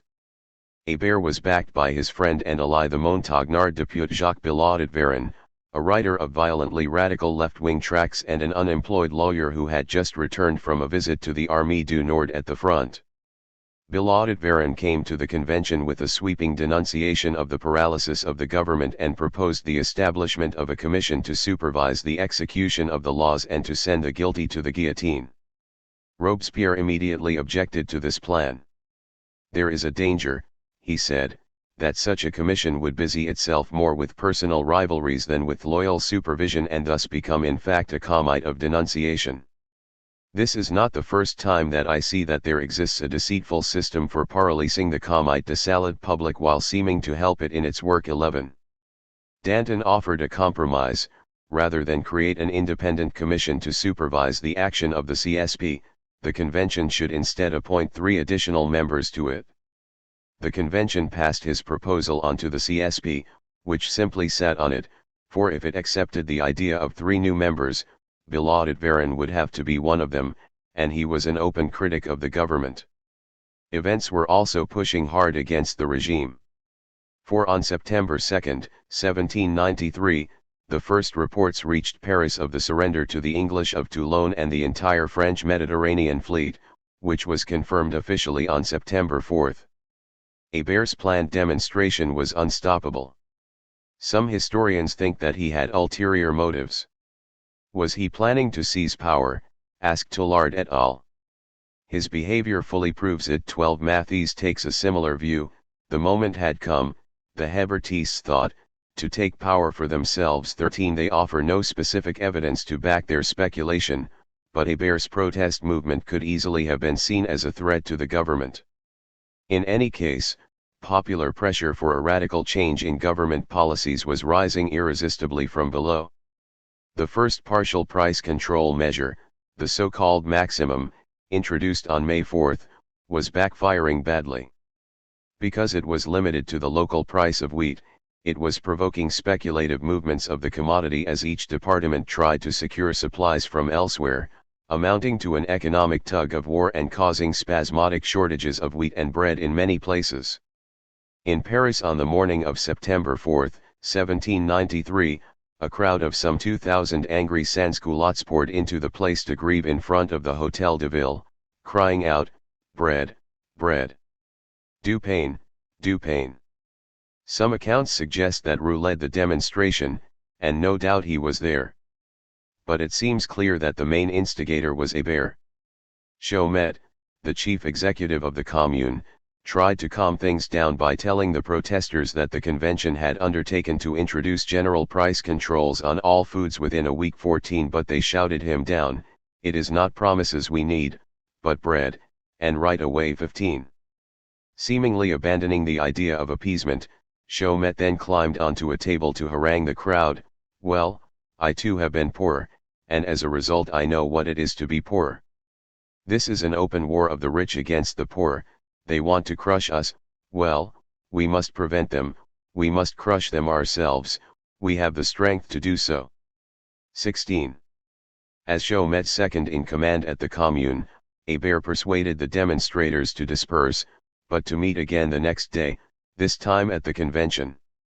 Thus on September 5, 1793, a large mob turned up at the convention, with Hébert at their head. They stormed right into the hall and intimidated the deputes into passing a sweeping series of repressive laws, the arrest of suspects, the creation of an army revolutionnaire of 6,000 foot soldiers and 1,200 gunners, the expansion of the Tribunal Revolutionnaire and its division into 4 parts, and a forced loan of £100 million to be exacted from the rich. But if Hébert had been thinking of a coup d'état, he was decisively outplayed by Robespierre. For later that day another deputation came to the convention, this time from the Club de Jacobins, led by Robespierre and accompanied by delegations from all 48 sections. They demanded that the Girondins be put on trial, and they too called for the creation of an army révolutionnaire, whose task would be to commandeer all necessary food supplies, by force if necessary, and for the dismissal of all nobles from public employment. But the crucial new demand of the Jacobin deputation was that the terror be put on the agenda, mise à l'ordre du jour. Point 17. No one could possibly have known exactly what this would mean. Versions of this tempestuous day differ somewhat, and there are different accounts of when the term terror was first used in a revolutionary sense and by whom. Matthies tells us that it was Jean-Baptiste Royer, a depute of the convention and a constitutional bishop, that is, one who had taken the oath of the Constitution civil du clerge, who had first used the precise words "tu en place la terreur à l'ordre du jour," and that was 5 days beforehand. Point 18. According to Michelet, Bertrand Berry said that it was the armée révolutionnaire which, in the words of the Commune, would put the terror on the agenda. Point 19. This kind of confusion about details is characteristic of accounts of the revolution at its most turbulent moments. Yet it is now a widely accepted tradition that it was on this turbulent day, September 5, 1793, when the terror began and was well and truly put on the agenda. There is also some uncertainty about exactly what Robespierre and his Jacobin delegation said, but the deep message was unmistakable. They had decided to upstage the sans-culotte demonstrators by subsuming their demands in a new and far-reaching political agenda. Robespierre was massively raising the political stakes in his determination to stay in charge at whatever cost. On September 6, 1793, one day after the declaration of the terror, he and the CSP accepted 2 new members, Jean-Marie Collot de Herboy, a frustrated actor, and Billaud Varon, both Hébertists. If Hébert had had any subversive plans, this would have dealt them a blow, as 2 of his leading supporters had now been effectively co-opted by the government.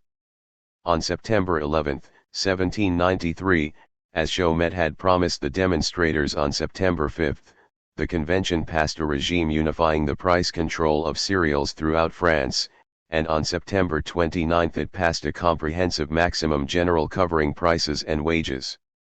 For all foods other than cereals, the prices would be those of 1,790 plus 1/3, for wages the rates would be those of 1,790 plus 50%. Almost immediately after the introduction of these price control laws, the Montagnards changed their mind about the new constitution, and in early October they made clear that they had no intention of implementing it. A new constitution implied that there would be new elections, and they did not dare to jeopardize their hold on power. They would instead continue governing, without a constitution.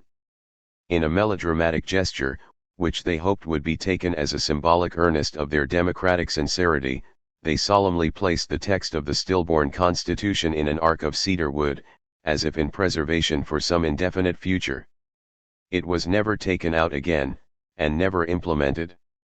But it remained for many years afterwards the benchmark for nostalgic revolutionaries of a radical, democratic constitution.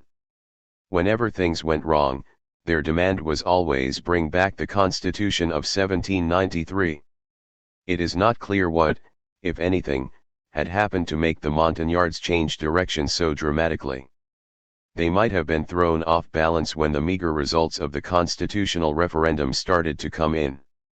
It is also possible that Robespierre and others had only just appreciated the severity of the various crises ahead, when France was fighting wars on so many fronts at home and abroad, and had concluded that the country could not afford a liberal constitution. It seems just as likely that the Montagnards had never intended to implement their new constitution in the first place, and that the entire exercise, from the drafting to the referendum, was simply a public relations maneuver. In any case, on October 10, 1793, the Montagnards got the convention to announce that the Provisional Government of France would be revolutionary until the peace.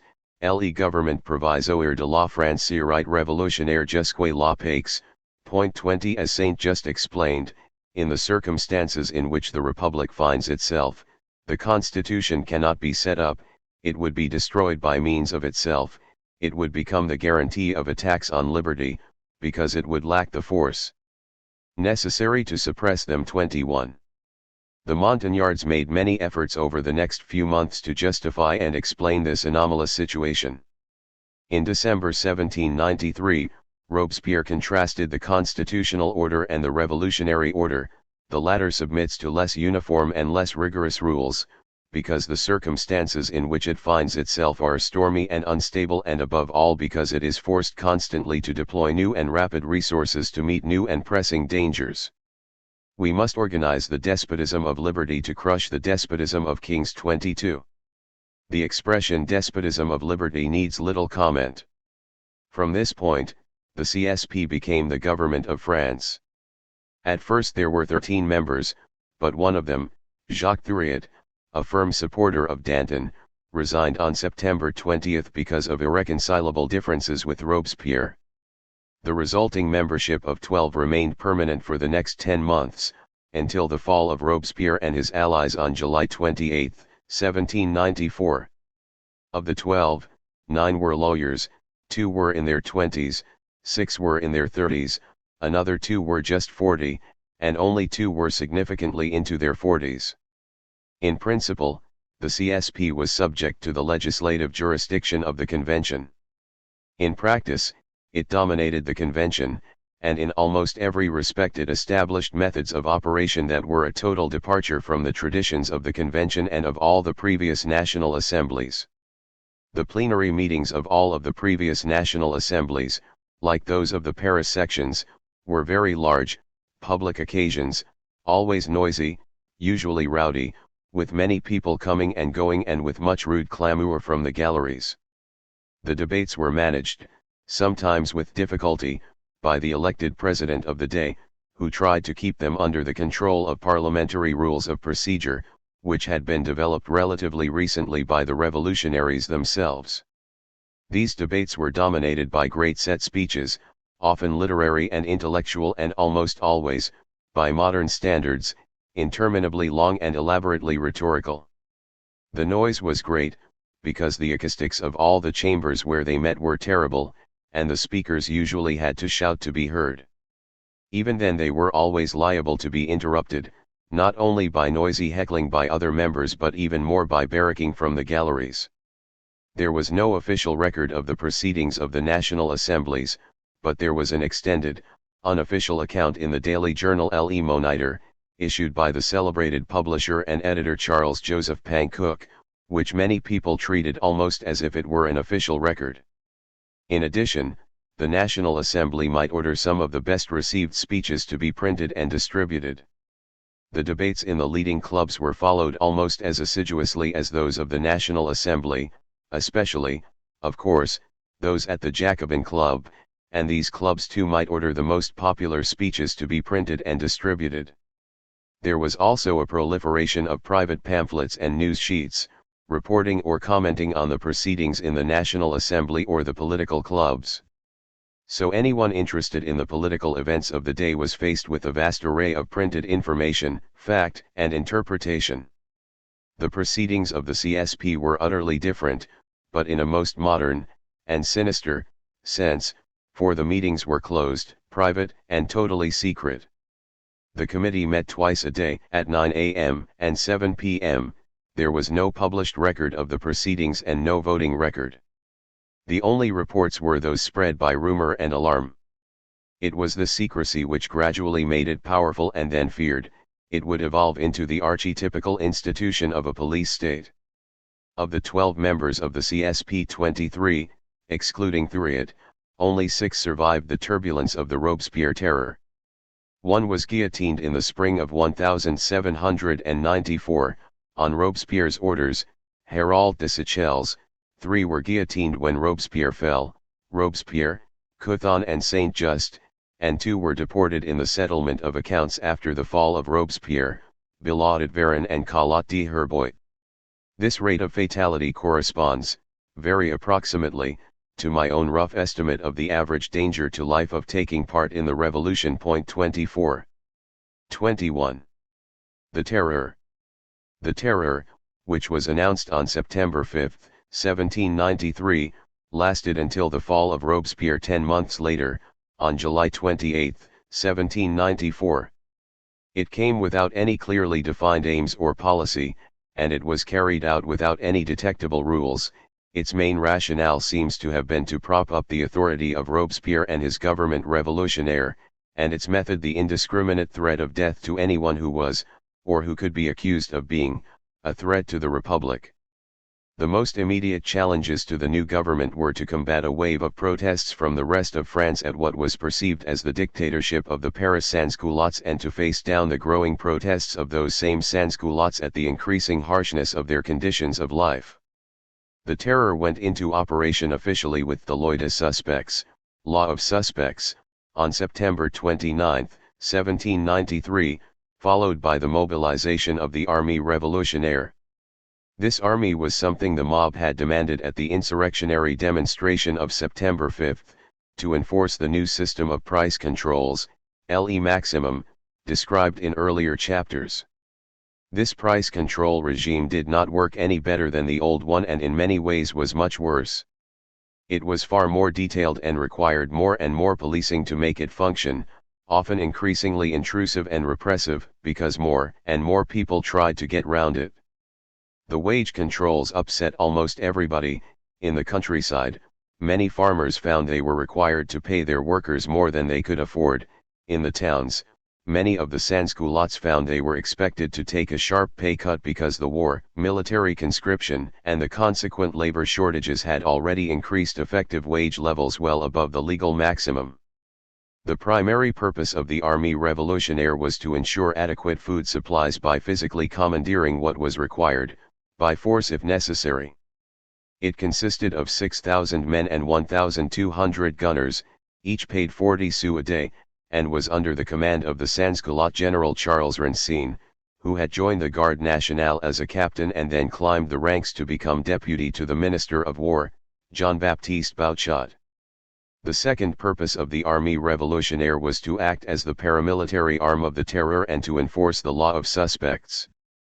The insurrectionists' demand had been meant for Paris only, but in imitation of that precedent, many arms revolutionaires sprang up spontaneously all over France on the initiative of local Jacobins, of local Sociétés Populaires, or of locally based envoys and mission from the Convention, and they too became an important part of the apparatus for carrying out the policy of the terrorist regime.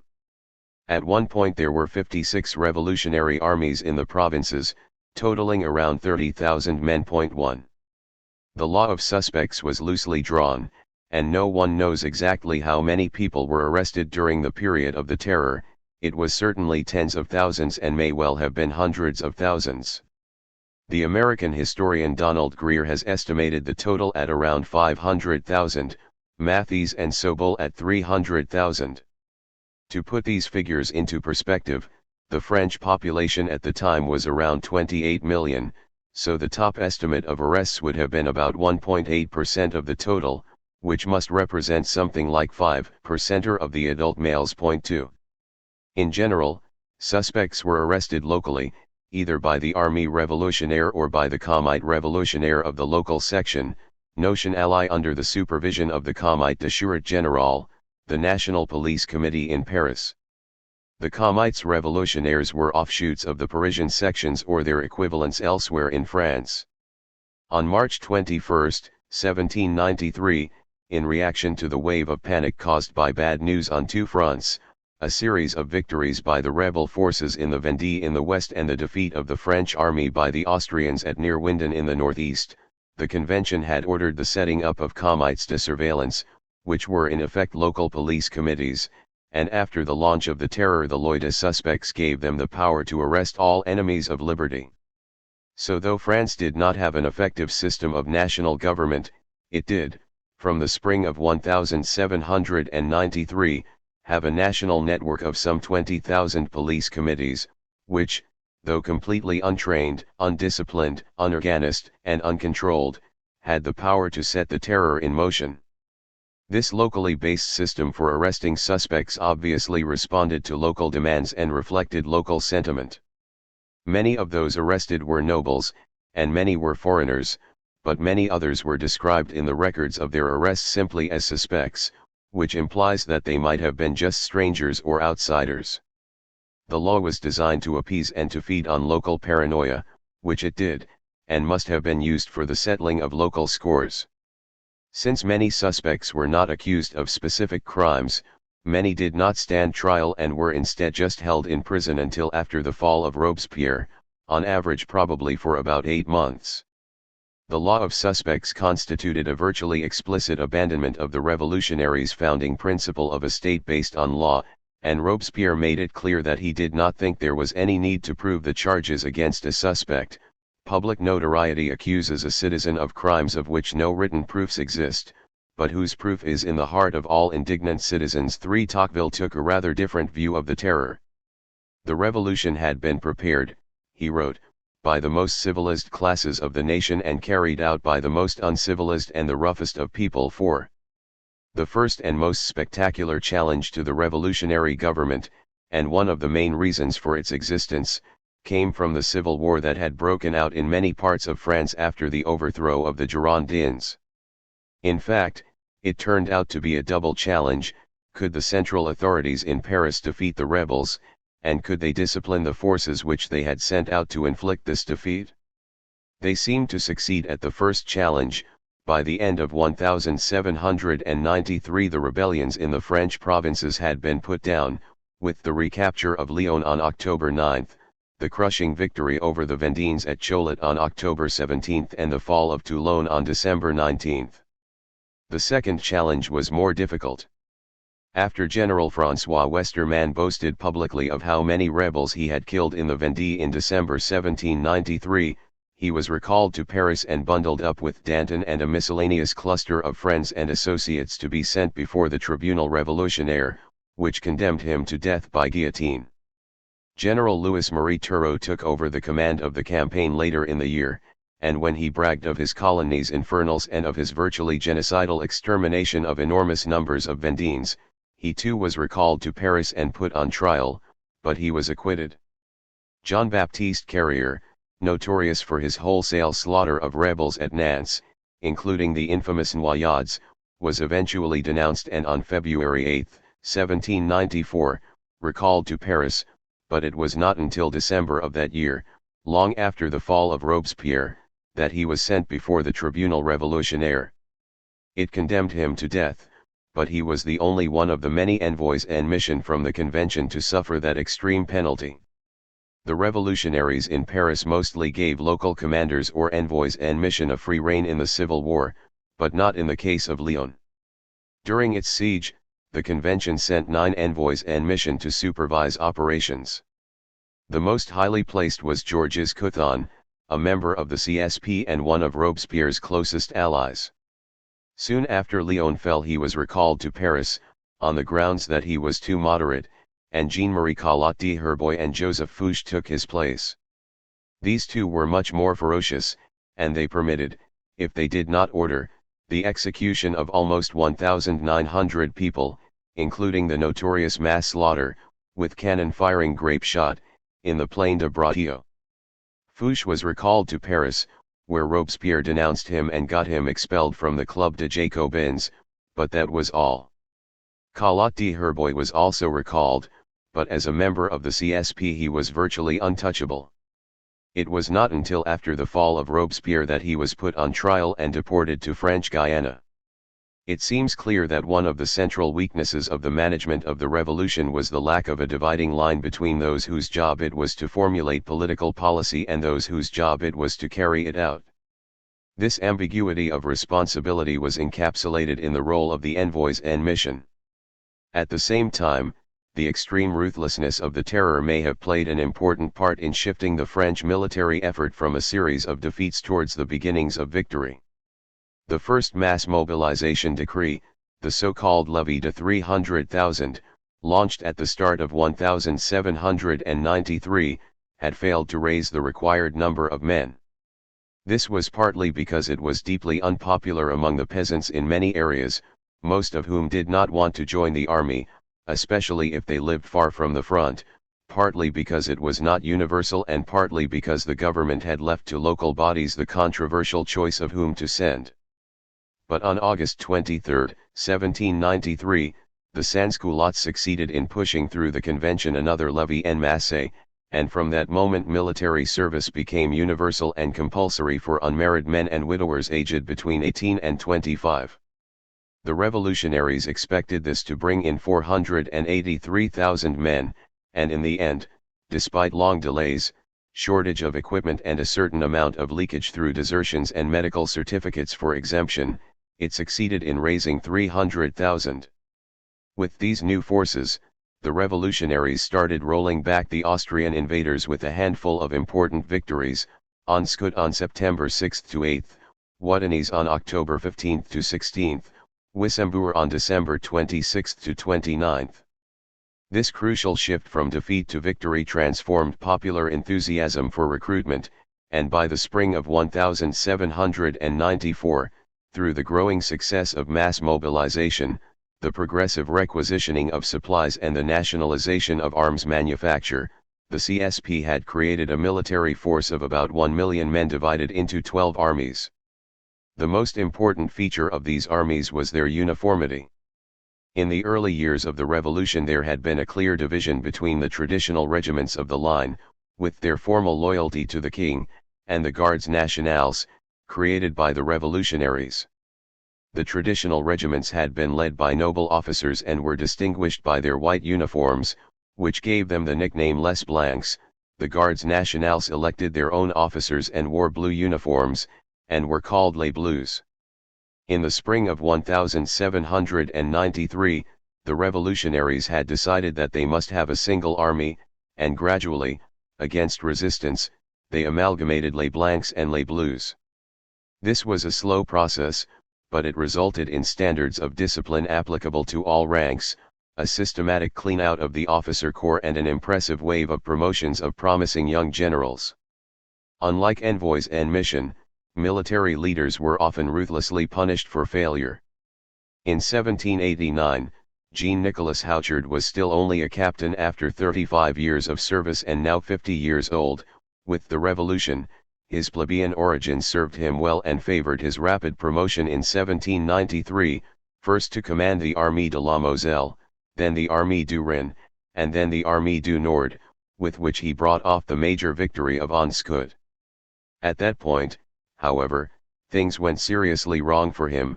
Against the orders of the CSP, he decided on a withdrawal, which he could not control, and it turned into a rout. He was stripped of his command, arrested, sent before the Tribunal Révolutionnaire, condemned to death, and guillotined on November 15, 1793. Lazare Hockey was luckier. After his precocious promotion from ordinary soldier to captain to general of division, he was beaten by the Austrians at the Battle of Kaiserslautern but recovered to get his revenge at Woerth in December, and although a jealous young rival, General Jean-Charles Pichegru, enlisted the support of Saint-Just to get him arrested. On April 1, 1794, he escaped execution and was released from prison after the fall of Robespierre. The terror had risen in intensity, with denunciations based on the Loyalist suspects, show trials in the Tribunal Révolutionnaire and public, spectacular guillotinings in the Place de la Concorde. If it was meant to stop anti-government agitation, it failed, for while Robespierre's domination of the convention was uncontested, his allies the Sansculottes continued to protest at their hardships and at the shortcomings of government policy. He responded by cracking down on the most public protesters, the enrages, and he had their leader, Jacques Roux, arrested. Roux spent the next few months in and out of prison, but he kept on with his newspaper and his political campaigning until he learned that he was to be sent to the Tribunal Révolutionnaire. Seeing that all was lost, he stabbed himself and died of his wounds on February 10, 1794. After Roux's arrest, Robespierre found it relatively easy to intimidate the other enrages. Jean-Théophile Leclerc, an employee in the Paris postal service from the Section de Droits de l'Homme, had been publishing an inflammatory newspaper in memory of Marat, but after he received a sharp warning from the Jacobins, he closed it down and left Paris. Jean-François Varlet, another Paris postman and a popular but noisy street orator, was imprisoned for a couple of months and effectively silenced. Two leading protesters who stood out in this all-male world were women. One was the 30-year-old Claire Lacombe, a one-time actress from the south of France who had come to Paris to join the revolution. She rose to prominence through the women's revolutionary group Club des Citoyens Républicains Révolutionnaires, which she co-founded and in which she served as secretary and then as president. When the authorities put a stop to her revolutionary activities, she went back on the road as an actress. The other was Pauline Léon, a 25-year-old chocolate seller who had joined the revolution at the beginning and was the other founder of the Club des Citoyens Républicains Révolutionnaires. She married Leclerc in 1793 and, under governmental intimidation, gave up her revolutionary agitation for married life. The shutting down of the enrages demonstrated the determination of Robespierre and the other bourgeois revolutionaries to stay on top. They had reluctantly enacted some price and wage controls, but they would go no further. Their response to protests was more terror. Another woman who achieved notoriety by protesting at the shortcomings of the revolution was Olympe de Gouges, 1748–93, but she was an intellectual, a novelist and a playwright, and she expressed her protests through her writings rather than as an agitator in street demonstrations. She campaigned ceaselessly for the abolition of slavery and for the rights of women, political as well as sexual. It was at the home of her friend Sophie de Grouchy, the wife of Condorcet, that she made her most famous remark, "A woman has the right to mount the scaffold. She must have an equal right to mount the speaker's platform." After the fall of the Girondins, Gouges was arrested as a sympathizer and a covert royalist. She was sentenced to death for sedition and royalism on November 2, 1793, and executed the next day. The main instrument of the terror was the Tribunal Révolutionnaire. It had been set up in Paris in March 1793 with the task of trying those who were accused of having committed any of a number of vague offences, against liberty or equality, against the unity or indivisibility of the Republic or against the internal or external safety and security of the state. The law of suspects expanded its remit by severely restricting freedom of the press, calling for the arrest of all those who by their writings have shown themselves partisans of tyranny or federalism and enemies of liberty. 5. A decree on December 5, 1793, Décret du 14 Brumaire, banning any expression of a challenge to the powers of the CSP continued the trend. A number of provinces had established regional tribunaux révolutionnaires, on an ad hoc basis, but on May 21, 1794, the government decided that the terror would be centralised, with all the tribunaux in the provinces closed and all trials held in Paris.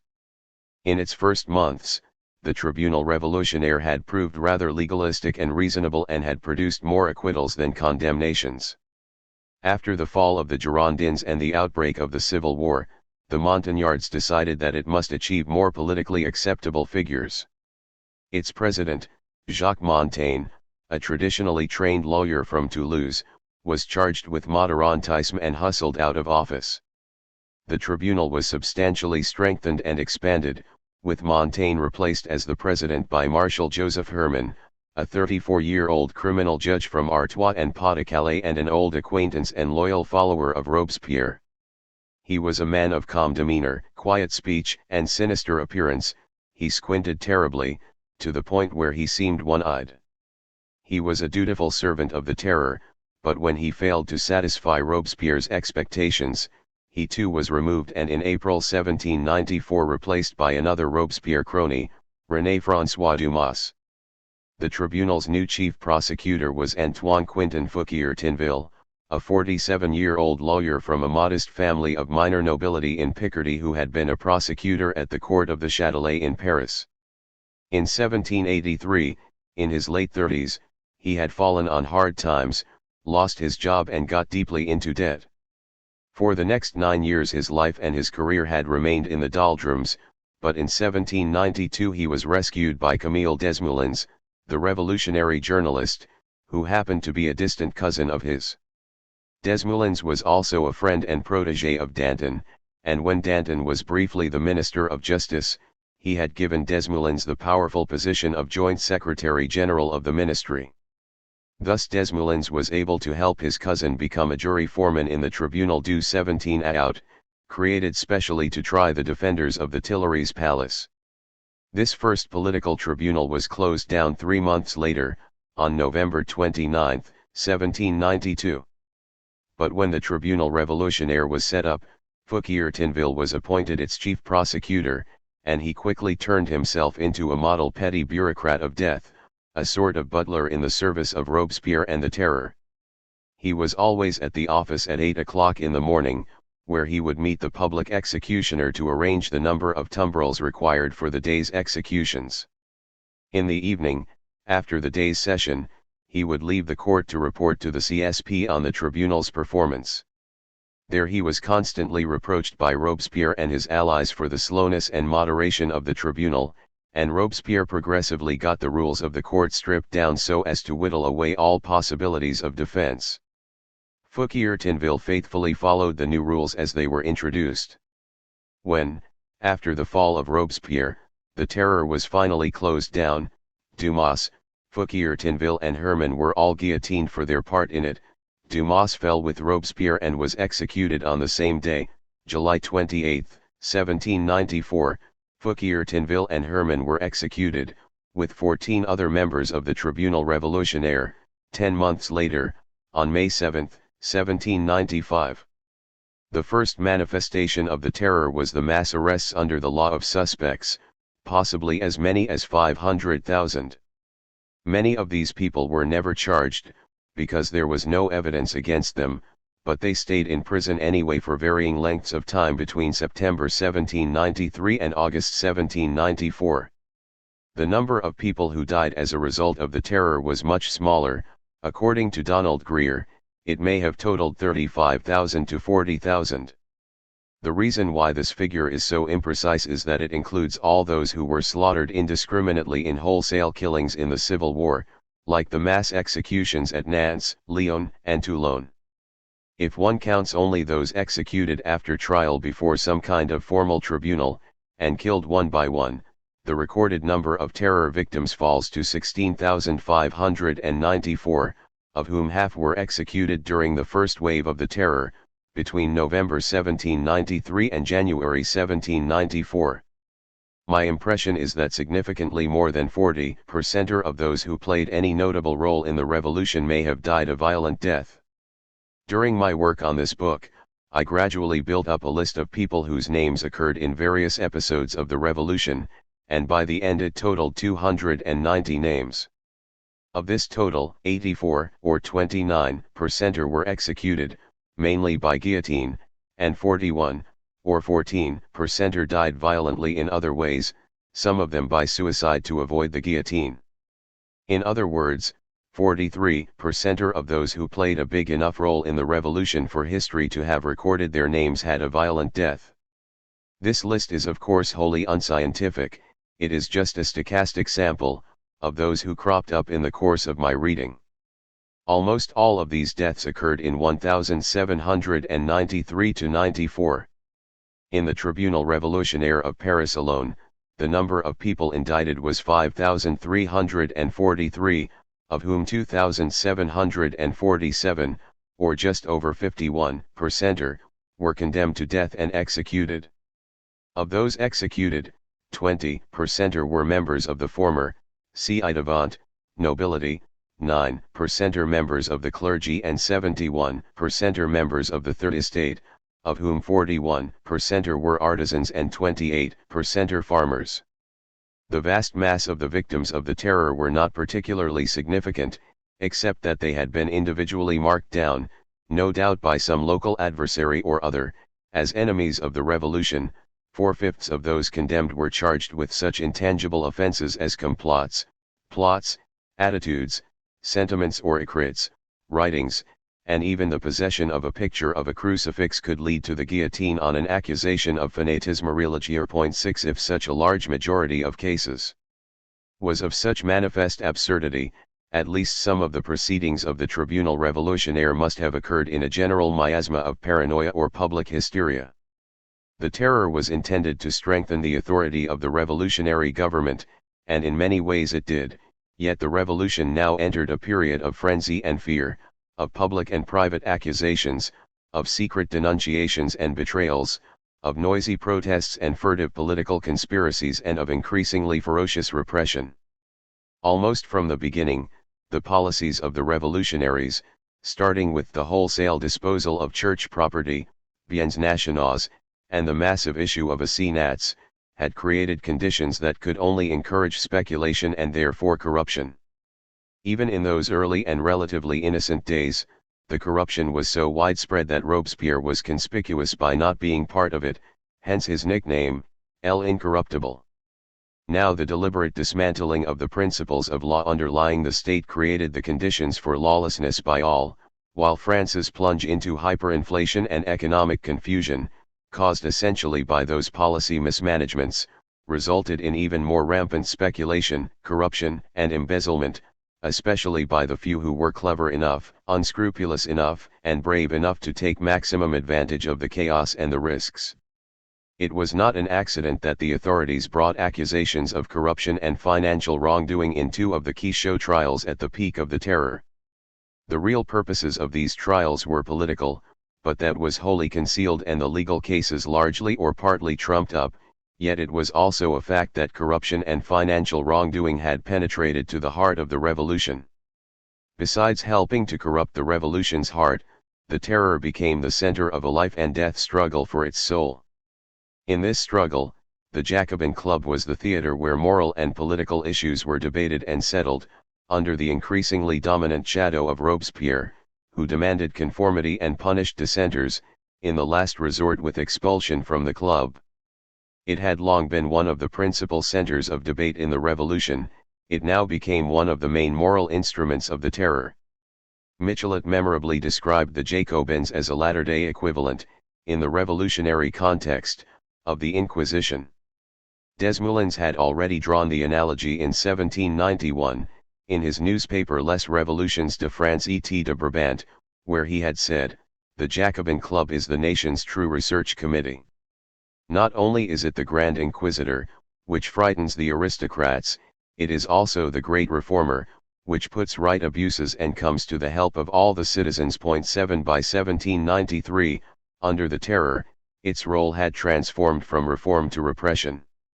After the crisis of 1791, following the flight of the king, the Jacobins had expanded enormously, and by September 1793 their national membership may have amounted, through provincial sister clubs, to about 500,000, so at the time of the terror they constituted a complete national network, almost a shadow government. Their main meeting place in Paris was what had once been a Dominican monastery, Couvent de Jacobins, in the Rue Saint-Honore, and Michelet believed that the members of the Jacobin Club had insensibly absorbed some of the key characteristics of the previous occupiers, whose order had been the driving force behind the Catholic Inquisition in the 13th to 16th centuries. As was the building, so were its inhabitants. The new, like the old, had, as a fixed idea, a narrow orthodoxy. Their rigidity of attitude, their outward fixity, were all the more necessary to them because in reality their creed was very fluid. Whatever change the situation produced, whatever deviations it imposed on their doctrines, they insisted on unity. 8. Michelet's history vividly underlines the character and the power of the Jacobin Club as the thought police of the revolution. If the Jacobins believed some new doctrine, that was the required orthodoxy, and to protest against it was to risk expulsion from the club, which could easily be the first step towards being denounced to the Tribunal Révolutionnaire. It was not a small matter to be excluded from the Jacobins, says Michelet. This formidable society, while keeping the form of a club, was in reality a grand jury of accusers. Its membership list was the Book of Life or Death 9. One of the first high-profile victims of the terror was the former Queen, Marie Antoinette, the widow of Louis XVI. She was born in 1755, married to Louis in 1770 and became queen at 19, when he succeeded to the throne in 1774. Their first son, Louis Joseph François Xavier, was born in October 1781 but died in June 1789.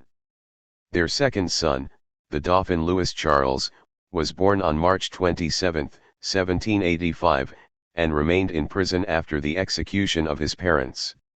It seems likely that he died there, at the age of 10, probably on June 8, 1795. After the execution of the king, Marie Antoinette was transferred from the prison palace of the Temple to the grim prison of the Conciergerie on the Isle de la Cite in the middle of the Seine, now becoming known as the Antechamber of Death. She was brought before the Tribunal Révolutionnaire on October 14, 1793, and tried for high treason. Her trial caused no difficulty, for she was widely unpopular and often suspected, as a member of the Austrian ruling family, of being in league with France's enemies. She was condemned 2 days later, October 16, and guillotined the same day. Much more problematic was the long-deferred trial of the Girondins. Some of those who had been proscribed at the time of their overthrow, on June 2, 1793, and placed under house arrest had stayed in Paris, even when they might easily have got away, but others had escaped and were still on the run, like Charles Barbaroux, Guadet, and Pétion, the former mayor of Paris. The overthrow of the Girondins had elicited angry constitutional protests from many of their non-Girondin fellow deputies, 73 of whom had been indicted for their protests and placed under arrest, but they were not put on trial, largely because Robespierre intervened to prevent this from happening, or so he claimed. Of the overthrown Girondin deputies, 21 were finally brought before the Tribunal Révolutionnaire on October 30, 1793.10. The charges were ludicrous. They included perfidious ambition, hatred of Paris, federalism and vicarious responsibility for the attempts of their escaped colleagues to precipitate the civil war. The crowd power of the Commune had brought down the Girondins, and the principal witnesses for the prosecution were Chaumet, the Commune's chief executive and chief prosecutor, and Hébert, his deputy. Both were committed supporters of the sans-culottes but fierce critics of Robespierre, and both would later be guillotined, on different trumped-up charges, within 3 weeks of each other in the spring of 1794. The 21 Girondins who were standing trial included Brissot, the flamboyant 39-year-old journalist adventurer who was the founder of the group, Vergniaud, the 40-year-old lawyer from Bordeaux who had risen to be the parliamentary star of the Girondins in the National Assembly, Boyer-Fon Fred, the 38-year-old wealthy merchant from Bordeaux, his close friend and brother-in-law, Ducos, from a rich trading family in Bordeaux and Nantes, and Jensenet, the 35-year-old advocate from Bordeaux whom both Herman and Fouquier Tinville feared for his intelligence and his forensic skills. There was, says Michelet, no hypocrisy in the trial. Everybody saw right away that it was just about killing. They disregarded all formalities still customary at this period in the Tribunal Révolutionnaire. No documents were produced. There were no lawyers for the defense. Several of the accused were not allowed to speak. 11. The trial started on October 24, 1793, and went on for several days without making any progress. On October 30 the CSP introduced a decree to the convention which would allow the president of the tribunal, after 3 days of a trial, to ask the jury if their consciences were sufficiently enlightened to declare a verdict. It took time to push the decree through the formalities of the convention, so Herman stalled the trial for several hours. The decree did not reach the tribunal until 8 o'clock in the evening, at which point the jury, without any new discussion, suddenly found itself enlightened and condemned all the Girondins to death. They were executed the following day, October 31, 1793.12. Those condemned, in addition to Brissot, Vergniaud, Boyer-Fon Fred, Ducos and Jensenet, included Jean-Louis Carra, a 51-year-old self-educated writer and passionate revolutionary, Charles Eleanor Duffrich de Villers, a 42-year-old lawyer from Alençon, Marc David Lazars, a 30-year-old Calvinist pastor from Tarn, and Charles Alexis Brulart-Sillery, Marquis de Genlis, a wealthy 56-year-old retired officer of the nobility from Paris. On the announcement of the verdict, Valais stabbed himself and died in the courtroom. Most of those who had been sentenced to house arrest but had escaped were eventually captured. Jean-Antoine Lafargue de Grangeneve, a 42-year-old advocate, got home to Bordeaux, but he was captured in December 1793 and executed there. Quaudet, a 35-year-old lawyer from Saint-Emilion, took part in the abortive rising in Calvados, then escaped to Bordeaux, where he was captured in June 1794 and executed. Barbaroux, a 26-year-old lawyer from Marseille, had escaped to the west and then to Saint-Emilion with Pétion and François Buzot, a 33-year-old lawyer from Évreux. They remained hidden in the countryside for about 10 months, but in June 1794 they were tracked down, and all three committed suicide, but separately. Finally, there was Marie-Jean-Antoine Nicolas Caratat, the 50-year-old Marquis de Condorcet, who, though not formally one of the Girondins, had protested at their fall. He had escaped from Paris but was condemned to death in absentia. He was discovered in the countryside outside the capital and arrested. He died in a country police cell, poisoned, probably by suicide. But a few got away.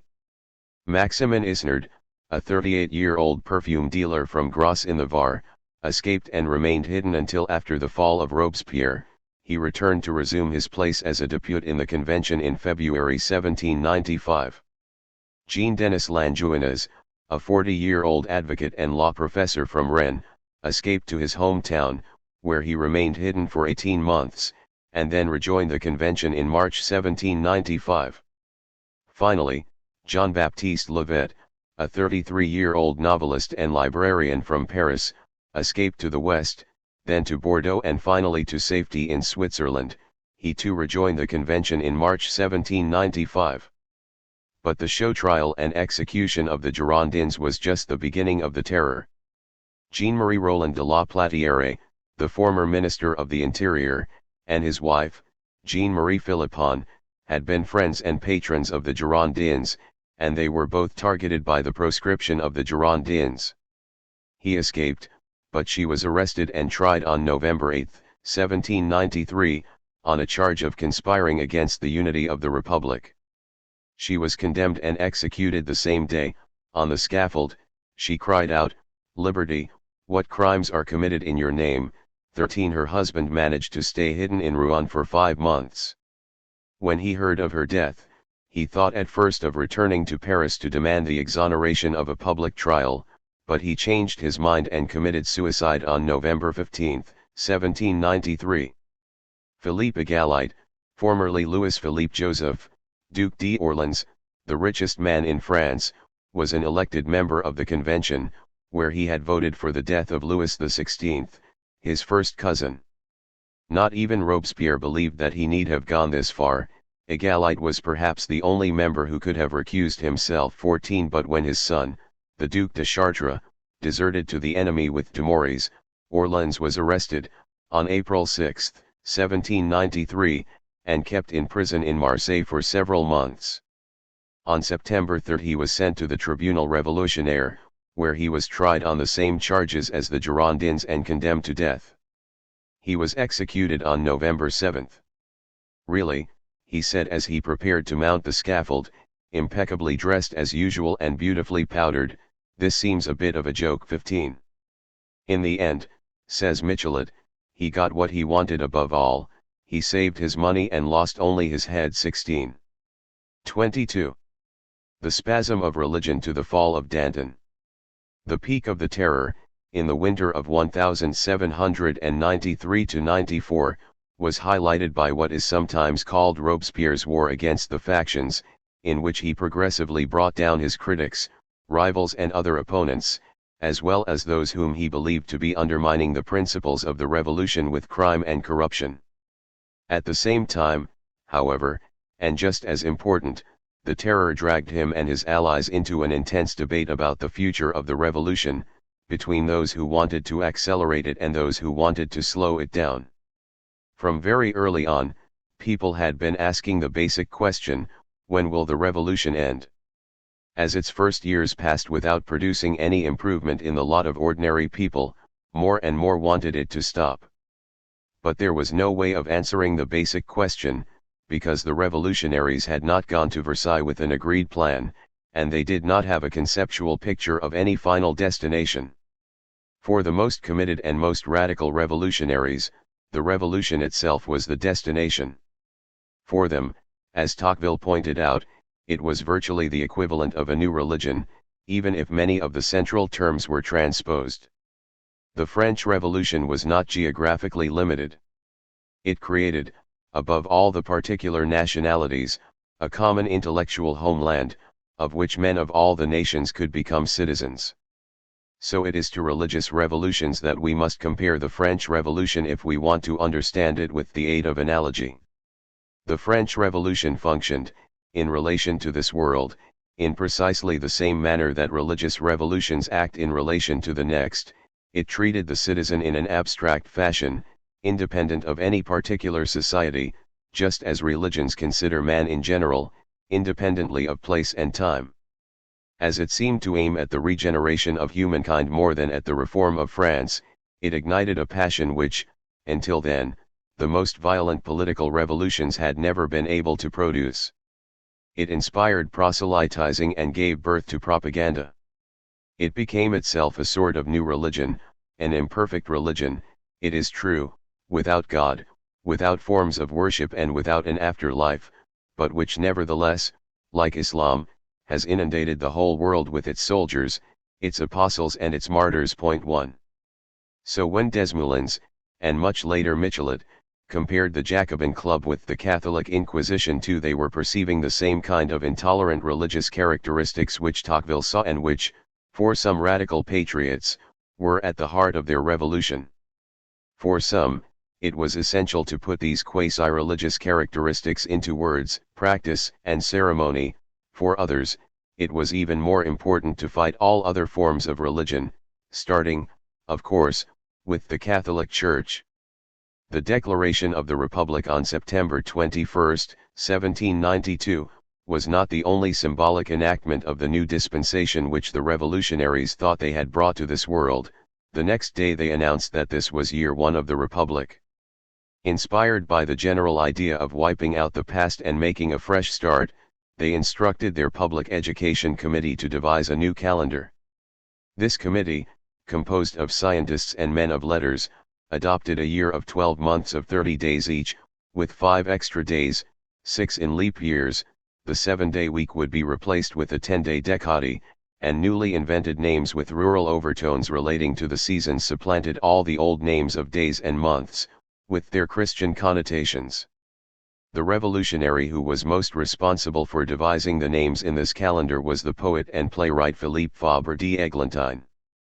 Those he gave to the autumn months were Grave, Vendémiaire, Brumaire, Frimaire. Those for winter were Heavy, Nivose, Pluviose, Ventos. Those for spring, Gay, Germinal, Floreal, Prairial. Those for summer, Sonorous, Messidor, Thermidor, Fructidor. The convention adopted this calendar on October 5, 1793.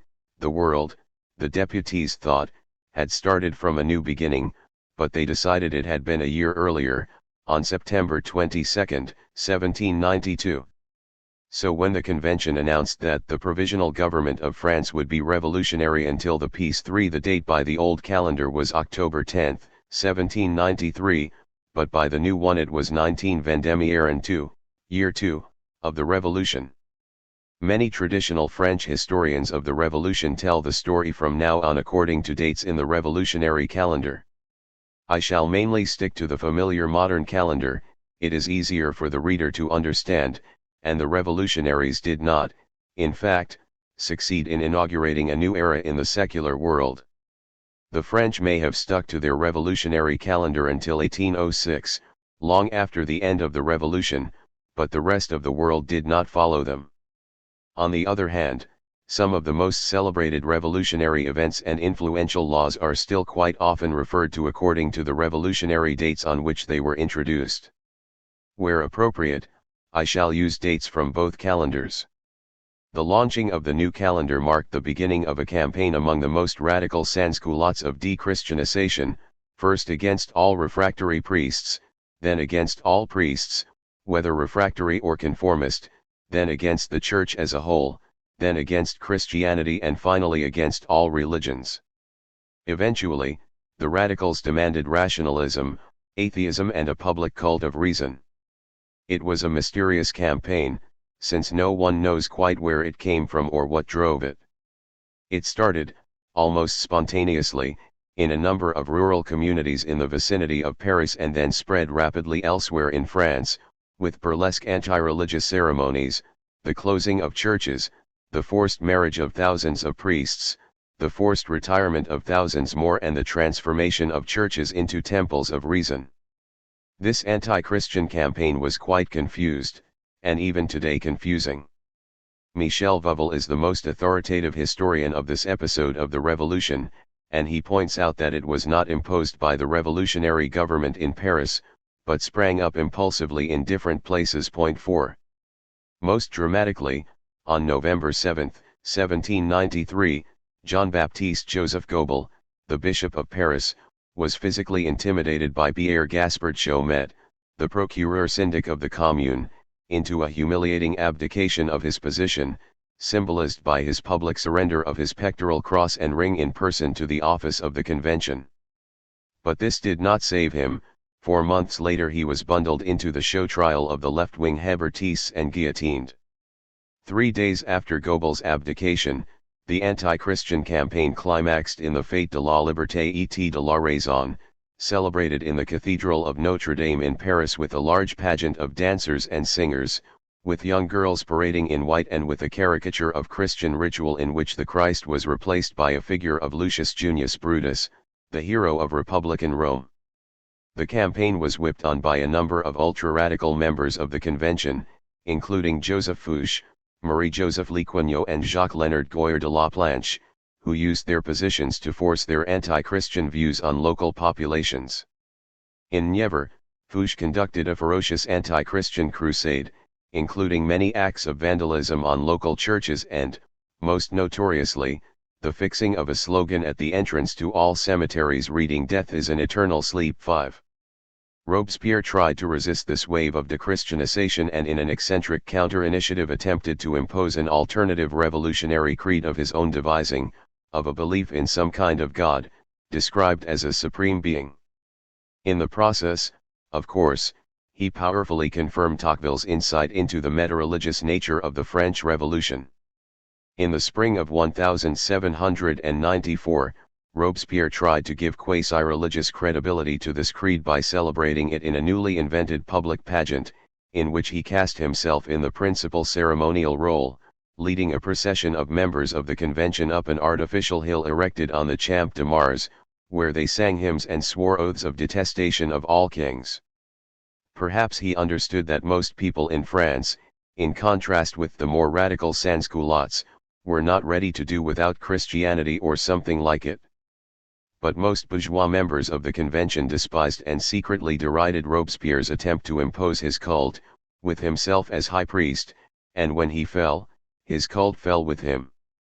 The struggle between Robespierre and the ultra-radicals for the meta-religious or anti-religious heart of the revolution petered out, because neither side was able to clothe it in any sufficiently appealing ceremonial or emotional form. But the struggle between Robespierre and his opponents over earthly issues was just as ferocious as ever. The frequent food shortages had not been significantly alleviated by the new price control regime and were now aggravated by the poor 1793 harvest. Hébert had joined in the anti-Christian campaign, but he also continued with his noisy denunciations of the government. In the autumn of 1793, therefore, Robespierre decided to put an end to him. In October the Department of Paris shut down Hébert's paper, Le Père Duchesne, and in a speech to the Jacobins, Robespierre attacked the Hébertiste faction. Hébert took the hint and kept quiet, and for a while was left in peace. But on December 17 two of his chief followers, General Charles Rancine, a Republican commander in the War of the Vendée, and François Vincent, the Secretary-General of the Ministry of War, were arrested, together with Stanislas Tape-Maillard. 6 They were released 6 weeks later, on February 2, 1794.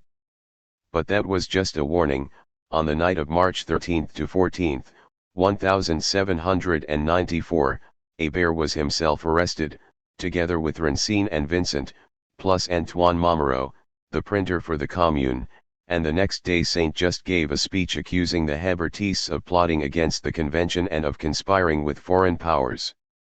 These were fabricated charges, but the trial started less than a week later, on March 21, wrapping up the Hébertists with a whole clutch of disparate foreigners or quasi-foreigners, starting with Jean Conrad de Kock, a Dutch banker, a Natursus Klutz, a wealthy German baron who was not just a devotee of the French Revolution but also a naturaliste French citizen and an elected member of the convention, Pierre Proly, probably the natural son of Count Wenzel Kaunitz, the Austrian diplomat, and Jacob Pereira, a Jewish Portuguese tobacco trader. No significant evidence was produced against these 19 so-called agents de l'étranger, foreign agents. Nevertheless, on March 24, 1794, after 3 days of trial, 18 were condemned to death and guillotined. The one man who was acquitted, a certain Dr. Jean-Baptiste Laboureau, was a police informer. The second phase in the war against the factions was the trial of Danton and his supporters, called Dantonistes, which opened 9 days later. In this case, the political aim, to bring down a popular and plausible challenger to Robespierre, was partly disguised by an attack on the genuine corruption of a number of Danton's friends, but again with the implication that the accused were all somehow in league with foreigners and other enemies. The Dantonistes are sometimes called the Indulgents, on the grounds that Danton and some of his friends had become, in the autumn of 1793, dismayed or disillusioned by the terror and urged a return to a more normal life. In November of that year, Danton argued for a policy of greater moderation, a curb on the endless bloodletting, the repeal of the law of suspects and even the creation of a committee of clemency. He and his friends also urged a moderation of the terror's economic policies, such as price controls and food requisitions, which they had never liked, and the exploration of a compromise peace with France's European enemies. Danton's proposals were backed by Desmoulins, a close friend and protégé who, at the start of the revolution, had been one of France's most influential revolutionary journalists. On December 5, 1793, he started publishing, with Danton's support, a new political pamphlet, Le Vieux Cordelier, whose first issue called for clemency for prisoners under the law of suspects. It got a rapturous response from the public and for a while resuscitated Desmoulins' reputation. Le Vieux Cordelier was so popular that it sold, in its lifetime, more than 100,000 copies, but its lifetime was short, since only 6 numbers were printed. Robespierre made sure that the 7th did not appear.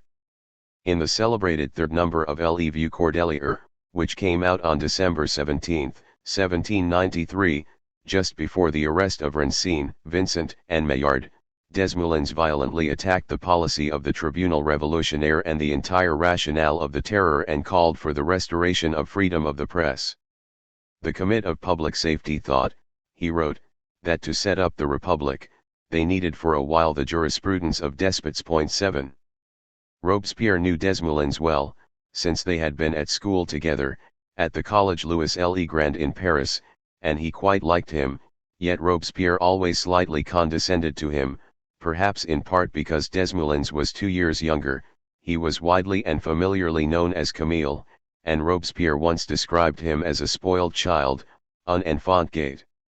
On this occasion, Robespierre's instinctive response was conciliatory. On December 20 he made a counter-proposal, to set up a committee of justice to examine some of the cases under the law of suspects. Coming from Robespierre at the height of the terror, this was an astonishing offer, if it was serious. But Desmoulins rejected the proposal and he argued in the 4th number of Le Vieux Cordelier, which came out on December 24, 1793, that there was a much better way of foiling any conspiracies: unlock the prisons for the 200,000 citizens whom you call suspects, because, in the Declaration of Rights, there are no houses of suspicion. You want to exterminate all your enemies by the guillotine. But was there ever a greater madness? Believe me, liberty would be strengthened and Europe conquered if you had a committee of clemency. 8. On the next day, December 25, thoroughly provoked by Desmoulins's insistent challenges, Robespierre produced his report on the principles of revolutionary government, Rapport sur les principes du gouvernement révolutionnaire, whose central purpose was to justify the case, in a revolutionary situation, for an authoritarian, revolutionary government, as against a law-based, constitutional one. The purpose of constitutional government, he wrote, is to preserve the republic, that of revolutionary government is to set it up. Under a constitutional regime, it is almost enough to protect individuals from abuse by public authorities. Under a revolutionary regime, the public authorities themselves are obliged to defend themselves against all the factions which attack them. These ideas are enough to explain the origin and the nature of the laws which we call revolutionary. Those who call them arbitrary or tyrannical are stupid or perverted sophists who seek to confuse their opponents. 9. Though increasingly irritated by Desmoulins's challenge to his authority, Robespierre was still willing, up to a point, to be conciliatory. On January 7, 1794, he told the Jacobins that there was no need to expel Desmoulins from the club. Instead, he said, "We will burn his pamphlet." If this was intended as a friendly offer, Desmoulins immediately and contemptuously rejected it. Burning is not an answer. 10. Desmoulins' crisp response is legendary in the annals of the French Revolution, and some people seem to think that he was echoing Rousseau. In fact, Rousseau was not given to one-liners, and this retort was drawn from Voltaire, Rousseau's enemy. Rousseau's revolutionary tract Du Contrat Social had been published in 1762, and it caused such a scandal that it was publicly burned in Geneva, his hometown, by the official executioner. Voltaire, whom Rousseau had long irritated, was by then in open and irreconcilable conflict with him, but on this occasion he was outraged on Rousseau's behalf, and on behalf of all writers, as he wrote about the incident at the time, "They have burned this book in our country Geneva." The operation of burning it was just as odious as that of writing it. There are some things that a wise government must ignore. To burn a book of argument is to say, we do not have enough wit to reply to it. 11. A final showdown between Robespierre and the Dantonistes was now virtually inevitable, and it was triggered by widespread accusations against Danton and several of his friends and associates of corruption and money laundering. This was particularly ironic because Fabre, the primary deviser of the revolutionary calendar and one of Danton's closest associates, had, during the previous summer, together with a number of his colleagues in the convention, been at the center of a noisy campaign of denunciation of all financial speculators, focusing specifically on the Compagnie des Indes, the large colonial trading and plantation company. Their main accusation had been that financial companies, especially the Compagnie des Indes, were fraudulently avoiding paying taxes. The campaigners included François Chabot, a dissolute and fleshy depute who had once been a Franciscan friar but now dressed ostentatiously downmarket, as if he were a secular sans-culotte, a man of the people, Jean-François Delacroix, a former advocate and judge who had briefly been, with Danton, a member of the first CSP, and Joseph Delaunay, a former advocate from Angers, who was subsequently denounced, by Chabot and others, for conspiracies of corruption and blackmail. This campaign had been so successful that the convention had decreed the suppression of all these companies and the closing of the stock market and entrusted Fabre and others with key roles in liquidating the Compagnie des Indes, including confiscation of much of its property owned by foreigners.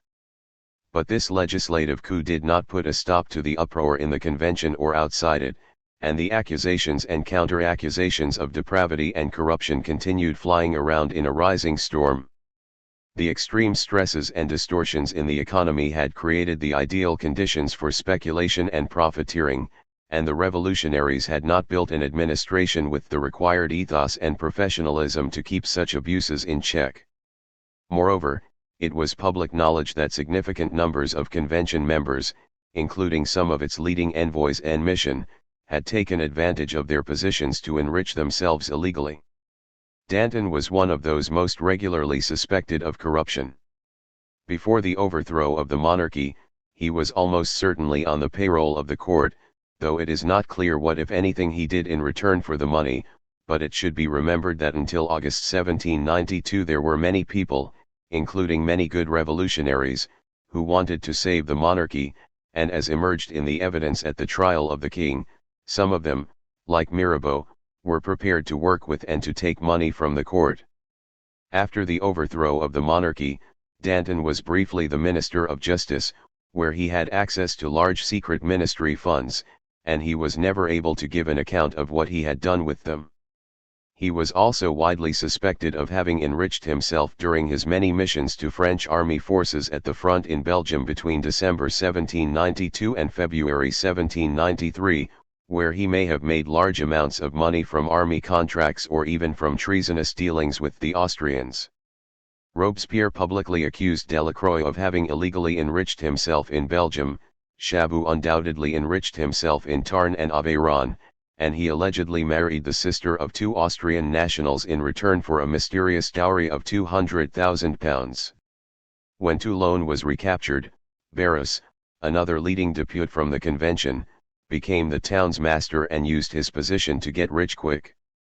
The storm of accusations and counter-accusations grew so intense that Chabot, one of those most frequently targeted, took fright and, in an effort to exculpate himself, went to see Robespierre in person and then to the Comité de Sûreté Générale, CSG, of which he had at one time been a member, where he laid his own accusation against Fabre, confessed that he had received £100,000 as his share of the payoff and alleged that the fraud in the Compagnie des Indes was deeply entangled with a much larger conspiracy of foreign bankers, led by a certain Baron Batz. At first the CSG paid little attention to these allegations, believing that Fabre was innocent. On January 13, 1794, however, the anti-speculation campaigning of the Dantonists blew back sensationally, when Fabre was himself arrested on a charge that he had used his position as a depute fraudulently to rewrite the terms of the liquidation of the Compagnie des Indes. The convention had decreed that government officials should wind up the company. But at some point the text of this law had been modified so as to allow the company to conduct its own liquidation, and thus evade the enormous tax payments which it owed. It emerged that Fabre's fingerprints were all over this modification and that he and his friends had taken a £500,000 payoff from the company in return. Chabot and Delaunay were also implicated, and it was alleged that Fabre and his associates had launched their campaign against the Compagnie des Indes in order to destabilize it on the stock market and thus facilitate their speculation in the company's shares before its liquidation.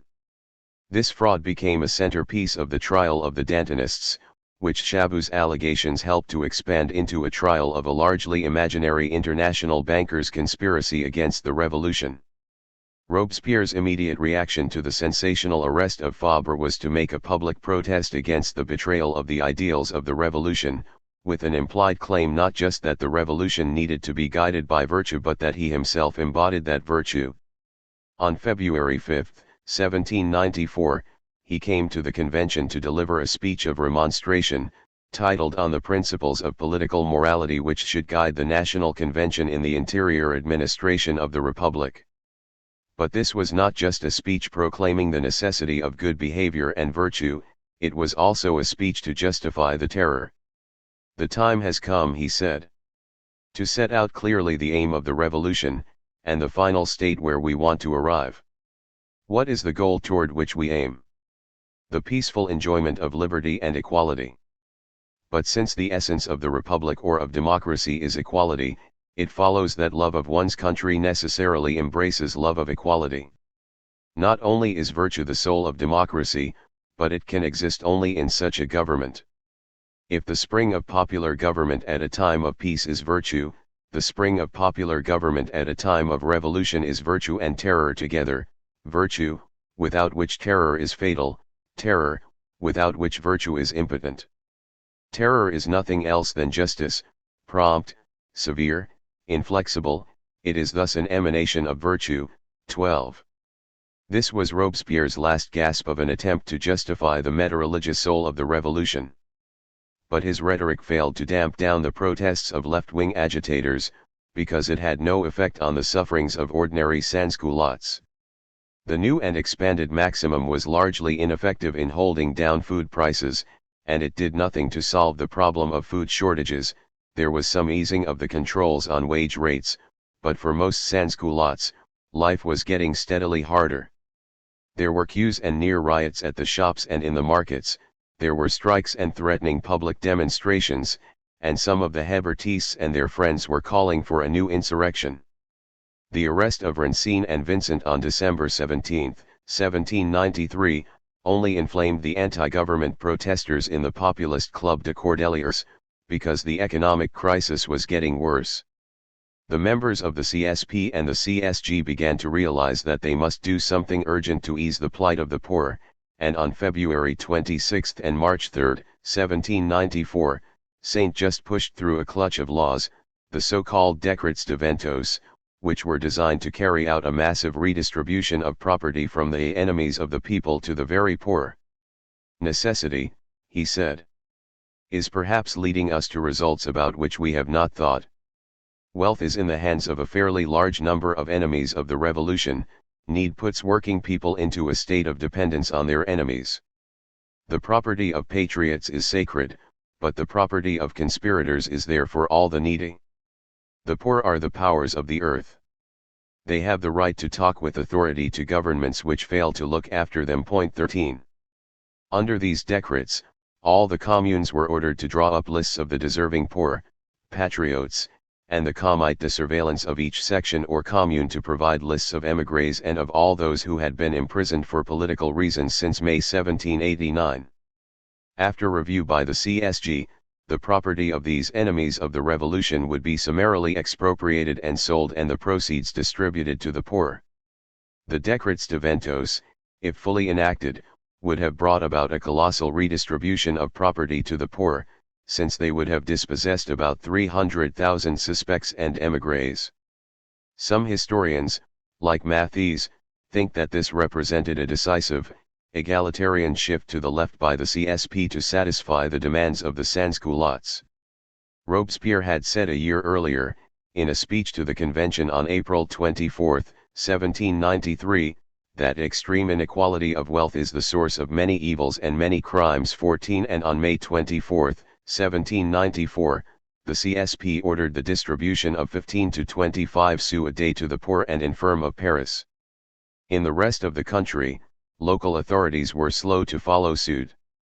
Other historians doubt whether these decrees represented a fundamental change of Jacobin policy and suggest that they were simply a tactical gesture to appease protesters. Their operational details were not spelled out, and the government did nothing more to intervene directly in the economy to ease the plight of the sans-culottes. We shall never know the truth of the matter, because the decrees had barely started being enacted by the time Robespierre fell, and they were repealed shortly thereafter. The trial of Danton and his friends became inevitable after the arrest of Fabre, and it followed hard on the heels of that of the Hébertistes. On March 18, 1794, the convention ordered the trial of all those compromised in the Compagnie des Affaires, Fabre, Claude Bessire, Chabot, and Delaunay. 11 days later, on the night of March 29 to 30, Danton was arrested, together with others charged with being indulgents, Desmoulins, Delacroix, Pierre-Nicolas Philippos. Friends had warned Danton of the dangers, and some had advised him to escape, but he rejected the idea. One doesn't carry the country on the solace of one's shoes, he said. 15 Before his arrest, he went to see Robespierre on 2 or 3 occasions, to appeal to him on grounds of old loyalties, but Robespierre remained unmoved. Jean-Baptiste Robert Lindet, a lawyer from Normandy, was the only one of the 12 members of the CSP who refused to sign the arrest warrant. "I am here to save the citizens," he said, "and not to kill patriots." 16. On April 1, 1794, the convention listened in silence as Saint-Just read out the lengthy charge sheet against Danton and his fellow accused. It consisted almost entirely of circumstantial innuendos alleging past intrigues with Mirabeau, who had died 3 years earlier, of overwork and debauchery, at the age of 42, covert dealings with the court, now all dispersed or in exile, secret relationships with Dumouriez, now languishing in an Austrian prison, treacherous transactions with the Girondins, most of whom were now dead, attempts to save the royal family, who were now dead, in prison or in exile, insidious campaigns for clemency and peace, silent resistance to all revolutionary measures, links with corruption and friendships with suspect foreigners. No one could have been in any doubt, this was to be another show trial.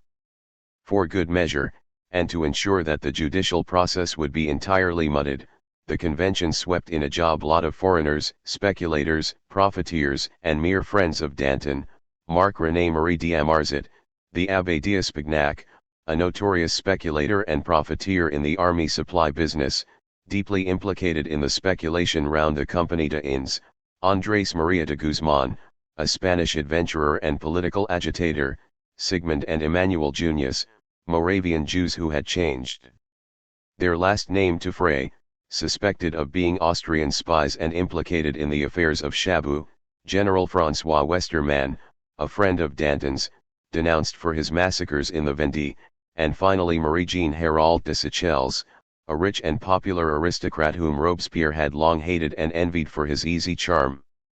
The trial started on April 2, 1794, in the Grand Hall of the former Parlement de Paris, and it did not take long. The first day was devoted to the affair of the Compagnie des Indes, and the evidence against Fabre and his friends was damning. The second day was spent in the interrogation of Danton, who not merely defended himself but vigorously attacked his accusers, whom he denounced as impostors.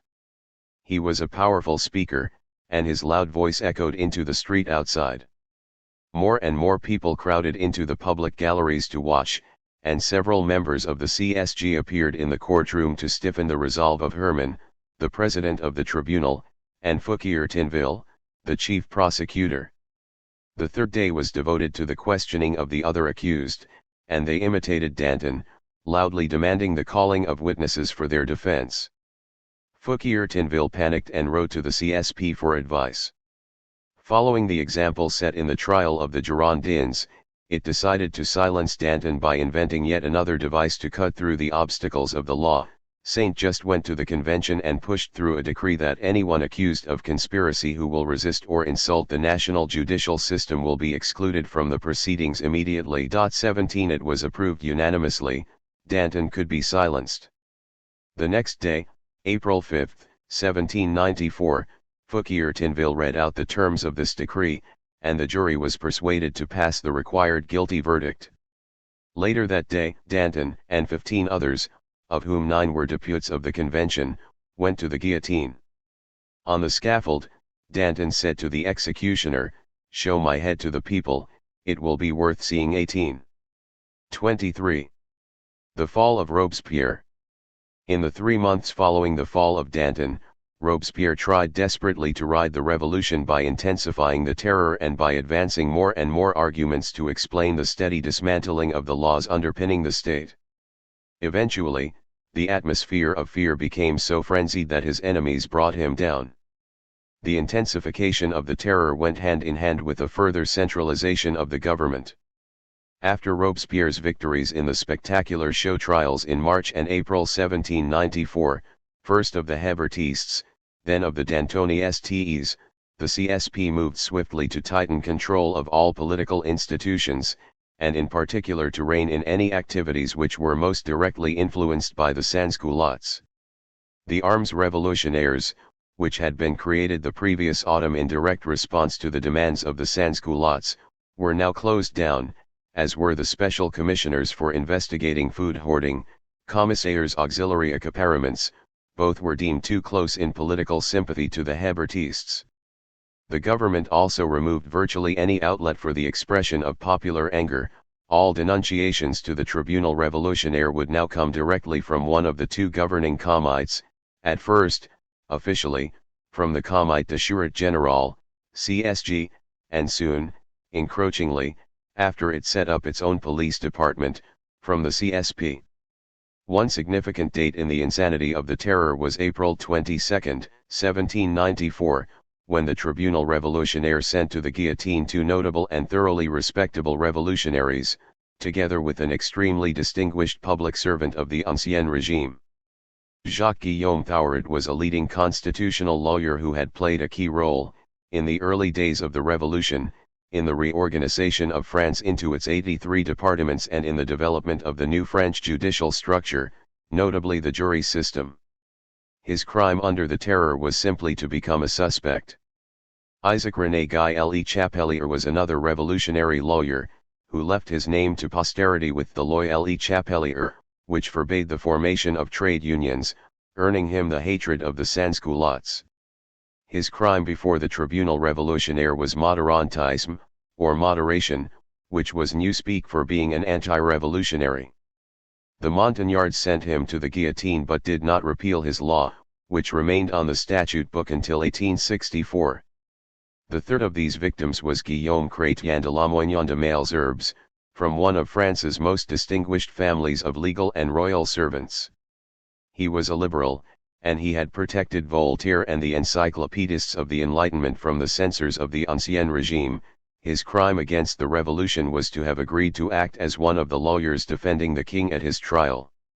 Most trials before the Tribunal Révolutionnaire were now dressed up as conspiracy cases. The first was the conspiracy of the prisons, in which a disparate clutch of 26 people was alleged to have plotted to attack prisons and release their prisoners. This conspiracy was purely imaginary, and the trial did not take long. It started on April 10, 1794, and ended 3 days later with 7 acquittals and 19 death sentences, including for Pierre Gaspard Chaumet, the leader of the Paris Commune, Jean-Baptiste Gobel, the deposed Bishop of Paris, Arthur, Comte de Dillon, a disgraced general who had repeatedly been suspended for suspected royalist conspiracies, and Lucille Desmoulins, the widow of Camille. Robespierre immediately replaced Chaumet as the leader of the Commune with Claude François de Payen, one of his loyal bureaucrats on the staff of the CSP. Payen was not, of course, elected, and his title in his new job was not procureur but agent national. In fact, ever since December 4, 1793, all the elected procureurs throughout France had been progressively purged or, if approved, reappointed as agents nationaux, representatives of the central government, as part of the terrorist regime. On May 10, 1794, Jean-Nicolas Pichet, the mayor of Paris, previously the Minister of War, and a leading Hébertiste, was abruptly arrested and replaced by another loyal Robespierrist, Jean-Baptiste Edouard Lescat Fleuriot, the deputy public prosecutor of the Tribunal Révolutionnaire. The Commune was effectively under the direct control of the national government.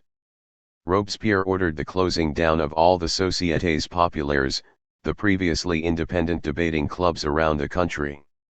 The authorities had previously tried to curb the grassroots political activities of the sans-culottes by limiting the frequency with which the sections were allowed to hold official assembles générales. The sans-culottes had circumvented this restriction by setting up unofficial debating clubs, called Sociétés Populaires, which the authorities banned in retaliation. Thus in April and May 1794, 39 of the Sociétés Populaires in Paris simply disappeared or were displaced by offshoots of the Jacobin network, which now exercised a monopoly of political debate and opinion. This move may have tipped the odds fatally against Robespierre. For while the immediate effect was to reinforce the concentration of political power at the center, it also underlined, in the most public way possible, the fundamental split between the sans-culottes and the bourgeois Montagnards. Political contact between Robespierre and the mass of the sans-culottes, whose popular movement had brought him to power, was now largely lost, and Saint-Just virtually admitted as much. The revolution is frozen. 2 When it came to the moment of crisis, a few weeks later, and the choice had to be made between Robespierre and his enemies, an essential minority of the sans-culottes were no longer behind him. Robespierre next took overt control of the government. After the overthrow of the king, on August 10, 1792, the Council of Ministers had been replaced by the 6-member Conseil Exécutif Provisoire, which carried on the role of government under the authority of the National Assembly.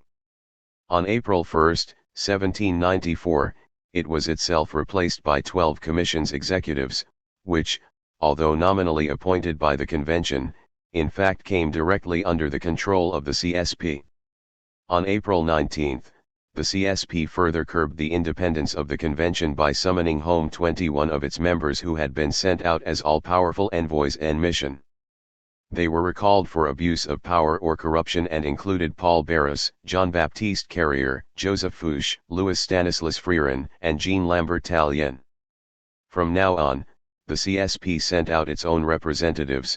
Saint-Just was frequently away from Paris on duty with the armies. This proved a fatal error on Robespierre's part, since the recall of the offending envoys en mission meant that they were in imminent danger of prosecution before the Tribunal Révolutionnaire.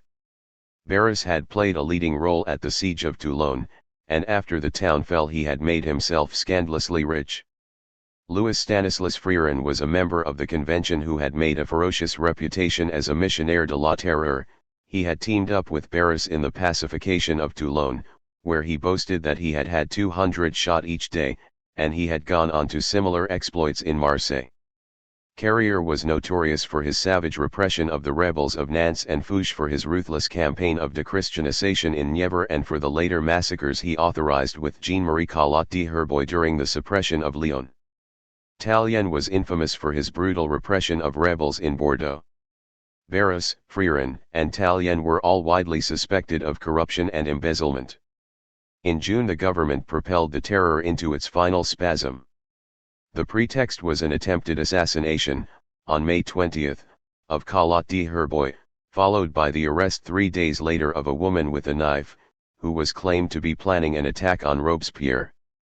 In reaction, the government passed the infamous Law of 22 Prairial, June 10, 1794, which deprived those who were accused in the Tribunal Révolutionnaire of any form of defense. There was to be no interrogation of the accused.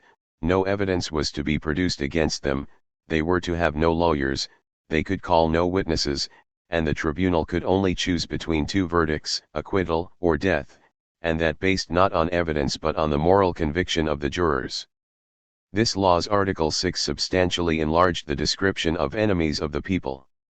Those who will have supported the projects of the enemies of France, by persecuting and speaking ill of patriotism, those who will have sought to inspire discouragement, to deprave the morals or to reduce the purity and the energy of the principles of the revolution, all those who, by whatever means, and whatever their concealment, will have attacked the liberty, the unity, or the safety of the Republic, or worked to prevent its reinforcement. Point 3.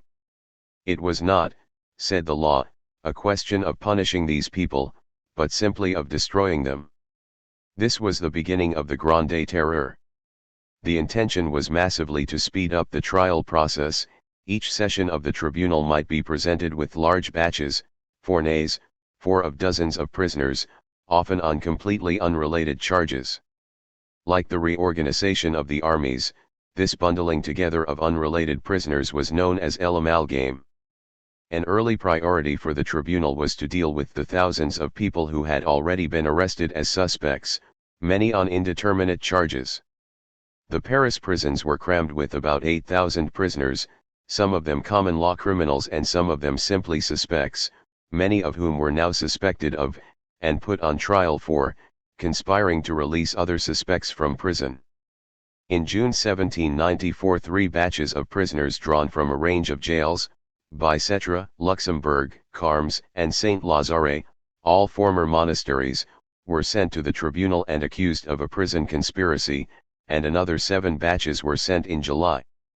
For a while in Paris, the rates of conviction and of execution kept pace.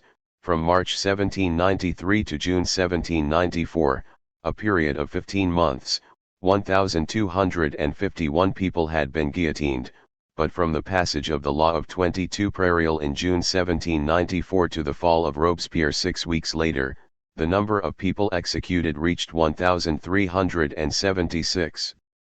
Heads were falling like slates off the roof. 5 In the memorable phrase of Fouquier Tinville, the chief prosecutor of the Tribunal Révolutionnaire. But some figures suggest that the terror was starting to slow down. If we look at the whole of France, not just Paris, the dramatic acceleration in the rate of executions under the law of 22 prairial seems to disappear.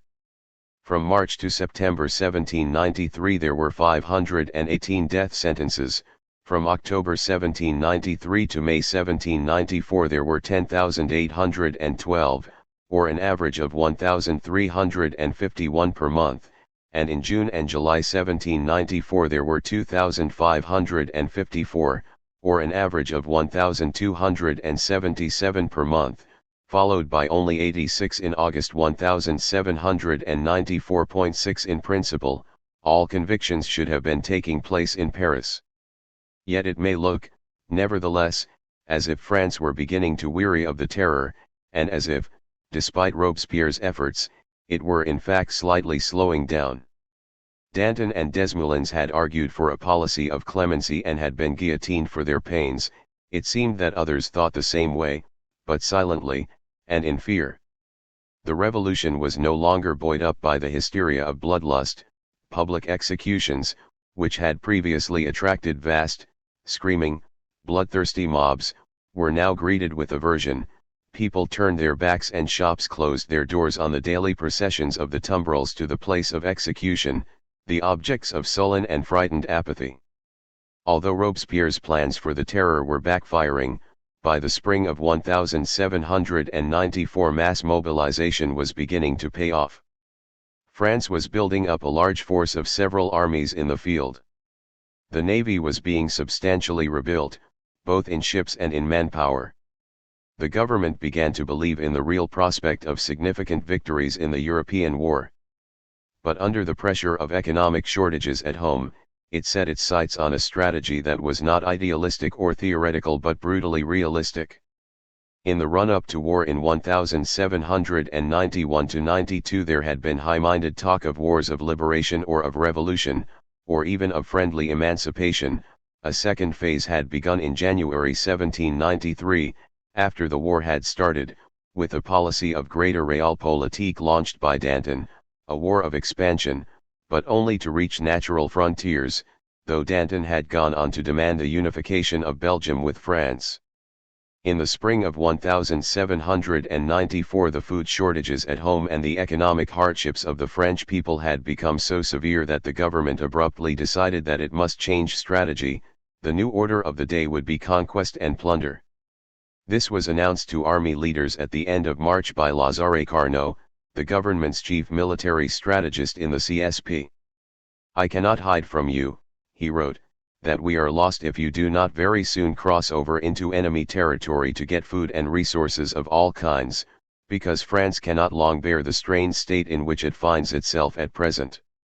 We must live off the enemy or perish." 7 He wrote again to the generals in May, "We must live off the enemy, we are not going over there to bring them our treasures." 8. The turning point in the war came on June 26, 1794, with the sensational victory at Fleurus by the Armée de Sambre et Meuse under General Jean-Baptiste Jourdan. Fleurus is a small village in Belgium near Charleroi, of which this was essentially a battle for control. When the Austrians conceded defeat at the end of the day, after heavy losses of 4,000 to 5,000 men on each side, the way was open for the French to reconquer Belgium, and the tide of the war had turned. One of the most significant features of this battle was how many of the generals or junior generals on the French side were young men, often very young men, who had come up from the bottom and won extremely rapid promotion in this war or, more often, in the Civil War. Jourdan was a 32-year-old career soldier who had fought in the American War of Independence. In July 1789, after the Revolution, he had become a captain in the Garde Nationale when he was 27. 4 years later he fought at Onskut under Houchard and was then promoted to commander of the Armée du Nord and defeated the Duke of Coburg at Wattenies.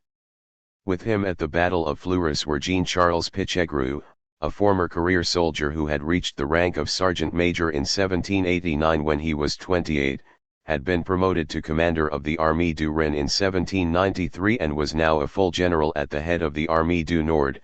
Aged only 33, Jean-Baptiste Kleber, a former architect who became a grenadier in the Garde Nationale at the time of the Revolution in 1789, when he was 36, and was promoted to lieutenant general on the field of battle after defeating rebels in the Vendée in 1793 when he was 40, and François-Séverin Marceau, another former career soldier who became a member of the Garde Nationale in 1789 after the Revolution and who was promoted to lieutenant general on the field of battle in the Vendée in 1793, at only 25 years old.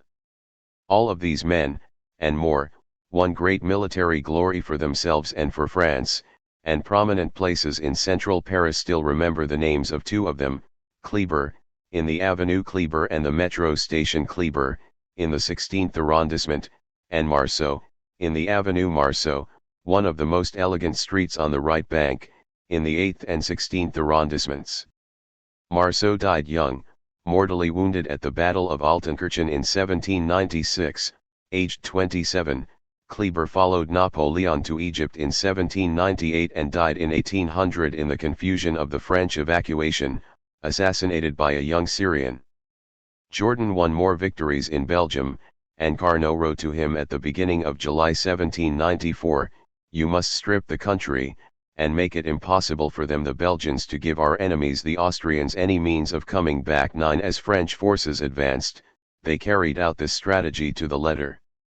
Thousands of sacks of grain, thousands of cattle, millions of pints of wine, hundreds of thousands of rations of fodder were ferried back to France, as well as £50 million in coin from the people of Brussels, £10 million from Tournai, £3 million from Duponts and £4 million from Neustadt.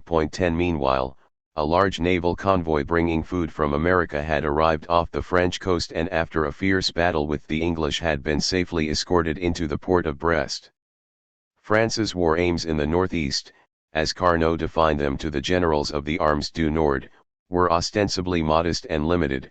"We want to keep," he wrote to them in July 1794, "only what can secure our own frontier, that is to say, on the left all of West Flanders and Dutch Flanders, on the right the country between the Sambre and the Meuse, and in the middle only what is on this side of the Escaut and the Aisne 11." But any such frontier implied that Antwerp would remain under French control, and even Matthees concedes that this would obviously be unacceptable to England. 12. That month, July 1794, is one of the great mysteries of the French Revolution. With the victory at Fleurus and those that followed, France might have believed that it was provisionally saved in military terms and that, with the plunder that followed, it could be saved economically, again at least provisionally. Yet the government did nothing to respond with new policies. 9 months earlier, in the autumn of 1793, it had told the world that the Terror and the Centraliste, unconstitutional government would be revolutionary until the peace.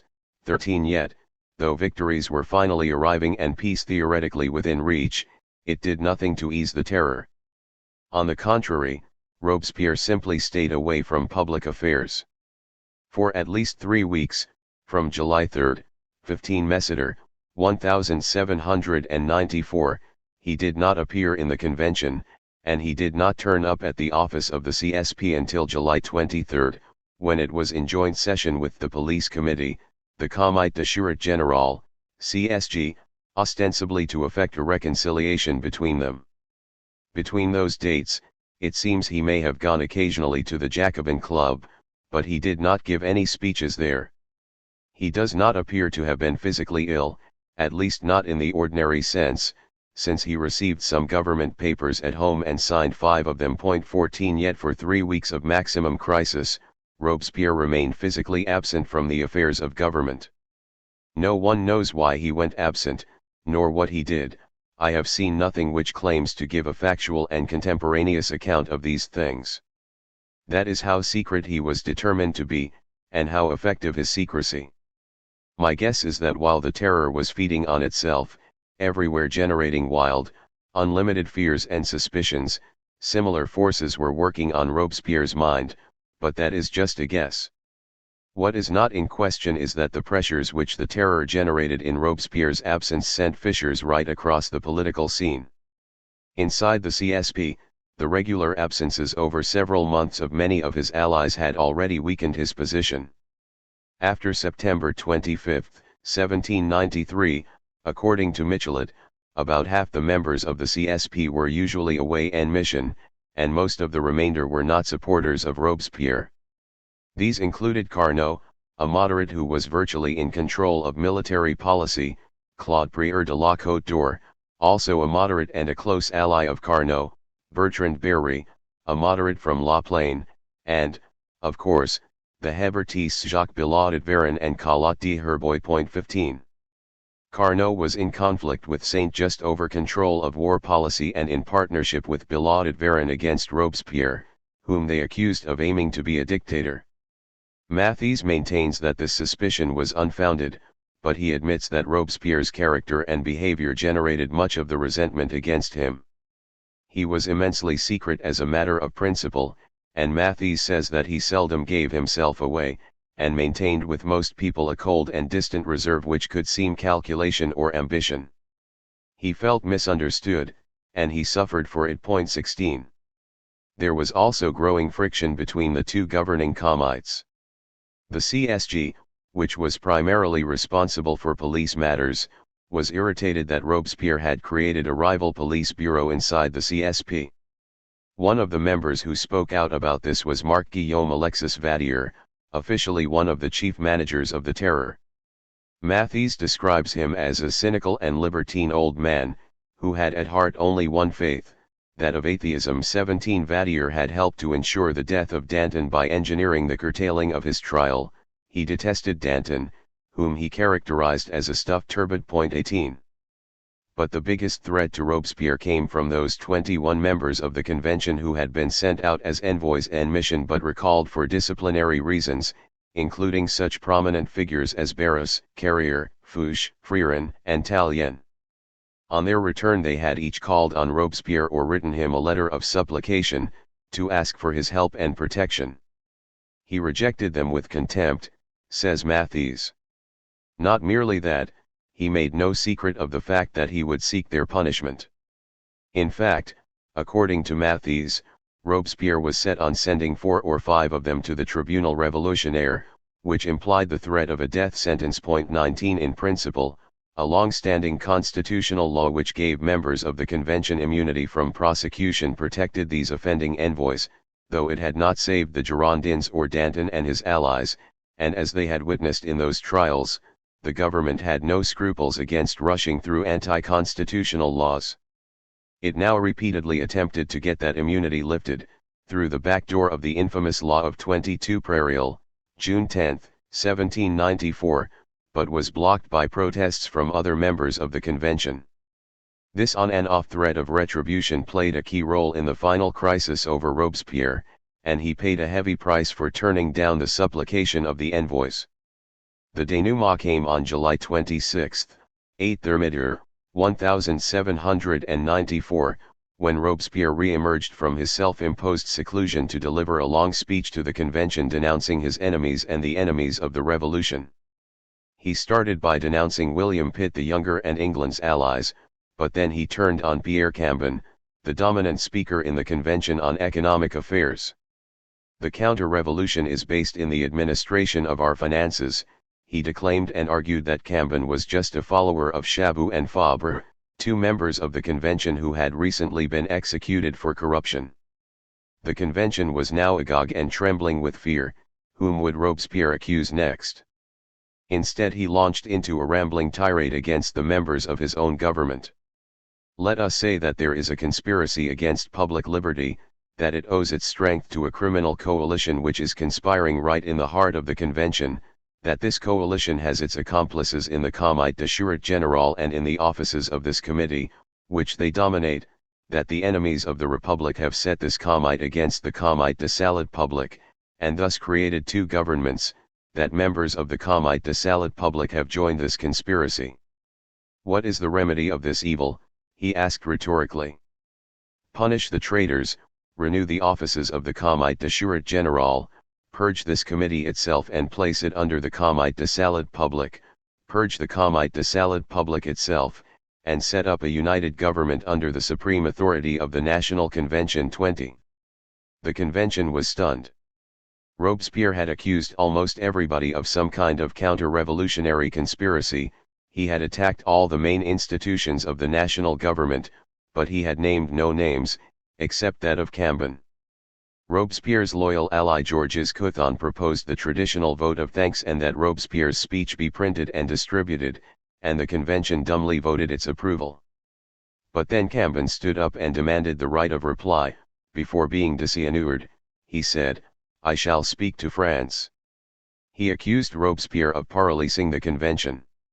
His vehemence changed the course of the debate, for it gave courage to Billaud Varon, who proposed that Robespierre's speech, instead of being automatically printed and distributed to all the communes in the country, in the normal way, should first be re-examined by the two governing comites.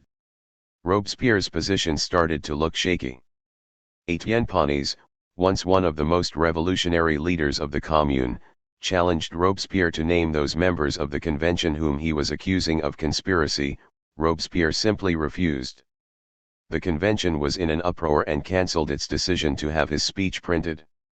It began to look as if Robespierre's position were in the balance. That evening he went to the meeting of the Jacobins, where he again read his speech, and there he was wildly applauded by his loyal supporters. Collot d'Herbois and Billaud Varon, who were present at the meeting, were booed, hissed and forced to leave. Later that evening, at the office of the CSP, they had a violent scene with Saint-Just, who had been deputed to speak on behalf of the Robespierrists at the convention the next day.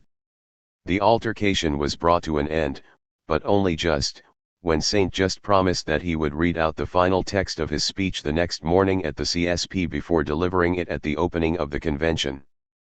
But the next morning Saint-Just did not appear at the CSP but went straight to the convention. It was now the morning of July 27, 1794. Amid mounting uproar, he went up to the rostrum and tried to read his speech, but Robespierre's enemies were determined that he should not be heard. Overnight there had been secret negotiations between the 4 or 5 leading envoys en mission, who were most threatened by the danger of prosecution in the Tribunal Révolutionnaire, and the moderates in the convention, known as La Plaine, who were determined that there should be an end to the terror. Robespierre's government and the terror were in jeopardy. Tallien and Billaud Varon constantly interrupted Saint-Just at the rostrum, with the complicity of Collot d'Herbois from his seat as the president of the convention.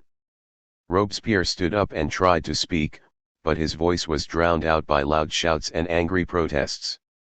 The meeting was firmly controlled by Tallien, Very, and Vadier, while the role of president had been handed over to Thuriot, a former member of the CSP who had resigned after quarreling with Robespierre. Billaud Varon stood up and accused Robespierre of having sole responsibility for the Loi du 22 Prairial and, in short, of being a tyrant, and Tallien came forward, brandishing a dagger and demanding the arrest of Robespierre's closest followers. The convention immediately voted the arrest of François Henriot, the Robespierrist general who commanded the Garde Nationale, and of René François Dumas, the Robespierrist president of the Tribunal Révolutionnaire. Robespierre again tried to speak, but his voice was again drowned out, by the shouting and the incessant ringing of the president's bell. Finally a voice from the depths of the convention, from an obscure depute, Louis Luchet, a Dantonist, was heard shouting above the hubbub, "It's time to conclude. Vote now on the arrest of Robespierre." 21. The vote was held straight away and Robespierre's arrest adopted unanimously.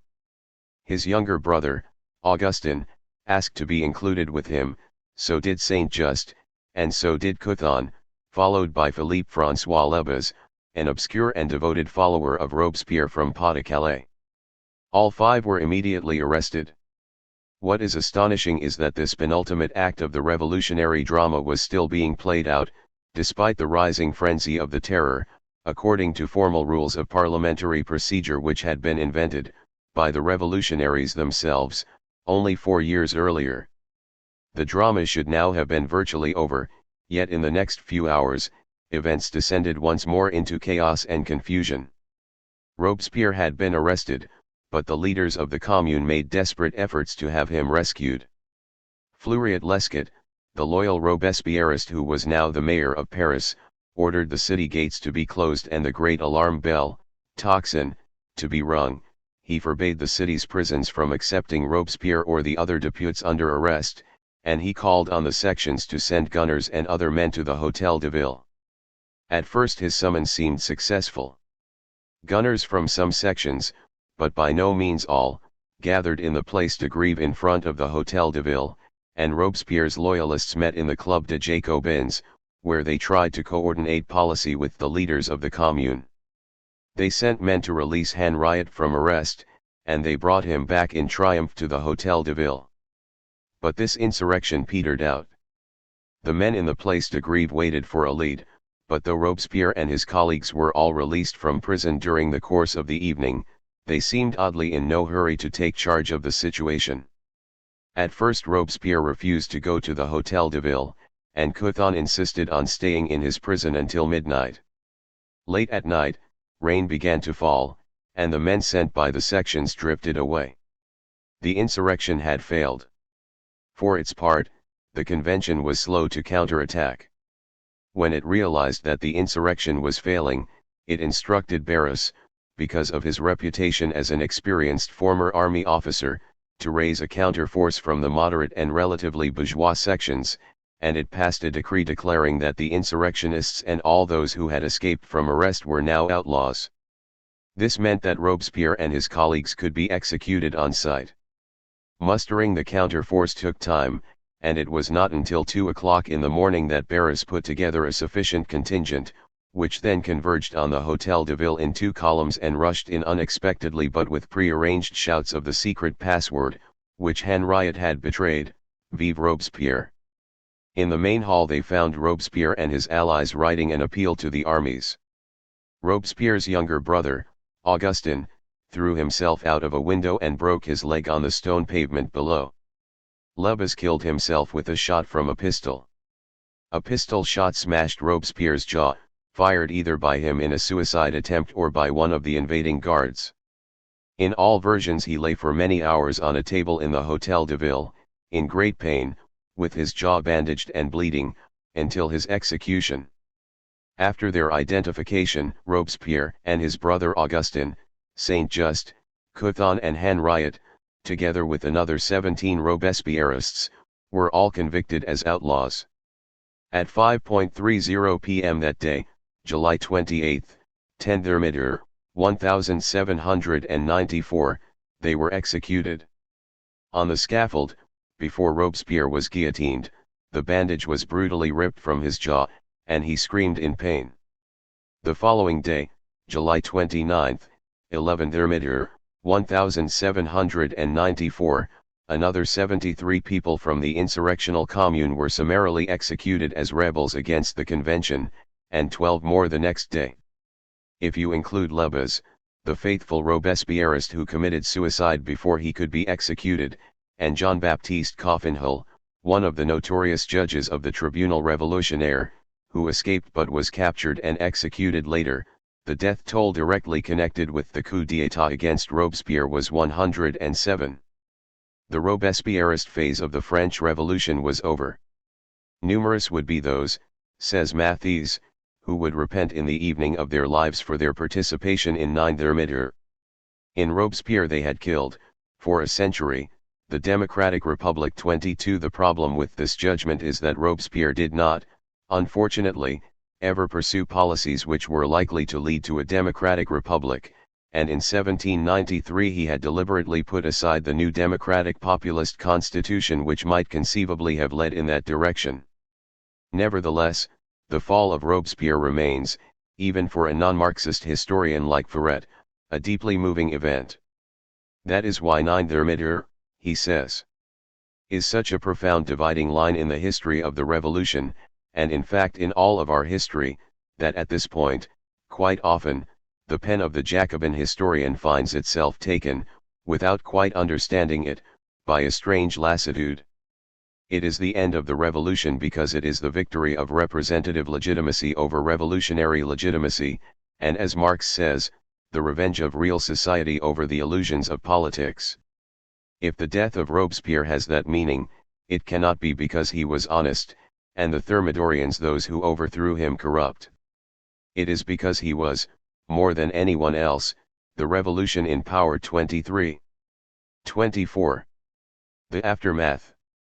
With the fall of Robespierre, the French Revolution came to a juddering halt, but it did not come to rest, for nothing had been settled. In August 1792, Robespierre had thrown his weight behind the sans-culottes for the overthrow of their enemy, the king. In May and June 1793 he had used the sans-culottes for the overthrow of his enemies, the Girondins. Yet it turned out that the gap between his political aims and those of the sans-culottes was so profound that only the terror and the abandonment of all the principles of legality underlying the foundations of the revolution could contain it. The terror alienated and frightened so many of Robespierre's most powerful bourgeois colleagues in the convention that they rebelled and brought him down. Was the French Revolution over? This question dominated political debate in France, interminably, over the next century and more, and the upheaval of the revolution drove constant waves of political instability over the next 5 years, only to be halted, provisionally, by the coup d'état which brought Napoleon Bonaparte to power in 1799. Some of the revolutionaries had long been disillusioned, and Danton and the Indulgents had argued for winding down the revolution. But while there were many who wanted to know where the revolution was going, the only answer they had was the convention's Sibylline declaration on October 10, 1793, arranged by the Montagnards, that the government of France would be revolutionnaire jusque la paix. 1 But peace did not come for another 22 years, and when it did, it was not with the triumph of the revolution but only with the defeat of France and the overthrow not just of the revolution but also of the empire that had followed and subsumed it. Many of the surviving revolutionaries in the convention, especially all those who had voted for the death of the king, and were therefore liable to be marked down as regicides in the books of any new, less revolutionary regime, stood by the revolution and insisted that it was still underway. But the immediate aftermath of Robespierre's fall was uncertainty and confusion. On July 28, 1794, the day of his execution, Bertrand Berry, a middle-of-the-road depute in the convention and one of the founder members of the CSP, came forward to announce that the government would continue to function as usual. But the conspirators who had brought down Robespierre, known as Thermidorians, from the date of his overthrow, 10 Thermidorian II, could not wait to dismantle the whole of the Robespierrist system. This was relatively easy because, with the execution of so many of his followers, the balance of power in the convention had shifted sharply to the right. The Montagne was much reduced and had lost all influence. Its remaining members were known as crétois, meaning those on the crest of the mountain. Many of them gradually defected to La Plaine, in the middle, which was now the convention's center of gravity. The 73 deputies who had been ejected and arrested for protesting at the overthrow of the Girondins a year earlier were released from prison, and in December 1794 they and the few Girondins who had escaped to safety, like Pierre-Claude François Danu, Jean-Denis Langouinez, and Jean-Baptiste Levet, returned to their places in the convention, where some of them joined forces with the Thermidorians. The convention overturned the institutions of the government revolutionnaire with a systematic reform of the governing committees and the instruments of the terror. It imposed a progressive, rolling purge of the CSP. Billaud Varon, Collot d'Herbois, and Bertrand Berry were the first to go. They had been denounced in the convention as if they were accomplices of Robespierre, and in the spring of 1795 they were put on trial, and condemned to deportation to Guyana. Berry managed to evade the sentence, but the other two were deported. The convention also immediately decreed, after the fall of Robespierre, that no envoy en mission could be a member of the CSP, which meant that Jean-Bon Saint-André, in Toulon, and Pierre-Louis Prieur de la Marne, in Brest, were automatically excluded. Lindet, the younger Prieur, de la Côte d'Or, and Lazare Carnot retired by ordinary rotation on October 6, but Carnot was reappointed by special arrangement, because he was too useful in helping organize the war effort, which meant that by the end of that month, he was the only one of the original members who was still there. 2 Moreover, the CSP was downgraded from its position of dominance. Now it was just one of 16 committees, each with responsibility for a closely circumscribed area of policy. The CSG continued to have responsibility for police matters, and the CSP was confined to war and diplomacy. Even more telling, the convention suppressed the machinery of the terror and restored previous elements of legality. Antoine Fouquier-Tinville, the chief prosecutor of the Tribunal Révolutionnaire, was arrested 4 days after the fall of Robespierre, and the tribunal virtually ceased to function. It was formally closed in May 1795 and Fouquier-Tinville guillotined with 15 other members. The role of the Commites Révolutionnaires, the police committees which had been set up in each section and each commune to feed the terror, was sharply reduced and their number cut back to 12 for the whole of Paris, instead of 48 for the 48 sections. The convention also repealed the law of 22 Prairial, June 10, 1794, which had been introduced to deprive the accused of any form of defense in court. Many hundreds of prisoners, previously arrested as suspects under the terror laws but not yet put on trial, were released, nearly 500 in Paris alone in the first few days after the fall of Robespierre. The terror was at an end. When Robespierre had mobilized the sans-culottes against the Girondins, he had opened the door to class war. With his fall and the lifting of the terror, the bourgeoisie set about getting their own back. This phase of this new class war burst out immediately in the wake of the change of government, with waves of punitive demonstrations against known groups of Jacobins in Paris and in the leading provincial towns by gangs of violent young men from the well-off bourgeoisie, known as muscadins, fops, or jeunesse dorée, gilded youth. These demonstrations were mobilized by some of the revolutionaries who had played key roles in bringing Robespierre down, Tallien, Antoine Merlin de Thionville and Louis Stanislas Fréron. The demonstrators were popularly known as La Jeunesse Dorée de Fréron. Soon the convention officially clamped down on the whole Jacobin system. In October 1794 it forbade the networking of affiliated Jacobin clubs and the organization of joint petitions, and on November 12 it closed down the Jacobin club itself. Those Paris sections that Jacobins had dominated were invaded by noisy and threatening gangs of muscadins, then by moderate bourgeois. In the provinces there was a violent backlash against the revolution, especially in the south and the southeast, where a number of reactionary and royalist gangs formed, calling themselves, for instance, Compagnie de Jesus in Lyon or Compagnie du Soleil in the south. This terror blanche, in the shape of massacres of Jacobins who had been thrown out of power and put in prison, started in Lyon, where more than 100 were murdered on May 4, 1795, and was followed in Aix-en-Provence, where another 40 were killed. The worst episode was the massacre at Fort Saint-Jean in Marseille on June 5, 1795, where a representative of the convention urged on a gang of young men who slaughtered about 100 Jacobin prisoners with sabers and grape shot. There were other outbreaks of counter-revolutionary violence in Nîmes and Avignon, but gradually the convention turned against the Terreur Blanche and by the end of the summer put a stop to it. The muscadins were also known as les incroyables, the unbelievables. They wore their hair long, down to their shoulders, and went about in eccentric clothes, wide-brimmed round hats, enormous cravats, velvet breeches, silk stockings, and pointed shoes. In short, their dress was intended to advertise that they were not sans-culottes.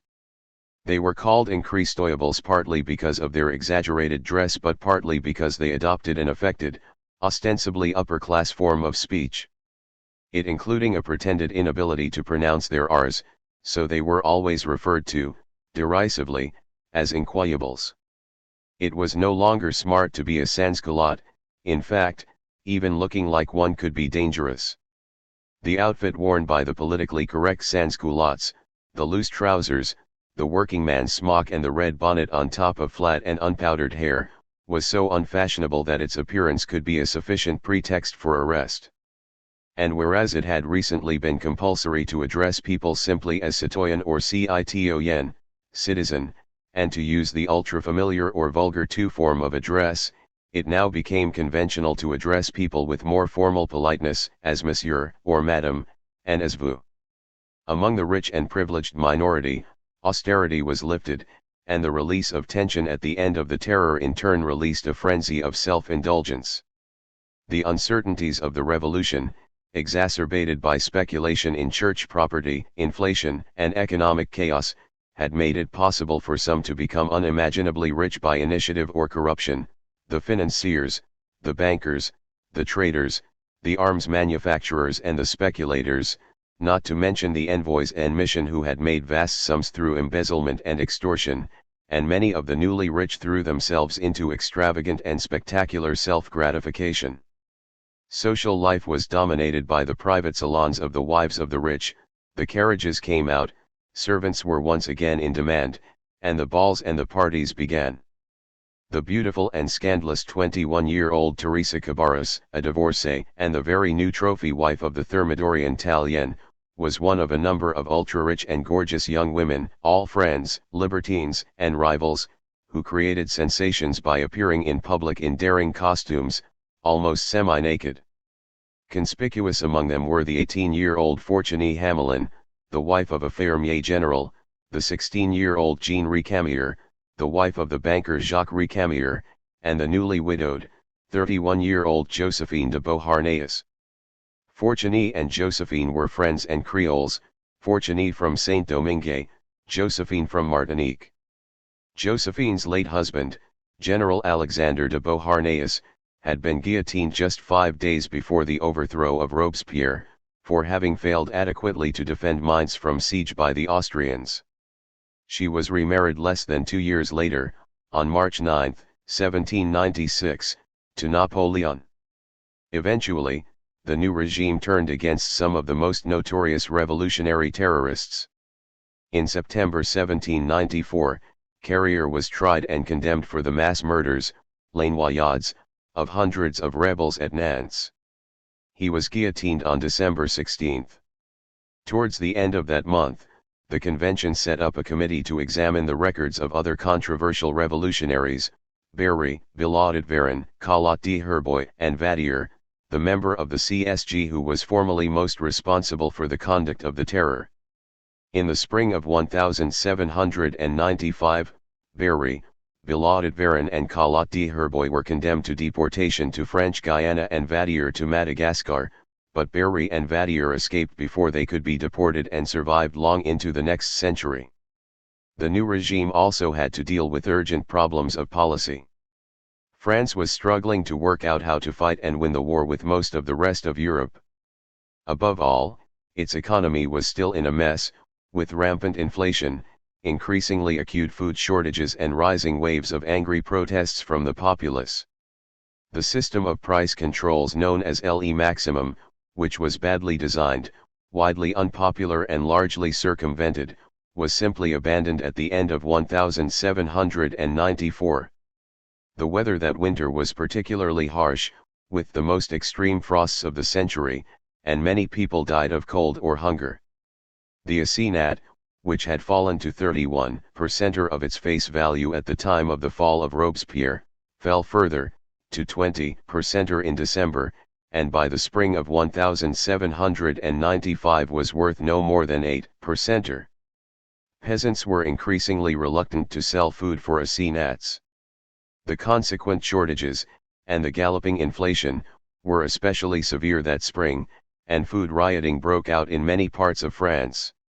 In Amiens and in Rouen the demonstrating crowds shouted the slogan "Some bread and a king." Du pain et un roi, in Paris the cry was more revolutionary: "Some bread and the Constitution of 1793." Du pain et la Constitution de 1793. In such circumstances, the conspicuous self-indulgence of an ultra-rich minority could only be a provocation to the mass of the population, many of whom were suffering severe deprivation and some of whom were starving. In Paris the daily bread ration fell steadily, yet the queues at the doors of the bakers' shops got longer and longer, often in vain. In the first 3 months of 1795 the Paris cost of living index went up 55%. As the weeks went by, the signs grew of an impending conflict between the sans-culottes of the working-class Paris faubourgs and the bourgeois revolutionaries of the Convention. In March, two of the sections in the workers' district of Saint-Antoine sent a tumultuous delegation to the convention to appeal for help. The convention responded with a decree threatening the death penalty for anyone who insulted its members. On April 1, 12 Germinal, a large but leaderless crowd of sans-culottes invaded the convention, but it was easily brought under control by the forces of law and order, backed up by a gang of muscadins mobilised by Tallien. On the same day, the convention appointed General Jean-Charles Pichegru, one of the heroes of the Battle of Fleurus and now the commander of the Armée du Nord, as the new, if temporary, commander of the Garde Nationale. This set an ominous precedent. The Garde Nationale had been created and mobilised by the Paris municipality as a militia of local bourgeois citizens, and in the innocent and heady days of 1789 its figurehead had been the flamboyant, self-important, and boyish Marquis de Lafayette, prancing about on his white horse. The appointment of Pichegru was the first time that the Garde Nationale had been entrusted to a war-hardened professional soldier and was a symptomatic response to a manifestly unstable political situation, in which the military was eventually called on to play a decisive role. With the bread ration still falling, from £1.5 per head in February 1795 to £1 in March and £0.5 in April, agitation in popular quarters steadily intensified. In May the bread ration was down to a starvation level of £0.25 a day, and on May 20, one prairial, a large crowd of hungry protesters from the working-class quarters of Saint-Antoine and Saint-Marcel invaded the convention, swamping the proceedings with their tumultuous numbers. There was a scuffle, and one of the deputies was killed, Jean-Bertrand Féraud, a sometime friend of the Girondins who had participated in the overthrow of Robespierre on that fatal night. Regardless of his history, the demonstrators cut off his head on the spot, stuck it on a pike and waved it in the face of the convention's president, François-Antoine Boissy d'Anglas, a moderate conservative and monarchist. Despite the implied threat and the noise and confusion in the hall, from which virtually all the deputies had fled, apart from a few Montagnards, who had stayed behind in support of the sans-culotte protesters, Boissy d'Anglas kept his self-control, and stood up and bowed respectfully to the head on the pike. For a while the result of this demonstration seemed in doubt. The handful of Montagnards remaining in the hall voted through a few measures favorable to the sans-culottes, who gradually dispersed. But after midnight the conservative deputies returned to their places, repealed these measures and had the Montagnards arrested. Over the next few days the conservatives made some conciliatory gestures towards the demonstrators, but in the background they were gathering their forces for a counterattack. After the sans-culottes had invaded the convention on April 1, it had ordered on April 10 the disarming of the men known in their section as having taken part in the horrors committed under the Tyranny 3, meaning all those who had contributed to the terror launched by Robespierre. Since the carrying of arms had become, in the course of the revolution, a symbol of revolutionary citizenship, this implied the beginning of an overt class war against the sans-culottes, a sort of loi de suspects in reverse. On May 23 the Thermidorians mustered a force of 20,000 men, including 3,000 cavalry, and sent them into the rebellious Faubourg Saint-Antoine. The leaderless sans-culottes surrendered without a fight, the protests of Prairial were over. Retribution followed their surrender. The new military commission, a right-wing successor to the left-wing Tribunal Révolutionnaire, tried 149 rebels and sentenced 36 to death, 18 to prison and 12 to deportation. Those condemned to death included 6 of the Montagnard deputies who had sided with the protesters, 3 of them committed suicide, but the other 3 went to the guillotine. There followed a vast wave of 1,200 arrests of suspects in the sections, Jacobins and former terrorists, even if they had had nothing to do with the demonstrations at the convention. The Garde Nationale was purged of anybody who was politically unreliable, and on May 23 the CSG announced that the prisons were full. 4. The failure of the protests of the spring of 1795, Germinal and Prairial and 3, marked the decisive defeat of the sans-culottes and of all their hopes, as Albert Sobol laments, exhausted, disorganized, deprived of its leaders and of its cadres by repression, the popular movements arranged against it, from republicans to partisans of the ancien regime, the bloc of the bourgeoisie supported by the army. Its spring, the popular movement, having been broken, the revolution was over. 5. The problem with this judgment, understandable though it may be, is that in one crucial respect it simply does not square with the facts. The spring of the revolution was not the popular movement, as Sobol says, it was the bourgeoisie. Members of the bourgeoisie had started the revolution, devised its rules and kept it going. It was always most likely that they would be on top of whatever was left, and that Robespierre and the sans-culottes he had mobilized would lose out. In some narrow sense the French Revolution was over. But politics is not necessarily a zero-sum game, and there is no last move. The only serious political question after the fall of Robespierre was whether the bourgeoisie would know how to make any sense, in terms of their own ideals, of their victory. The evidence of the next few years, if not the next 200, was that they did not.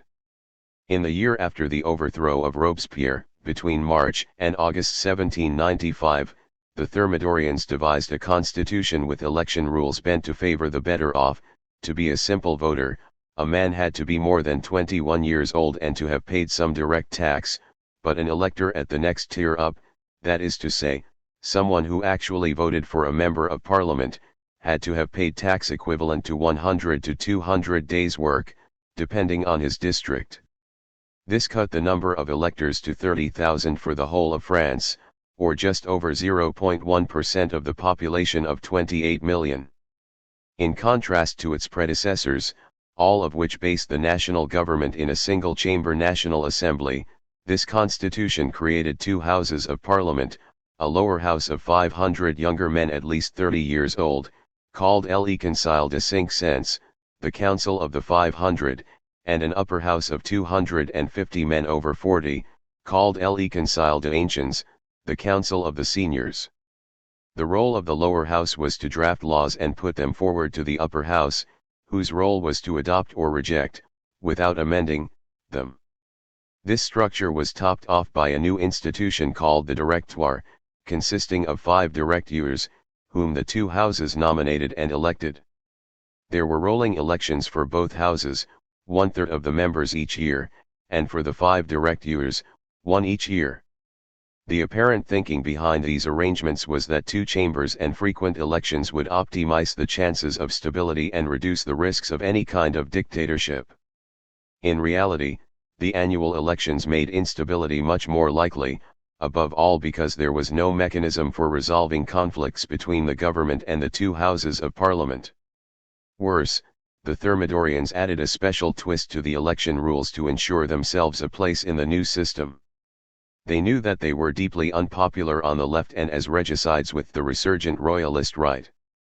So they decreed that 2/3 of the houses of parliament, that is, 500 of the 750 members, must be outgoing deputies of the convention. By definition, the convention included all the surviving regicides. If the number of deputies who were elected to the new houses did not reach the required complement of 500, those who had been elected would be entitled to name enough additional deputies to make up the full quotient. It would have been hard to devise a system more likely to lead to uproar. The Constitution was submitted to a plebiscite on September 6, 1795, and in one sense it was massively endorsed. 916,334 voted yes and only 41,892 voted no. But the turnout was once again lamentable, fewer than 1 million voters of a possible electorate of 5 million, which was tantamount to a repudiation.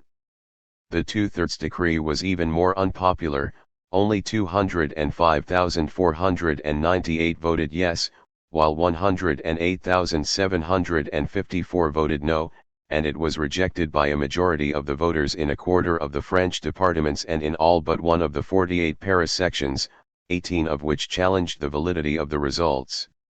Nevertheless, the Constitution was formally adopted on September 23, 1er Vendémiaire, 1795, but popular discontent with the new arrangements soon erupted on all sides.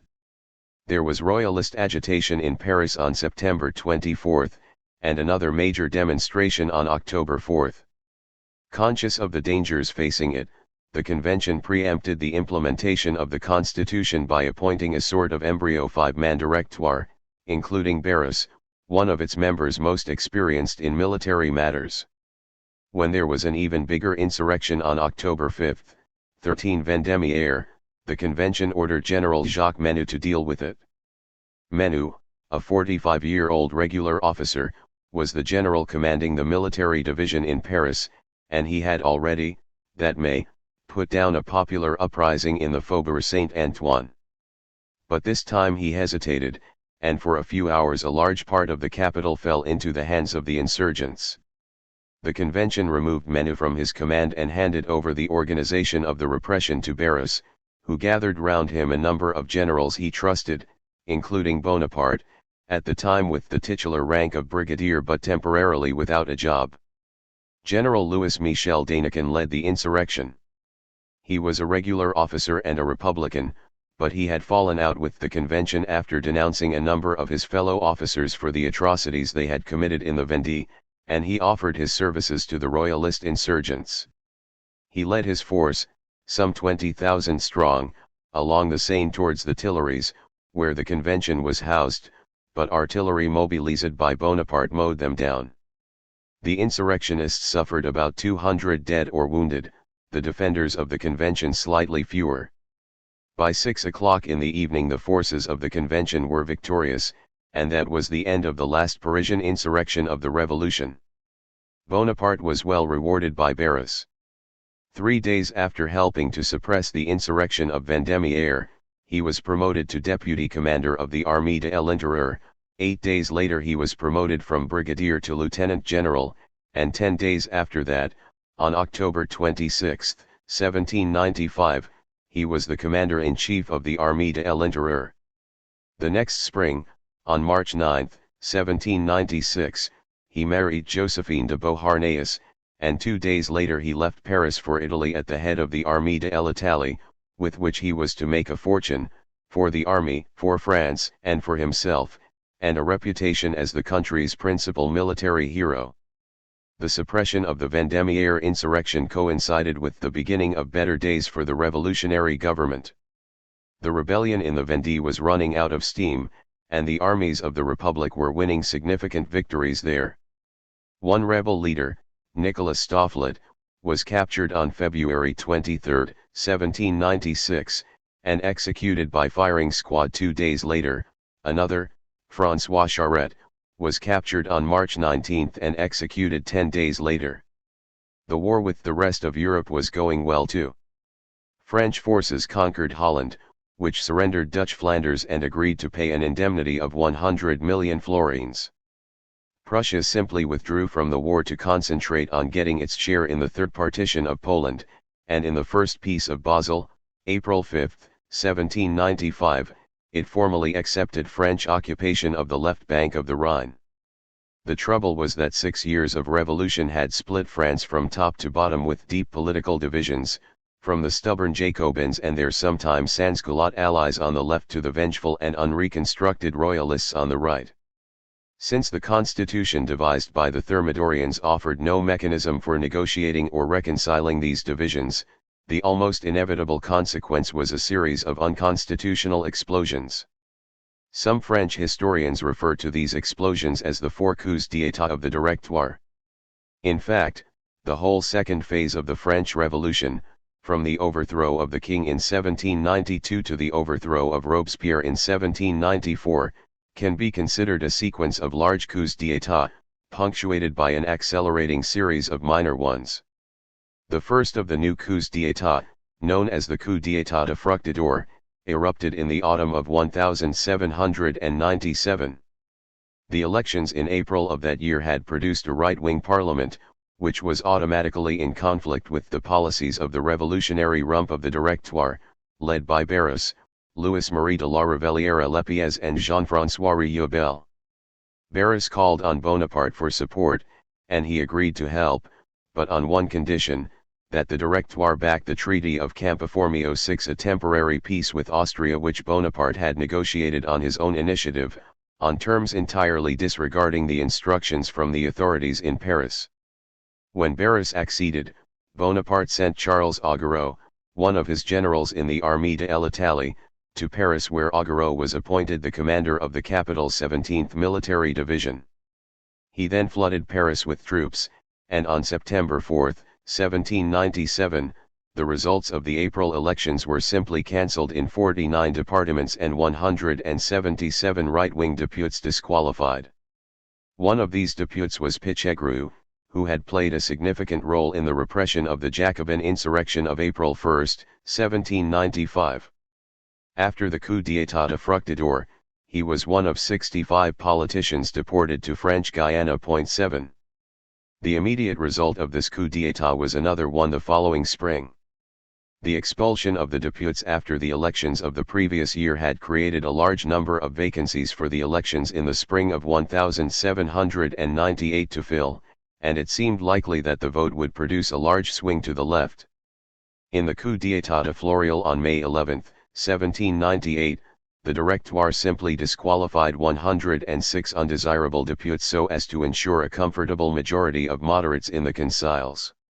Symptoms of political instability inherent in the system reappeared the following spring, but this time it was the Neo-Jacobins, victorious in the parliamentary elections of April 1799, who took preemptive steps against the Directoire. They cancelled the election of one of the directeurs who was hostile to them, pressured Barras to change sides, and forced another two directeurs, La Revellière Lepiaz and Merlin Didouet, to resign, then replaced them with two others who were more cooperative. Two of this group of directeurs, Emmanuel Sieyes, the intellectual leader of the radicals early in the revolution, who had finally got a political role in the front rank, and, of course, Barras, decided to have done with the instability of the whole system, and this time they wanted a real coup d'état and a change of regime. Sieyes called on Bonaparte, who had just returned to France on October 9, 1799, covered with glory despite the fiasco of his absurd and abortive expedition to Egypt, and on November 9, 1799, 18 Brumaire and 8, Bonaparte's troops overthrew the constitutional authorities and replaced them with a regime called the Consulate, with Bonaparte as the first of the three consuls. The revolutionaries and the regicides may have thought or hoped that Bonaparte would support their ideas for a system of representative government.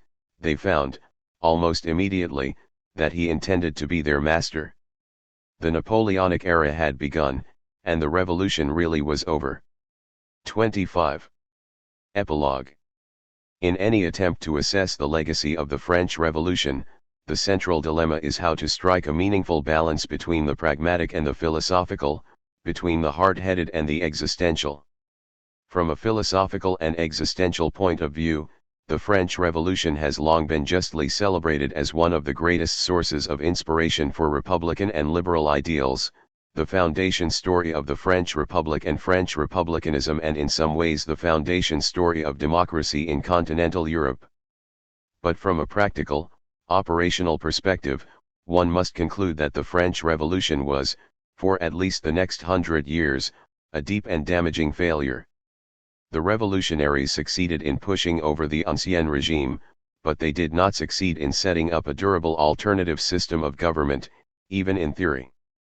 Their most important political innovations, no doubt, were to have declared overtly the principle of the sovereignty of the people, as opposed to the sovereignty of the king or of any other intermediary institution, and to have set out their political principles in a declaration of the rights of man. They created many democratic institutions in many fields and at many levels, and they held many elections at different times. But they never grappled meaningfully with the idea of a working democracy that a majority of the people would accept. There was, of course, a deep disconnect between their declaration of the sovereignty of the people and their failure to put this principle into practice. As François Furet says, there is a gulf between the record of the French Revolution and the intentions of the revolutionaries. 1. In overthrowing the monarchy, they claimed an insurrectional legitimacy, but it was spurious, imaginary, and invented for the occasion. When the revolution came to the years of heavy weather and crisis, they abandoned all ideas of democracy or constitutionality and steadily dismantled the legal institutions which they themselves had set up. At the point of crisis it seemed that legitimacy was, for the revolutionaries, the antithesis of democracy. In the end, the explosions they precipitated with the violent overthrow of the old institutions and the deep and divisive animosities which they unleashed with the terror set off a tsunami of internecine political and social conflict which took at least 100 years to calm down, and arguably much longer. Of course, the hard-headed, operational perspective is certainly not the only, nor even necessarily the ideal, perspective for viewing the French Revolution. On the contrary, many people over the centuries have found it a puzzling event, and many of its aspects are still puzzling today. Throughout the 19th century the revolution fascinated many of France's leading intellectuals and all of its leading politicians, because it confronted them with problems and had created tensions which they found they could not resolve. Indeed, many of France's leading politicians were so obsessed with the revolution that they wrote long books about it, including François Guizot, Adolphe Thiers, Alphonse de Lamartine, Louis Blanc, Edgar Quinet, and Jean Jaurès. None of them, as Ferret points out, ever took the revolution for granted. The greatest historians of the first half of the 19th century were still hypnotized by the event which had dominated their lives, but none of them, neither Guizot nor Michelet and certainly not Tocqueville, thought they were entitled to consider it familiar, normal, easy to understand. On the contrary, it is astonishment in the face of the strangeness of the phenomenon which constitutes the existential orientation of their historical work. Point 2. They knew, as we know, that the revolutionaries had bequeathed a vibrant legacy of political values going far beyond anything that they achieved, which are with us today. I have tried to tell the story of the revolution in neutral terms, without engaging in the heated controversies which bedeviled so much of its historiography for well over a century. Yet there seems no point in denying that the revolution had consequences that were for a long time disastrous for the polity and the society of France.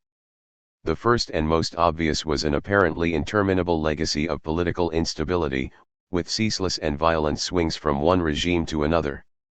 The revolutionaries were shunted aside in 1799 by Napoleon's coup d'état, but when he was finally defeated in 1815, he was succeeded not by a restoration of the revolution but by a restoration of the Bourbon monarchy, with the two brothers, in succession, of the dead Louis XVI. In 1830 the second of these, Charles X, was himself overthrown and succeeded by a Bourbon cousin, Louis Philippe, the surviving son of the guillotined Duc d'Orléans. But in 1848 this king too was overthrown, and succeeded, after some turmoil, by a new republic. Napoleon III, Bonaparte's nephew, overthrew the Second Republic in 1871 and installed a second empire. And so it went on. After the fall of the July monarchy in 1848, Tocqueville wrote mordantly about the repetitiveness of this cycle. I began to review in my mind the story of our last 60 years, and I smiled bitterly in observing the illusions we gave ourselves at the end of each period of this long revolution. The constitutional monarchy had followed on the Ancien Regime, the Republic on the monarchy, on the Republic, the Empire, on the Empire, the Restoration. Then came the July monarchy.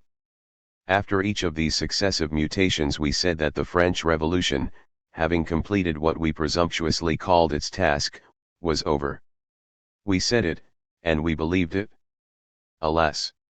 I had hoped it myself under the Restoration, and again ever since the government of the Restoration fell, and here is the French Revolution which is starting again, for it is always the same three. Different kinds of regimes not only alternated but were themselves unstable. The restored Bourbon monarchies had 9 governments over their 15 years. The July monarchy of Louis Philippe lasted 18 years, from 1830 to 1848, and he had 15 governments. The Second Republic lasted 3 years and had 6 governments. The Second Empire was more stable, but then it was an empire. The Third Republic was the most unstable, It lasted for 69 years, from 1871 to 1940, and had 86 governments. This instability did not merely take the form of frequent changes of government, such changes were so violent and so politically charged that they often seriously disrupted the lives of harmless politicians and intellectuals.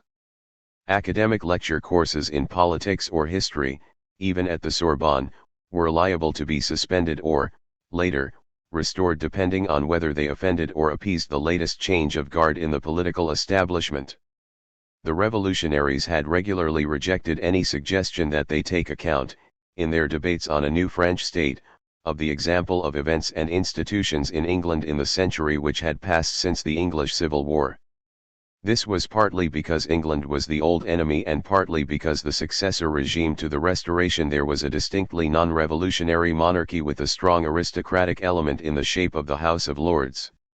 Yet with each wave of turbulence in France, many of the leading members of French society who found life too uncomfortable or too dangerous often sought refuge in England, where conditions were safer and stabler. When he felt in danger in 1791, after the affair of the Champ de Mars, even Danton fled for safety to England, though only very briefly. When the change of regime in 1830 forced King Charles X out of France, he took refuge in England, first at Lulworth Castle, then at Holyrood in Edinburgh. When his successor, Louis Philippe, was in turn driven out, this time by the Revolution of 1848, he too fled to England, to Claremont, where he died 2 years later. The 1848 revolution also drove out Guizot, the conservative politician and historian, who also went to England, to a modest house in Pelham Crescent, now one of the most sought-after addresses in southwest London. But the list of exiles was not confined to kings and conservatives, it included Blanc and Quinet, two distinctly left-wing intellectuals. When the 1848 revolution compelled Blanc to leave, he too escaped to England, where he wrote a history of the French Revolution in 12 volumes, returning to Paris only in 1870, with the fall of Napoleon III and the Second Empire. Quinet was in exile for almost as long, from 1851 to 1870, but in his case in Switzerland. Louis Napoleon sought refuge in England 3 times, the third time after his fall as Emperor Napoleon III. In September 1870, after his defeat at Sedan, he was at first imprisoned by the Germans, but when they released him in March 1871 he left for England, to Camden Place in Chilhurst, where he died 2 years later. The irony of this interminable sequence of instability is that almost all of these regimes started with the equivalent of a new constitution, which most of them, with the exception of Napoleon and the First Restoration, prefaced with a new, but of course different, Declaration of the Rights of Man. So when Tocqueville made a mordant reference in 1856 to the 9 or 10 constitutions which have been set up in perpetuity in France in the past 60 years, for it was not because he could not count, nor because there had been so many constitutions a perpetuate that they were no longer worth counting, though that was probably part of his meaning. No, the prosaic fact is that between the first revolutionary constitution, of 1791, and the constitution of the Second Empire of 1852, there were 7 constitutions, 2 charters, one for the First Restoration, of 1814, and one for the July Monarchy of 1830, and one act additional, for the brief restoration of Bonaparte in the 100 days of 1815. In other words, there really were, as Tocqueville had said, 9 or 10 constitutions, depending on your definition of the term. 5. There were 2 constants in this story of instability, besides instability itself. The first was the decisive influence of war and the consequent fact that, just as Robespierre seems to have predicted, the military kept intervening in the political process. Napoleon Bonaparte, of course, brought the revolution formally to an end with the coup d'état of 1799. Napoleon III was overthrown in 1870 after his defeat in the Franco-Prussian War, and his empire was followed, after a brief resurgence of the Parisian revolutionaries in the bloody Commune of 1870, by another republic, the Third. With the 1940 defeat of France in World War II, the Vichy regime of Philippe Pétain, a military hero of World War I, replaced this Third Republic, quite unconstitutionally. 6 Finally, the Fourth Republic, which governed France after World War II, was replaced in 1958, just as unconstitutionally, by the Fifth Republic of Charles de Gaulle, another military hero, of both World War I and World War II. Neither Napoleon I nor Pétain nor de Gaulle could conceivably have come to power as the head of state of a new regime in France if they had not been national war heroes. The second constant in the instability of 19th-century France was the deep theme of an unresolved dialectic between the idea of monarchy and the idea of republicanism. At the turning point of the revolution, in 1792, when the king was overthrown, there had been no significant outbreak of popular protest, and in January 1793, when the king was condemned to death and executed, there was still no such manifestation, even though Danton had been convinced that the army and the country did not want the king to die.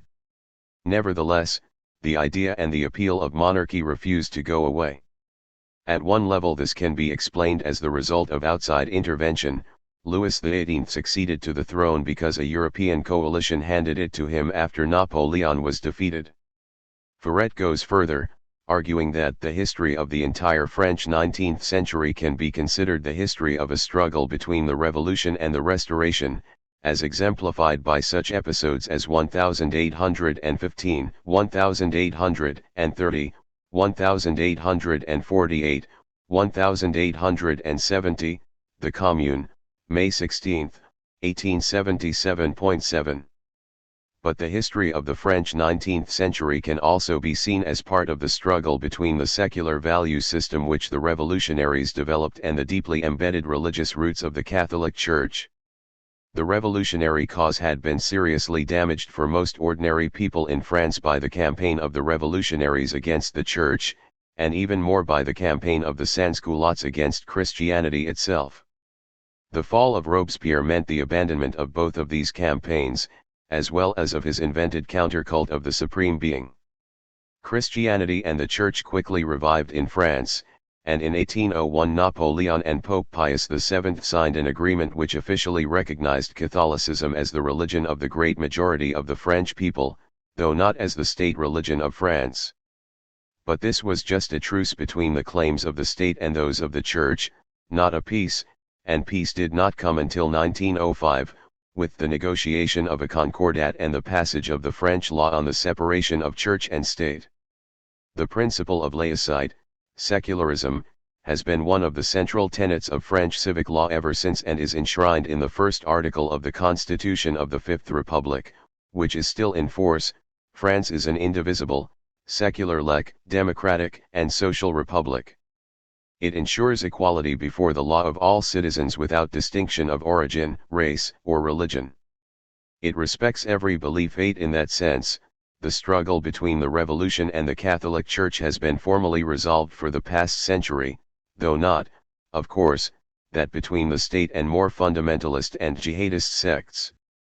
French secularism has recently met its most significant challenge in the realm of public education, where the ideal of laicide has come into conflict with the claims of Islamic culture. It is often said that the French Revolution finally came to rest with the Third Republic, and that is what Ferret appears to believe, but it seems to me that the traumas caused by the French Revolution continued to create deep disturbances in French society long after that. The deepest was, of course, the long-running Dreyfus affair. In 1894, in the slipstream of the political turbulence following the defeat of France in the Franco-Prussian War and the collapse of the Second Empire, a highly placed French army staff officer fabricated evidence against a fellow officer, Alfred Dreyfus, a Jew from Alsace, implicating him in espionage for the Germans. Dreyfus was tried and sentenced to deportation. Evidence undermining his conviction gradually mounted until it was irresistible, but the army opposed the reopening of the case for many years because France was riven with conservatism, Catholicism, paranoia, and above all anti-Semitism. Dreyfus was finally acquitted in 1906, at the end of 12 years of a deep and bitter controversy which split French society from top to bottom. Even after the Third Republic there remained a deep nostalgia for monarchy, long after there was any realistic chance of another restoration. At Verdun there is a vast monument to the many thousands of French soldiers who died in that epic and long-running battle of World War I. It is surmounted by a tall lookout tower in the shape of an artillery shell, which you can climb to look out over the ruined countryside. At the bottom of the tower, just above the first step, there is a wooden plaque which reads, "To the dead of Verdun, known and unknown." The French royal family. This is clearly unofficial. When the monument was erected in 1937, by private subscription, France was still a republic and there was no French royal family with any status. On the other hand, no one prevented the installation of this plaque, and no one has taken it down. It is there still. Moreover, some nostalgia for monarchy survived, if in attenuated form, for at least another half-century. In Paris in the years immediately after World War II, when the public celebrations of Bastille Day came round, every July 14th, there were some elegant quartiers where some people would always close their shutters in protest. It is not easy to determine when, or even if, the French Revolution ever came to rest. One may speculate that it could not be over until the French political system could go through a period of major turbulence without a constitutional crisis. By this test, the Third Republic obviously failed. With the defeat of France in 1940, it simply disintegrated. The military details of this perplexing defeat have been much debated, but it seems clear that the completeness of the French collapse cannot be fully explained in purely military terms but only by also invoking the deep political fractures in French society. There have been many analyses of these fractures. Among the most eloquent is the vivid and moving picture of them in the novel Suite Française, by Irina Nemirovsky. The Fourth Republic also failed spectacularly. In 1958 it was paralysed by the post-colonial crisis over Algeria, briskly overthrown by de Gaulle and replaced by his Fifth Republic. It was in the Fifth Republic that the dynamics of French politics and society seemed to change. The first major challenge to the system came with the student riots and attendant massive wave of workers' strikes in 1968, but the Fifth Republic went through them with impressive stability. Perhaps, by my speculative test, the French Revolution really was coming to an end.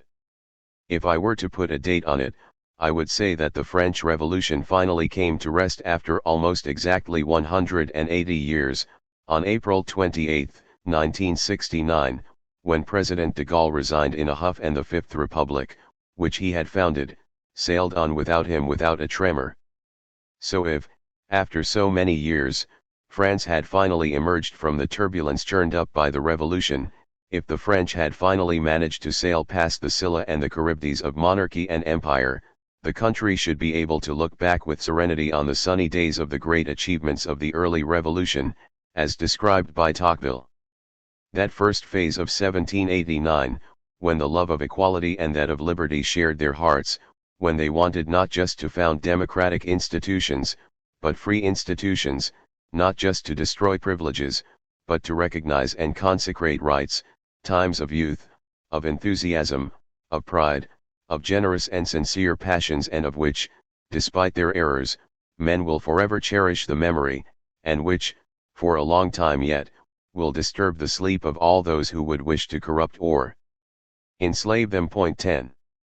Tocqueville concluded his masterpiece on the French Revolution with a long peroration on the character and virtues of the French, which will serve for us too.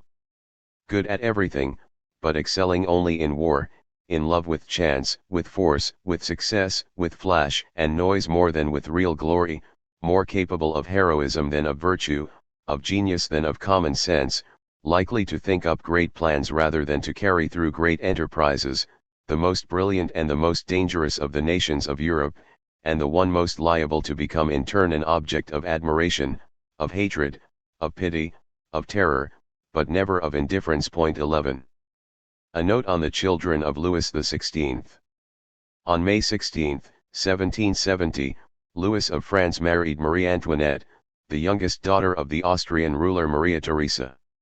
He was 15 years old and the Dauphin of France, she was 14. Many years passed, and they did not have children. There was much speculation as to why this might be, some of it ill-intentioned. Marie Antoinette was not just foreign but Austrian. Part of the speculation was that the two young people were inexperienced and unfamiliar with each other. There were also rumors that Louis was sexually incompetent and even that some physical condition, such as phimosis, may have physically impeded him from having normal sexual relations. The Austrian novelist Stefan Zweig, allegedly under the influence of his friend Sigmund Freud, canvassed this theory in the late 19th century, with the additional conjecture that a surgical operation on Louis' foreskin eventually cured his phimosis. Today, most historians treat these theories with skepticism. Louis was undoubtedly inexperienced when he married, but he may not have suffered from phimosis, and he probably did not have a surgical operation. In 1774 Louis succeeded to the throne, and he eventually had 4 children by Marie Antoinette, only one of whom, a daughter, long outlived her parents. Marie Therese, December 19, 1778 to October 19, 1851. Louis Joseph, Dauphin, October 22, 1781 to June 4, 1789. Louis Charles, Louis XVII, March 27, 1785 to June 8, 1795. Sophie Hélène, July 9, 1786 to June 19, 1787. Louis Joseph, the first son, automatically became the Dauphin, but he died in childhood. Louis Charles, his younger brother, succeeded him as Dauphin, and after the execution of their father in 1793, royalists regarded him as the rightful king, Louis XVII. But he remained in prison, and there were many stories, mostly gossipy and speculative, but plausible, about how various jailers mistreated him. He almost certainly died in prison, probably on June 8, 1795, at the age of 10. There were inevitably rumors that he survived and escaped. Louis' fourth child, Sophie, born in 1786, lived less than a year. But his first child, a daughter, Marie Therese, survived into her 70s, well into the 19th century. A note on the franchise for women. In France, women did not get the right to vote until 1944, and as a symptom of the fact that it was still, despite its revolutionary heritage, a Catholic country, other women's rights, like birth control and abortion, were delayed longer there than in some more northern or formerly Protestant countries. In even more profoundly Catholic and therefore more conservative European countries, it took longer for women to gain the vote, in Italy in 1946 and in Greece in 1952, and longer still, of course, in those entrenched tax havens and bastions of male privilege, San Marino, in 1959, Monaco, in 1962, Andorra, in 1970, Switzerland, in 1971, and Liechtenstein, in 1984. The coups d'état of the French Revolution.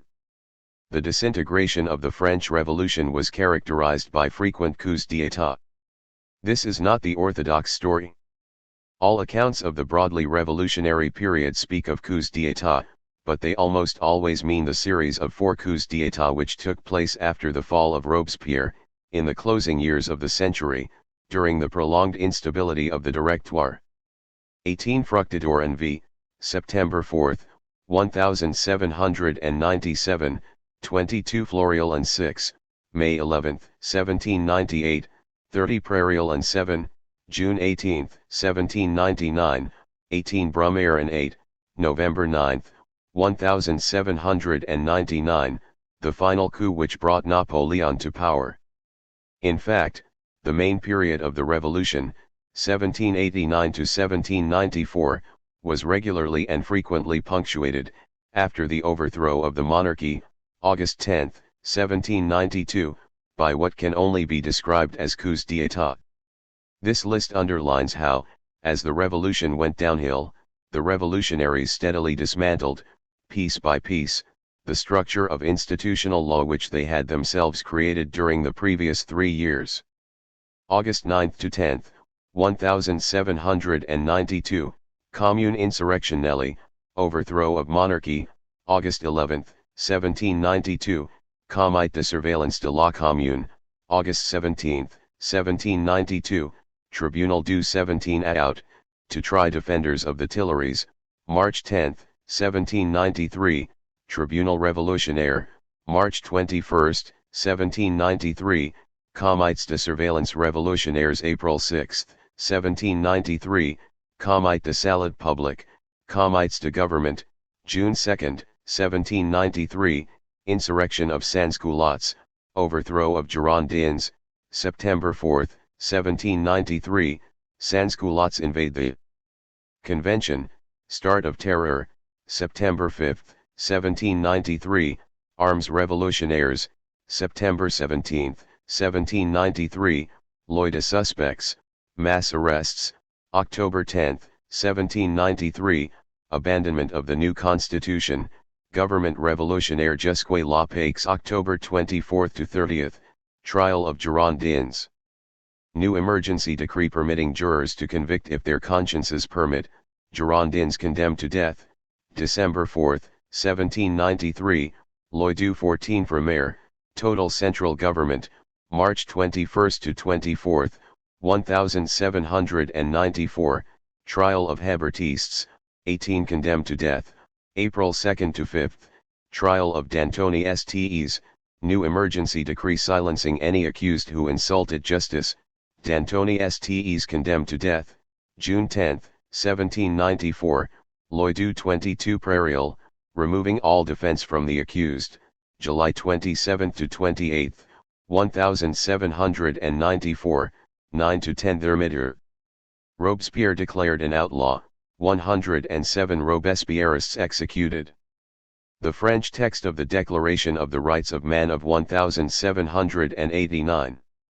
Les représentants du peuple français, constituent une assemblée nationale, considérant que l'ignorance, l'oubli ou le mépris de droits de l'homme sont les seules causes de malheurs publics et de la corruption de gouvernements, ont résolu d'exposer, dans une déclaration solennelle, les droits naturels, inalienables et sacres de l'homme, afin que cette déclaration, constamment présentée à tous les membres du corps social, leur rappelle sans cesse leurs droits et leurs devoirs, afin que les actes du pouvoir législatif, et sur du pouvoir exécutif, pouvant être à chaque instant compares avec les but de toute institution politique, en soient plus respects, afin que les réclamations de citoyens, fonds désormais sur de principes simples et incontestables, tournant toujours au maintien de la Constitution et au bonheur de tous.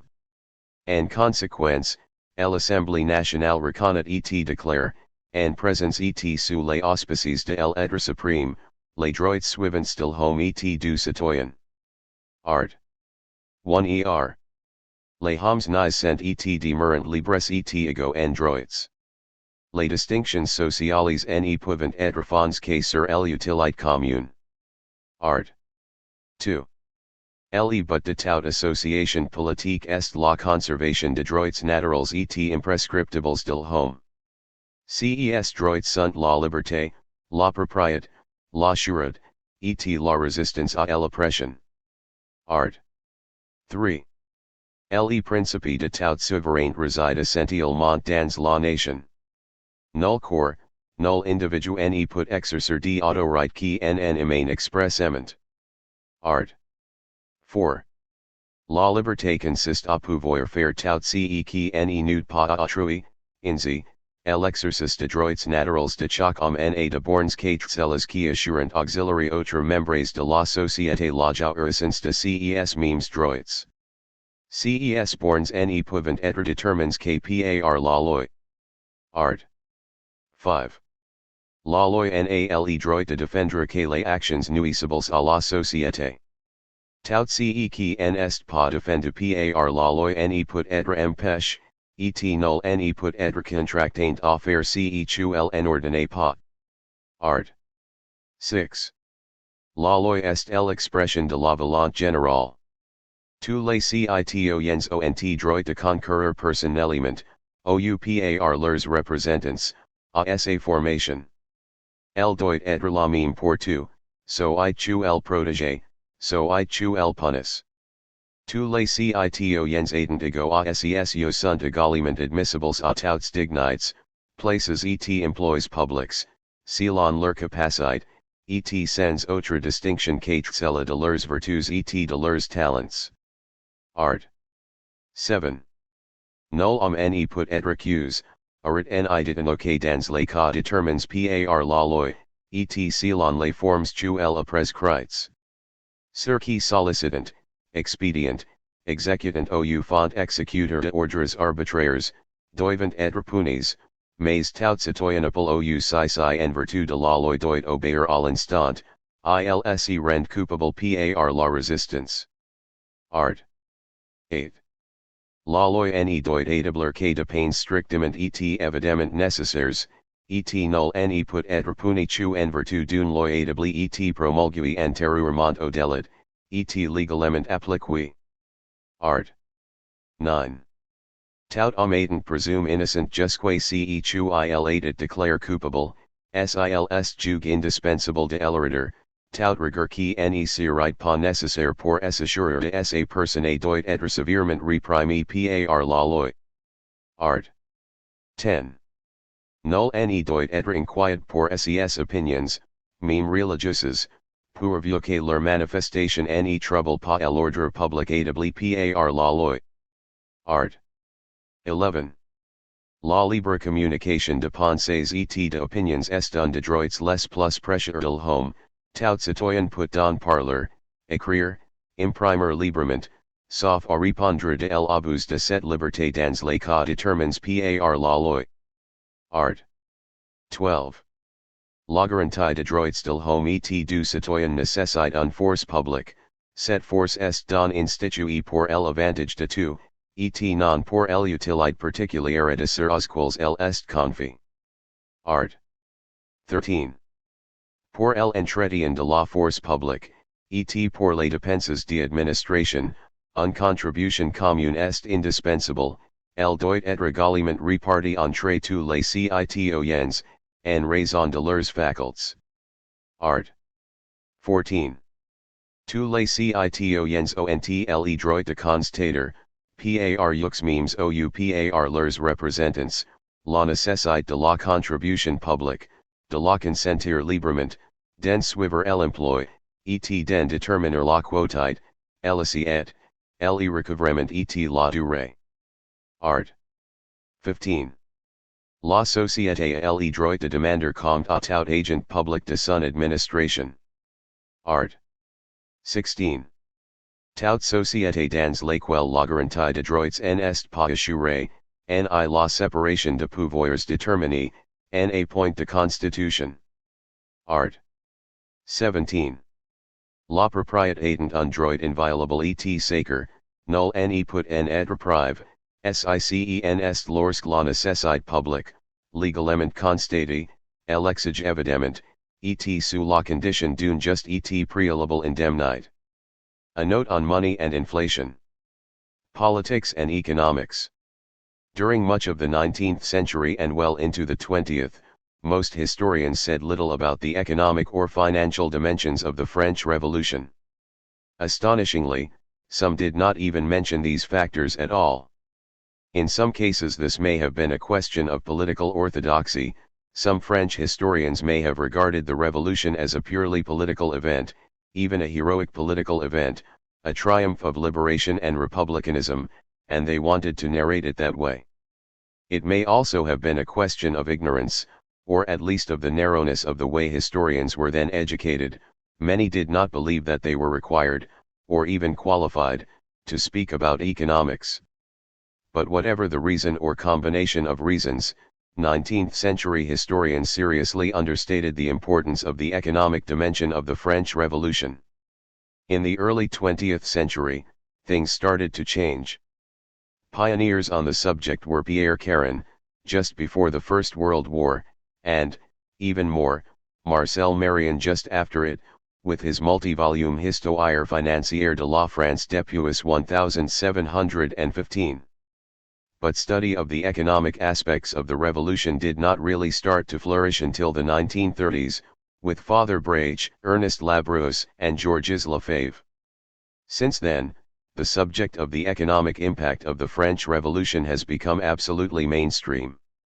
The run-up to the bicentenary of its start, in 1989, inevitably prompted several fundamental studies, including those by Florine Aftalion and René Sedillot. Today it is generally acknowledged that the revolution was profoundly affected by economic factors, most especially the sudden eruption, in 1792–93, of steep inflation caused by the revolutionaries' massive issue of their new paper currency, the assignat, as the main source of the government's revenue, and that the resulting economic and political upheaval was one of the most fundamental factors which sent the French Revolution spiraling downhill and probably one of the principal reasons why it descended into conflict, terror, and central despotism. What is particularly striking about the outbreak of violent inflation in France is that it was an isolated and short-lived event in an economic landscape that had, for a century, been astonishingly stable and was generally astonishingly stable for another century afterward, until the First World War. As Thomas Piketty has shown, in his Capital in the 21st Century, see English edition translated by Arthur Goldhammer, especially p. 104, most of the countries of Western Europe enjoyed a long period of low monetary inflation, lasting for most of the 18th and most of the 19th century. As a result, they also enjoyed an equally long period of price stability, with monetary values remaining little changed or at least recognizably similar. One of the consequences was that in the 19th century, British novelists like Jane Austen and French novelists like Honoré de Balzac could describe social and economic situations in monetary terms, secure in the knowledge that readers would recognize the meaning and value of these references. In the 20th century, by contrast, monetary stability collapsed, and in these new circumstances, novelists ceased to be able to describe social and economic situations in necessarily understandable monetary terms. Yet against this general background of monetary stability, as David Hackett Fisher has underlined, see The Great Wave, pages 117–42, there were significant economic tensions, which increased spasmodically but insistently during the second half of the 18th century, especially in France, rises in the price of wheat and other cereals essential for food, and a sharp increase in unemployment, resulting partly from a slowdown in the world economy and exacerbated in France by the government's financial crisis and its attempts to cut back on spending. Currency systems in England and France. There was long a remarkable similarity, for long-term historical reasons, between the structures and even the terminologies of the currencies of Britain and France. 1 In France the main unit was the livre, meaning pound, originally of silver, which was subdivided into 20 sous, sol in the singular, themselves broken down into 12 deniers. In Britain the main unit was the pound, subdivided into 20 shillings, themselves broken down into 12 pennies or pence. These similarities were carried even further in the shorthand abbreviations. In both countries the coinage was known as L or pound, S and D, in decreasing denominations, the only difference being that in France these initials corresponded directly to the names of the coins, whereas in Britain the names of the coins in circulation had long broken away from their Latinate origins. These historic links were lost first on December 7, 1793, when the convention decided to decimalize the French currency, dividing the livre into 100 centimes, again on April 7, 1795, when the convention decided to change the name of the currency from livre to franc, again in 1971, when the English pound was decimalised, into 100 pennies, and again in 1999, when the French franc was abandoned in favour of the euro. Yet despite the centuries-old change in denominations, in France people still say "J'en pas de sous," meaning I've no cash. Monetary stability in France before and after the Revolution. In France in the 18th century, the main monetary unit was the livre tournoise, whose metallic value had been set, in 1726, at 4.5 grams of fine silver. With the massive issue of assignats starting in 1789, the new paper currency progressively drove out the metallic coinage, which gradually disappeared from circulation and into the hands of hoarders and speculators. But the new paper currency was widely distrusted and steadily depreciated. Over its first 5 years, the value of the assignat fell steeply, and by March 1795 it was worth only 8% of its original parity with the metallic currency, accompanied by a corresponding but wildly erratic inflation in the price of goods. After the extreme spasm of the Terror and the fall of Robespierre in July 1794, France soon returned to another century of monetary stability. By the law of 18 Germinal and 3, April 7, 1795, Robespierre's successors formally did away with the old livre tournoise, replacing it with the new franc germinal. Even so, the assignats staggered on for another year, until February 19, 1796, when their printing press was formally destroyed.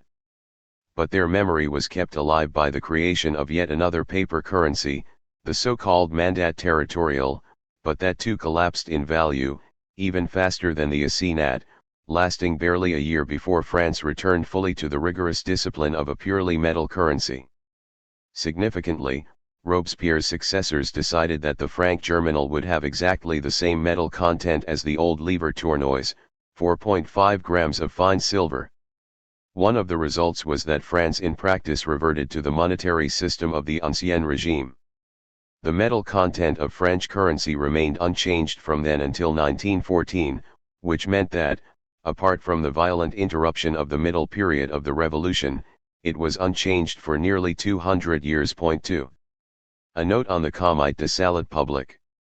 The following is a list of the members of the Comité de Salut Public from July 10, 1793, to the fall of Robespierre, on July 28, 1794.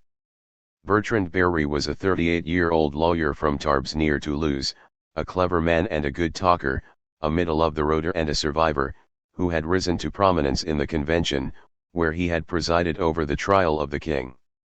He joined the CSP when it was formed, on April 6, 1793, and played an important role on it, dealing with foreign affairs and military and naval questions.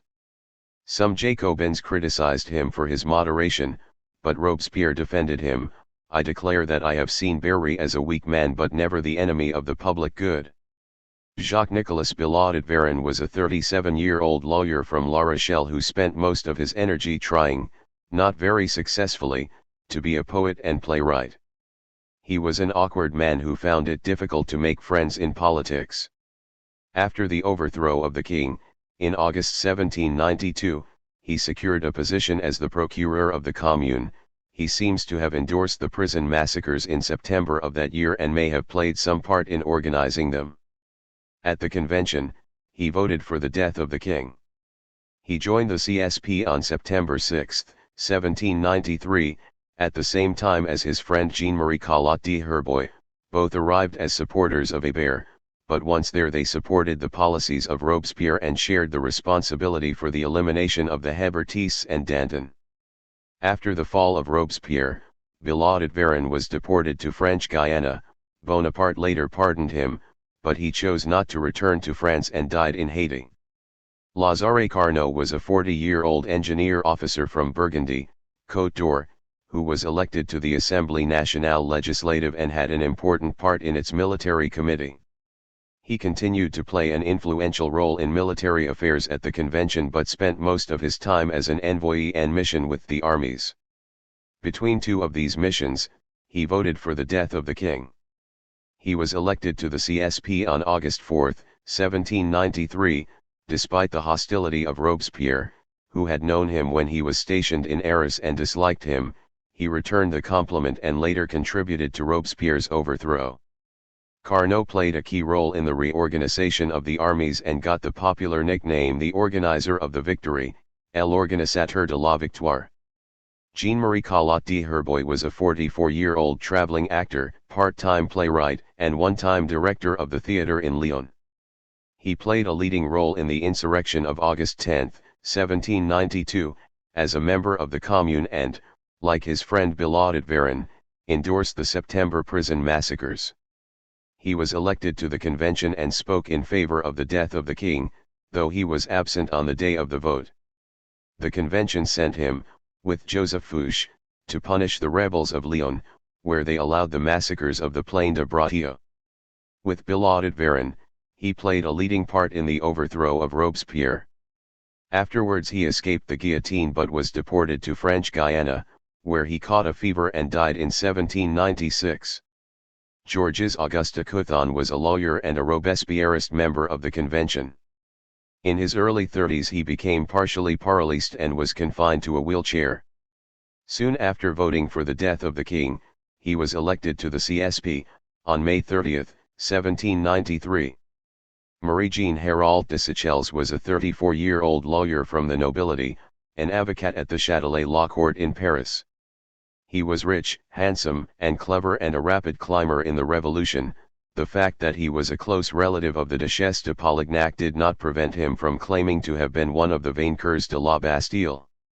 Elected to the Assemblée Nationale Legislative and to the Convention, he was by turns Virulent, Girondin, and Montagnard.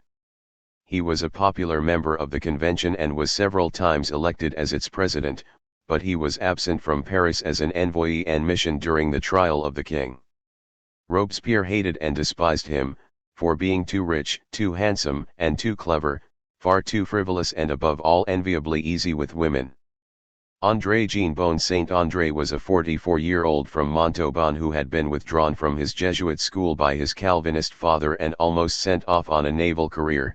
Instead he decided in 1773 to become a Protestant preacher at Castres.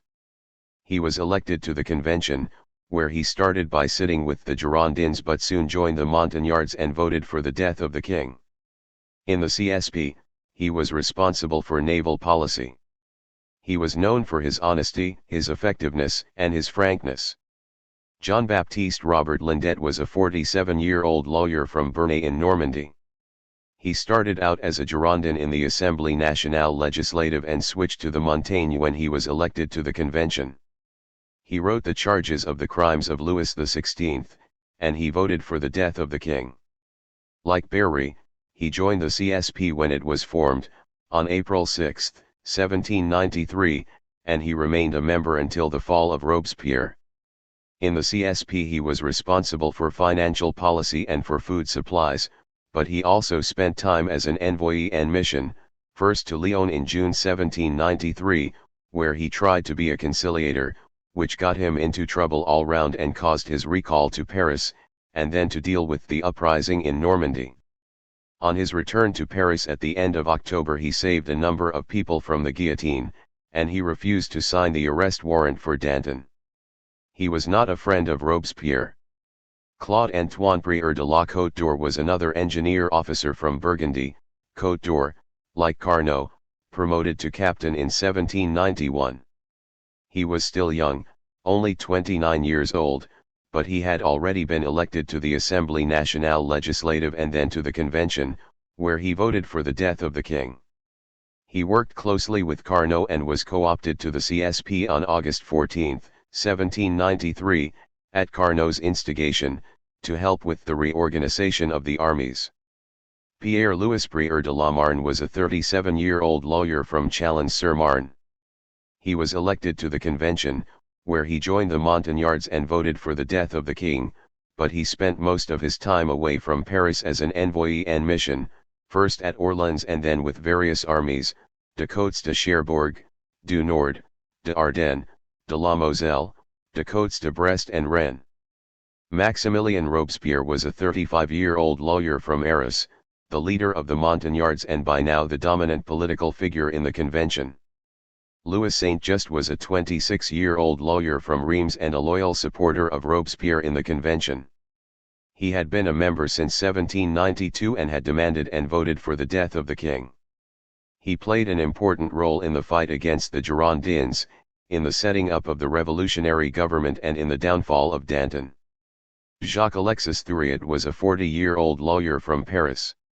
He was elected to the Assemblée Nationale Legislative, where he took radical positions against refractory priests and émigrés, but he opposed the establishment of the Tribunal Révolutionnaire as a member of the convention, in which capacity he voted for the death of the king. He joined the CSP on July 10, 1793, but left it on September 20 after a clash with Robespierre. The Montaigne then had him expelled from the Jacobin Club. At Thermidor he played a crucial role because it was he, as the current president of that dramatic session of the convention, who silenced Robespierre by preventing him from speaking. A note on death and the revolution. In the course of my research for this book, I gradually accumulated a list of names. This list was not filtered by any criterion, the most famous, the most infamous, or anything else. It was just the names of all the people who happened to crop up in the course of my reading, which meant that it was just about anyone who did anything, so that any of the various historians could mention him or her. In the end, my list ran to 290 names, and I checked out what became of these names of the revolution. In particular, I checked out how they died, and I found that 84 of them, or 29%, died on the guillotine, and that 41, or 14%, died violently in some other way, in some cases by suicide to avoid the guillotine. What this seemed to suggest, in a completely unscientific way, was that anyone who did anything in the revolution that could come to the attention of the later historians had a 43% chance of a violent death. List of characters. Executed. Died violently. Aclock, André Arnauld. Albit, Antoine Louis. Alexander, Charles Alexis. Amar, Jean-Pierre André. Antoine, or Antoine, François-Paul Nicolas. Anton L., Pierre Antoine, Marquis d. Arthur, Robert Jean-Jacques. Artois, Charles Philippe, Comte d. Audouin or Audouin, François Xavier. Audouin, or Audouin, Pierre Jean, called Le Sapeur du Bataillon de Carmes. Augureau, Charles Pierre François. Babeuf, François Noël, called Gracchus. Bailey, Jean Sylvain. Barat, François Joseph. Barbaroux, Charles Jean-Marie. Barbe de Marbois, François.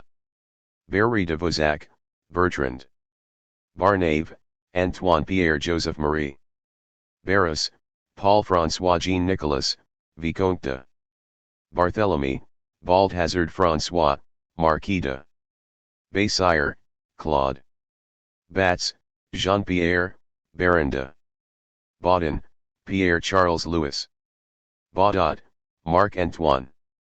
Beaurepaire, Nicolas Joseph. Burgess, Nicolas. Bernadotte, Jean-Baptiste Jules. Berthier de Savigny, Louis Benigny François de. Bissenville, Pierre Joseph Victor. Bournonville. Pierre de Rial, Comte, then Marquis de. Billaudot Baron, alias of Jacques-Nicolas Billaudot. Byron, Armand Louis de Gontaut, formerly Duc de la Jeune, Duc de. Byratio, Jean Bonaventure Blaise Hilarion. Boisgelin, Jean de Raymond de. Boissy d'Anglas, François Antoine, Comte de. Bonchamp, Charles Melchior Artis, Marquis de. Bonneville, Nicolas de. Bouchot, Jean-Baptiste Noël. Bull, François Claude Amour, Marquis de. Boulanger, Servais Baudouin. Bourbot, Pierre. Bourdon de Eloise, François Louis. Bourdon de la Cresnière, Leonard. Boursault Malherbe, alias of Jean-François Boursault. Boyerphone Fred, Jean-Baptiste. Brissot, Jacques-Pierre. Buzot, François-Nicolas Leonard. Callan, Charles Alexander de. Cambaceres, Jean-Jacques Regis de. Cambon, Joseph. Camus, Armand Gaston. Carnot, Lazare Nicolas Marguerite. Cara, Jean-Louis. Carrier, Jean-Baptiste. Cartos, Jean-Baptiste François. Chabot, François. Chalier, Joseph. Chambon de Montauz, Nicolas. Charette. Alias of François Athanasie de Charette de la Contrée. Chasset, Charles Antoine. Châtelet, du, Louis Marie Florent, Duke. Chaumet, Pierre Gaspard. Chenier, André Marita. Chenier, Marie-Joseph Blaisde.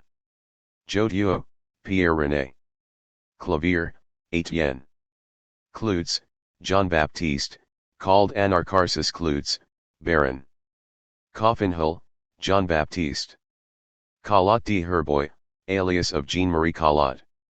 Condorcet, Marie-Jean Antoine Nicolas de Caratat, Marquis de Corday, Marie and Charlotte de Coupe de Eloise, Jacques Michel. Courtois, Edme Bonaventure. Couthon, Georges Augusta. Custine, Adam Philippe, Comte de Danton, Georges Jacques. Danu, Pierre Claude François. David, Jacques Louis. De Ferman, Jacques. Delacroix, Jean-François. Delaunay, Joseph Elaine, called Delaunay d'Angers. Desfier, François. Desmoulins, Camille.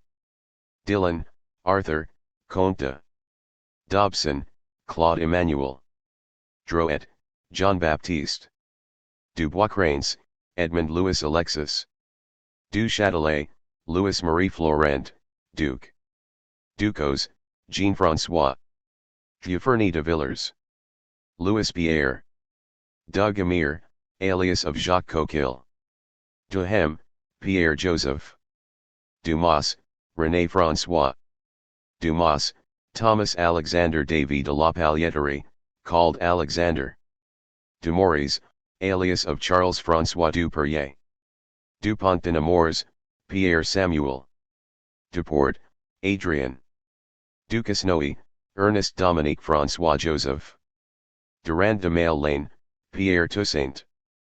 Duroy, Jean-Michel.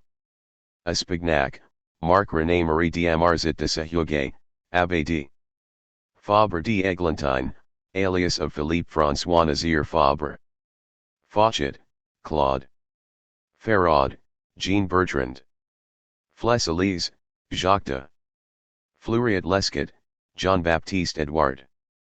Fouche, Joseph. Foulin, Joseph François. Fouquier Tinville, alias of Antoine Quentin Fouquier. Fernier, Claude, called Fernier l'Américain et Fernier l'Héritier. Freerin, Stanislas Louis Marie. Frey, Siegmund Gottlob Dobrojaka Schoenfeld, called Junius. Garat, Dominique Joseph. Gasparin, Thomas Augustin de Jensenet, Armand. Girl, Christophe Antoine, Dom. Gorsas, Antoine Joseph. Goujon, Jean-Marie Claude Alexander. Grain-Geneve. Jean-Antoine Lafargue de Grégoire, Henri Baptiste, Abbé. Guadet, Marguerite Elia. Guillotin, Joseph Ignace. Henriette, François. Hardy, Antoine François. Hébert, Jacques René. Hérault de Seychelles, Marie-Jean. Herman, Marshall. Hockey, Louis Lazare. Houchard, Jean-Nicolas. Hugnin, Sulpice. Hulin, Pierre Augustin. Isnard, Henri Maximin. Javogs, Claude. Jean Bon Saint-André, alias of André Jean Bon. Jordan, Jean-Baptiste. Jordan Coupe-Tête, alias of Matthew Jouvet Jordan.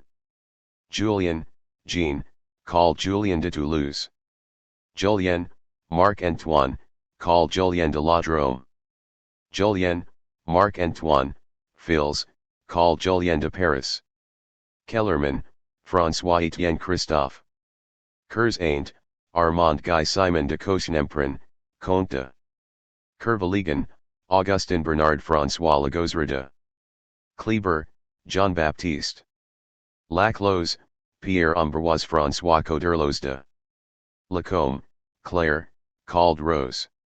Lafayette, Marie-Joseph Paul-Yves Roch Gilbert Modier, Marquis de La Harpe, Jean-François de Lainelot, Joseph-François Lacanal, Joseph Lally Tolendal, Troheim Gerard, Marquis de Lamarck, Augusta Marie Raymond, Prince d'Arenberg, Comte de Lamallette, Marie-Therese de Savoy-Carignan, Princesse de Weymouth, Alexander Theodore Victor de Weymouth, Charles Malo François de Weymouth, Theodore Langevin, Jean Denis Laplanche, Jacques Leonard Goyer de Laporte, alias of François Sébastien Christophe Delaporte, La Revellière Lepiaz, Louis Marie de La Rochefoucauld Liancourt, François Alexander Frédéric, Duc de La Rochefoucauld, Dominique de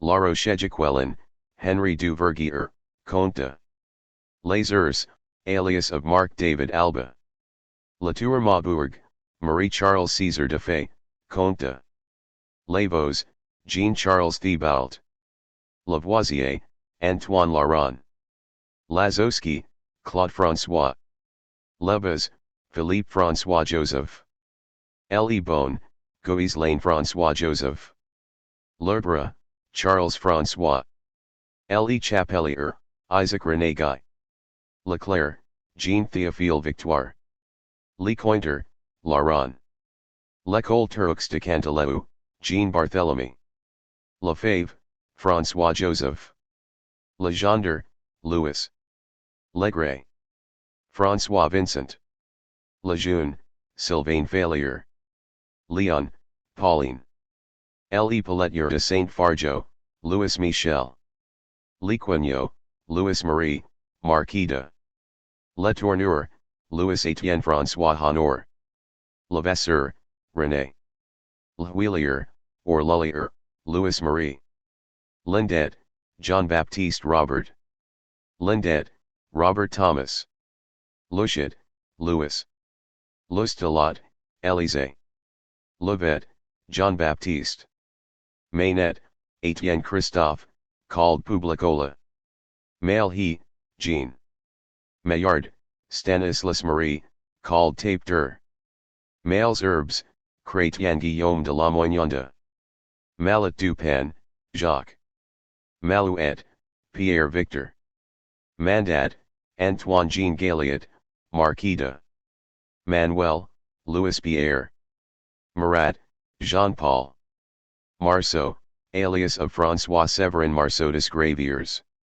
Marmontel, Jean-François, Messina, André, Moore, Nicolas, Morey, Jean Siffrain, Abbé, Mazuel, Albert, Mahy de la Touche, Jean-Claude Hippolyte, Merlin de Douai, alias of Philippe Antoine Merlin, Merlin de Thionville, alias of Antoine Christophe Merlin, Mirabeau, Honor Gabriel Riquetti, Comte de Montmoreau, Antoine François, Monge, Gaspard Louis, Montesquieu Fezensac, Jean Gabriel Maurice Rox, called Le Comte de Montesquieu Fezensac, Moreau, Jean Victor, Mounier, Jean Joseph, Narbonne Lara, Louis Marie Jacques, Comte de Necker, Jacques, Neufchâteau, François de Orleans, Louis Philippe Joseph, called Philippe Egalite,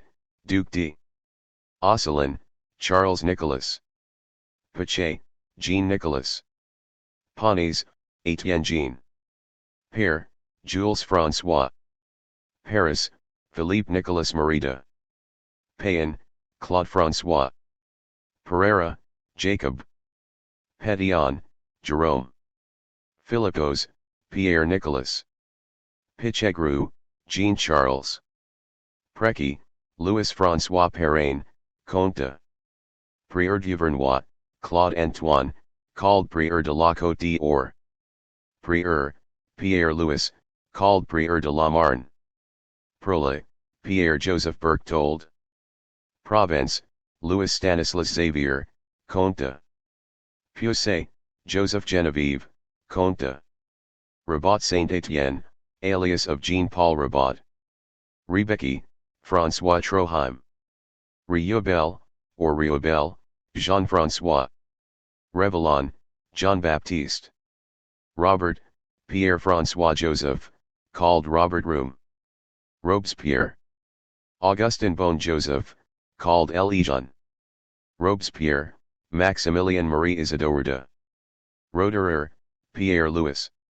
Roland de la Platière, Jean-Marie. Roland, Jean-Marie Philippon, Epus Roland. Rom, Gilbert. Rancine, Charles Philippe. Rossignol, Jean-Antoine. Roux, Jacques. Rovera de Fontvieille, Joseph Stanislas François Xavier Alexis. Royer, Claude, Cure, Enrage, Mathies. Roule, Philippe Jacques. Saint-Hurig, Victor Amédée de Lafage, Marquis de Saint-Just, Louis Antoine de Saint-Simon, Claude Henry de Rivroy, Comte de Solicity, Christophe. Saul, Jean-Baptiste. Santerre, Antoine Joseph. Sergeant, Antoine François. Servan, Joseph. Sees, Raymond de, called Romain. Seis, Emmanuel Joseph. Simon, Antoine. Simond, Philibert. Subrani, Pierre Aimable. Stofflet, Nicholas. Talleyrand Périgord, Charles Maurice de Tallien, Jean Lambert. Target, Guy Jean Baptiste. Théroigne de Maricourt, and Joseph, born and Joseph Tirwagny. Thibaudot, Antoine Claire. Thyrion, Didier. Thouret, Jacques Guillaume. Thuriot, Jacques Alexis. Trielhard, Jean Baptiste. Tronchet, François Denis. Turreau de Garambaville, Louis Marie. Turreau de Liniers, Louis. Vadier, Marc Guillaume Alexis. Valais, Ou Duffrich Valais, Charles Eleanor. Varlet, Jean-François. Verniaud, Pierre Viternien. Viola, Joseph Agricole. Vilat, Joachim. Vincent, François Nicolas. Virio, François Henry, Comte de Voland, Jean Henry. Westermann, François Joseph. Wimpfen, Louis Félix, Baron de Isabeau, Claude Alexander.